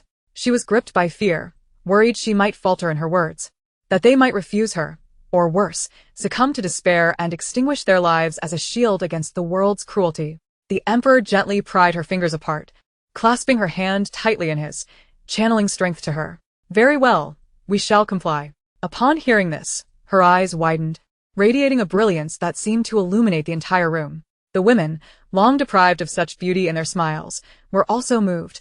They tugged at their lips, revealing a rather ungraceful semblance of a smile. Liu Yunchu was elated by the sight. These women had borne too much malice since birth. Now, In the warmth of this moment, they were not unwilling to smile, but rather, had forgotten how. In that case, once we capture these wretches, I shall personally lead you in seeking vengeance. Liu Yunchu stood tall, like a triumphant rooster. The common women bowed deeply in gratitude to the emperor and Liu Jiyu, prostrating themselves on the ground, causing Liu Yunchu to hastily urge them to rise. They swiftly recoiled, retreating a few steps in fear. Do not touch us, Liu Jiyu. We are filthy. This statement broke Liu Yunchu, tears streaming down her face, her eyes reddening instantly. She embraced the woman before her tightly, hoping to impart strength through her embrace. No, you are not filthy. Do not speak of yourselves that way. You are gentle, kind, and strong. You are beautiful and pure. The women, who had long suppressed their emotions, collapsed into one another, weeping openly, and Liu Yunchu joined them in their tears. Having spent so long in this world, she had felt a profound lack of belonging, often feeling out of place, wasting her days in a languid existence, even believing such a life was satisfactory. However, witnessing their suffering ignited a newfound vigor within her. In the past, she lacked the ability to assist many. Now that she possessed the means, she felt unworthy to act. Through them, she seemed to discover her future direction and purpose, rather than being confined to the trivialities of the palace life and its comforts. She yearned to pursue something meaningful. The emperor quietly observed the scene unfold, stepping outside to wait, aware that his compassion as a ruler could be a double-edged sword. Yet, he believed a sovereign should harbor mercy for their subjects. Straighten your appearance. We must return to the palace. If you are seen in this state, it would be difficult to explain. Yes, understood. After returning to the palace, Liu Yunchu spent her days hunched over in her small study, immersed in her tasks, oblivious to the passage of time. Had she not emerged for meals and necessary breaks, the palace maids would have been terrified. Liu Jiyu, the criminals have been apprehended. The emperor sent a servant to inquire if you wished to accompany him to witness the proceedings. Liu Yunchu, clutching her belongings, was preparing to discuss the matter with the emperor when Shizi arrived. Really? Splendid.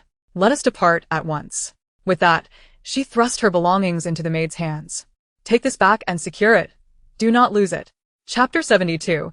The interrogation in the courtroom of the Dali Temple was solemn and imposing. A row of individuals knelt, their eyes fierce and their postures defiant, even contemplating resistance. Upon the emperor's entry, the minister of Dali Temple and the deputy minister of justice were halted by a wave of his hand, and casually, Liu Yunchu was guided to a seat, signaling them to commence the interrogation. Who are these individuals? State your names. The minister of Dali Temple nervously rubbed his hands, taking a seat at the table, which he had meticulously cleaned for the emperor's use. Collecting himself, he fixed a stern gaze upon the crowd below, questioning coldly, You, wretched official, do you know who I am?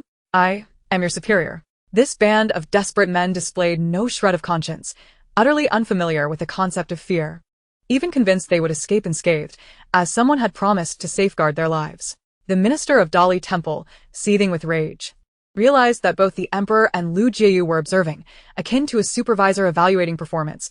Failure would invite punishment, thus jeopardizing his career, a circumstance he could not abide.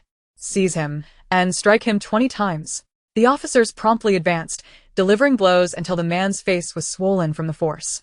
I shall inquire once more. Who are you? How many villages and lives have you plundered? Speak the truth, and you may receive leniency, should you continue to conceal the facts. I shall not hesitate to claim your life. Though fearful of the emperor, the minister's dread was singularly directed at him. The rest were inconsequential, especially since failing to manage the situation could cost him his esteemed position. I am indeed a bandit. What of it? If we erred, let us be pardoned. The bandit leader, with a casual flicker of his eyes, spoke nonchalantly, revealing no hint of fear, and the others exhibited similar indifference. I shall not indulge in your nonsense. Bring forth the torture devices. Let us see whose resolve is stronger, yours or the instruments of my justice. With that, a box of torture implements was brought forth, and a selection was made to commence the punishment. Release us. This is coercion. Is this how you administer justice? Do not presume we are ignorant. A plaintiff is required in this matter, and no one has accused us. By what right do you condemn us? There is no justice in this. Even if there were, justice would not favor you. My ladies are the plaintiffs. A group of women entered, kneeling before the minister of Dali Temple. Upon seeing them, Liu Yunchu's eyes sparkled with joy. It seemed they had regained their composure over the past few days. They were clad in clean garments, their hair neatly arranged. Their voices strong and assertive, a stark contrast to their previous selves, as if they had transformed entirely. Very well, excellent. You may remain seated as you are still recuperating. The minister of Dali Temple, astute in his observations, had heard that these women belonged to Liu Yunchu, a person whom the emperor would always bring along, certainly someone he could not afford to offend. Casting a furtive glance at Liu Yunchu, who bore a smile, he silently commended himself for having made the right decision. Do the plaintiffs recognize these individuals? The common women recalled with haunting clarity the day when they were forcefully taken up the mountain by their captors, a day forever etched in their memories. With their hands tightly clasped together, they seemed to convey strength to one another. Fear gripped them upon encountering the demons before them. Yet they understood the necessity of rising to avenge themselves and those who had not escaped. Ha! A bunch of worthless scum. Your contempt for us allowed you to drag us up that mountain. Don't push your luck. Had I known you were merely feigning death, I would have made sure to end you then and there. One of the men sneered, spitting derisively as they glared at the women, inciting their fury. In an instant, a blood-curdling scream echoed through the air. Liu Yunchu had seized a chair and brought it crashing down upon the man's lower body. Fearing that a fatal blow to the head would be too merciful, the nearby enforcers gasped, instinctively clenching their legs and retreating a step. The Minister of Justice, casting a wary glance at the Emperor, was taken aback to discern an unexpected sense of pride in His Majesty's gaze. Was he not supposed to be afraid? Such a formidable ally, indeed. The Emperor was a true man among men. The women gazed at Liu with fervent appreciation, their spirits ignited with newfound hope. One by one, they rose to expose the heinous actions of their tormentors, their voices resolute and their gazes fierce, as if they yearned to rend their captors limb from limb. Do you know to whom I belong? You dare to strike me? Should I find myself in a position of power over you, your lives would be forfeit. Recovering from his pain, the man glared at Liu with a menacing expression, his eyes narrowing at her beauty, revealing a lewd grin. Who the hell do you think you are? The Emperor, unable to restrain himself, delivered a swift kick, unleashing a curse. The Minister of Justice had never anticipated that his courtroom would descend into such chaos, nor that the Emperor and Liu would engage in direct confrontation. What if someone harmed the Emperor, or Liu? Would his life be worth preserving then? Quickly, someone gag him with a sock. The enforcers exchanged furtive glances, steeling themselves as they removed their socks and stuffed them into the mouths of the assailants. The strange odor in the air mingled with the pained expressions of the mountain bandits, creating a peculiar harmony. Do you confess? The Minister of Justice inquired, his eyes blazing as he perused the prepared documents, his ire mounting with each reading. The sight of their gagged mouths only fueled his anger. A simple nod would suffice for a confession. Upon hearing their accounts, even those unversed in legal matters could discern that acknowledging guilt would equate to a death sentence, prompting a swift chorus of headshakes. Absolutely no confessions. The individuals behind you have yet to send word. You claim to provide cover. If anything went awry, you would resolve it. This has been the pattern for years, and no incidents have arisen, even when you abducted people from afar. Surely this time will be no different. Chapter 73. The opportunity for leniency. It appears I have been too lenient. Continue the interrogation, the Minister of Justice barked, slamming his hand upon the table and instructing the enforcers to intensify their methods. They certainly had backing, after all. How could mere mountain bandits continue their reign of terror for so long without detection? Someone must be shielding them. The bandits had already mentioned their benefactor. They must not be allowed to perish before all their accomplices were uncovered. Liu Yunchu felt no pity for them. She merely wished to thoroughly investigate the matter before playing with them at her leisure. It would be most satisfying to turn their own methods against them. Truly a fitting retribution.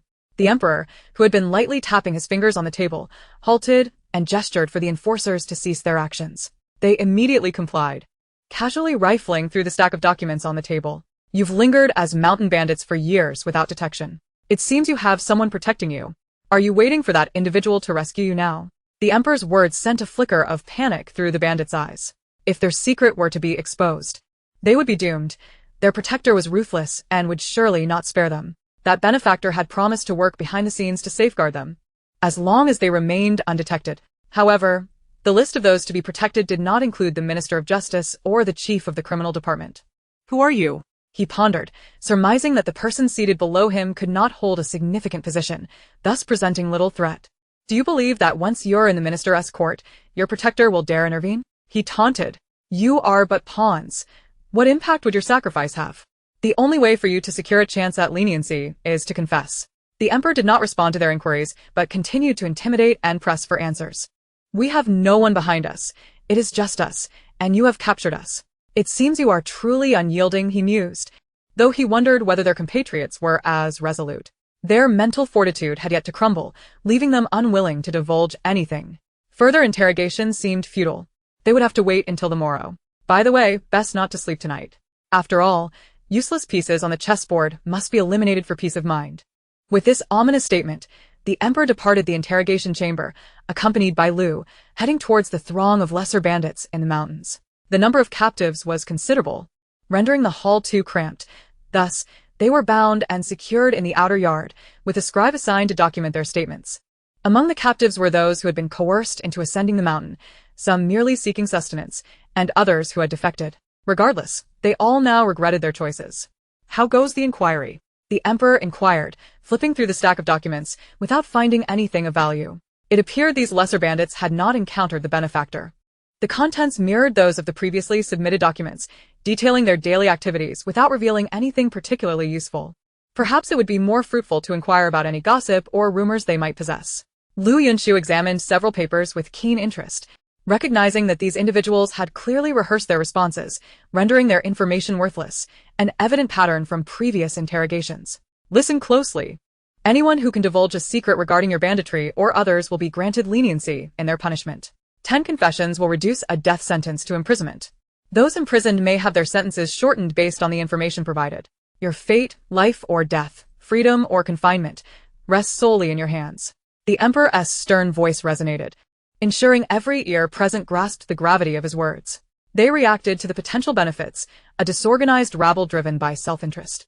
Devoid of camaraderie or loyalty, only self-preservation in the face of calamity. Those who remained steadfast, it seemed, were merely held by the threat of exposure or the precariousness of their lives. Liu Yunchu idly toyed with the tassels of her jade pendant, yet her focus remained on the group of mountain bandits, fearful of missing any valuable confessions.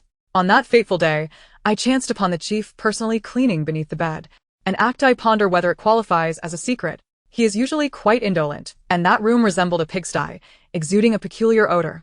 Yet he could still manage to sleep there, refusing assistance in tidying up, claiming it provided him with a sense of security.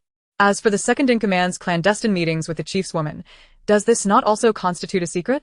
I have encountered this woman once, and she possesses an exquisite beauty. It is said that she does not reside in the mountains, but visits multiple times each month, occasionally departing with provisions and vegetables from the mountain. One day, while relieving myself in the back mountain, I inadvertently unearthed a human skull, leaving me so frightened that I could not close my eyes to sleep for several nights. Fearing discovery and reluctant to confide in others lest I be ridiculed. The thoughts of Liu Yunchu echoed in her mind, simultaneously relayed to the emperor's consciousness. One person absorbed the gossip like a sponge, while another extracted useful information from it. What? How revolting. Those individuals must face execution. Dismemberment is not obligatory. Yet inviting others to the mountains to commit such acts against those women is unforgivable. They must not meet a peaceful end. Liu Yunchu leapt down from the stone steps and rushed into the interrogation hall, where the Minister of Justice was preparing to have them imprisoned for observation, only to be met with Liu Yunchu's furious entrance. Suppressing his emotions, he donned a smile he deemed quite amiable, adjusting his attire as he prepared to greet Liu Yunchu. Liu Yunchu surveyed the scene, noticing the long staff in the hands of the constable, snatching it away and striking it towards the offenders. The shackled men exhibited no capacity for resistance. Liu Yunchu summoned her utmost strength, vigorously swinging the staff. Again and again, she struck, eliciting their wails, but her body, unaccustomed to such exertion, soon succumbed to fatigue. Chapter 74. The Struggles of the Lotus Palace. Do you wish to fight? Liu Yunchu glanced at the women seated nearby, then at her reddened hands, which throbbed with pain, regretting her inability to continue. May I, esteemed Liu Jiu? They implored, casting worried glances at the Minister of Justice. Acutely aware of the decorum expected in the interrogation hall, knowing that any breach could provoke the law's wrath, even a misstep in speech could invite punishment. Very well. Liu Yunchu's anger had not yet subsided. She was on the verge of a rampage. Especially since the emperor had only imparted a modicum of palace etiquette and neglected to mention such nuances of propriety. The Minister of Justice, upon hearing this, touched his nose and gazed up at the ceiling, as if searching for something above. Thank you, Liu Jiu. Their eyes gleamed with a fierce determination.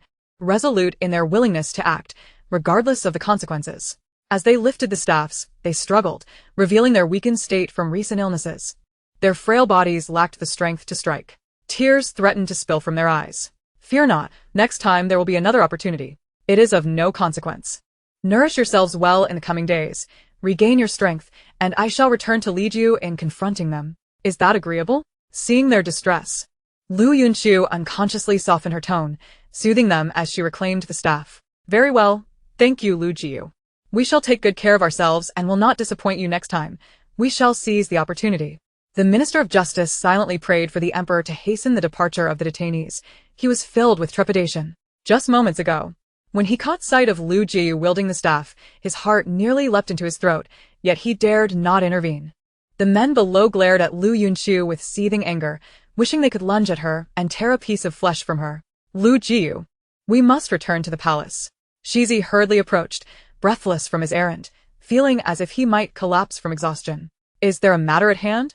Noticing Shizi's flushed complexion, Liu Yunchu wondered if it heralded joyous tidings. Reporting to Liu Jiu, this humble servant dares not speak out of turn. You should inquire with the Emperor in the carriage. Shizi wiped non-existent sweat from his brow, leading Liu Yunchu to the carriage. The Emperor was already seated inside, his expression revealing neither joy nor anger. Your Majesty, what has caused such urgency? Alas. Gazing into her bright, innocent eyes, the Emperor reached out to stroke her hair. Indeed, our Chu-Chu is the most well-behaved. Liu Yunchu furrowed her brow, perplexed by the Emperor's nonsensical words, unable to comprehend his meaning. Your Majesty, pray tell, what is amiss? Liu Yunchu's eagerness for gossip surged. She may not wish to partake, yet she longed for knowledge. It is of no great importance. Jingfei and Miss Hehua have had a disagreement, and the Empress could not mediate, so she has sent for me to return. Liu Yunchu nodded, scrutinizing the Emperor's countenance, which indeed possessed the capacity to incite jealousy and rivalry. Besides his striking visage, his boundless power and status attracted countless admirers. Those in the imperial harem, in their quest for the Emperor's attention and favor, also sought to elevate their own positions, aiding their maternal families in ascending as well. One gains favor, and their entire family rises. This explains why countless women vie for entrance to the palace. Your Majesty, do not fret. I will remain by your side. I shall accompany you shortly. I am your staunchest supporter. Liu Yunchu playfully pinched his arm and gave him a gentle pat. The Emperor lightly tapped her forehead, exasperated, capturing her hand in his and placing a delicacy in her palm. Cease your flattery. I am well aware of your desires to witness the spectacle. Liu Yunchu swiftly shook her head, her smile brightening. How could that be? My primary intention is to accompany you, while also enjoying the spectacle. The Emperor's long fingers pressed against her forehead, poking her gently. Partake in some pastries to stave off hunger. It may be a while before we have a meal. I had intended to take you to a restaurant today, but it appears that we'll have to wait until next time. As Liu Yunchu munched on the pastries, she nodded in understanding. Though they could not venture out, she felt a swell of happiness knowing this information. By the way, Shizi, I require your assistance with a matter. Liu Yunchu stepped outside to whisper to Shizi for a moment before returning. Soon, the carriage entered the palace, and the two of them boarded a soft sedan chair, heading towards the Empress's quarters. What has transpired? The cacophony of arguing voices within caused the Emperor to sigh in exasperation. The individuals inside still possessed ample vocal strength, even after such a lengthy duration. This humble servant has seen the Emperor. Upon the Emperor's arrival, the crowd panicked, hurriedly aligning themselves, adjusting their garments, and bowing in respect. The atmosphere fell silent. Even the previously chirping birds ceased their song. What is the matter with the Empress? The Emperor took his seat at the elevated position, and Liu Yunchu quietly followed, as the presence of higher-ranking consorts rendered it inappropriate for her to sit. Instead, she discreetly stood to the side, pretending to be a mere observer. Reporting to your Majesty, today, Jingfei was admiring flowers in the imperial garden when she coincidentally encountered Miss Hehua. Their disagreement ensued, though I did not catch the specifics.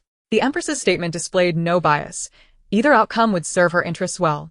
Pray tell, what is the cause of your quarrel? The Emperor cast a swift glance over the scene, causing the consort Jing to tremble and immediately kneel, while the lotus blossom, emboldened, spoke in a feeble tone, her voice quivering slightly. Your Majesty, this humble servant is feeling somewhat unwell and requests permission to take a seat, as I am struggling to catch my breath. With her head bowed low, She appeared as though she bore a significant grievance, and when she lifted her gaze to meet the emperor's, her eyes brimmed with tears. Be seated, the emperor sighed with resignation. Although he was uncertain of the authenticity of her ailment, he felt compelled to show leniency towards his life savior. Your Majesty, this is most unjust. Why does she have the privilege to sit? Consort Ning immediately expressed her discontent, perceiving the emperor's actions as favoritism towards the lotus blossom. Kneeling, she felt humiliated that she had to remain on the floor while the lotus blossom was allowed to sit, questioning how she could maintain her authority in the palace under such circumstances. Then let us punish you both. You may also take a seat, the emperor retorted coldly, casting a sharp glance at her. Over the years, he had exhibited a measure of tolerance towards her due to the first prince. But he had not anticipated her growing audacity. Your servant is most grateful, Your Majesty. She quickly rose and chose a spot close to the emperor, casting a disdainful glance at the lotus blossom. I had thought the emperor showed her considerable favoritism. It seems it is not so remarkable after all. Liu Yunchu observed Consort Ning for the first time. She seemed to have returned home for family visit and had not been present until now. Consort Ning hailed from a military family, while Liu Yunchu's family guarded the northern borders under harsh conditions and severe climates. In contrast, Consort Ning's family protected the southern borders, where the climate was more temperate and the living conditions more comfortable. This year, she had specifically sought the emperor's decree to bring the first prince home for family visit. Consort Ning, please speak first. Consort Ning had initially intended to charm the emperor with playful affection, but upon encountering his impassive expression, the words she had meant to utter were swiftly retracted. Your Majesty, I apologize for causing you concern. It is truly not a grave matter. I have already calmed down. However, I believe that since Miss Lotus intends to remain in the palace, she should adhere to its rules. She created a ruckus in the imperial garden and even spoke disrespectfully to me. I merely reprimanded her to remind her of the rules. Yet she attempted to push me into the lotus pond. Had it not been for my maid's timely intervention, I might have drowned. As Consort Ning recounted her tale, tears streamed down her cheeks, and she sniffled as she looked at the emperor, her expression one of profound grievance. Your Majesty, I feared I would never see you again. You cannot fathom how terrified I was. She clutched her heart, her gaze lowered, resembling a child who had endured great injustice. Miss Lotus, is what Consort Ning said true? Do you have anything to add? The emperor did not offer comfort to Consort Ning but instead turned his attention to the lotus blossom, who now appeared even more distressed. Her eyes reddened with tears. Ha ha ha. Both of them have reddened eyes. I wonder which side the emperor will favor? Liu Yunchu, joyfully observing from the side, received an exasperated glare from the emperor, prompting her to touch her nose in feigned innocence. Why glare at me? I am utterly unaware of this matter. And I certainly lack the ability to redden my eyes at will. If only I possessed such talent for subtle manipulation, how enviable. The emperor, with an exaggerated sigh, drew Liu Yunchu's attention, and he too forced himself to look in the direction of the lotus blossom, whose tears were now cascading down her cheeks, her eyes glistening with a mournful gaze directed at the emperor. Curse it, I had finally cultivated the perfect emotional display. And the emperor is lost in thought. Who is this performance for? Liu Yunchu, standing behind, felt her own face flush. Sometimes hearing the unspoken thoughts of others could be a torment, a sorrowful desire to laugh that she could not fulfill. Speak plainly, the emperor commanded, feeling an urge to kick someone out due to the overly dramatic tone. He had never found fault with such behavior before, but of late, it struck him as particularly inappropriate. Your Majesty, today, following the physician's advice, I thought it would be beneficial for my recovery to take a stroll outdoors to relax my spirit. I ventured into the imperial garden and did not expect to encounter Consort Ning. Unfamiliar with her, I intended to avoid her. Yet she blocked my path and even attempted to have her maid strike me. I was unaware of any wrongdoing on my part and instinctively sought to evade her, resulting in my near fall into the lotus pond. The two women exchanged defiant glances, then turned their pitiful gazes toward the emperor, each hoping for his favoritism and a sense of justice. Your Majesty, what is the outcome of your investigation into this matter? The emperor inquired, directing his attention to the queen seated nearby. She nodded slightly at him and beckoned to the matron behind her, who recounted the sequence of events. The essence of the matter was that both parties bore fault. While Consort Ning had indeed sought to provoke the lotus blossom, the latter had also willingly instigated conflict. Thus, the queen found it difficult to assign blame to either side. If the lotus blossom were to enter the palace, it would indeed become a more vibrant place. Liu Yunchu, akin to a hamster that had pilfered a fruit, watched the unfolding drama with glee. Since both parties share culpability, let them receive the same punishment to avoid any grievances.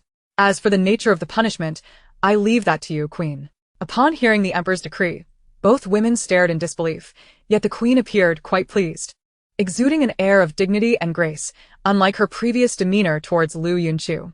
It seemed that following the Emperor's prior reprimands, she had undergone a transformation. Both of you, one a consort of the Emperor and the other a savior, deserve a fair punishment. I shall not be overly harsh, yet there must be some consequence. You shall each transcribe the palace rules 30 times and be placed under house arrest for 1 month. Your Majesty, do you find this acceptable? The Queen respectfully gazed at the Emperor, who nodded in satisfaction, having somewhat forgiven her previous behavior. Indeed, that punishment is appropriate. Henceforth, any disputes between them shall be resolved by the Queen, and if both are at fault, they shall be punished together. Yes, I obey. The Queen's countenance brightened, her smile now genuine, casting aside the shadows of her past demeanor. Cursed Emperor, I am your savior, and yet you are so ungrateful. I have struggled to enter the palace to be close to you, only to be placed under house arrest for a month. Everything has been thrown into disarray. How infuriating. As Liu Yunchu glanced at the lotus blossom, she caught a fleeting glimpse of malice in her eyes. What does this wretched woman mean? Does she insinuate that my approach to the Emperor was deliberate? What was her intent in saving him? If that is the case, does she suggest that her rescue was also a calculated move? The Emperor, my most formidable ally, shall remain unblemished. The Emperor, now unsettled, recalled that he had dispatched individuals to investigate the lotus blossom multiple times. The individuals previously apprehended had been thoroughly questioned, revealing that she indeed hailed from that village, where her family had once lived comfortably. It was only after her parents' untimely demise that she and her brother were left orphaned. The mountains of their village were connected to the hunting grounds, making her presence here plausible, which was why he had felt secure in bringing her back. Chapter 76. The search begins. It appears that there are deeper secrets at play, and it is this secret that warrants exploration. For the forthcoming month, a pair of watchful eyes would be fixed upon the crooked tree outside the palace, where the lotus blossom resided, meticulously observing her every move. Your Majesty, your insight is nothing short of remarkable. Merely glancing at this map of the bandit-infested mountains reveals the crux of the matter. The Vice Minister of Justice and the Chief of the Supreme Court approached the Emperor to report their findings from the investigation, both displaying expressions of elation. Should they succeed in this endeavor, a substantial reward awaited them. The Emperor set aside the memorial he was reviewing, casting his gaze upon the two officials, observing their breathless and perspiring demeanor, and felt a pang of compassion. Shizi, provide them with seats and fetch them handkerchiefs to wipe their sweat. Yes, Your Majesty. I shall obey your command. The two men casually dabbed at their foreheads and seated themselves on stools to recount the results of their expedition up the mountain. As expected, they had discovered a hidden passage beneath the bed of the chief bandit, leading to another mountain. The heap of bones had also been located, and excavation was ongoing. However, the woman involved had yet to be found, and investigations were still underway. Your Majesty, shall we dispatch men to search the mountain beyond the secret passage? Yes. Surround the mountain, and we shall venture in at dawn. As dawn broke gently, the moon hung in the sky, appearing to be on the verge of retreating. Liu Yunchu, in a restless slumber, was abruptly roused and placed into a carriage, merely opening her eyes and uttering a confused, Your Majesty? Throughout the journey, the atmosphere among the entourage was taut with tension, uncertain of what they might uncover, fearing that all their efforts could yield nothing. Your Majesty, where are we headed? Liu Yunchu awoke just as the carriage halted at the foot of the mountain. You have awakened just in time. Today we are to explore the mountain. Liu Yunchu furrowed her brow, clearly skeptical of this claim. She had never quite understood why the Emperor consistently brought her along on his outings, when matters of the court were typically beyond the reach of the concubines. Why was her situation so different? She was privy to nearly everything. Indeed, even without the Emperor's company, her ability to hear thoughts often granted her more insight than most. Yet, the stark contrast between knowing overtly and knowing in silence was profound. The other concubines in the palace shared her confusion, their faces flushed with indignation. The Emperor's choice to take Liu Yunchu out had not been concealed from anyone and had swiftly spread through the harem. Now, all the concubines congregated in the Queen's palace, their expressions rife with resentment. Your Majesty, Liu Jiu's constant attachment to the Emperor could interfere with his affairs. She should be taught the rules. Indeed, though Liu Jiu has recently regained her wits, she cannot exploit this to act recklessly, especially if it disrupts the Emperor. Your Majesty, It would be prudent to send someone to instruct her on proper conduct. If this becomes known, what face will the royal family have left? The queen surveyed the agitated assembly before her, pondering whether she too felt anger. However, after the last incident, she had come to understand that Liu Yunchu held a unique position in the emperor's heart, one that rendered her own status as the queen seemingly irrelevant. No matter her power or maternal lineage, Liu Yunchu was favored by the emperor. As long as Liu Yunchu was not troubled, the emperor would not object to her punishing other concubines, but should they cross paths, it would be she who faced repercussions. Even without uttering a word, the emperor would readily find excuses to absolve Liu Yunchu. Unbeknownst to the queen, while Liu Yunchu remained silent, her inner thoughts were a torrent, and any grievances she suffered would surely provoke a reaction from the emperor. I, too, find myself in a difficult position. After all, Liu Jiu has only just regained her faculties. We ought to afford her some leniency. If it brings joy to the emperor, it is a skill in itself. And we shall not dwell on this matter. The queen had resolved that should anyone seek to disturb her, she would welcome the opportunity and might even stoke the flames herself, yet she would not take the lead, especially after receiving her father's letter, which clarified that to maintain her position, she must be magnanimous and supportive of the emperor, relieving his burdens. The Liu family in the northern territories seemed to have achieved another victory, even returning a public letter praising the emperor's virtues. The emperor remained preoccupied with various matters and had yet to address this topic, possibly waiting for the right moment. Nonetheless, this was sufficient to safeguard Liu Yunchu. Your Majesty, if you choose to disregard this, what recourse do we have? Indeed, Your Majesty, all in the harem should adhere to palace regulations. If she sets such a precedent, what will happen when others follow suit? What do you believe I should do? The queen scanned the room, noting that all the concubines had lowered their heads, none daring to respond. The notion of making her the scapegoat was utterly ludicrous. While she was still uncertain how to deal with someone as unpredictable as Liu Yunchu, she could still take action against the others. Since it appears there are no further matters, let us all return. I require rest. The queen retreated to her chambers, leaving the others with their frustrations as they departed. Liu Yunchu remained blissfully unaware of the palace meeting convened to discuss her, presently standing beside the chief bandit's bed, pinching her nose and waiting to enter. Your Majesty, why can we not simply await at the other mountain peak? The stench here is suffocating. Bear with it. Let us see what this secret passage holds. The emperor gently tied a handkerchief around her head, soothing her with quiet reassurances. Be cautious as you descend. He carefully guided her down, where torchbearers awaited at either side of the passage, which was lengthy, causing Liu Yunchu's feet to ache long before they reached the end. This time, should the emperor perish, I shall achieve great merit. I will rise to a position second only to him, with wealth and treasures at my disposal, as well as beauty and luxury beyond measure. This fire shall bring my ambitions to fruition. Dog Emperor, I am coming for you. Chapter 77, The Fire. Just as the commander of the Imperial Guard placed his hand on the door, Liu Yunchu called out to stop him. Halt! The emperor understood that the Imperial Guard would not heed her. They followed only his command. Yet, recognizing her unique position, he gestured for the commander to cease. What is it? Are you unwell? The emperor inquired softly of Liu Yunchu, while the others harbored a hint of discontent. After all, what right did a woman have to accompany them here and dictate proceedings? Even if she were the emperor's consort, she was not the queen. Liu Yunchu sighed, anxiously tugging at the emperor's sleeve. What shall I say? We are surrounded outside, and they are preparing to set the place ablaze upon our entry, intending to kill us. They are coming for you, Your Majesty. How can I save you? Will you willingly become a tyrant? Upon hearing her words, the emperor's demeanor shifted, his expression turning icy, and her mention of a tyrant piqued his curiosity. Liu Yunchu quickly buried her face in his chest, trembling, her voice feigning fear. Your Majesty, I am frightened. Please take me back. I do not feel well and do not wish to go up there. Can we return? The door was designed for safety, allowing entry only from one side, which was why they awaited the opening from within. No, Your Majesty, we have arrived at this place. We cannot turn back just because of Liu Jiu's words. Indeed, Your Majesty, once the door is opened, we shall ascend. Why the sudden inclination to retreat? The esteemed Liu Jiejuan ought to refrain from meddling in state affairs. She is well aware of her fragile health and should not have accompanied us. Now. Her presence necessitates a return, and must we all indulge her whims? Your Majesty, Liu Jiejuan is but a woman. Her words should not command your complete obedience. The ministers, having accompanied you thus far, are not shy to express their dissent. Only the Minister of Justice and the Deputy Minister of Punishment discreetly stepped back a few paces. For they have spent considerable time with both you and Liu Yunchu. Your affection for her is evident, resembling a cherished ancestor rather than a mere concubine. I, Liu Yunchu, feel an overwhelming frustration. This matter is not one I must oversee.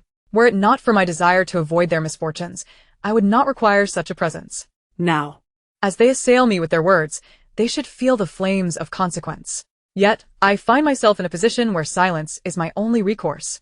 Unable to speak freely, I forced out a few tears, gazing up at the Emperor with an expression of poignant vulnerability, illuminated by candlelight. Your Majesty, I must return.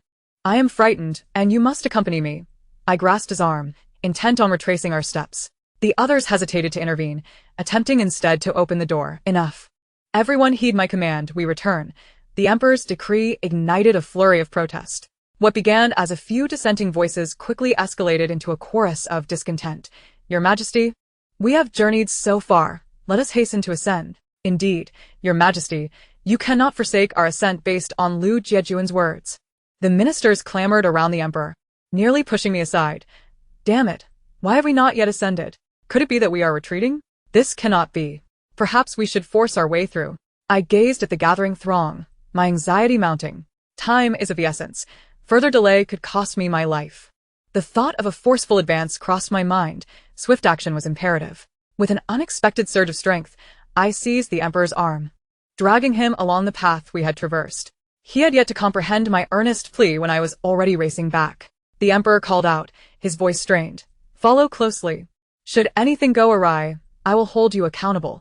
Never before had he felt such disarray, being pulled through the narrow, shadowy passage, his garments disheveled, hair in disarray. The Imperial Guards, loyal to the Emperor alone, immediately followed his command to depart from the doorway. The Minister of Justice and the Deputy Minister of Punishment exchanged worried glances in the darkness, hastily trailing behind. The remaining ministers stubbornly fixated on the door. But a group of ineffectual sycophants was incapable of budging it, merely pacing in frustration.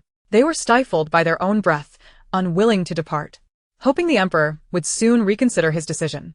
Some even sat still, believing the Emperor would return shortly, sparing them the effort of running about like lackeys. Just as Liu Yunchu pulled the Emperor a considerable distance, a resounding crash echoed behind us, followed by anguished cries. Halt! The Emperor commanded, prompting immediate stillness among us. You few. Take some men to investigate. Ensure your safety. He dispatched several individuals to ascertain the situation. In his heart, he surmised the truth. Impatient outsiders had forcibly breached the entrance. Fortuitously, we had heeded Liu Yunchu's counsel. Otherwise, we might have found ourselves among the wailing victims. Run, Your Majesty, we must flee. We pressed onward, though our pace slowed to accommodate those behind us. An urgent shout reached us, prompting us to quicken our steps, forming a protective barrier around the Emperor. What has transpired? The commander of the Imperial Guards approached the Emperor, bypassing the customary kneel, only to be swiftly pulled up by the Emperor. Your Majesty, we must depart swiftly. There are flames outside, and they seek to incinerate us. Witnessing the charred remains of some ministers' attendants instilled a profound terror in us all. Had Liu Yunchu not been so eager to return, those at the front would have shared the fate of those engulfed in flames. We must evacuate immediately. We shielded Liu Yunchu and the Emperor in our midst, hastening toward the exit, while a throng of ministers shouted as they ran. Chapter 78. Worrying about covering up evidence. Your Majesty, what has happened? Upon seeing the Emperor's disheveled appearance, a crowd quickly gathered, concerned about the events that had transpired. We must send someone to the opposite mountain. There may be trouble brewing. Both mountains had sentries stationed. If fire could be set, it could only indicate one of two scenarios. Either a calamity had unfolded or a betrayal was underway. Send a few to provide appropriate support for those lagging behind. The Emperor methodically directed the ministers. This was clearly not a mere incident of banditry. The audacity of these individuals to strike at him, and their knowledge of the bandits' whereabouts, warranted thorough investigation. Summon someone to escort Liu Yunchu back to the palace. Ensure her safe return. Should any mishap occur, you shall answer for it with your lineage. The Emperor tidied Liu Yunchu's disheveled hair, gently nudging her to follow the guards. I shall not leave. Liu Yunchu cried out, not from a desire for heroism or fearlessness, but from the awareness that should the Emperor face peril, she too would meet a dire fate. This group was clearly targeting the Emperor, aiming for the throne itself. Should they fail, they might return or lie in wait for another opportunity. You must return. It is too dangerous here. The emperor shook his head with grave seriousness. He did not wish to place her in jeopardy. Initially, he had intended for her to gather useful intelligence. He had not anticipated that these individuals would be so reckless as to endanger even their own lives, let alone a mere Jejuan. I must remain. Liu Yunchu could not articulate that she could perceive their intentions, nor could she reveal how she would act. Yet, she felt that her presence could offer a glimmer of hope in safeguarding the emperor. No. They stood their ground, each resolute in their stance. If you do not permit me to accompany you, I shall stealthily follow. They would not dare to defy me. Liu Yunchu threatened softly, her gaze radiating an uncommon resolve. To the emperor, Liu Yunchu had always seemed compliant and amenable, adept at evading danger. Yet, today he witnessed her tenacity. Very well, but you must remain closely behind me. In the face of danger, flee or conceal yourself, understood? She nodded, aware of her own prudence, having ventured forth. She would exercise utmost caution, for life is indeed fragile. Imperial guards, prepare. We shall proceed to the other mountaintop. The group mounted their steeds and set forth toward the alternate peak. From this moment on, maintain vigilance. The circumstances atop the mountain remain uncertain, and everyone must prioritize their safety. We shall obey, came the unified response. As the crowd gradually drew closer, an unsettling silence enveloped the surroundings, devoid of even the chirping of insects or the calls of birds. Everyone gripped their weapons tightly, wary of making the slightest sound, while their gazes were fixated on their surroundings. Where the hell has everyone gone? The wretched emperor has fled. If this is discovered, it will all be over. It seems none can be left alive. All must be silenced. I had initially planned to relocate them first, intending to allow them to resume their tasks upon my return. But that is no longer feasible. Liu Yunchu's expression shifted, her mind grappling with how to convey this dire news to the emperor. Primarily because she was unaware of their whereabouts. Weren't we supposed to spare lives? Now they demand we bury everyone alive.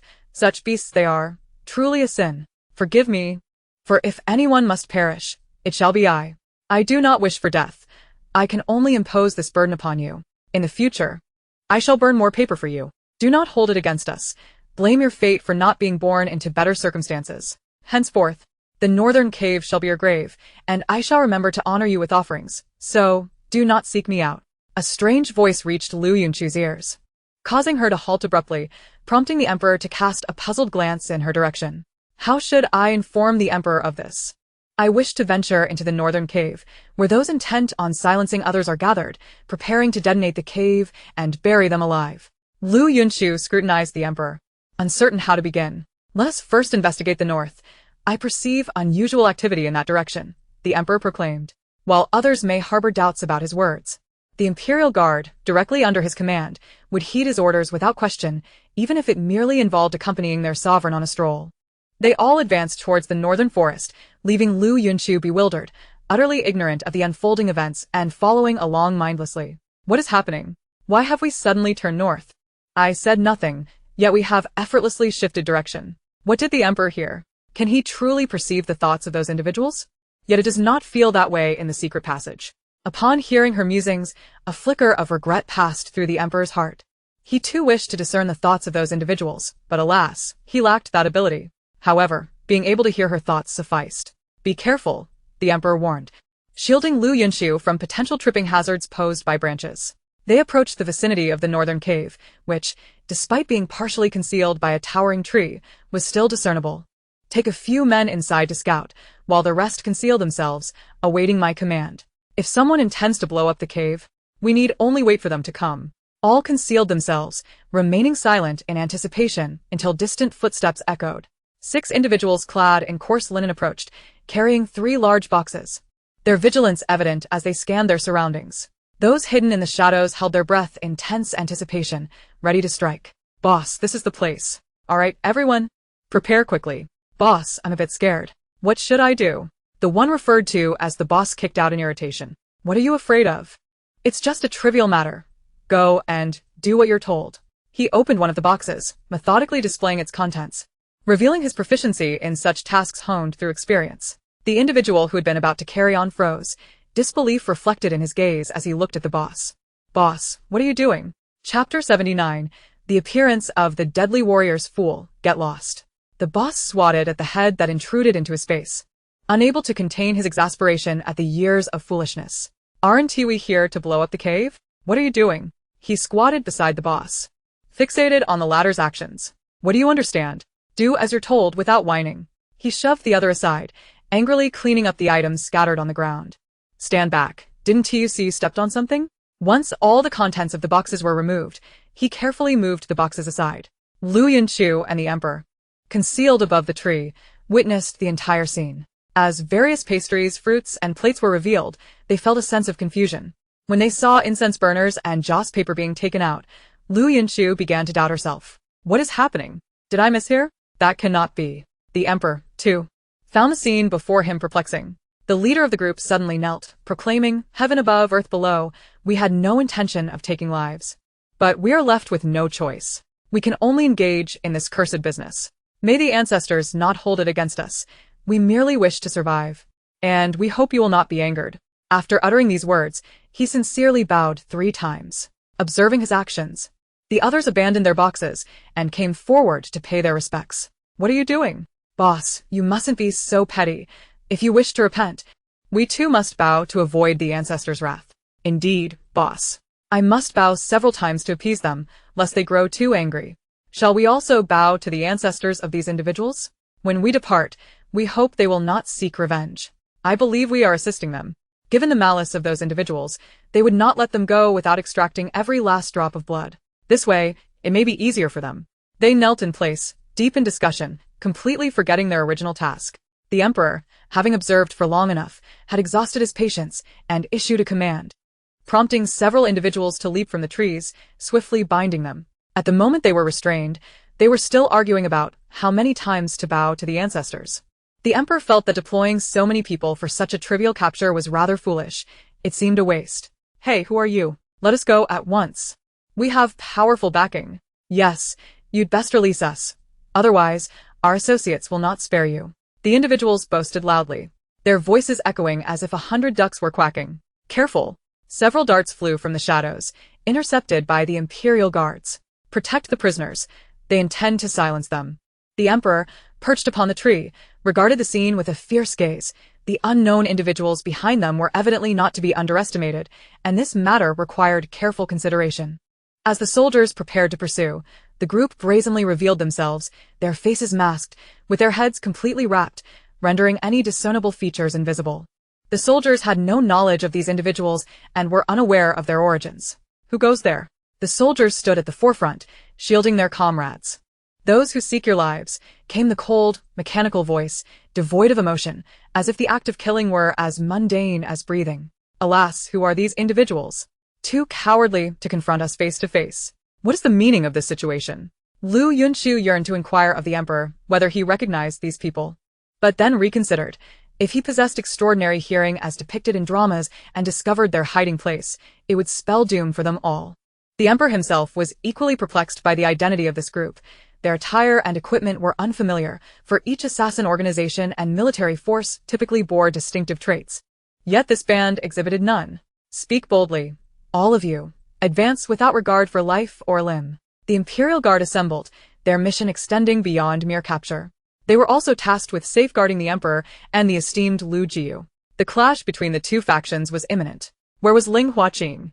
Why did he not dare to reveal himself? Was he gripped by fear? Could it be that a sovereign of such stature was merely a coward? The leader of the opposing force stood provocatively below, and Liu Yunchu, in her anxiety, clutched the Emperor's hand tightly. "Your Majesty, please do not act foolishly. He is merely goading you, attempting to draw you out so that he may use you as leverage against us. It is far safer for you to remain concealed. Do not charge forth like a fool. Those who recognize the tides of fate are truly wise. One must employ cunning rather than reckless bravery. They seek your life. Do not act without thought." Liu Yunchu longed to convey this warning, yet dared not utter a sound, her urgency manifesting in her grip. The Emperor, initially inclined to leap into the fray, felt a sense of clarity as he observed her anxious hands and listened to her unspoken sentiments. Indeed, to act as she suggested would render him a fool. The onlookers, frustrated by the Emperor's reluctance to emerge, grew increasingly agitated, their voices rising in a frenzy. "Enough of this nonsense. Are we merely stalling? Let us charge." The commander of the Imperial Guard rallied his troops, surging forward. They sought not only to apprehend these foes but also to locate the emperor. This conflict could be resolved without unnecessary loss of life. Yet they were reluctant to squander their numbers. The small contingent they dispatched was insufficient to confront the entirety of their adversaries. Thus, they contemplated incinerating Liu Yunchu instead. This wretched dog of an emperor has managed to hide for so long.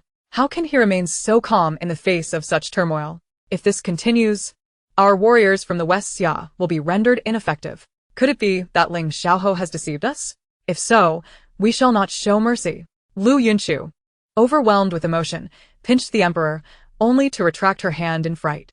At last, she gleaned vital information. This group was comprised of death warriors from West Xia, orchestrated by Ling Xiaohou, the true puppeteer behind this nefarious plot to usurp the throne. The emperor's expression darkened upon hearing this. Ling Xiaohou was none other than the late emperor's sworn brother, whom the emperor always respectfully referred to as uncle. For years, he had shown great affection toward the emperor. And now, in his advanced age, he seemed healthy and sprightly, engaging only in leisurely pursuits, rarely involving himself in state affairs. How could he possibly harbor ambitions toward the throne? Even though Liu Yunchu's thoughts resonated within him, the emperor found it difficult to digest this revelation. Grappling with how to respond. Could he condemn his beloved uncle based solely on a whispered suspicion? Yet if it were indeed his uncle, would he dare gamble the future of Dongling on such a precarious wager? The fact that his uncle had resorted to violence indicated an urgency that could not be ignored. Hey, what are you doing up in that tree? Just as Liu Yunchu and the emperor contemplated their dire predicament, shouts erupted from below, drawing their attention. Liu Yunchu glanced down to see a group of foolish individuals bowing incessantly, clueless as to how to silence their cacophony. Nearly driven to exasperation, she gestured for them to be quiet, only to find their voices rising even louder. Come down. It's dangerous up there. Join us down here. At that moment, Liu Yunchu longed to leap down and silence them all. Their lack of awareness was infuriating. They were safe as long as they remained hidden, but discovery would be perilous. The emperor, rummaging through his belongings, produced something and cast it downwards, causing several of the loudmouths to collapse. Who is up in that tree? Come down immediately. The commotion could not escape the notice of others, especially those skilled in combat. They approached the tree, swiftly kicking aside those below and looking up. The emperor, wrapping his arm around Liu Yunchu's waist, leapt skillfully to another tree, narrowly evading arrows shot from below.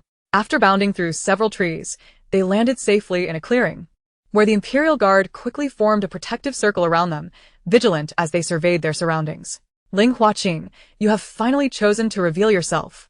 Now that you are here, prepare to meet your end. Let us see what you are truly made of. In that moment, the emperor's demeanor transformed entirely. Typically a gentle and courteous ruler, his presence now radiated an aura of lethal intent, as if he were a harbinger of death. Let the battle commence. Once again, combat erupted, and Liu Yunchu felt a surge of frustration. Had she known this would occur, she would have returned home instead of showing off her bravado. Analyzing the situation, it seemed she would be among the first to perish. I wonder if your presence here in Dongling is by the emperor's design or otherwise. It appears we must address the grievances between our two nations. As she stealthily followed the emperor, she listened intently to his dialogue with the leader of the adversaries, questioning whether the emperor possessed the ability to read minds. How could he possibly know such information? Did he hear the thoughts of their foes as well? Even the death warriors from West Xia were baffled by how their position had been compromised. After all, they had been nurtured under the emperor's guidance, embarking on their inaugural mission, and had never anticipated being discovered. It seemed that the emperor of Dongling was indeed formidable, having uncovered their identities. He would not allow them to live. This was a consequence of their own making. If I can ascertain your identities, I surely possess the means to annihilate you. However, I wonder how this revelation will affect West Xia in the eyes of other nations. After all, the soldiers of Dongling are not to be trifled with. Let us see if West Xia can withstand the onslaught. Upon hearing this, Liu Yunchu exhaled in relief. It seemed that such extraordinary abilities were unique to her. Not possessed by all. Capture a few alive. Do not allow them to take their own lives. Reinforcements arrived from the outskirts, capturing the foes before they could harm themselves, forcibly extracting the poison from their mouths. As Liu Yunchu witnessed the enemy's apprehension, the tension within her finally dissipated, and she could not help but sink to the ground, utterly drained. Just now, the emperor had been dragging her from one place to another, leaving her utterly exhausted, especially with the dead and the blood beneath her feet. She felt nauseous, yet unable to expel her discomfort. She was in a great deal of distress. Your Majesty, we have apprehended all of them, a total of 50 individuals, 13 of whom are deceased, leaving 37 alive. Take them all back, the Emperor commanded, stretching his arms. It had been a long time since he had wielded a sword with such intensity, and the old ailment in his arm felt as though it might resurface. Will they not escape on the way back? Liu Yunchu glanced at the group bound hand and foot, her heart filled with trepidation, having finally caught them. She absolutely could not allow the tiger to return to the mountain. Do not worry. There are so many eyes watching, the Emperor reassured her. Liu Yunchu surveyed those around her and then looked back at the captives, still feeling far from at ease. Your Majesty, I believe it would be safer to dislocate their arms entirely, do you not think? At that moment, not only were the others taken aback, but even the warriors themselves were stunned. How could a woman be so venomous? A soldier may be killed, but not humiliated. It is better for you to kill me than to subject me to such disgrace. One of the death warriors shouted in rage. Look quickly, Liu Yunchu exclaimed, jumping up in urgency and shouting towards one of the captives. I told you there might be an accident. See, this person can speak now. And you still do not believe it. It must be that you did not dislocate their jaws properly. The moment Liu Yunchu saw that individual speaking, it felt as if she had grasped a small thread of hope. The others exchanged glances, and without a word, one stepped forward and dislocated the captive's jaw. I said all of this could lead to unforeseen consequences. If we leave even a slight risk, it may become a loophole, potentially leaking information. The best course of action is to strip them of this ability. Liu Yunchu felt as though she were a grand conductor, finally able to enact the dramatic scenes she had witnessed in television dramas. The rest of the individuals were at a loss on how to proceed, and could only cast their hopeful gazes towards the Emperor. Liu Jiyu is the most experienced consort I have ever seen, so brazen even in the presence of the Emperor, devoid of any feminine grace. I wonder how the Emperor can tolerate it. What kind of upbringing has General Liu provided for his daughter? A woman should not be running amok outside the palace, giving orders. Liu Yunchu scanned the crowd, noting a few unfamiliar voices, and after identifying them, she saw no intention of helping them. Her eyes darted around before she delicately cleared her throat and approached the Emperor, tugging at his sleeve. Your Majesty, I wish to dislocate their arms. May I? They frightened me just now, and I am truly terrified. In that instant, the Emperor felt a chill run down his spine, a desire to retreat swelling within him. While the other ministers subtly stepped back, hoping the Emperor would disregard Liu Yunchu's suggestion. A group of hypocritical sycophants, feigning discomfort while enjoying their revelries, showed no signs of rejection. Like dogs who had found a bone, they reveled in their indulgence. What a pretense. I am not performing for show. Every action is for the Emperor, and none of you fools understand that nothing is more important than His Majesty's safety. Liu Yunchu shot them a glare, her eyes pleading as they turned to the Emperor, who was torn between the ministers and Liu Yunchu, his gaze shifting back and forth. Proceed.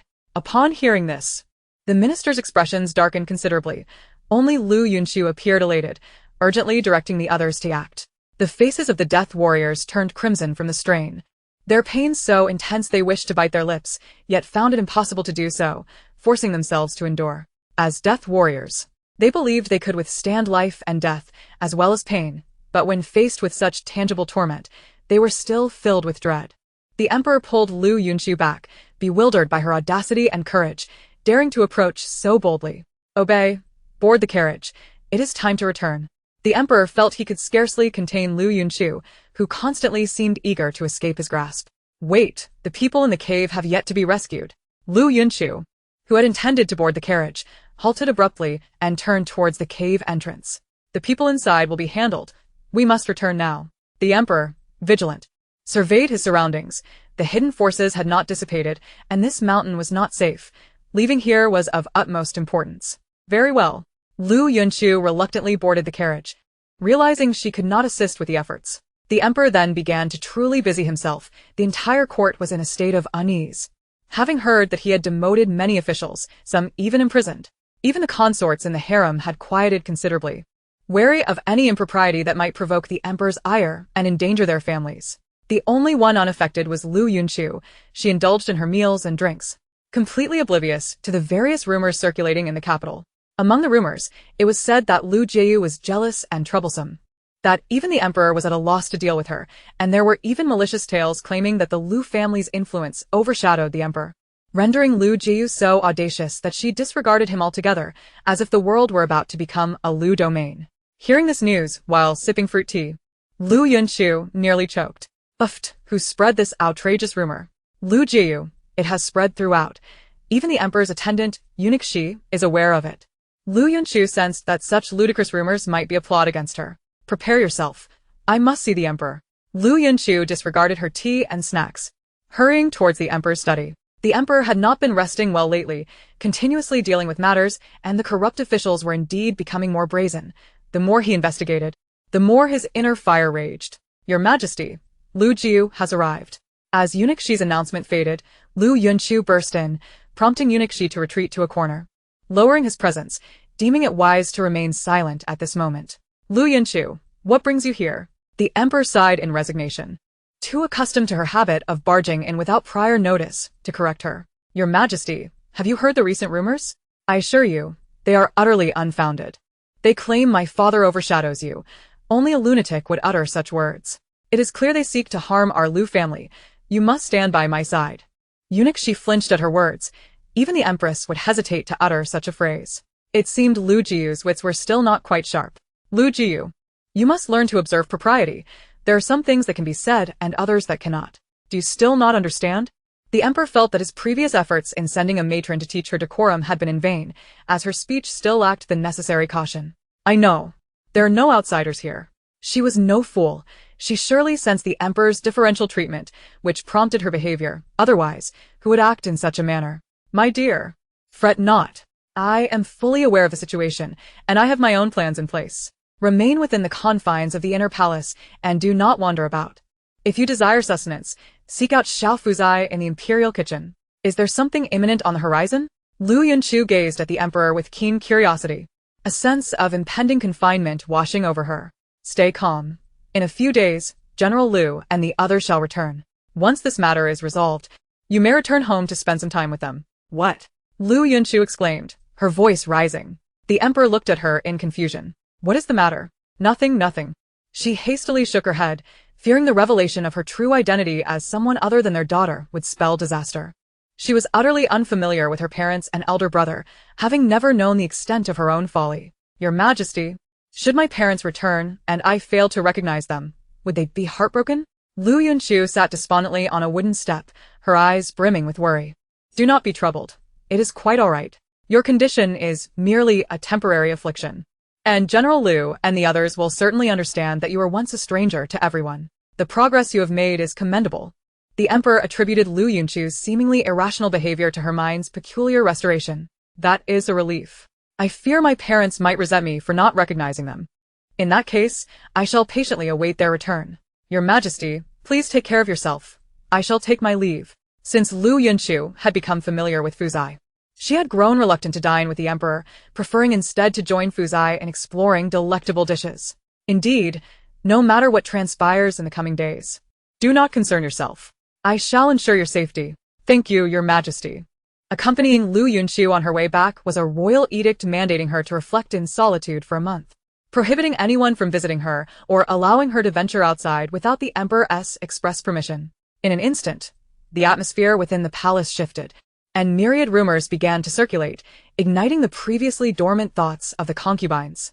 A month's time was ample opportunity for a consort to lose the emperor's favor, should they seize the moment. Yet, it appeared that everyone was cautiously testing the waters, curious to see who would take the first step, particularly since the emperor's mood was decidedly foul. They wished to exploit the situation to secure their own positions while fearing the potential repercussions. Your Majesty, Miss Hua requests an audience. Palace attendant Shizi regarded Hua, who stood outside, with a gaze devoid of warmth, his demeanor reflecting the emperor's own. Initially, he believed the emperor would bestow upon Hua the title of a consort, given her role as his savior. However, the emperor's recent disposition led him to believe such an outcome was highly improbable. Let her enter. The emperor set down his brush, rubbed his temples, and rose from his desk. Upon entering, Hua was filled with joy, mistakenly believing the emperor had come to greet her personally. Her steps lightened with elation. The humble servant pays her respects to Your Majesty. Be at ease. The emperor seated himself before the prepared feast, while Shizi hastily arranged the dishes. What brings you to seek me? The emperor inquired, noting her silence as she stood by, her eyes fixed on him, oblivious to her thoughts. Your Majesty, I miss my brother dearly. Might I request his presence in the palace to keep me company? The Emperor remained aloof. His silence a clear indication that no male relatives were permitted within the inner palace, her brother having been relegated outside its gates. Perhaps another time. The capital was in turmoil, leaving him no leisure to arrange a meeting. Your Majesty, I have never been apart from my brother for such a prolonged period, and now he finds himself in an unfamiliar city. I fear for his safety. I beseech you to grant me this request. As she spoke, tears welled in her eyes. Yet the Emperor's expression conveyed only impatience. Are you implying that I am incapable of ensuring your brother's welfare? The Emperor set down his chopsticks, fixing his gaze upon Hua. Your Majesty, that is not my intention. Since my brother cannot enter the palace, I humbly request permission to leave. Is your injury fully healed? The Emperor scrutinized her, noting her seemingly untroubled condition. Hua, anxious that the Emperor might refuse her request, nodded fervently. Very well, you may exit the palace. Upon hearing this, Hua's eyes sparkled with renewed hope. She had just deemed the Emperor unfeeling, but now believed he merely wished to avoid gossip within the palace. She quickly bowed in gratitude. Thank you for your kindness, Your Majesty. The Emperor resumed his meal, not sparing her a glance. For reasons unbeknownst to him, since the last incident, he had found both Hua and Consort Ning increasingly irksome. To be precise, it was Liu Yunchu's heartfelt sentiments that had rendered him discontented with those in the inner palace. Shizi, arrange for someone to escort Miss Hua out of the palace. Determine her intentions, whether she wishes to return to her hometown or remain in the capital. Should she choose to go home, ensure her safe passage and instruct the local authorities to attend to her needs. If she opts to stay in the capital, provide her with a modest residence so she may live comfortably with her brother. Hua stood in shock, for this was not her intention at all. Your Majesty, that is not what I meant. She hastily interjected, desperate to clarify. She had worked hard to attain proximity to the Emperor and had no desire to be distanced from him again. To do so would render her previous efforts futile. Then, what is your desire? Do you no longer wish to see your brother? The Emperor regarded her with a look of aversion, hoping she would grasp the hint and refrain from further irritating him. Your Majesty, I wish to remain by your side, serving you. Hua's expression was shy yet inviting. Her cheeks flushed, and her gaze alluring as she looked toward the Emperor. I do not believe the role of a consort is fitting for my savior. Are you aspiring to become one? The Emperor's blunt inquiry left her momentarily speechless. Your Majesty, I am willing to serve as your maid, caring for you. A clever thought crossed her mind. This would allow her greater intimacy and the ability to attend to him more closely than if she were merely a consort. The Emperor surveyed the large palace, maids, and Shizi at his side. Are you suggesting you wish to usurp their positions? Chapter 81. The various thoughts of Hua the surrounding attendants cast her disdainful looks. They had toiled for years to attain their current positions, serving beside the Emperor. In the palace, those who attended the Emperor often held a higher status than many consorts. In this environment, competition was met with immediate discontent. No, it is not as such. I merely wish to be near your Majesty, to repay the debt of gratitude I owe for your rescue. Without your assistance, I would not have escaped that dire situation. I simply wish to express my thanks. Hua had not anticipated the Emperor's unconventional approach.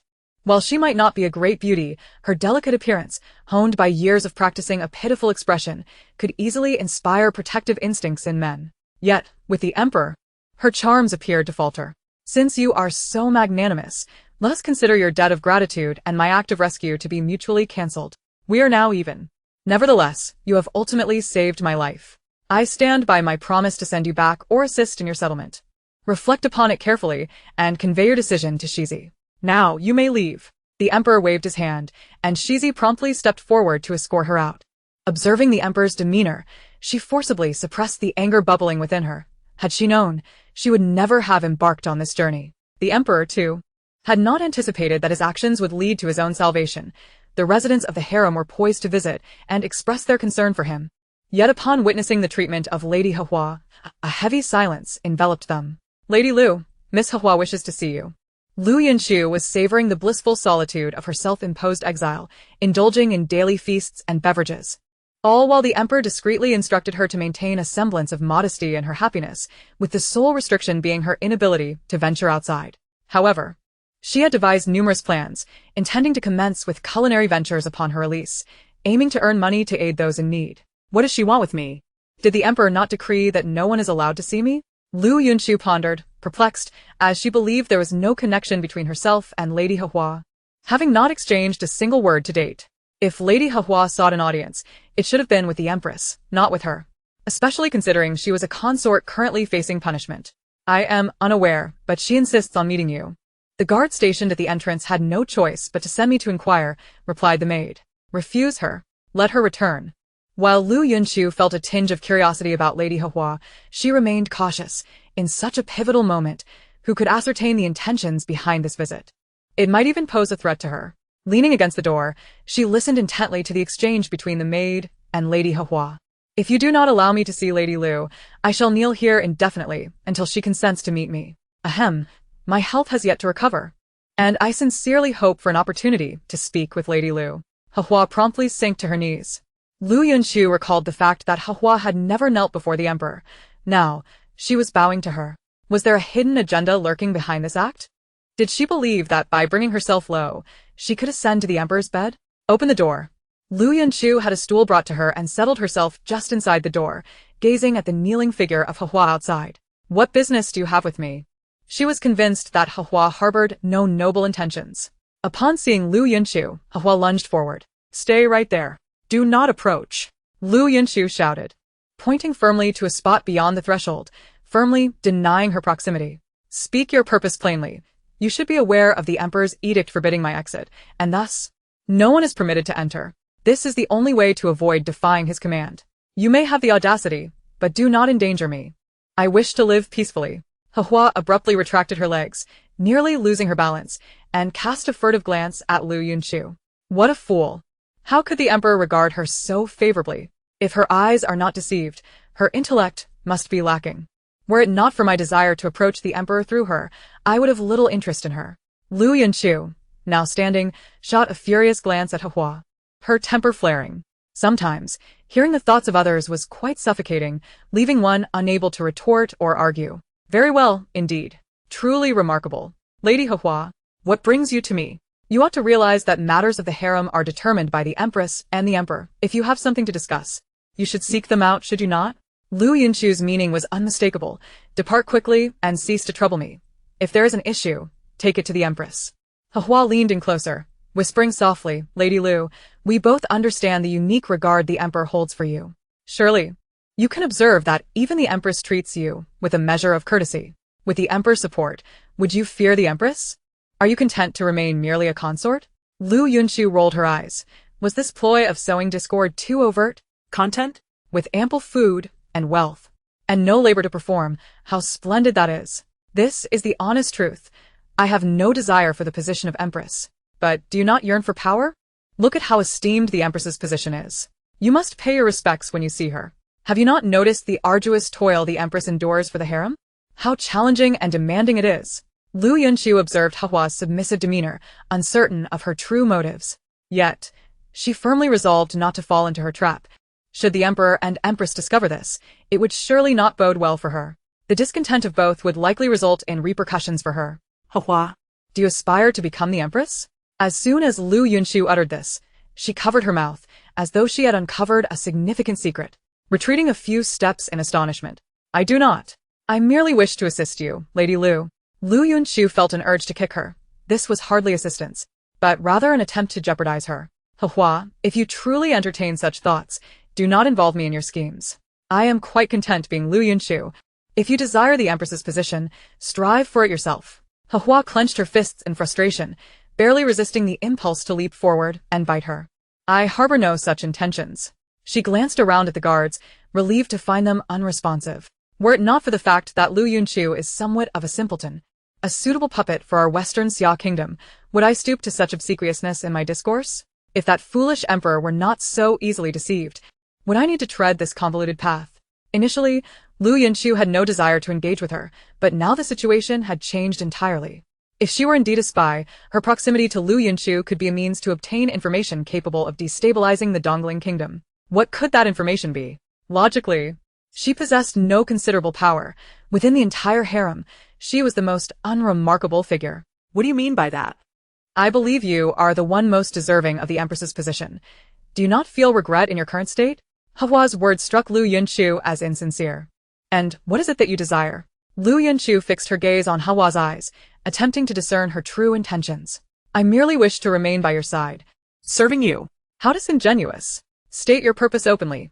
I would respect you more for it. Liu Yunchu steeled herself, reminding herself that she was a person of the new era, attempting to navigate this archaic society. With an expression of haughty disdain, she regarded Hua, who inhaled deeply. I wish to remain by your side, so that when you ascend to the position of Empress, I may serve as your head maid.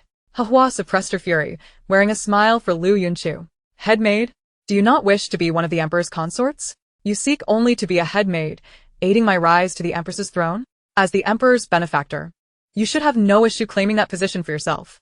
I do not desire it. Being your head maid is sufficient for me. I dare not aspire to anything beyond that.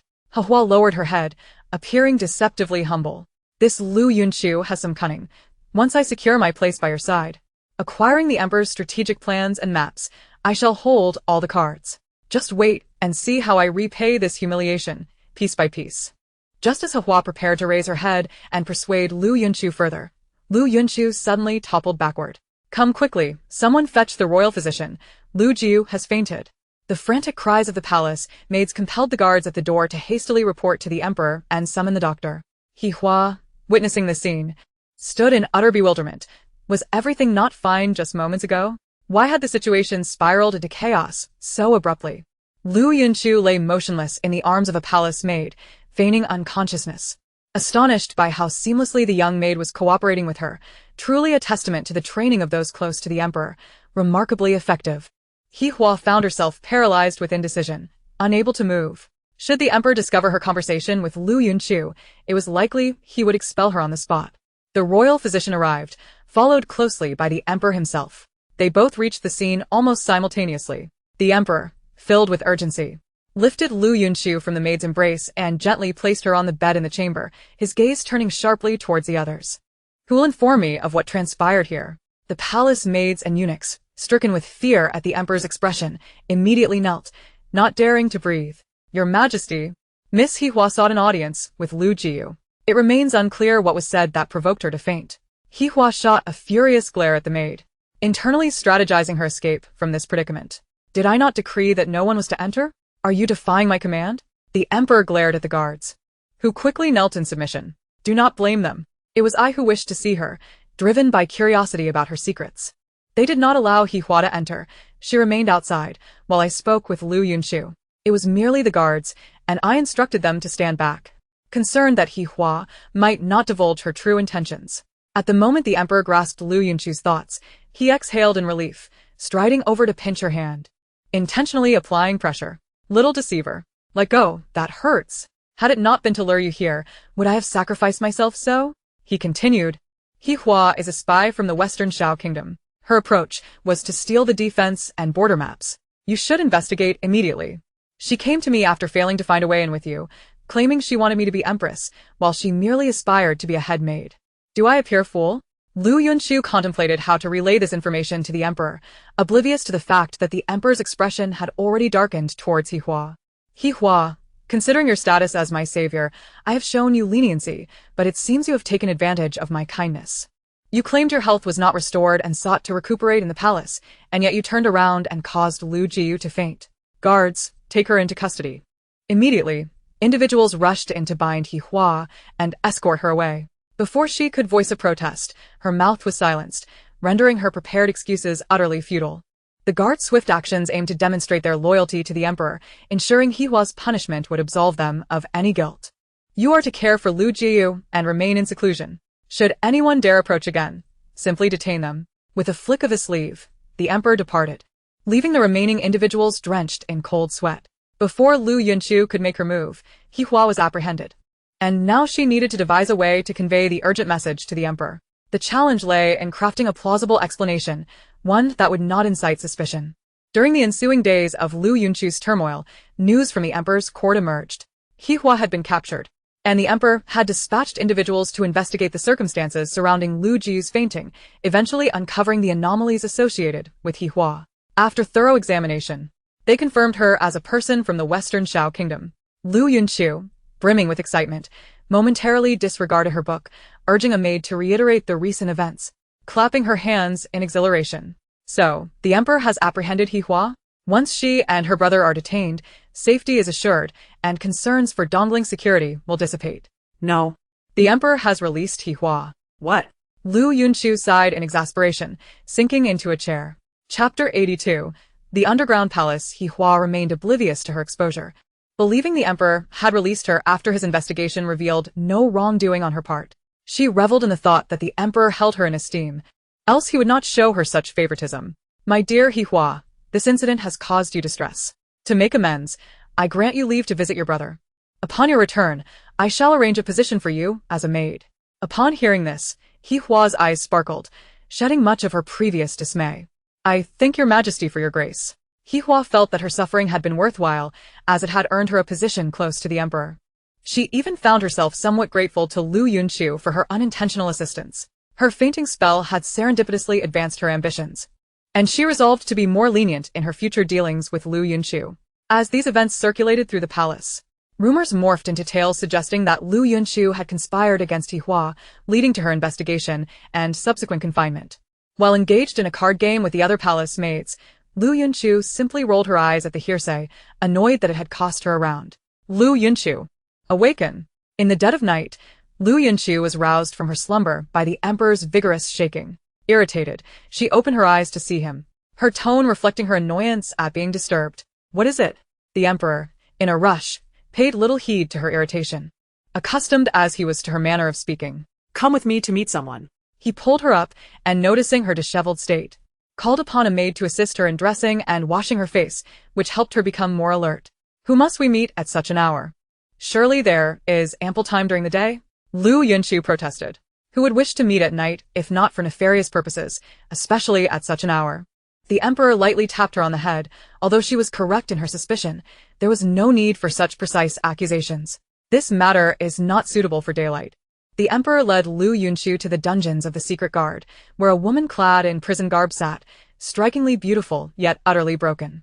This is someone we recently captured. We are not in a position to interrogate her, so you shall do it.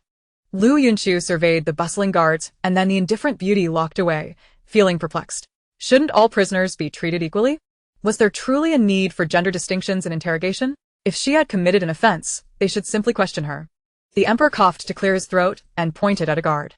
You, explained to Liu Jiu. The guard's face flushed crimson, appearing mortified, as if he were a modest woman being teased. This woman speaks filthy words and cannot articulate properly. Liu Yunchu focused her gaze on the guard's face before turning to the captive beauty, her curiosity piqued. As she approached, the woman flashed an alluring smile, causing Liu Yunchu's cheeks to flush. Heavens, she is exquisite. Her smile is even more enchanting. What should I do? I feel a bit bashful. Liu Yunchu patted her face, attempting to regain her composure. You are Liu Jiu? Truly adorable. No wonder the emperor keeps you by his side. Were I in his position, I too would wish to have you close at all times. The soft and melodious voice of the woman pierced the darkness of the dungeon, akin to a ray of light slicing through the shadows. Do you know me, beautiful sister? You are truly stunning, and your voice is enchanting. Liu Yunchu did not hold back her admiration, her words eliciting a hearty laugh from the lovely lady within. What have you done to find yourself imprisoned? Upon hearing this, the woman's demeanor shifted immediately, an icy chill emanating from her. Is it the emperor who has sent you to interrogate me? Does he believe that a woman can extract what he himself could not? She leaned casually against the wall, slowly sinking to the ground, completely disregarding the presence before her. I am indeed sent by the emperor to inquire, yet I am more curious as to why they dare not interrogate you directly. Judging by their stammering, could it be that you have enticed them? The sparkle in Liu Yunchu's eyes became almost blinding as she regarded her, and the beauty's lips curled into a faint smile. Though your identity is less than favorable, I find your spirit rather appealing. However, it is of no use. Even in this state, I shall divulge nothing. Very well. If you choose to remain silent, that is perfectly acceptable. I had not harbored grand expectations. Despite her admiration for the woman's beauty, Liu Yunchu was acutely aware of her own limitations in persuading a criminal to open her heart. She was neither a psychologist nor a negotiation expert. Such feats were beyond her capacity. Are you not afraid of the emperor's wrath? A fleeting flicker of concern crossed the woman's eyes, quickly replaced by indifference. There is nothing to fear. He likely does not expect much from me. However, it would indeed be a tragedy for someone as beautiful as you to vanish from this world. I cannot fathom how you have fallen so low. But I believe your life was not meant to be this way. From her eyes, Liu Yunchu sensed that she was not entirely devoid of humanity, yet, having committed wrongs, she must ultimately face the consequences, with no excuses to absolve her. The beauty offered a sorrowful smile, turning away to conceal the tears pooling at the corners of her eyes and the sorrow within. I once believed my life to be blissful, never imagining I would step into a quagmire from which I could not escape. I am now tainted, yet I have those I must protect. They cannot perish. They must survive. Only by keeping silent can I ensure their safety. I regret that I cannot share everything with you. I hope you can uncover the truth on your own. However, this secret cannot escape my lips. May you discover the hidden issues in Dongjiao Alley. Perhaps when you do, I will have the opportunity to reveal all. But this secret is buried so deep that it requires digging 3 feet to unearth it. All darkness lies beneath the surface. Observing her inner turmoil, Liu Yunchu stepped outside, only to slowly return, offering her a talisman. I obtained this from a temple in the capital not long ago. May it bring you the fulfillment of your wishes. Liu Yunchu gently placed the talisman upon the clean hay, glancing back multiple times as she departed. Thank you. The beauty gingerly picked it up, her fingers tracing its form, her eyes filled with yearning for vindication and the hope for safety for those she cared for. Dongjiao Alley, digging 3 feet deep could lead to discovery, a crucial point indeed. What secrets might lie within? Who were the individuals she sought to protect? As Liu Yunchu walked on, she pondered these questions, acutely aware that her own abilities were insufficient to unravel the entirety of this mystery. Escort Liu Ji back to the palace to rest. The emperor had instructed eunuch Shi to personally see her home. Without hesitation, he immediately led a group toward Dongjiao Alley in search of answers. Your Majesty, there are no discoveries here. Search for hidden passages underground. It was surprising that this group not only dared to dig tunnels in the mountains, but also in the capital itself. Truly audacious. A team began to scour the vicinity. And soon, someone returned with news. The emperor was informed of unusual findings among the stacks of wood in the corner of the kitchen. Following the report, the emperor moved to the location, where several individuals awaited, parting to reveal the area to him. Open it. The military commander pushed the door ajar, revealing a narrow passage before them. They ventured down the path, and at its end, they discovered countless piles of gold, silver, and jewels, along with numerous women in tattered clothing. The men below quickly ascended to report to the emperor, who promptly ordered them to bring everyone up and transfer them to the Ministry of Justice. Post guards here. All gold, silver, and jewels must be extracted and sent to the treasury. This time, the emperor refrained from descending, waiting above. As dawn approached, he swiftly returned, nonchalantly attending court. The court had grown eerily silent of late, with ministers who typically offered suggestions and grievances suddenly reticent, none daring to speak freely. The recent uproar surrounding Ling Xiaoho had reached everyone's ears, and the emperor hoped the ministers would reflect on their own actions. For he did not wish for anyone to deliberately defy the law. The emperor rose to leave, leaving eunuch Shi to announce the dismissal of court. As the ministers exited the palace gates, they quickly gathered to gossip. The emperor returned to address the matter at hand, and soon, the Minister of Justice and the Vice Minister of Punishment entered the palace together. What is the meaning of your disheveled appearance? The emperor regarded them, unable to fathom their state, as they hastily bowed in greeting. Your Majesty, we encountered an assassination attempt on our way here. We barely escaped with our lives. They reported anxiously. Summon the imperial physician at once. The emperor cast a worried glance at them, his concern moving them to the brink of tears. Once the physician treated their wounds, they urgently reported on their interrogations. This was a place of debauchery for Ling Xiaoho. All these women belonged to him. Among the treasures, we found a dragon robe as well. They cautiously presented the bundle before the emperor, not daring to meet his gaze. The women revealed that they had been forcibly taken by Ling Xiaoho. Some were innocent daughters from respectable families, while others were performers from brothels. All had been ruined by this fiend. He even conferred titles upon these girls. Those they initially apprehended included one referred to as noble consort. The position of Empress remained unclaimed, as he was rumored to be waiting to marry a noblewoman. They hesitated to continue, astonished that Ling Xiaoho, despite his age, would dare to commit such acts. It was uncertain how much longer he could evade justice. It was utterly revolting. Enough! The emperor slammed his palm on the table, anger erupting within him at his uncle's audacity. This act of treason could not go unpunished. In that moment, the emperor was forced to confront the reality that the uncle who had once been kind and taught him the ways of rulership had now turned his back on honor. Investigate this matter thoroughly. I wish to see what further actions they may attempt. The emperor's fury was eclipsed by profound sorrow. Ling Xiaoho, still proclaiming his innocence, had become a figure of mockery. Your Majesty, the deputy commander of the military requests an audience. Let him enter. The deputy commander of the military camp entered and bowed respectfully to the emperor. Casting a glance at his two colleagues beside him, he inhaled deeply and began his report. Your Majesty, upon investigation, it has come to light that the commoners who were trapped were enslaved to mine iron and manufacture weapons. We have also recovered the weapons from another mountain. Some of these individuals have been here for as long as 10 years, not counting those who perished beforehand. The emperor was itching to confront him directly, eager to understand the rationale behind such actions. The deputy commander wiped the cold sweat from his brow, enduring the pressure as he continued his report. Your Majesty, the skeletal remains on the mountain are from a long-buried site. Upon excavation, we have accounted for approximately 3,000 individuals. The most horrifying aspect of this tragedy is that it unfolds in the vicinity of the emperor's realm. What horrors lurk further afield? You too, investigate everyone who has had dealings with Lord Lingxiao. Even the slightest connection must be documented. I wish to uncover who is complicit in this concealment. The officials bowed in acknowledgement. This task was indeed daunting, yet they had no choice but to proceed with determination. You may withdraw. If you encounter any obstacles in your investigation, report back to me immediately, and I shall dispatch reinforcements. Once they left, the emperor, incensed, overturned the table. Shizi, do you think I have not been benevolent enough towards him? Shizi, observing the emperor's demeanor, felt a pang of discomfort. In truth, the current emperor was far gentler than his predecessor. Regrettably, this gentleness had led many to forget their roots. Your Majesty, perhaps we should consult Lady Liu. I believe she possesses great wisdom. At that moment, Liu Yunchu, gnawing on a pig's trotter, felt an immediate loss of appetite upon seeing the emperor before her. Wasn't I supposed to be under house arrest? This confinement feels more like an invitation.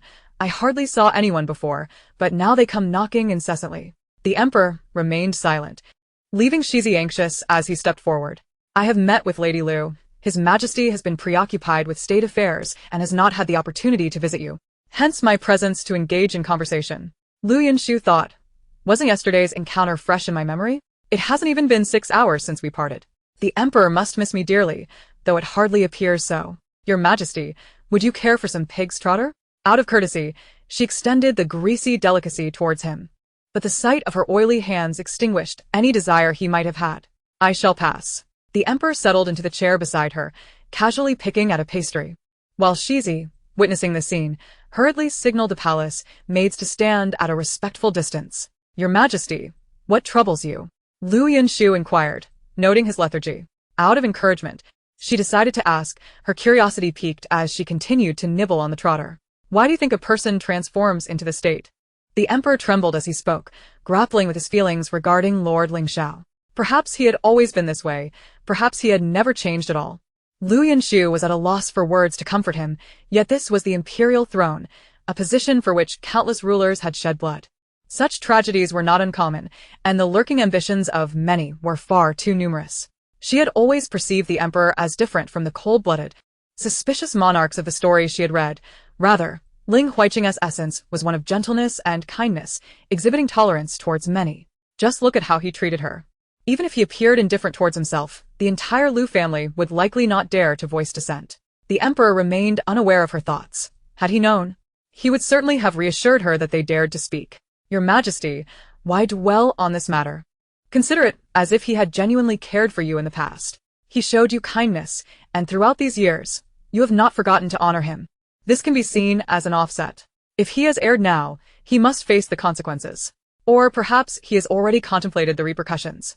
We understand there are only two potential outcomes. Do you believe he would spare you in the other scenario? No one would willingly harbor a potential threat. If that were the case, he would have only one path left, death. Liu Yunchu's words were candid and audacious, leaving the emperor astonished. Yet she continued to focus on her pig's trotter, seemingly unperturbed by her boldness. Your Majesty, you must not become a fool.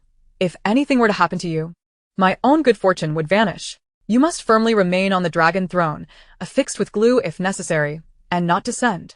As she munched on the trotter, she silently prayed for his safety. You truly possess a wisdom that belies your simplicity. What wisdom in simplicity? I am simply born clever and astute. Liu Yunchu huffed playfully. Noting that the emperor seemed to have found some clarity, which relieved her, she did not wish to lose her newfound fortune. They were all aligned with the emperor's interests. Should he fall, their family would surely face swift decline. This was an undeniable risk.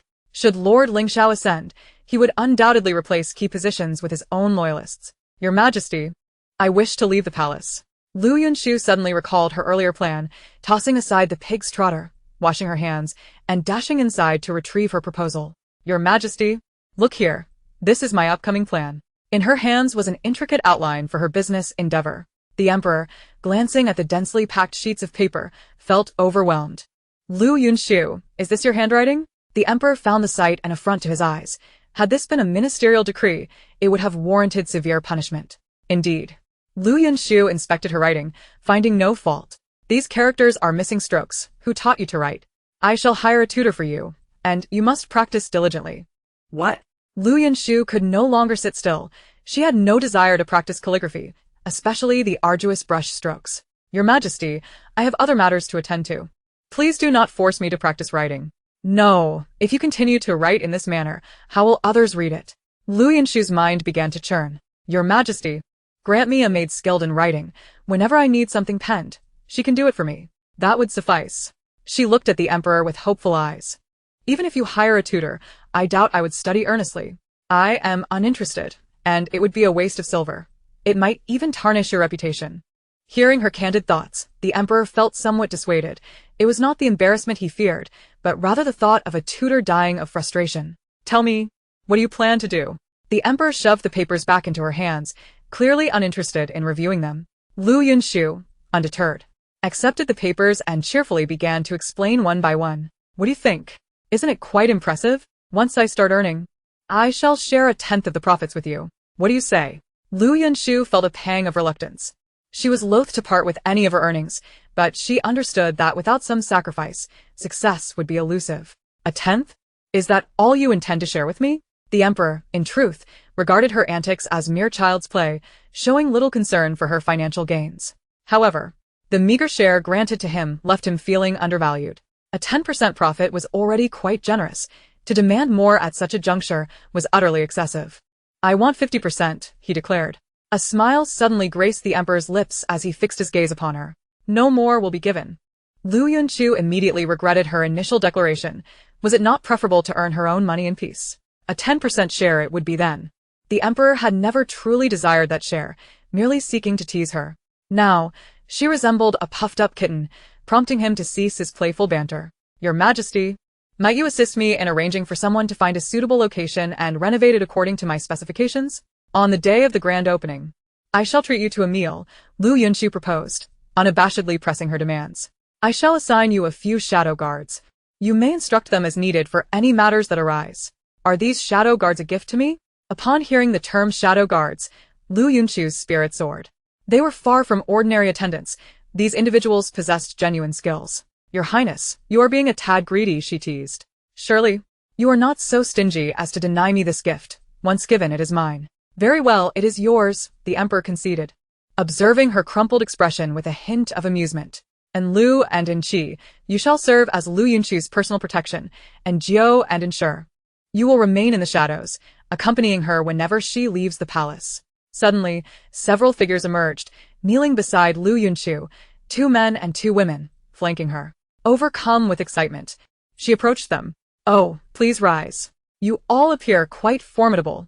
Unable to contain her curiosity, she reached out to touch them, a smile breaking across her face. The emperor, however, pulled her back, casting a disapproving glance at the group of shadow guards, who lowered their heads in hopes of diminishing their presence, having not anticipated her forwardness. We have met our master. Please grant us names, they requested. These shadow guards were known only by their numbers. Upon being assigned to Liu Yunchu, she would bestow names upon them. How about calling you Chi, Chiwer, Chusand, and Chizi? Liu Yunchu suggested, not believing she could conjure particularly enchanting names, as even choosing a nickname for herself proved challenging. Alternatively, if you have names you prefer, feel free to choose. It is merely a title after all. She felt quite accommodating regarding this matter. Thank you for the names, my master, they chorused, bowing their heads in gratitude. The shadow guards accepted their new designations without hesitation, having no recourse but to comply with their master's wishes. I am Chuyi, at your service. I am Chuer, at your service. I am Chu-san, at your service. I am Chuzi, at your service. They all declared in unison to Liu Yunchu. Enough, you may rise. There is no need for such formality. We are all allies now. Liu Yunchu reassured them, surveying her expanding entourage, feeling increasingly empowered. Chu-san and Chuzi for the next few days. I need you to scout suitable locations for my shop and procure some bonded servants from the slave market. For any expenditures incurred, you may seek the Emperor's assistance, as he is now my investor. Filled with delight, Liu Yunchu reveled in the prospect of earning profits without any financial outlay, a rare source of joy. Understood, we shall obey. They affirmed before swiftly vanishing from sight.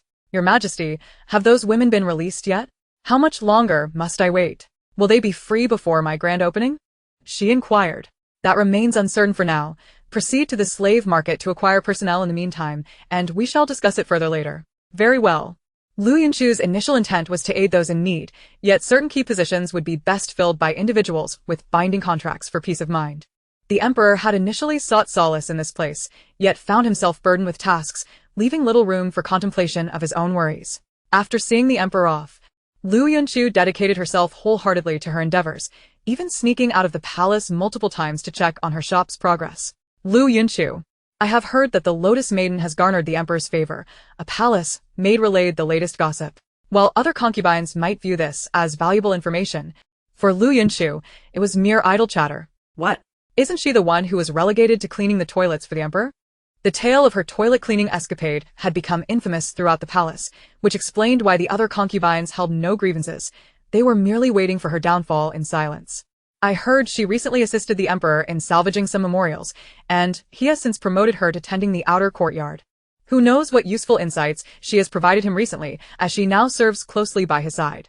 The little maid excitedly recounted the story, leaving Liu Yunchu surprised by the Lotus Maiden's resilience, though she was certainly no virtuous character. The incident slipped her mind, yet she felt compelled to remind the Emperor of this development.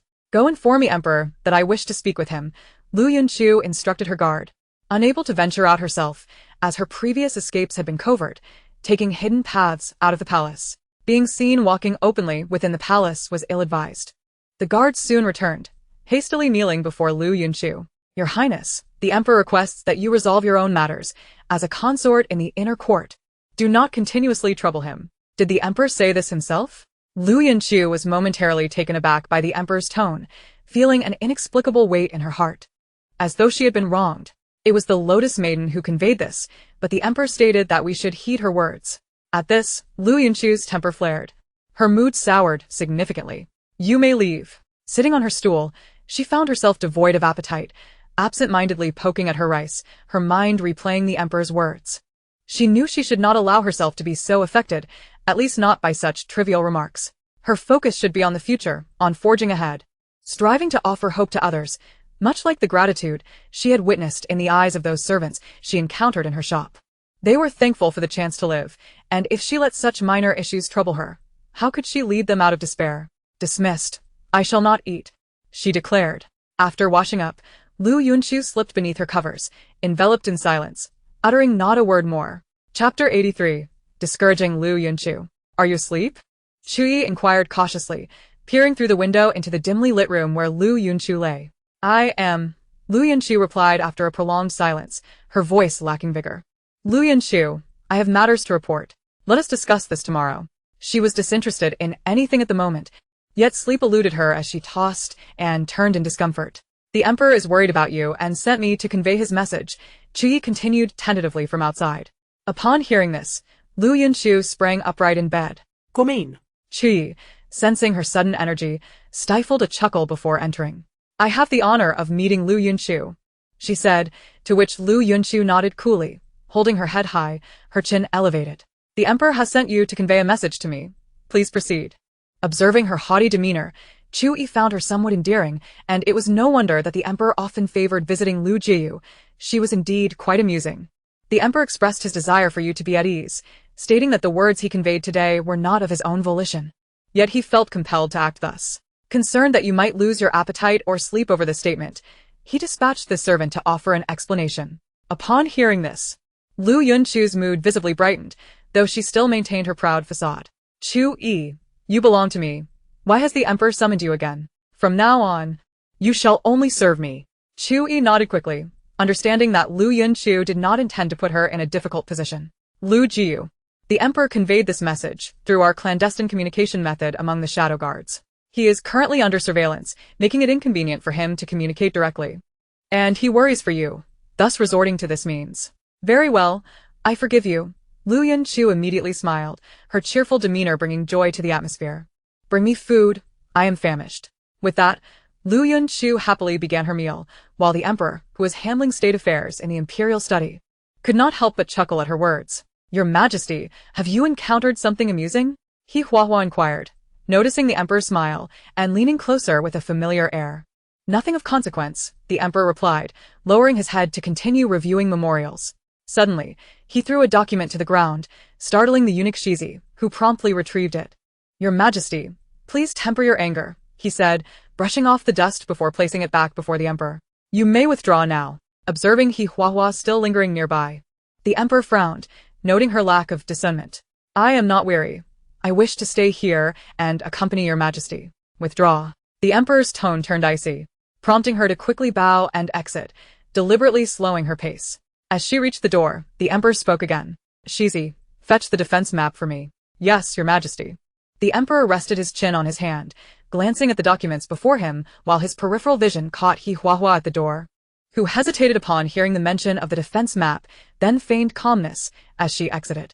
She remained vigilant at the door, aware that Shizi had not yet emerged, indicating that the defense map was still within the imperial study and had not been taken outside. Soon, Shizi returned with a box, placing it before the emperor, who carefully opened it and inspected its contents for what seemed an eternity. Shizi, take it back and store it properly.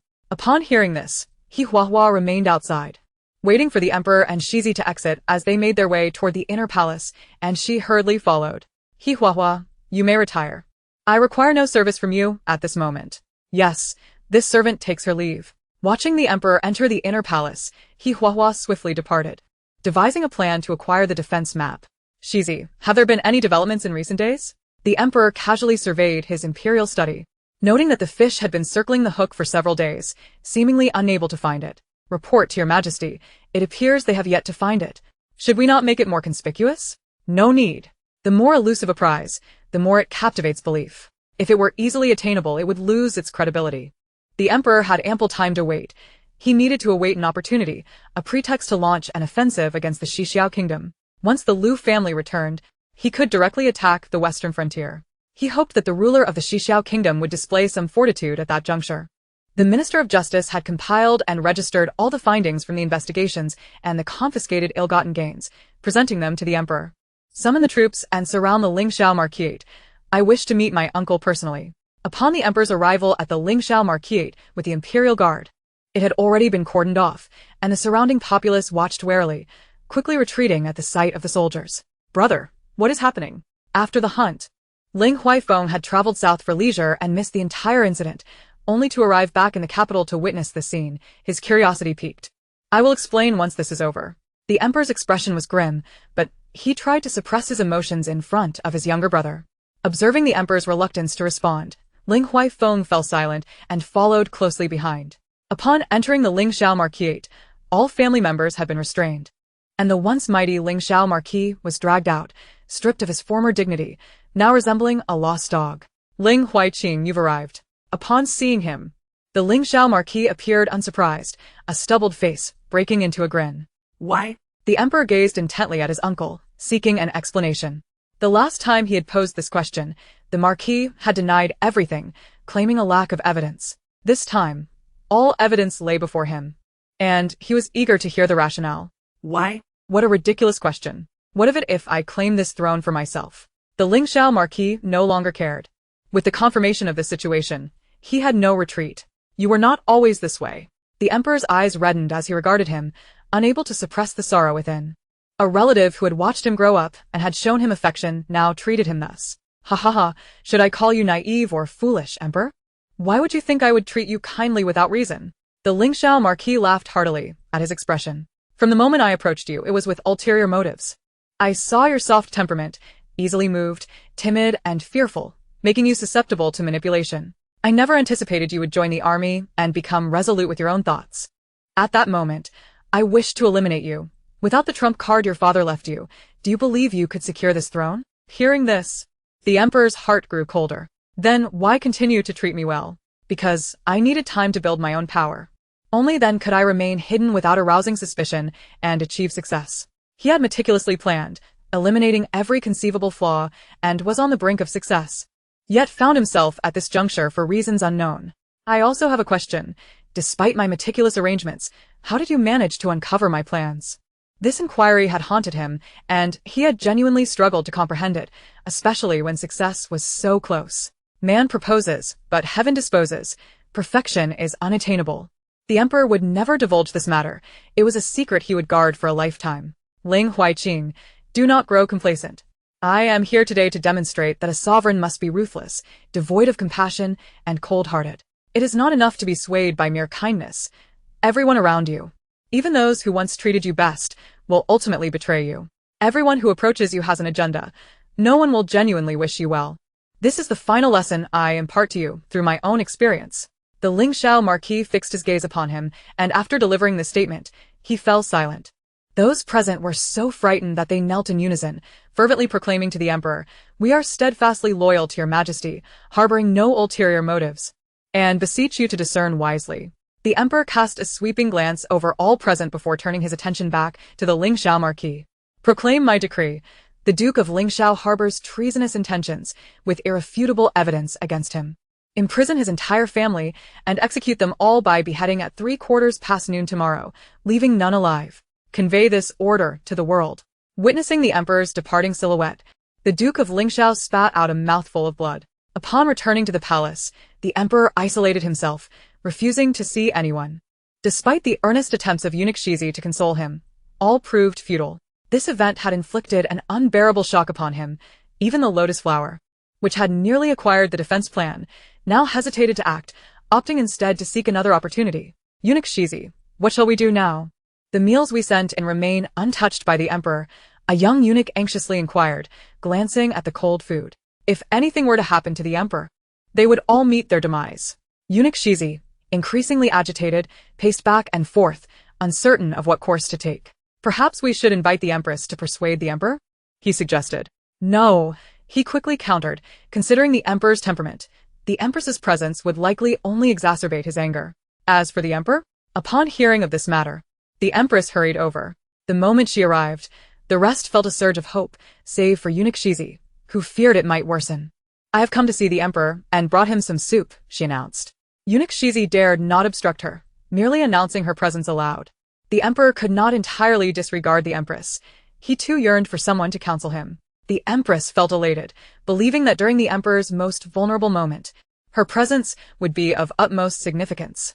"Your Majesty, please do not be angry. Have some soup." The Duke of Lingxiao was merely spouting nonsense. "The ministers are steadfastly loyal to you, especially my father, who has been deeply concerned for your well-being." The emperor chuckled at her words.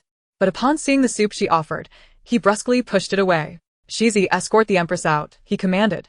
The empress, bewildered by the sudden shift in his demeanor, wondered which of her words had offended him. "I do not know where I went wrong. Please enlighten me, your majesty." "Leave," the emperor retorted, having no desire to engage further. Each time she spoke, she inevitably referenced her maternal family. Her intentions were too transparent.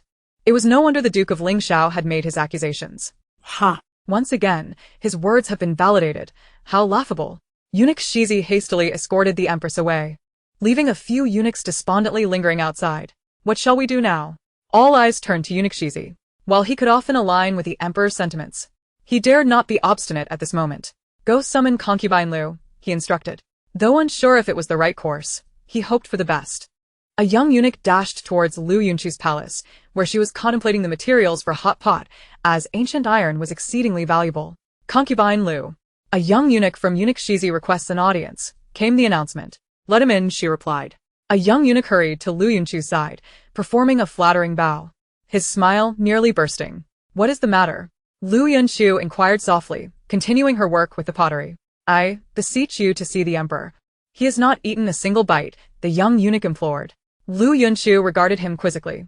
"Isn't the emperor angry?" The young eunuch nodded vigorously. That is normal.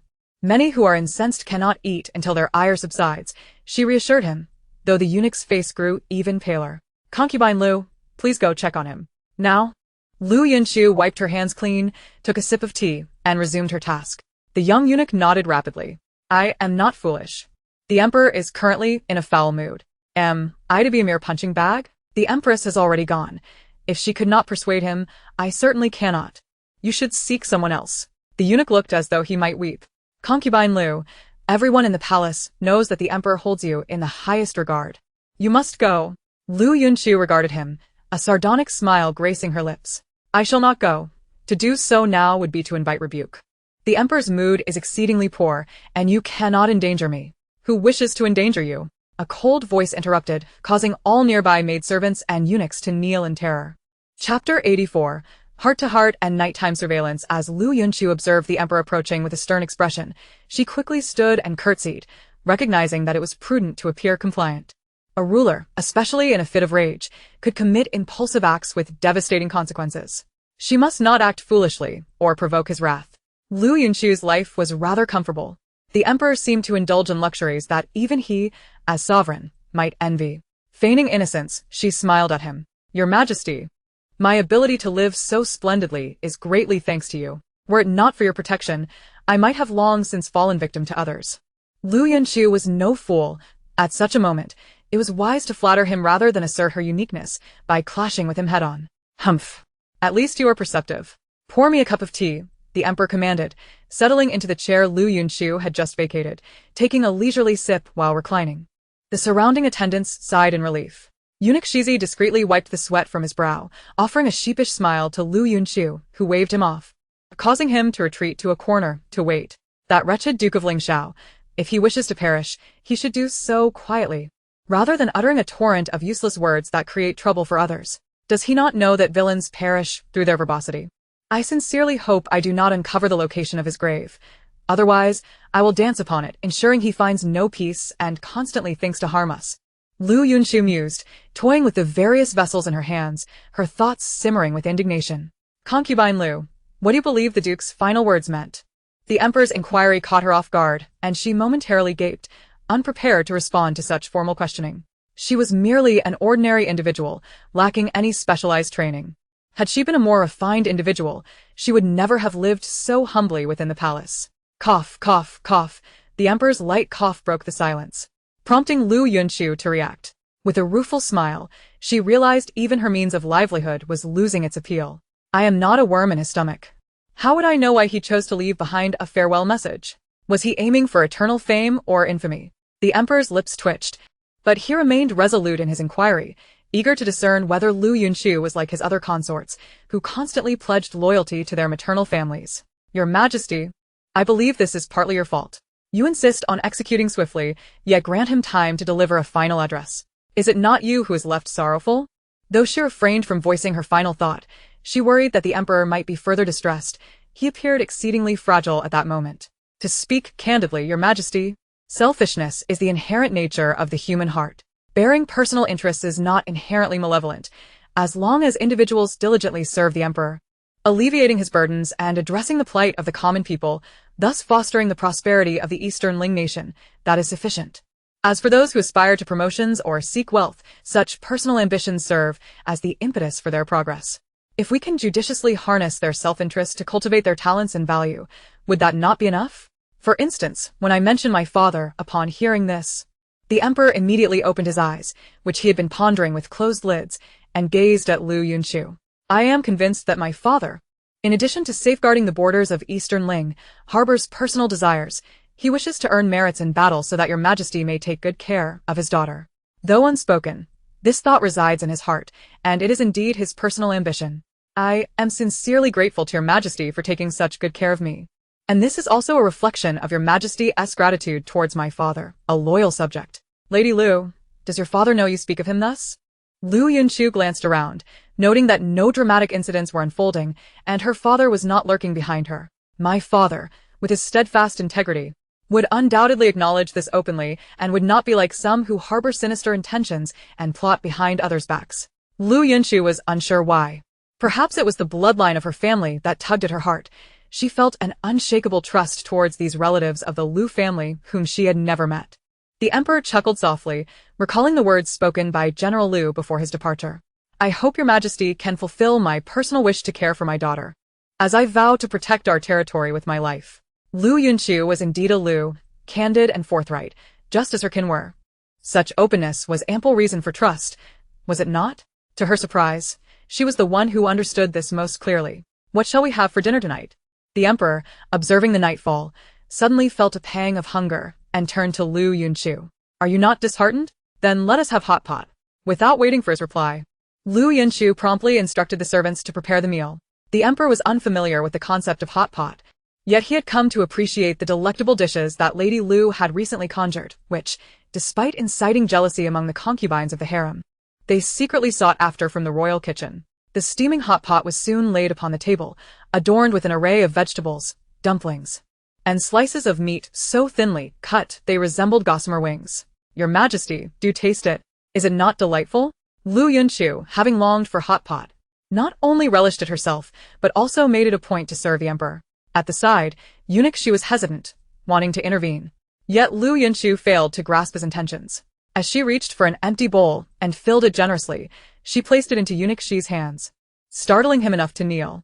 He dared not allow Lady Liu to serve him. Such honor was coveted by many. Eunuch Shi, you should eat this instead.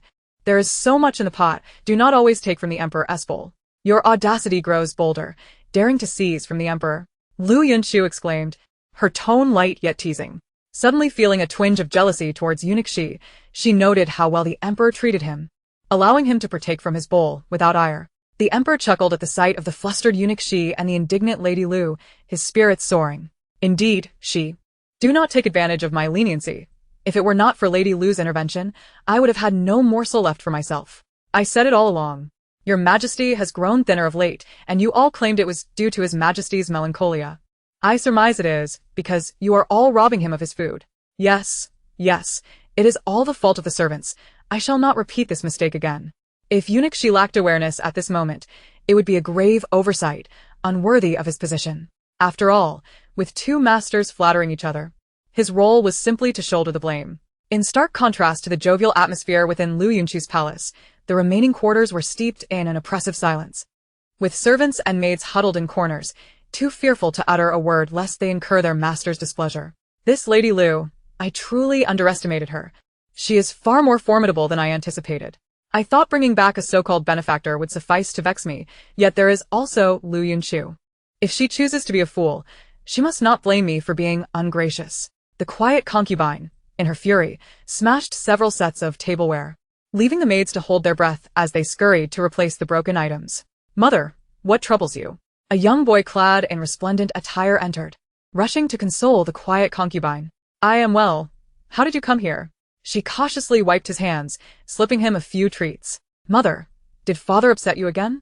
His worried gaze met hers, for he knew all too well that his mother's discontent stemmed from the emperor. Each time the emperor brought home a new concubine, the quiet concubine would become distraught, especially when he neglected to visit her. The boy could not fathom why, but he felt a growing aversion towards the emperor, for he always caused his mother distress.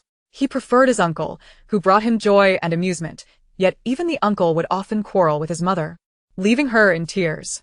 Nevertheless, he cherished those moments with his uncle, particularly when they visited his maternal grandfather's home, though his aunt seemed to disapprove of their presence, often ignoring them. My child, you are the only one I can rely on. The quiet concubine gazed at the small boy, who bore a striking resemblance to her, contemplating that he was the emperor's sole heir. Should the palace bear no further offspring, the throne would inevitably belong to him, and everything within the palace would be destined for her. Unbeknownst to the emperor, his youth had already begun to attract covetous eyes. Your Majesty, she has made her move.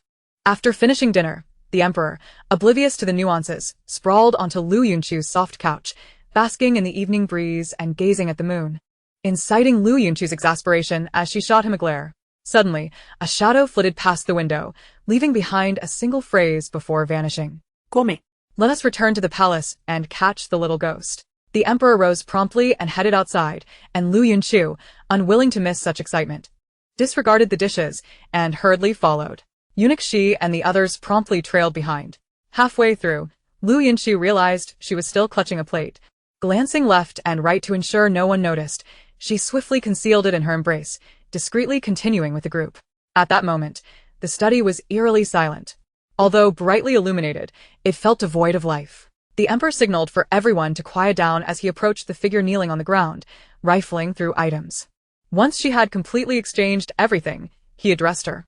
"Hihua, what are you doing here?" Startled, Hihua had intended to rise but instead fell back onto the ground. "Have you lost something? I saw you kneeling as I entered. Are you searching for something?" The Emperor feigned curiosity, and upon hearing his inquiry, Hihua exhaled in relief, grateful not to have been discovered. "Your Majesty, the maid was merely tidying up when a few beads fell from my pouch." She produced the pouch, pouring the beads out for the Emperor to see. "Very well, you may withdraw for now." Liu Yunchu surveyed her surroundings with a hint of disdain. Pursing her lips as she watched Hihua depart, boredom enveloped her. There was nothing of interest to behold.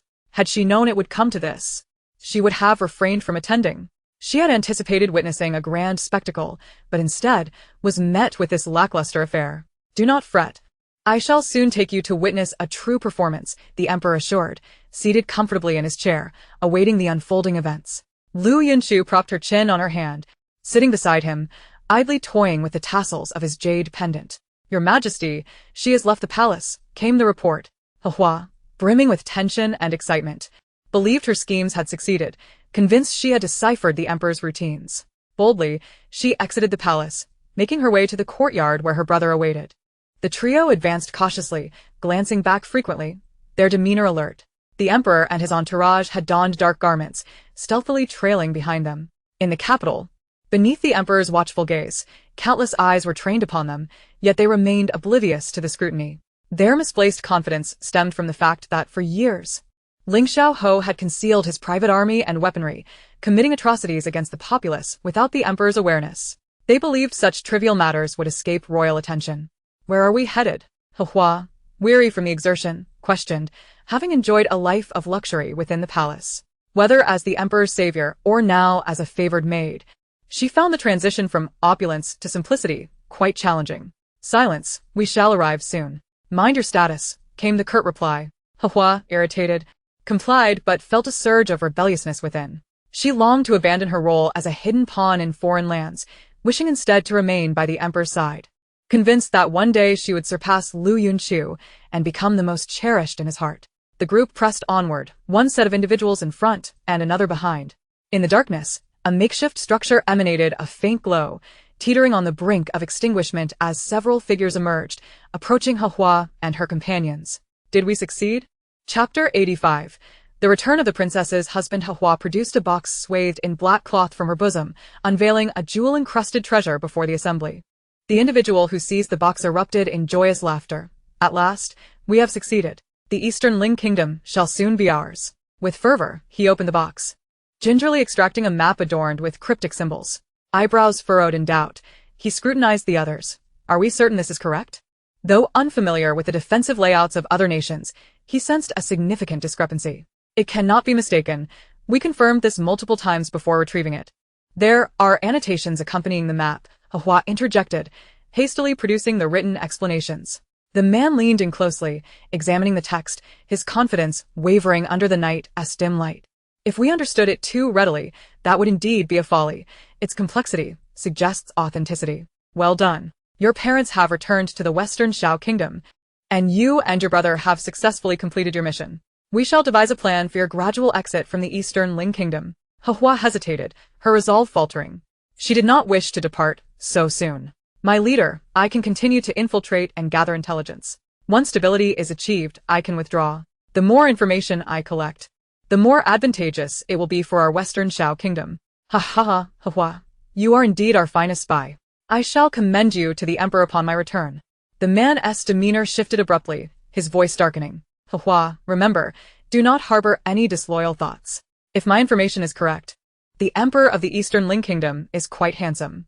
As a spy, you must remain devoid of emotion and consider your actions carefully for your parent's sake." Terrified, Hihua knelt before him. "I would never dare to betray. I am loyal to the Western Shao Kingdom." "Very well. Return now." They departed with the box of maps, leaving Hihua and her brother behind, while some shadowy guards trailed the lead group. Apprehend those two upon your return and switch them with others to assume their roles. Understood.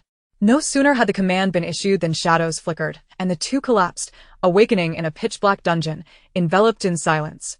Your Majesty, are we truly out here in the dead of night to witness a successful transaction? Liu Yunchu inquired, perplexed by the purpose of her excursion, having seen nothing of value. I have dispatched others to follow them. Do not be anxious. We shall await news and formulate a plan once your parents and brother return. This time, he intended to mobilize troops to the borders of the western Shao Kingdom.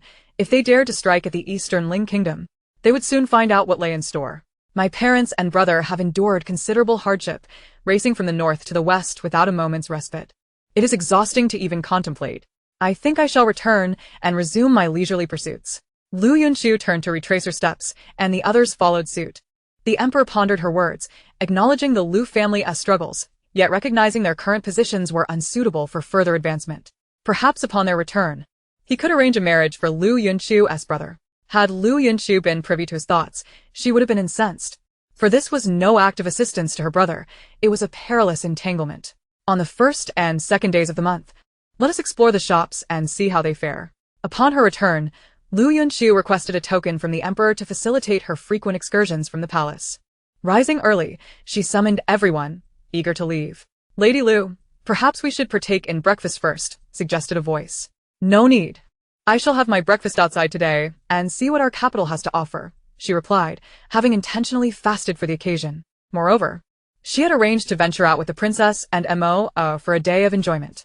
As they exited, the princess and Mo awaited at the palace gates. Liu Yunchu promptly joined them in their carriage, and the group set off toward the bustling streets of the capital. Before long, Mo's father will return, and we may not have the chance to go out often, the princess remarked. Why is that? Liu Yunchu queried, puzzled, as she anticipated further explanation.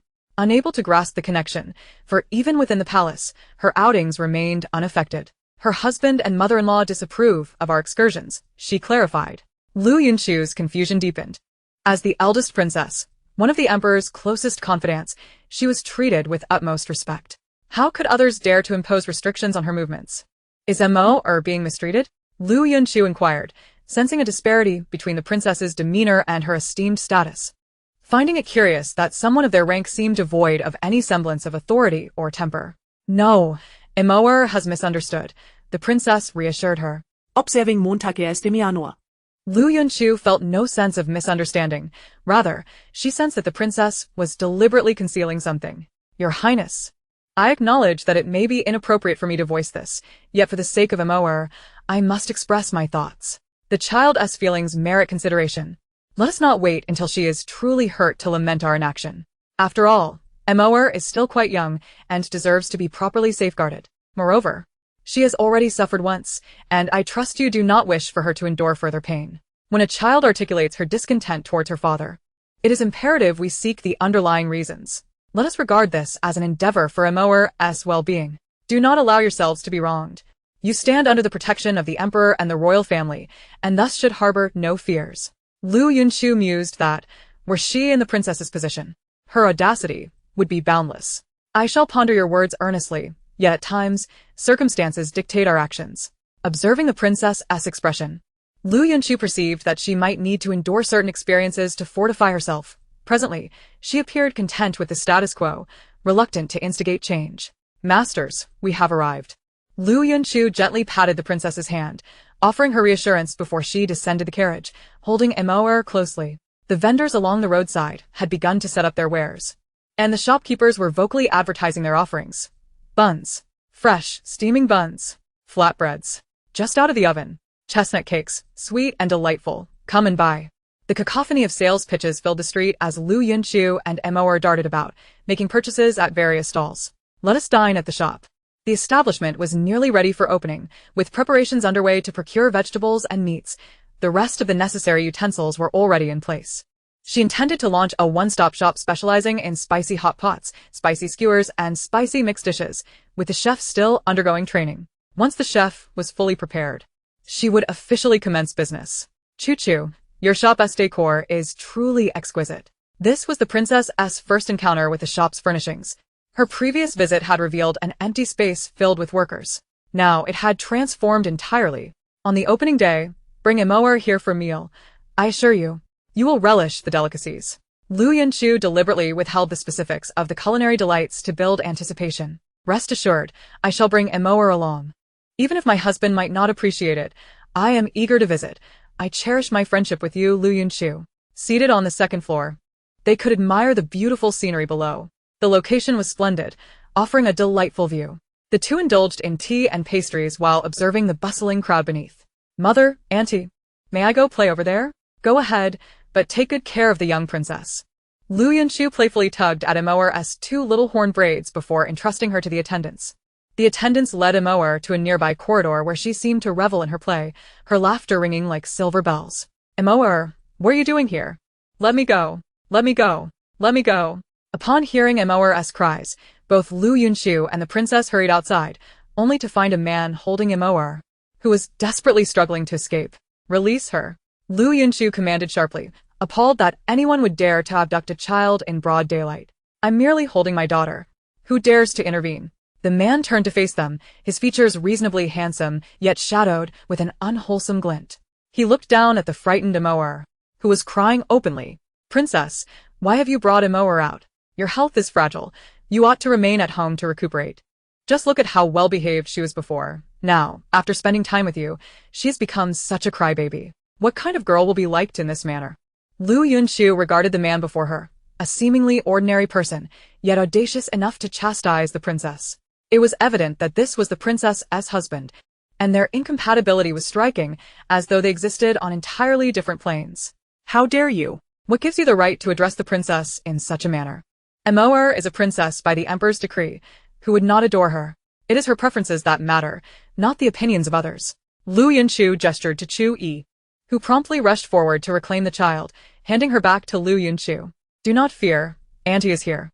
Liu Yunchu comforted the tearful Emoer, who, upon being embraced by Chu Yi, instantly ceased her cries and struggles. Who are you to meddle in matters of our princess's household? How dare you? This is Lady Liu.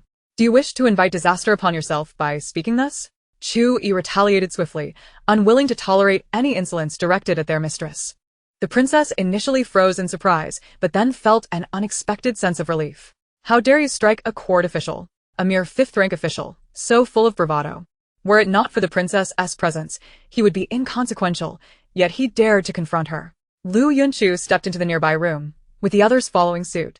The princess's gentle nature contrasted with Liu Yunchu's esteemed favor in the emperor's eyes, making it abundantly clear whose words would carry weight. Now that you have returned, it saves me the trouble of visiting you myself. I intended to inquire why you did not accompany Emoer after her injury. Have you thoroughly investigated the incident? Have those responsible for her harm been apprehended? Liu Yunchu scrutinized the man in front of her, pressing for answers. A flicker of malice crossed his gaze. This is a family matter, Lady Liu. A family matter? The injury to the young princess cannot be brushed aside so easily as mere familial affairs. I believe the emperor would also be keen to understand the circumstances. Wouldn't you agree? Liu Yunchu's threat was unmistakable. Should he fail to resolve the matter satisfactorily, she would seek the emperor's intervention. Princess, do you intend to cling to this matter?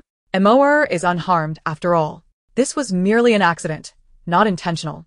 When did you become so aggressive, so lacking in compassion, so petty?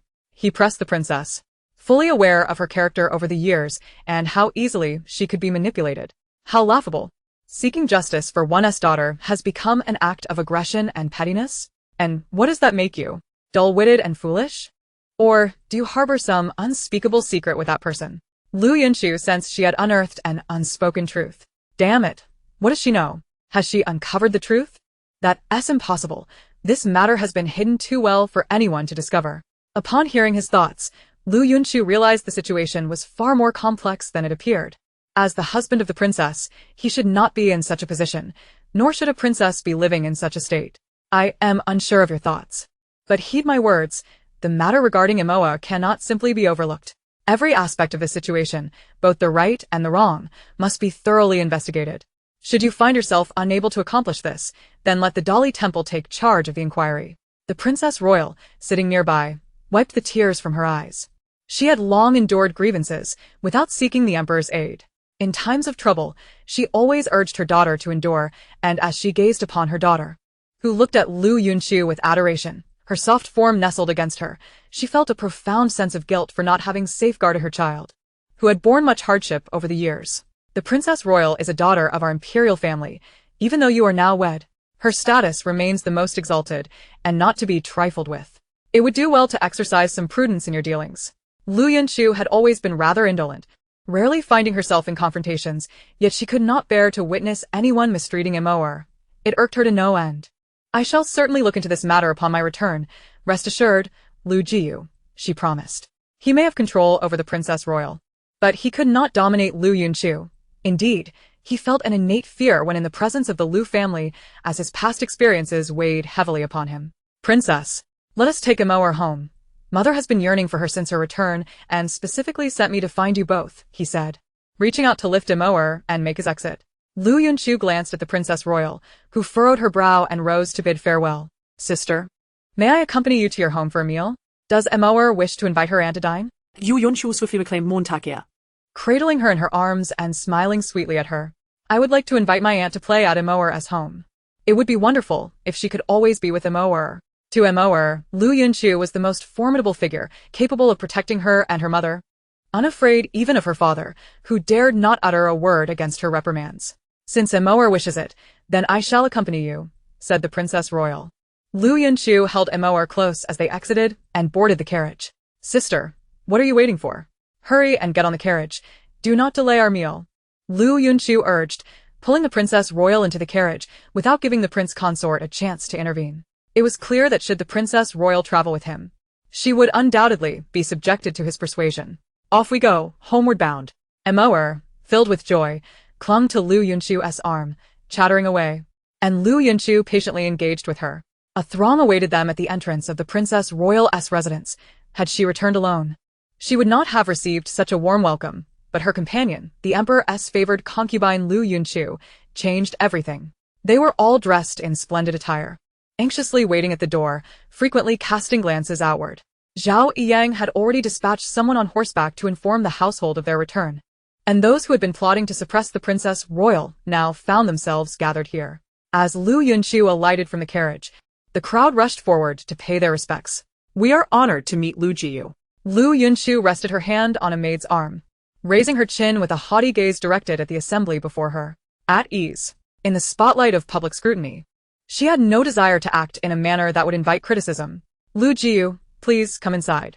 One arm cradling Emoer, and the other grasping the Princess Royal's hand, Liu Yunchu strode confidently forward, leaving the rest to follow.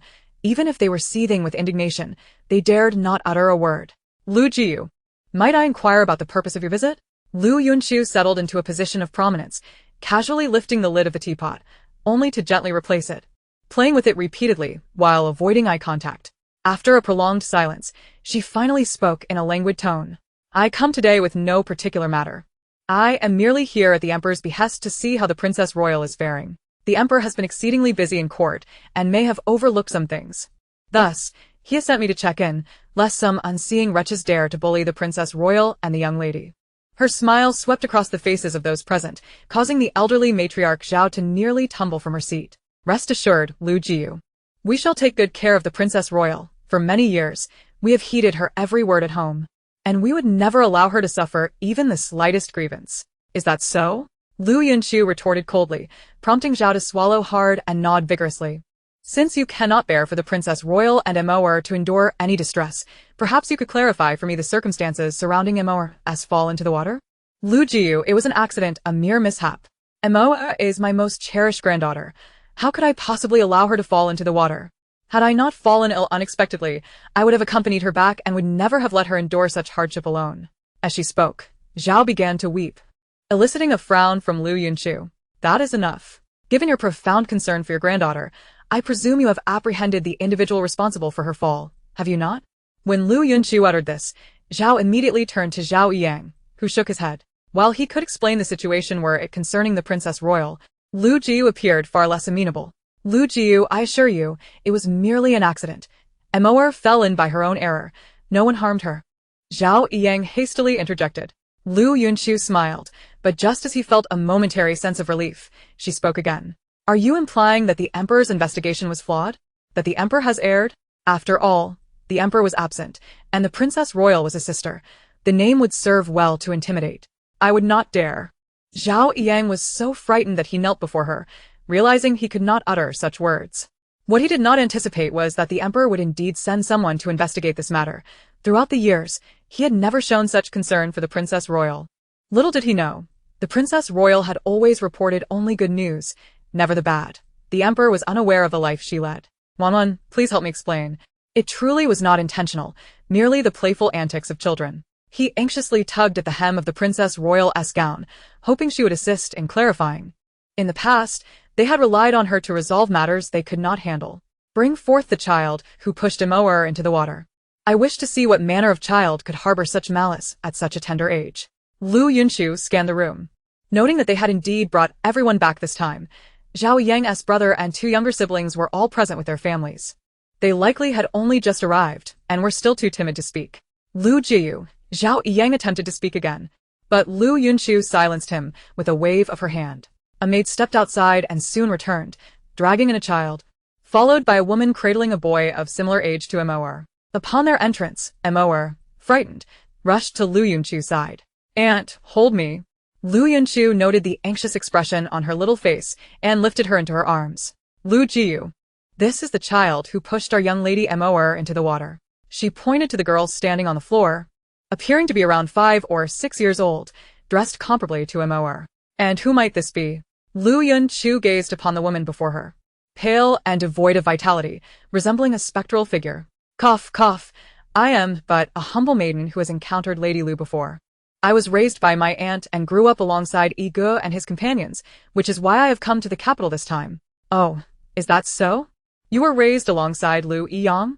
It seems your bond is rather exceptional, Liu Yunchu interjected without a hint of politeness, pressing for answers. A flicker of pride crossed the woman's eyes, but she quickly composed herself to explain to Liu Yunchu. I humbly report, Lady Liu, that it is not so. Relationships are built through shared experiences. Having grown up with ego, it is only natural for us to have a close bond. How ordinary is that bond? What kind of normalcy are we speaking of here?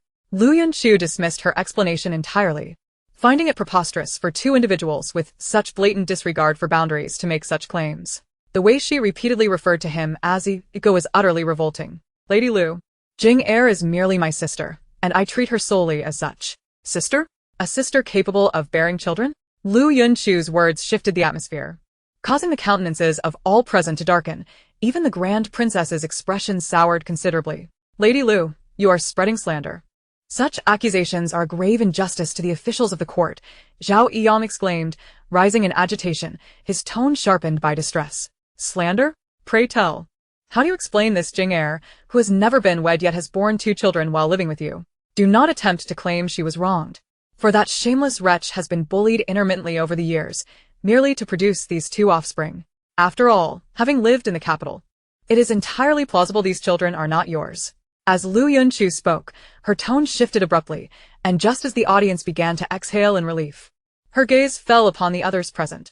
Could it be that these 2 children belong to your brothers? That would certainly clarify matters.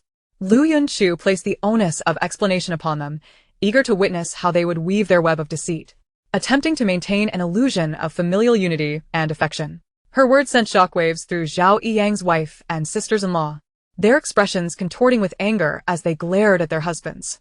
No one could endure the thought of their spouse engaging in infidelity, especially with 2 children in the equation. Are you claiming these children are yours? Indeed, I have often wondered about your peculiar gaze towards her. Is it true that you have been stealing from our children's portions to feed him? If you do not clarify this matter today, we shall part ways. Explain the origins of these 2 children. Should you dare betray me, I will ensure the Liu family is utterly disgraced. The women began to physically confront their husbands, the hall erupting into chaos as they shoved and demanded explanations. This Jing Er, you should know whose children these are, should you not? After all, did you not grow up alongside them? Can you bear to witness their family being torn apart and remain silent on the children's parentage? Liu Yunchu was acutely aware that the Grand Princess's mood had soured, yet if she were to learn of this before her demise, her distress would only deepen. Many narratives culminate in regretful conclusions. Jing Er glanced around, uncertain of how to respond. Damn it, I never anticipated this would be exposed so soon. The plan was to allow time to pass, until the Grand Princess succumbed to her illness, at which point the dowry would be secured. And I could assume an appropriate identity. Where did it all go awry? Zhao Yiyang also felt a pang of regret, realizing he should not have caved to compassion and brought her back. Now, the situation was irretrievable. He cast a pleading glance at his brothers, but they too were at a loss for words, unable to shield him from the unfolding calamity. Lady Liu, these children are not Yang's. They belong to my eldest son. The matriarch of the Zhao family decisively placed the blame on her eldest son, leaving him utterly bewildered by the sudden turn of events. What? Explain yourself. Are these children indeed yours? The eldest daughter-in-law erupted in fury, tearing at his garments and clawing at his face. Enough with the shouting. Were it not for your inability to bear a son, would I have sought Jing Er's assistance? The Zhao matriarch reprimanded her harshly, directing her ire towards her daughter-in-law. Skilled in maintaining authority, even over the grand princess herself. Chapter 87. The Stranger. Haha, your Zhao family is truly remarkable. I have devoted myself to caring for your entire clan, only to be treated in such a manner. Do you not owe me some gratitude? I attended to you in sickness, I bore your burdens, and when you broke your leg, I carried you from the depths of the mountains. At what point have I wronged the Zhao family? Simply because I did not bear a son, you treat me thus? The Zhao family matron observed the scene unfolding before her, tears streaming down her face in profound sorrow. Yet, even in this dire circumstance, the Zhao matriarch remained resolute. And Zhao Yiyang observed the turmoil with a detached gaze, even relieved by the chaos. Enough. Cease this uproar. The Zhao matriarch struck the table, silencing the commotion. Eldest, take her away. Do not disturb the esteemed guests or tarnish our family's reputation. Hearing his mother's command, the eldest son began to drag his wife away, as she struggled fiercely against him. Lady Liu, I apologize for this disgraceful affair. My eldest daughter-in-law is quite uncouth, and I am sorry for the embarrassment caused. The Zhao matriarch smiled apologetically at Liu Yunchu, disregarding the two still grappling in the background. No one wished for such an incident to occur. But there are always shameless individuals who would brazenly disrupt the peace of others, along with some dishonorable men who are truly beneath contempt. Liu Yunchu had not anticipated that the Zhao family, in their pursuit of wealth and status, would stoop to such depths, speaking such shameless words. She resolved to find another means to expose the truth. In this regard, Jing Er could not remain nameless and faceless beside Zhao Delang. Thus, I shall take it upon myself to decree that she become his concubine. Jing Er, terrified, immediately knelt, utterly unwilling to marry such a rustic as Zhao Delang. Her aspirations were to become a lady of rank. Tears streamed down her face as she looked to Zhao Yiyang, shaking her head to indicate her unwillingness. Your Highness, this arrangement is most unsuitable for Jing Er. Zhao Yiyang, fearful of Liu Jieyu's potential change of heart, implored the Grand Princess for assistance. As Liu Yunchu had come to support her cause, what is unsuitable about it? Is it not far superior to living in the princess's residence without a name? The children could be rightfully included in the family tree, rather than being labeled as bastards, is it not? Liu Yunchu seized every opportunity to humiliate them, keen to strike where it hurt. No, Irafus. I shall not marry. Jing Er could no longer contain herself. The prospect of marrying Zhao Delang meant the end of her relationship with Zhao Yiyang, and the repercussions for both of them would be dire. How audacious. The princess is willing to secure you a rightful position, yet you refuse to express gratitude and resist her goodwill. What is your intention? As the palace maid behind Liu Yunchu scolded, Liu Yunchu discreetly gave her a thumbs up, a testament to her excellence as a chief maid. Did I even need her misguided assistance? If it weren't for her interference, the princess's residence would eventually have been mine. Now, thanks to her, everything has been ruined. It's fortunate I haven't sought retribution against her. She audaciously wishes to destroy me. I cannot marry Zhao's eldest son. Zhao Yang is the father of my child, and he is the only one I shall wed.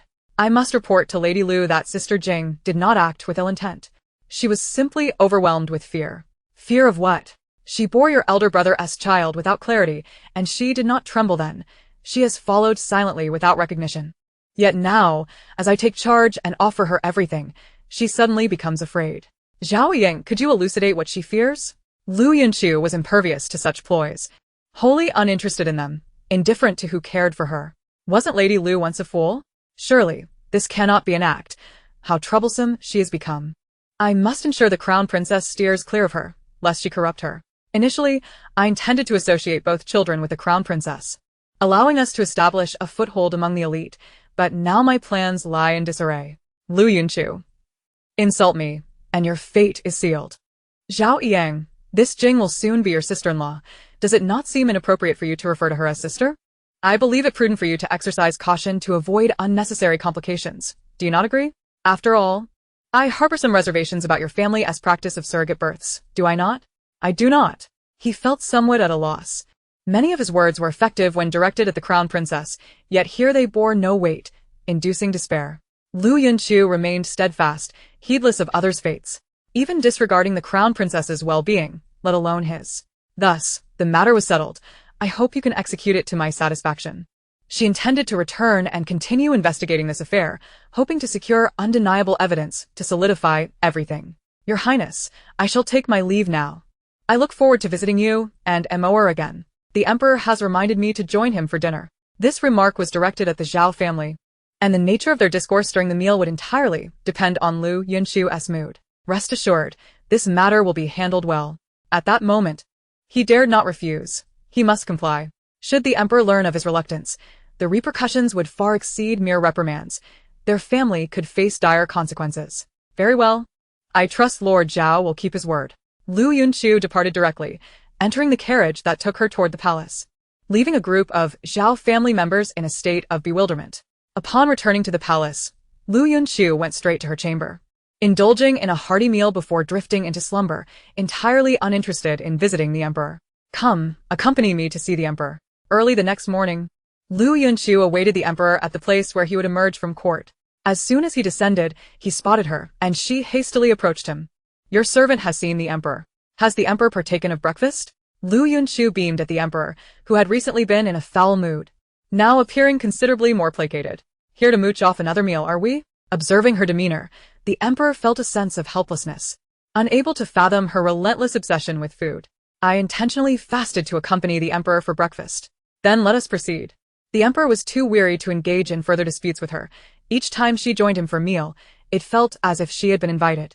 Your Majesty, I wish to borrow a few individuals. The Emperor furrowed his brow, surprised to hear such a request for personnel. Previously, it was acceptable for her to spend her own money on a shop, but hadn't he just sent her a few people recently? Lady Liu, do you not think you are being rather presumptuous? Your Majesty, surely you have no one available? Otherwise, I could return a half or a whole one. Liu Yunchu cautiously assessed the Emperor, internally anxious that he might genuinely reclaim his people. She was merely being polite. I am investigating your sister as scoundrel of a husband, whose household is in utter disarray. You have been neglectful, while your sister has been wronged. They even plotted to poison her and seize her dowry. Yet you remain concerned about a few individuals. It is truly vexing. Liu Yunchu shot the Emperor an exasperated glance. Had it not been for the necessity to withhold certain truths, she would have disregarded the matter entirely. Very well. I shall arrange for few individuals to serve you shortly. They can remain by your side. The Emperor suddenly acknowledged the need to cultivate more covert guardians. The current situation was simply insufficient. I have been preoccupied with state affairs, and your sister has only relayed good news, leading me to believe she has been living quite well. I had no idea she had endured such humiliation and suffering. I owe you my gratitude for this. Please assist in caring for her. Your Majesty, I have always been curious as to why your sister chose such a person, given her status and abilities.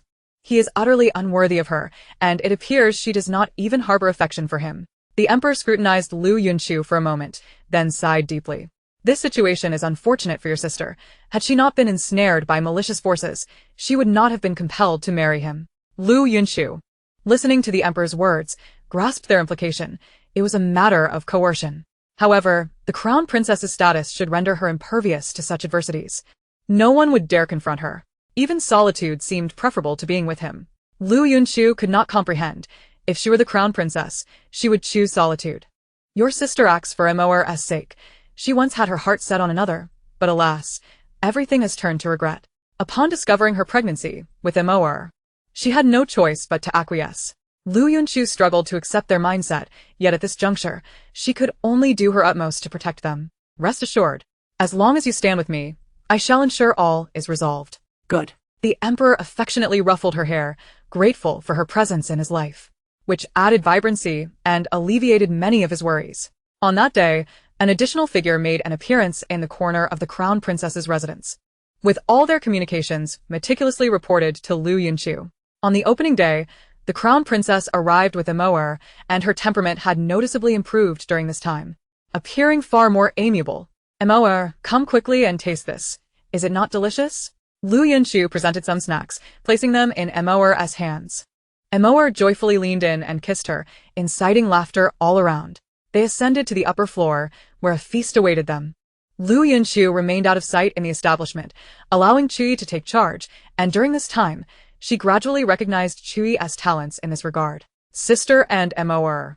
Please sit down and enjoy. This has been specially prepared for you, and it is mild enough for Emoer. She pushed the spicy hot pot and fragrant stir-fried dishes toward them before picking up her chopsticks to eat.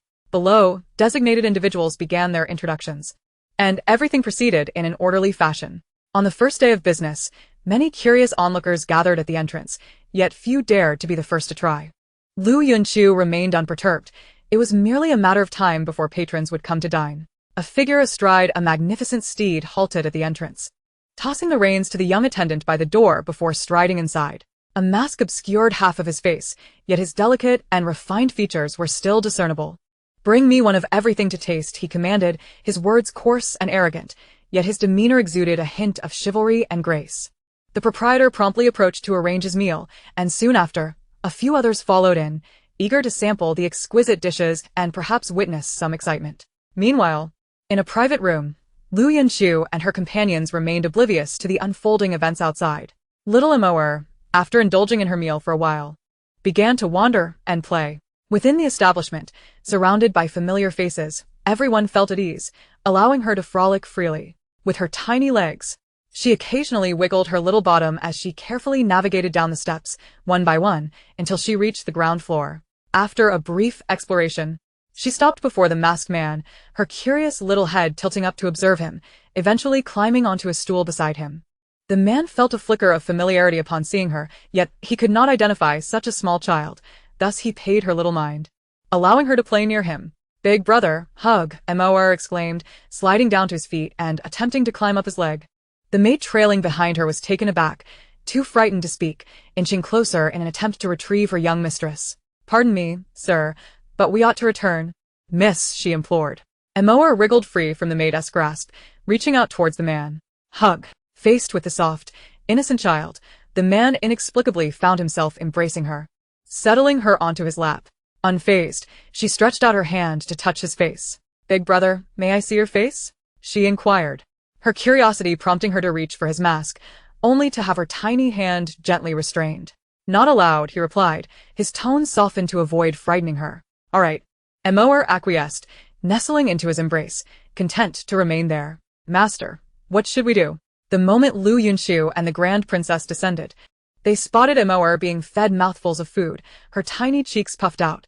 The two rushed over, concern etched across the Grand Princess's face. Montakia. How can you eat indiscriminately outside? Chapter 88. The brother's little secret. Emoer's mouth was full as she swung her little feet, glancing up at the Grand Princess before resuming her meal. The man leaned back casually, one arm protectively around Emoer, while the other rested on the chair's back, brazenly scrutinizing the Grand Princess. Madam, your words are quite rude. It was your daughter who consumed my food, and now you imply that I am unclean? His tone dripped with arrogance, laced with a hint of provocation. But she is just a child. If she eats something wrong, she could fall ill. The Grand Princess felt an inexplicable anxiety in the presence of this man, whom she did not recognize. If you are aware that your daughter is still young, you ought to keep a close watch on her instead of letting her roam freely. Wouldn't you agree? The Grand Princess took a step back, clutching her heart, tears nearly spilling forth, as a wave of guilt washed over her for not adequately caring for her daughter, allowing her to endure so much hardship alongside her. Hey. How dare you speak like that, bullying someone? Liu Yunchu interjected, hands on her hips, confronting the man as she pulled the Grand Princess and her entourage behind her for protection. Upon seeing Liu Yunchu, the man stood abruptly, his demeanor shifting to one of nervous caution as he scrutinized her carefully. Choo-choo? His voice lost its earlier bravado, becoming gentle and tentative. You know me? Liu Yunchu was momentarily taken aback. Having lived here for so long, her circle of acquaintances was limited, and she had never laid eyes on this man before. It truly is you, Choo-choo. You've grown wiser. The man, filled with excitement, enveloped Liu Yunchu in a hug, startling her into a flurry of protests. Let go of me. In broad daylight, you dare to abduct a common girl? Someone help. Liu Yunchu's cries summoned her companions, and she struck out at the man. Get out of here. Don't damage my belongings. Taking advantage of the moment, Liu Yunchu sidestepped, deciding not to complicate matters further, for she was no martial artist. Wait. The man swiftly maneuvered to Liu Yunchu's side, removing his mask in one swift motion. Liu Yunchu gazed at the exquisitely handsome man before her. His features so refined they could only be described as beautiful, his presence exuding an effortless charm. Who are you? Arrest him. After a fleeting moment of being captivated by his looks, she quickly called out to her companions, resolutely reminding herself that she was a person of principle and could not be swayed by superficial allure. Chuchu, do you not recognize him? The Grand Princess stood frozen, her eyes welling with tears as she turned away to compose herself before leaning closer to Liu Yunchu and softly inquiring. The scuffle had already commenced, with 4 shadow guards attempting to subdue the man, yet to no avail. Should I know him? Liu Yunchu pondered, her brow furrowing as she struggled to recall any semblance of familiarity. He is your brother, Liu Yunjin. What? The revelation left Liu Yunchu in shock, bewildered by the sudden turn of events. Stop.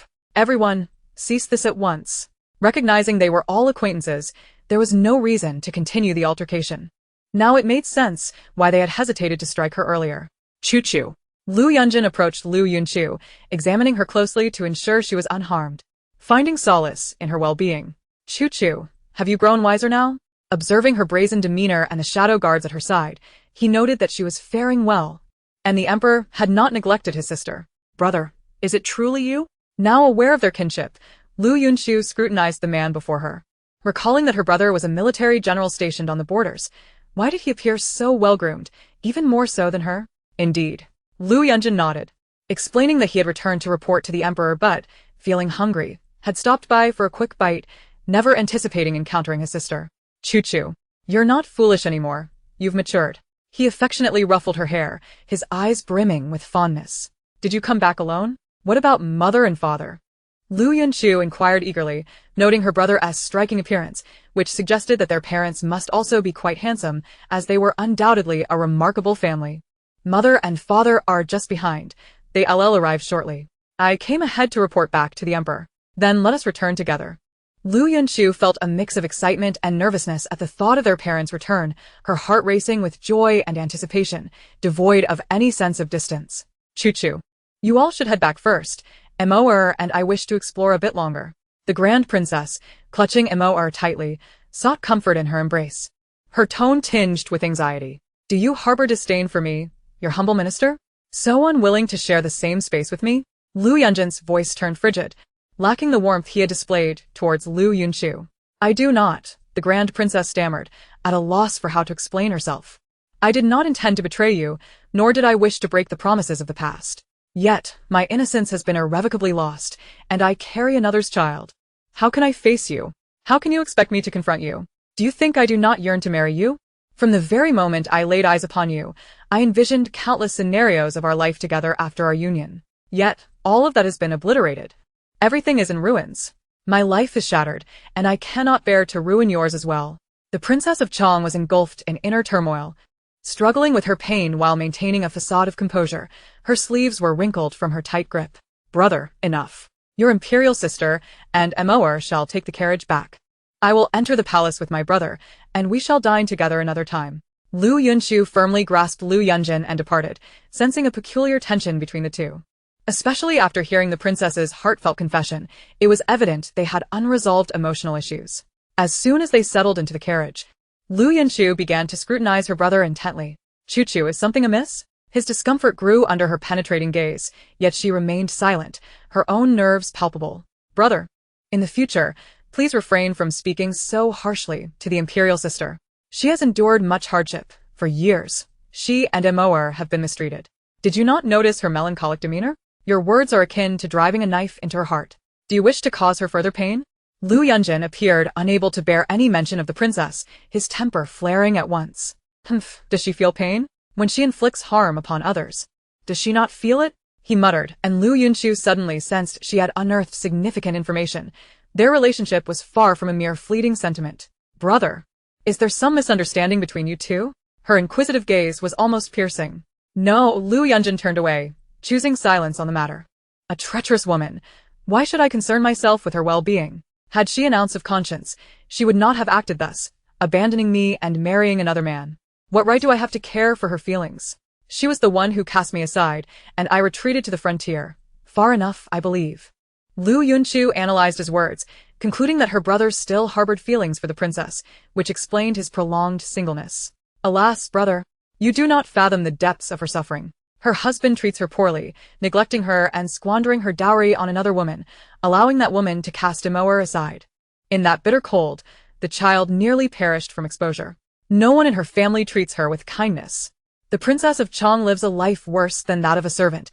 Her residence is becoming indistinguishable from the Zhao household. Zhao Yang is nothing but a scoundrel, exploiting her wealth while abusing her children. How could such a creature exist? As she spoke, her playful glances at Liu Yunjin betrayed her embellishments. For storytelling often demands a touch of personal flair. Liu Yunjin clenched his fists, his expression momentarily contorted with rage before quickly adopting a nonchalant demeanor. What concern is it of mine? She brought this upon herself. Liu Yunchu felt an overwhelming urge to kick him from behind. His lack of resolve was exasperating. You go seek the emperor yourself. I shall not accompany you. In a huff, he exited the carriage, opting for a soft sedan to return to his own palace, completely disregarding the brother he had left behind. Liu Yunjin, with no choice, made his way to the emperor's study. Upon receiving news of his arrival, the emperor had long since dispatched someone to await him, and as soon as he entered, he was ushered inside. After a lengthy wait, Liu Yunjin emerged, the moon already perched high in the sky. Liu Yunchu had been eagerly seeking information, surprised by how engrossed the two men appeared in conversation. Initially, she had hoped her brother would have time to reminisce, but instead, she received news of his swift exit from the palace. Lady Liu, have you heard? Zhao Fuma was beaten, his face swollen like a pig's head, his body covered in bruises, with not a single intact piece of flesh remaining.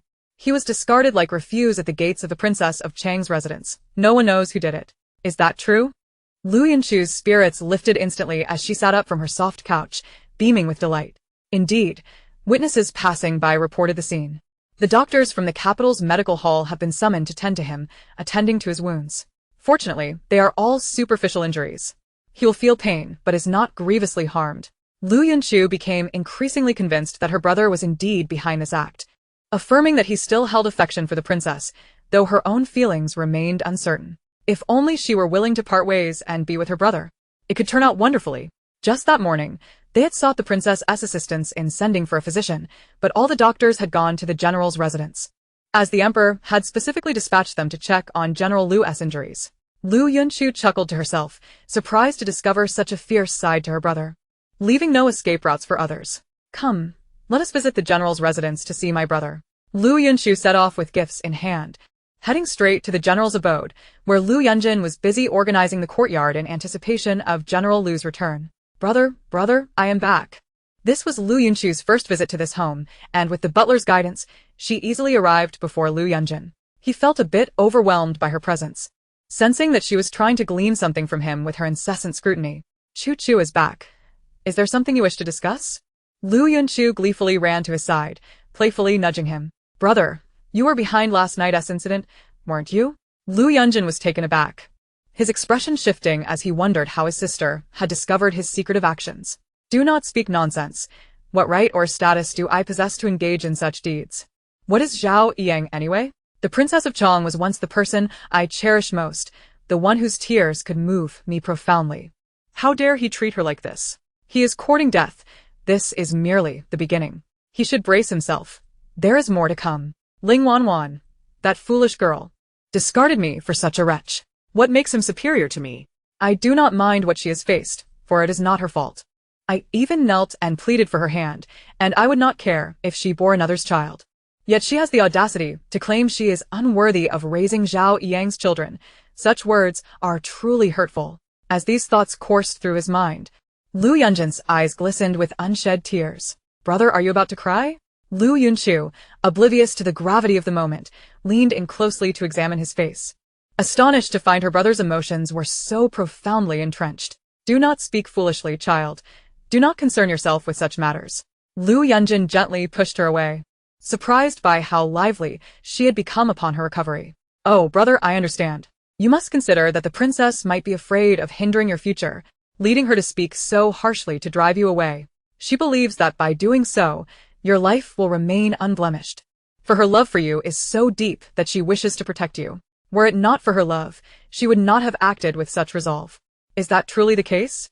Liu Yunchu, stirred by her words, grasped his sister's arm, disregarding her youth as he clung to the glimmer of hope she offered.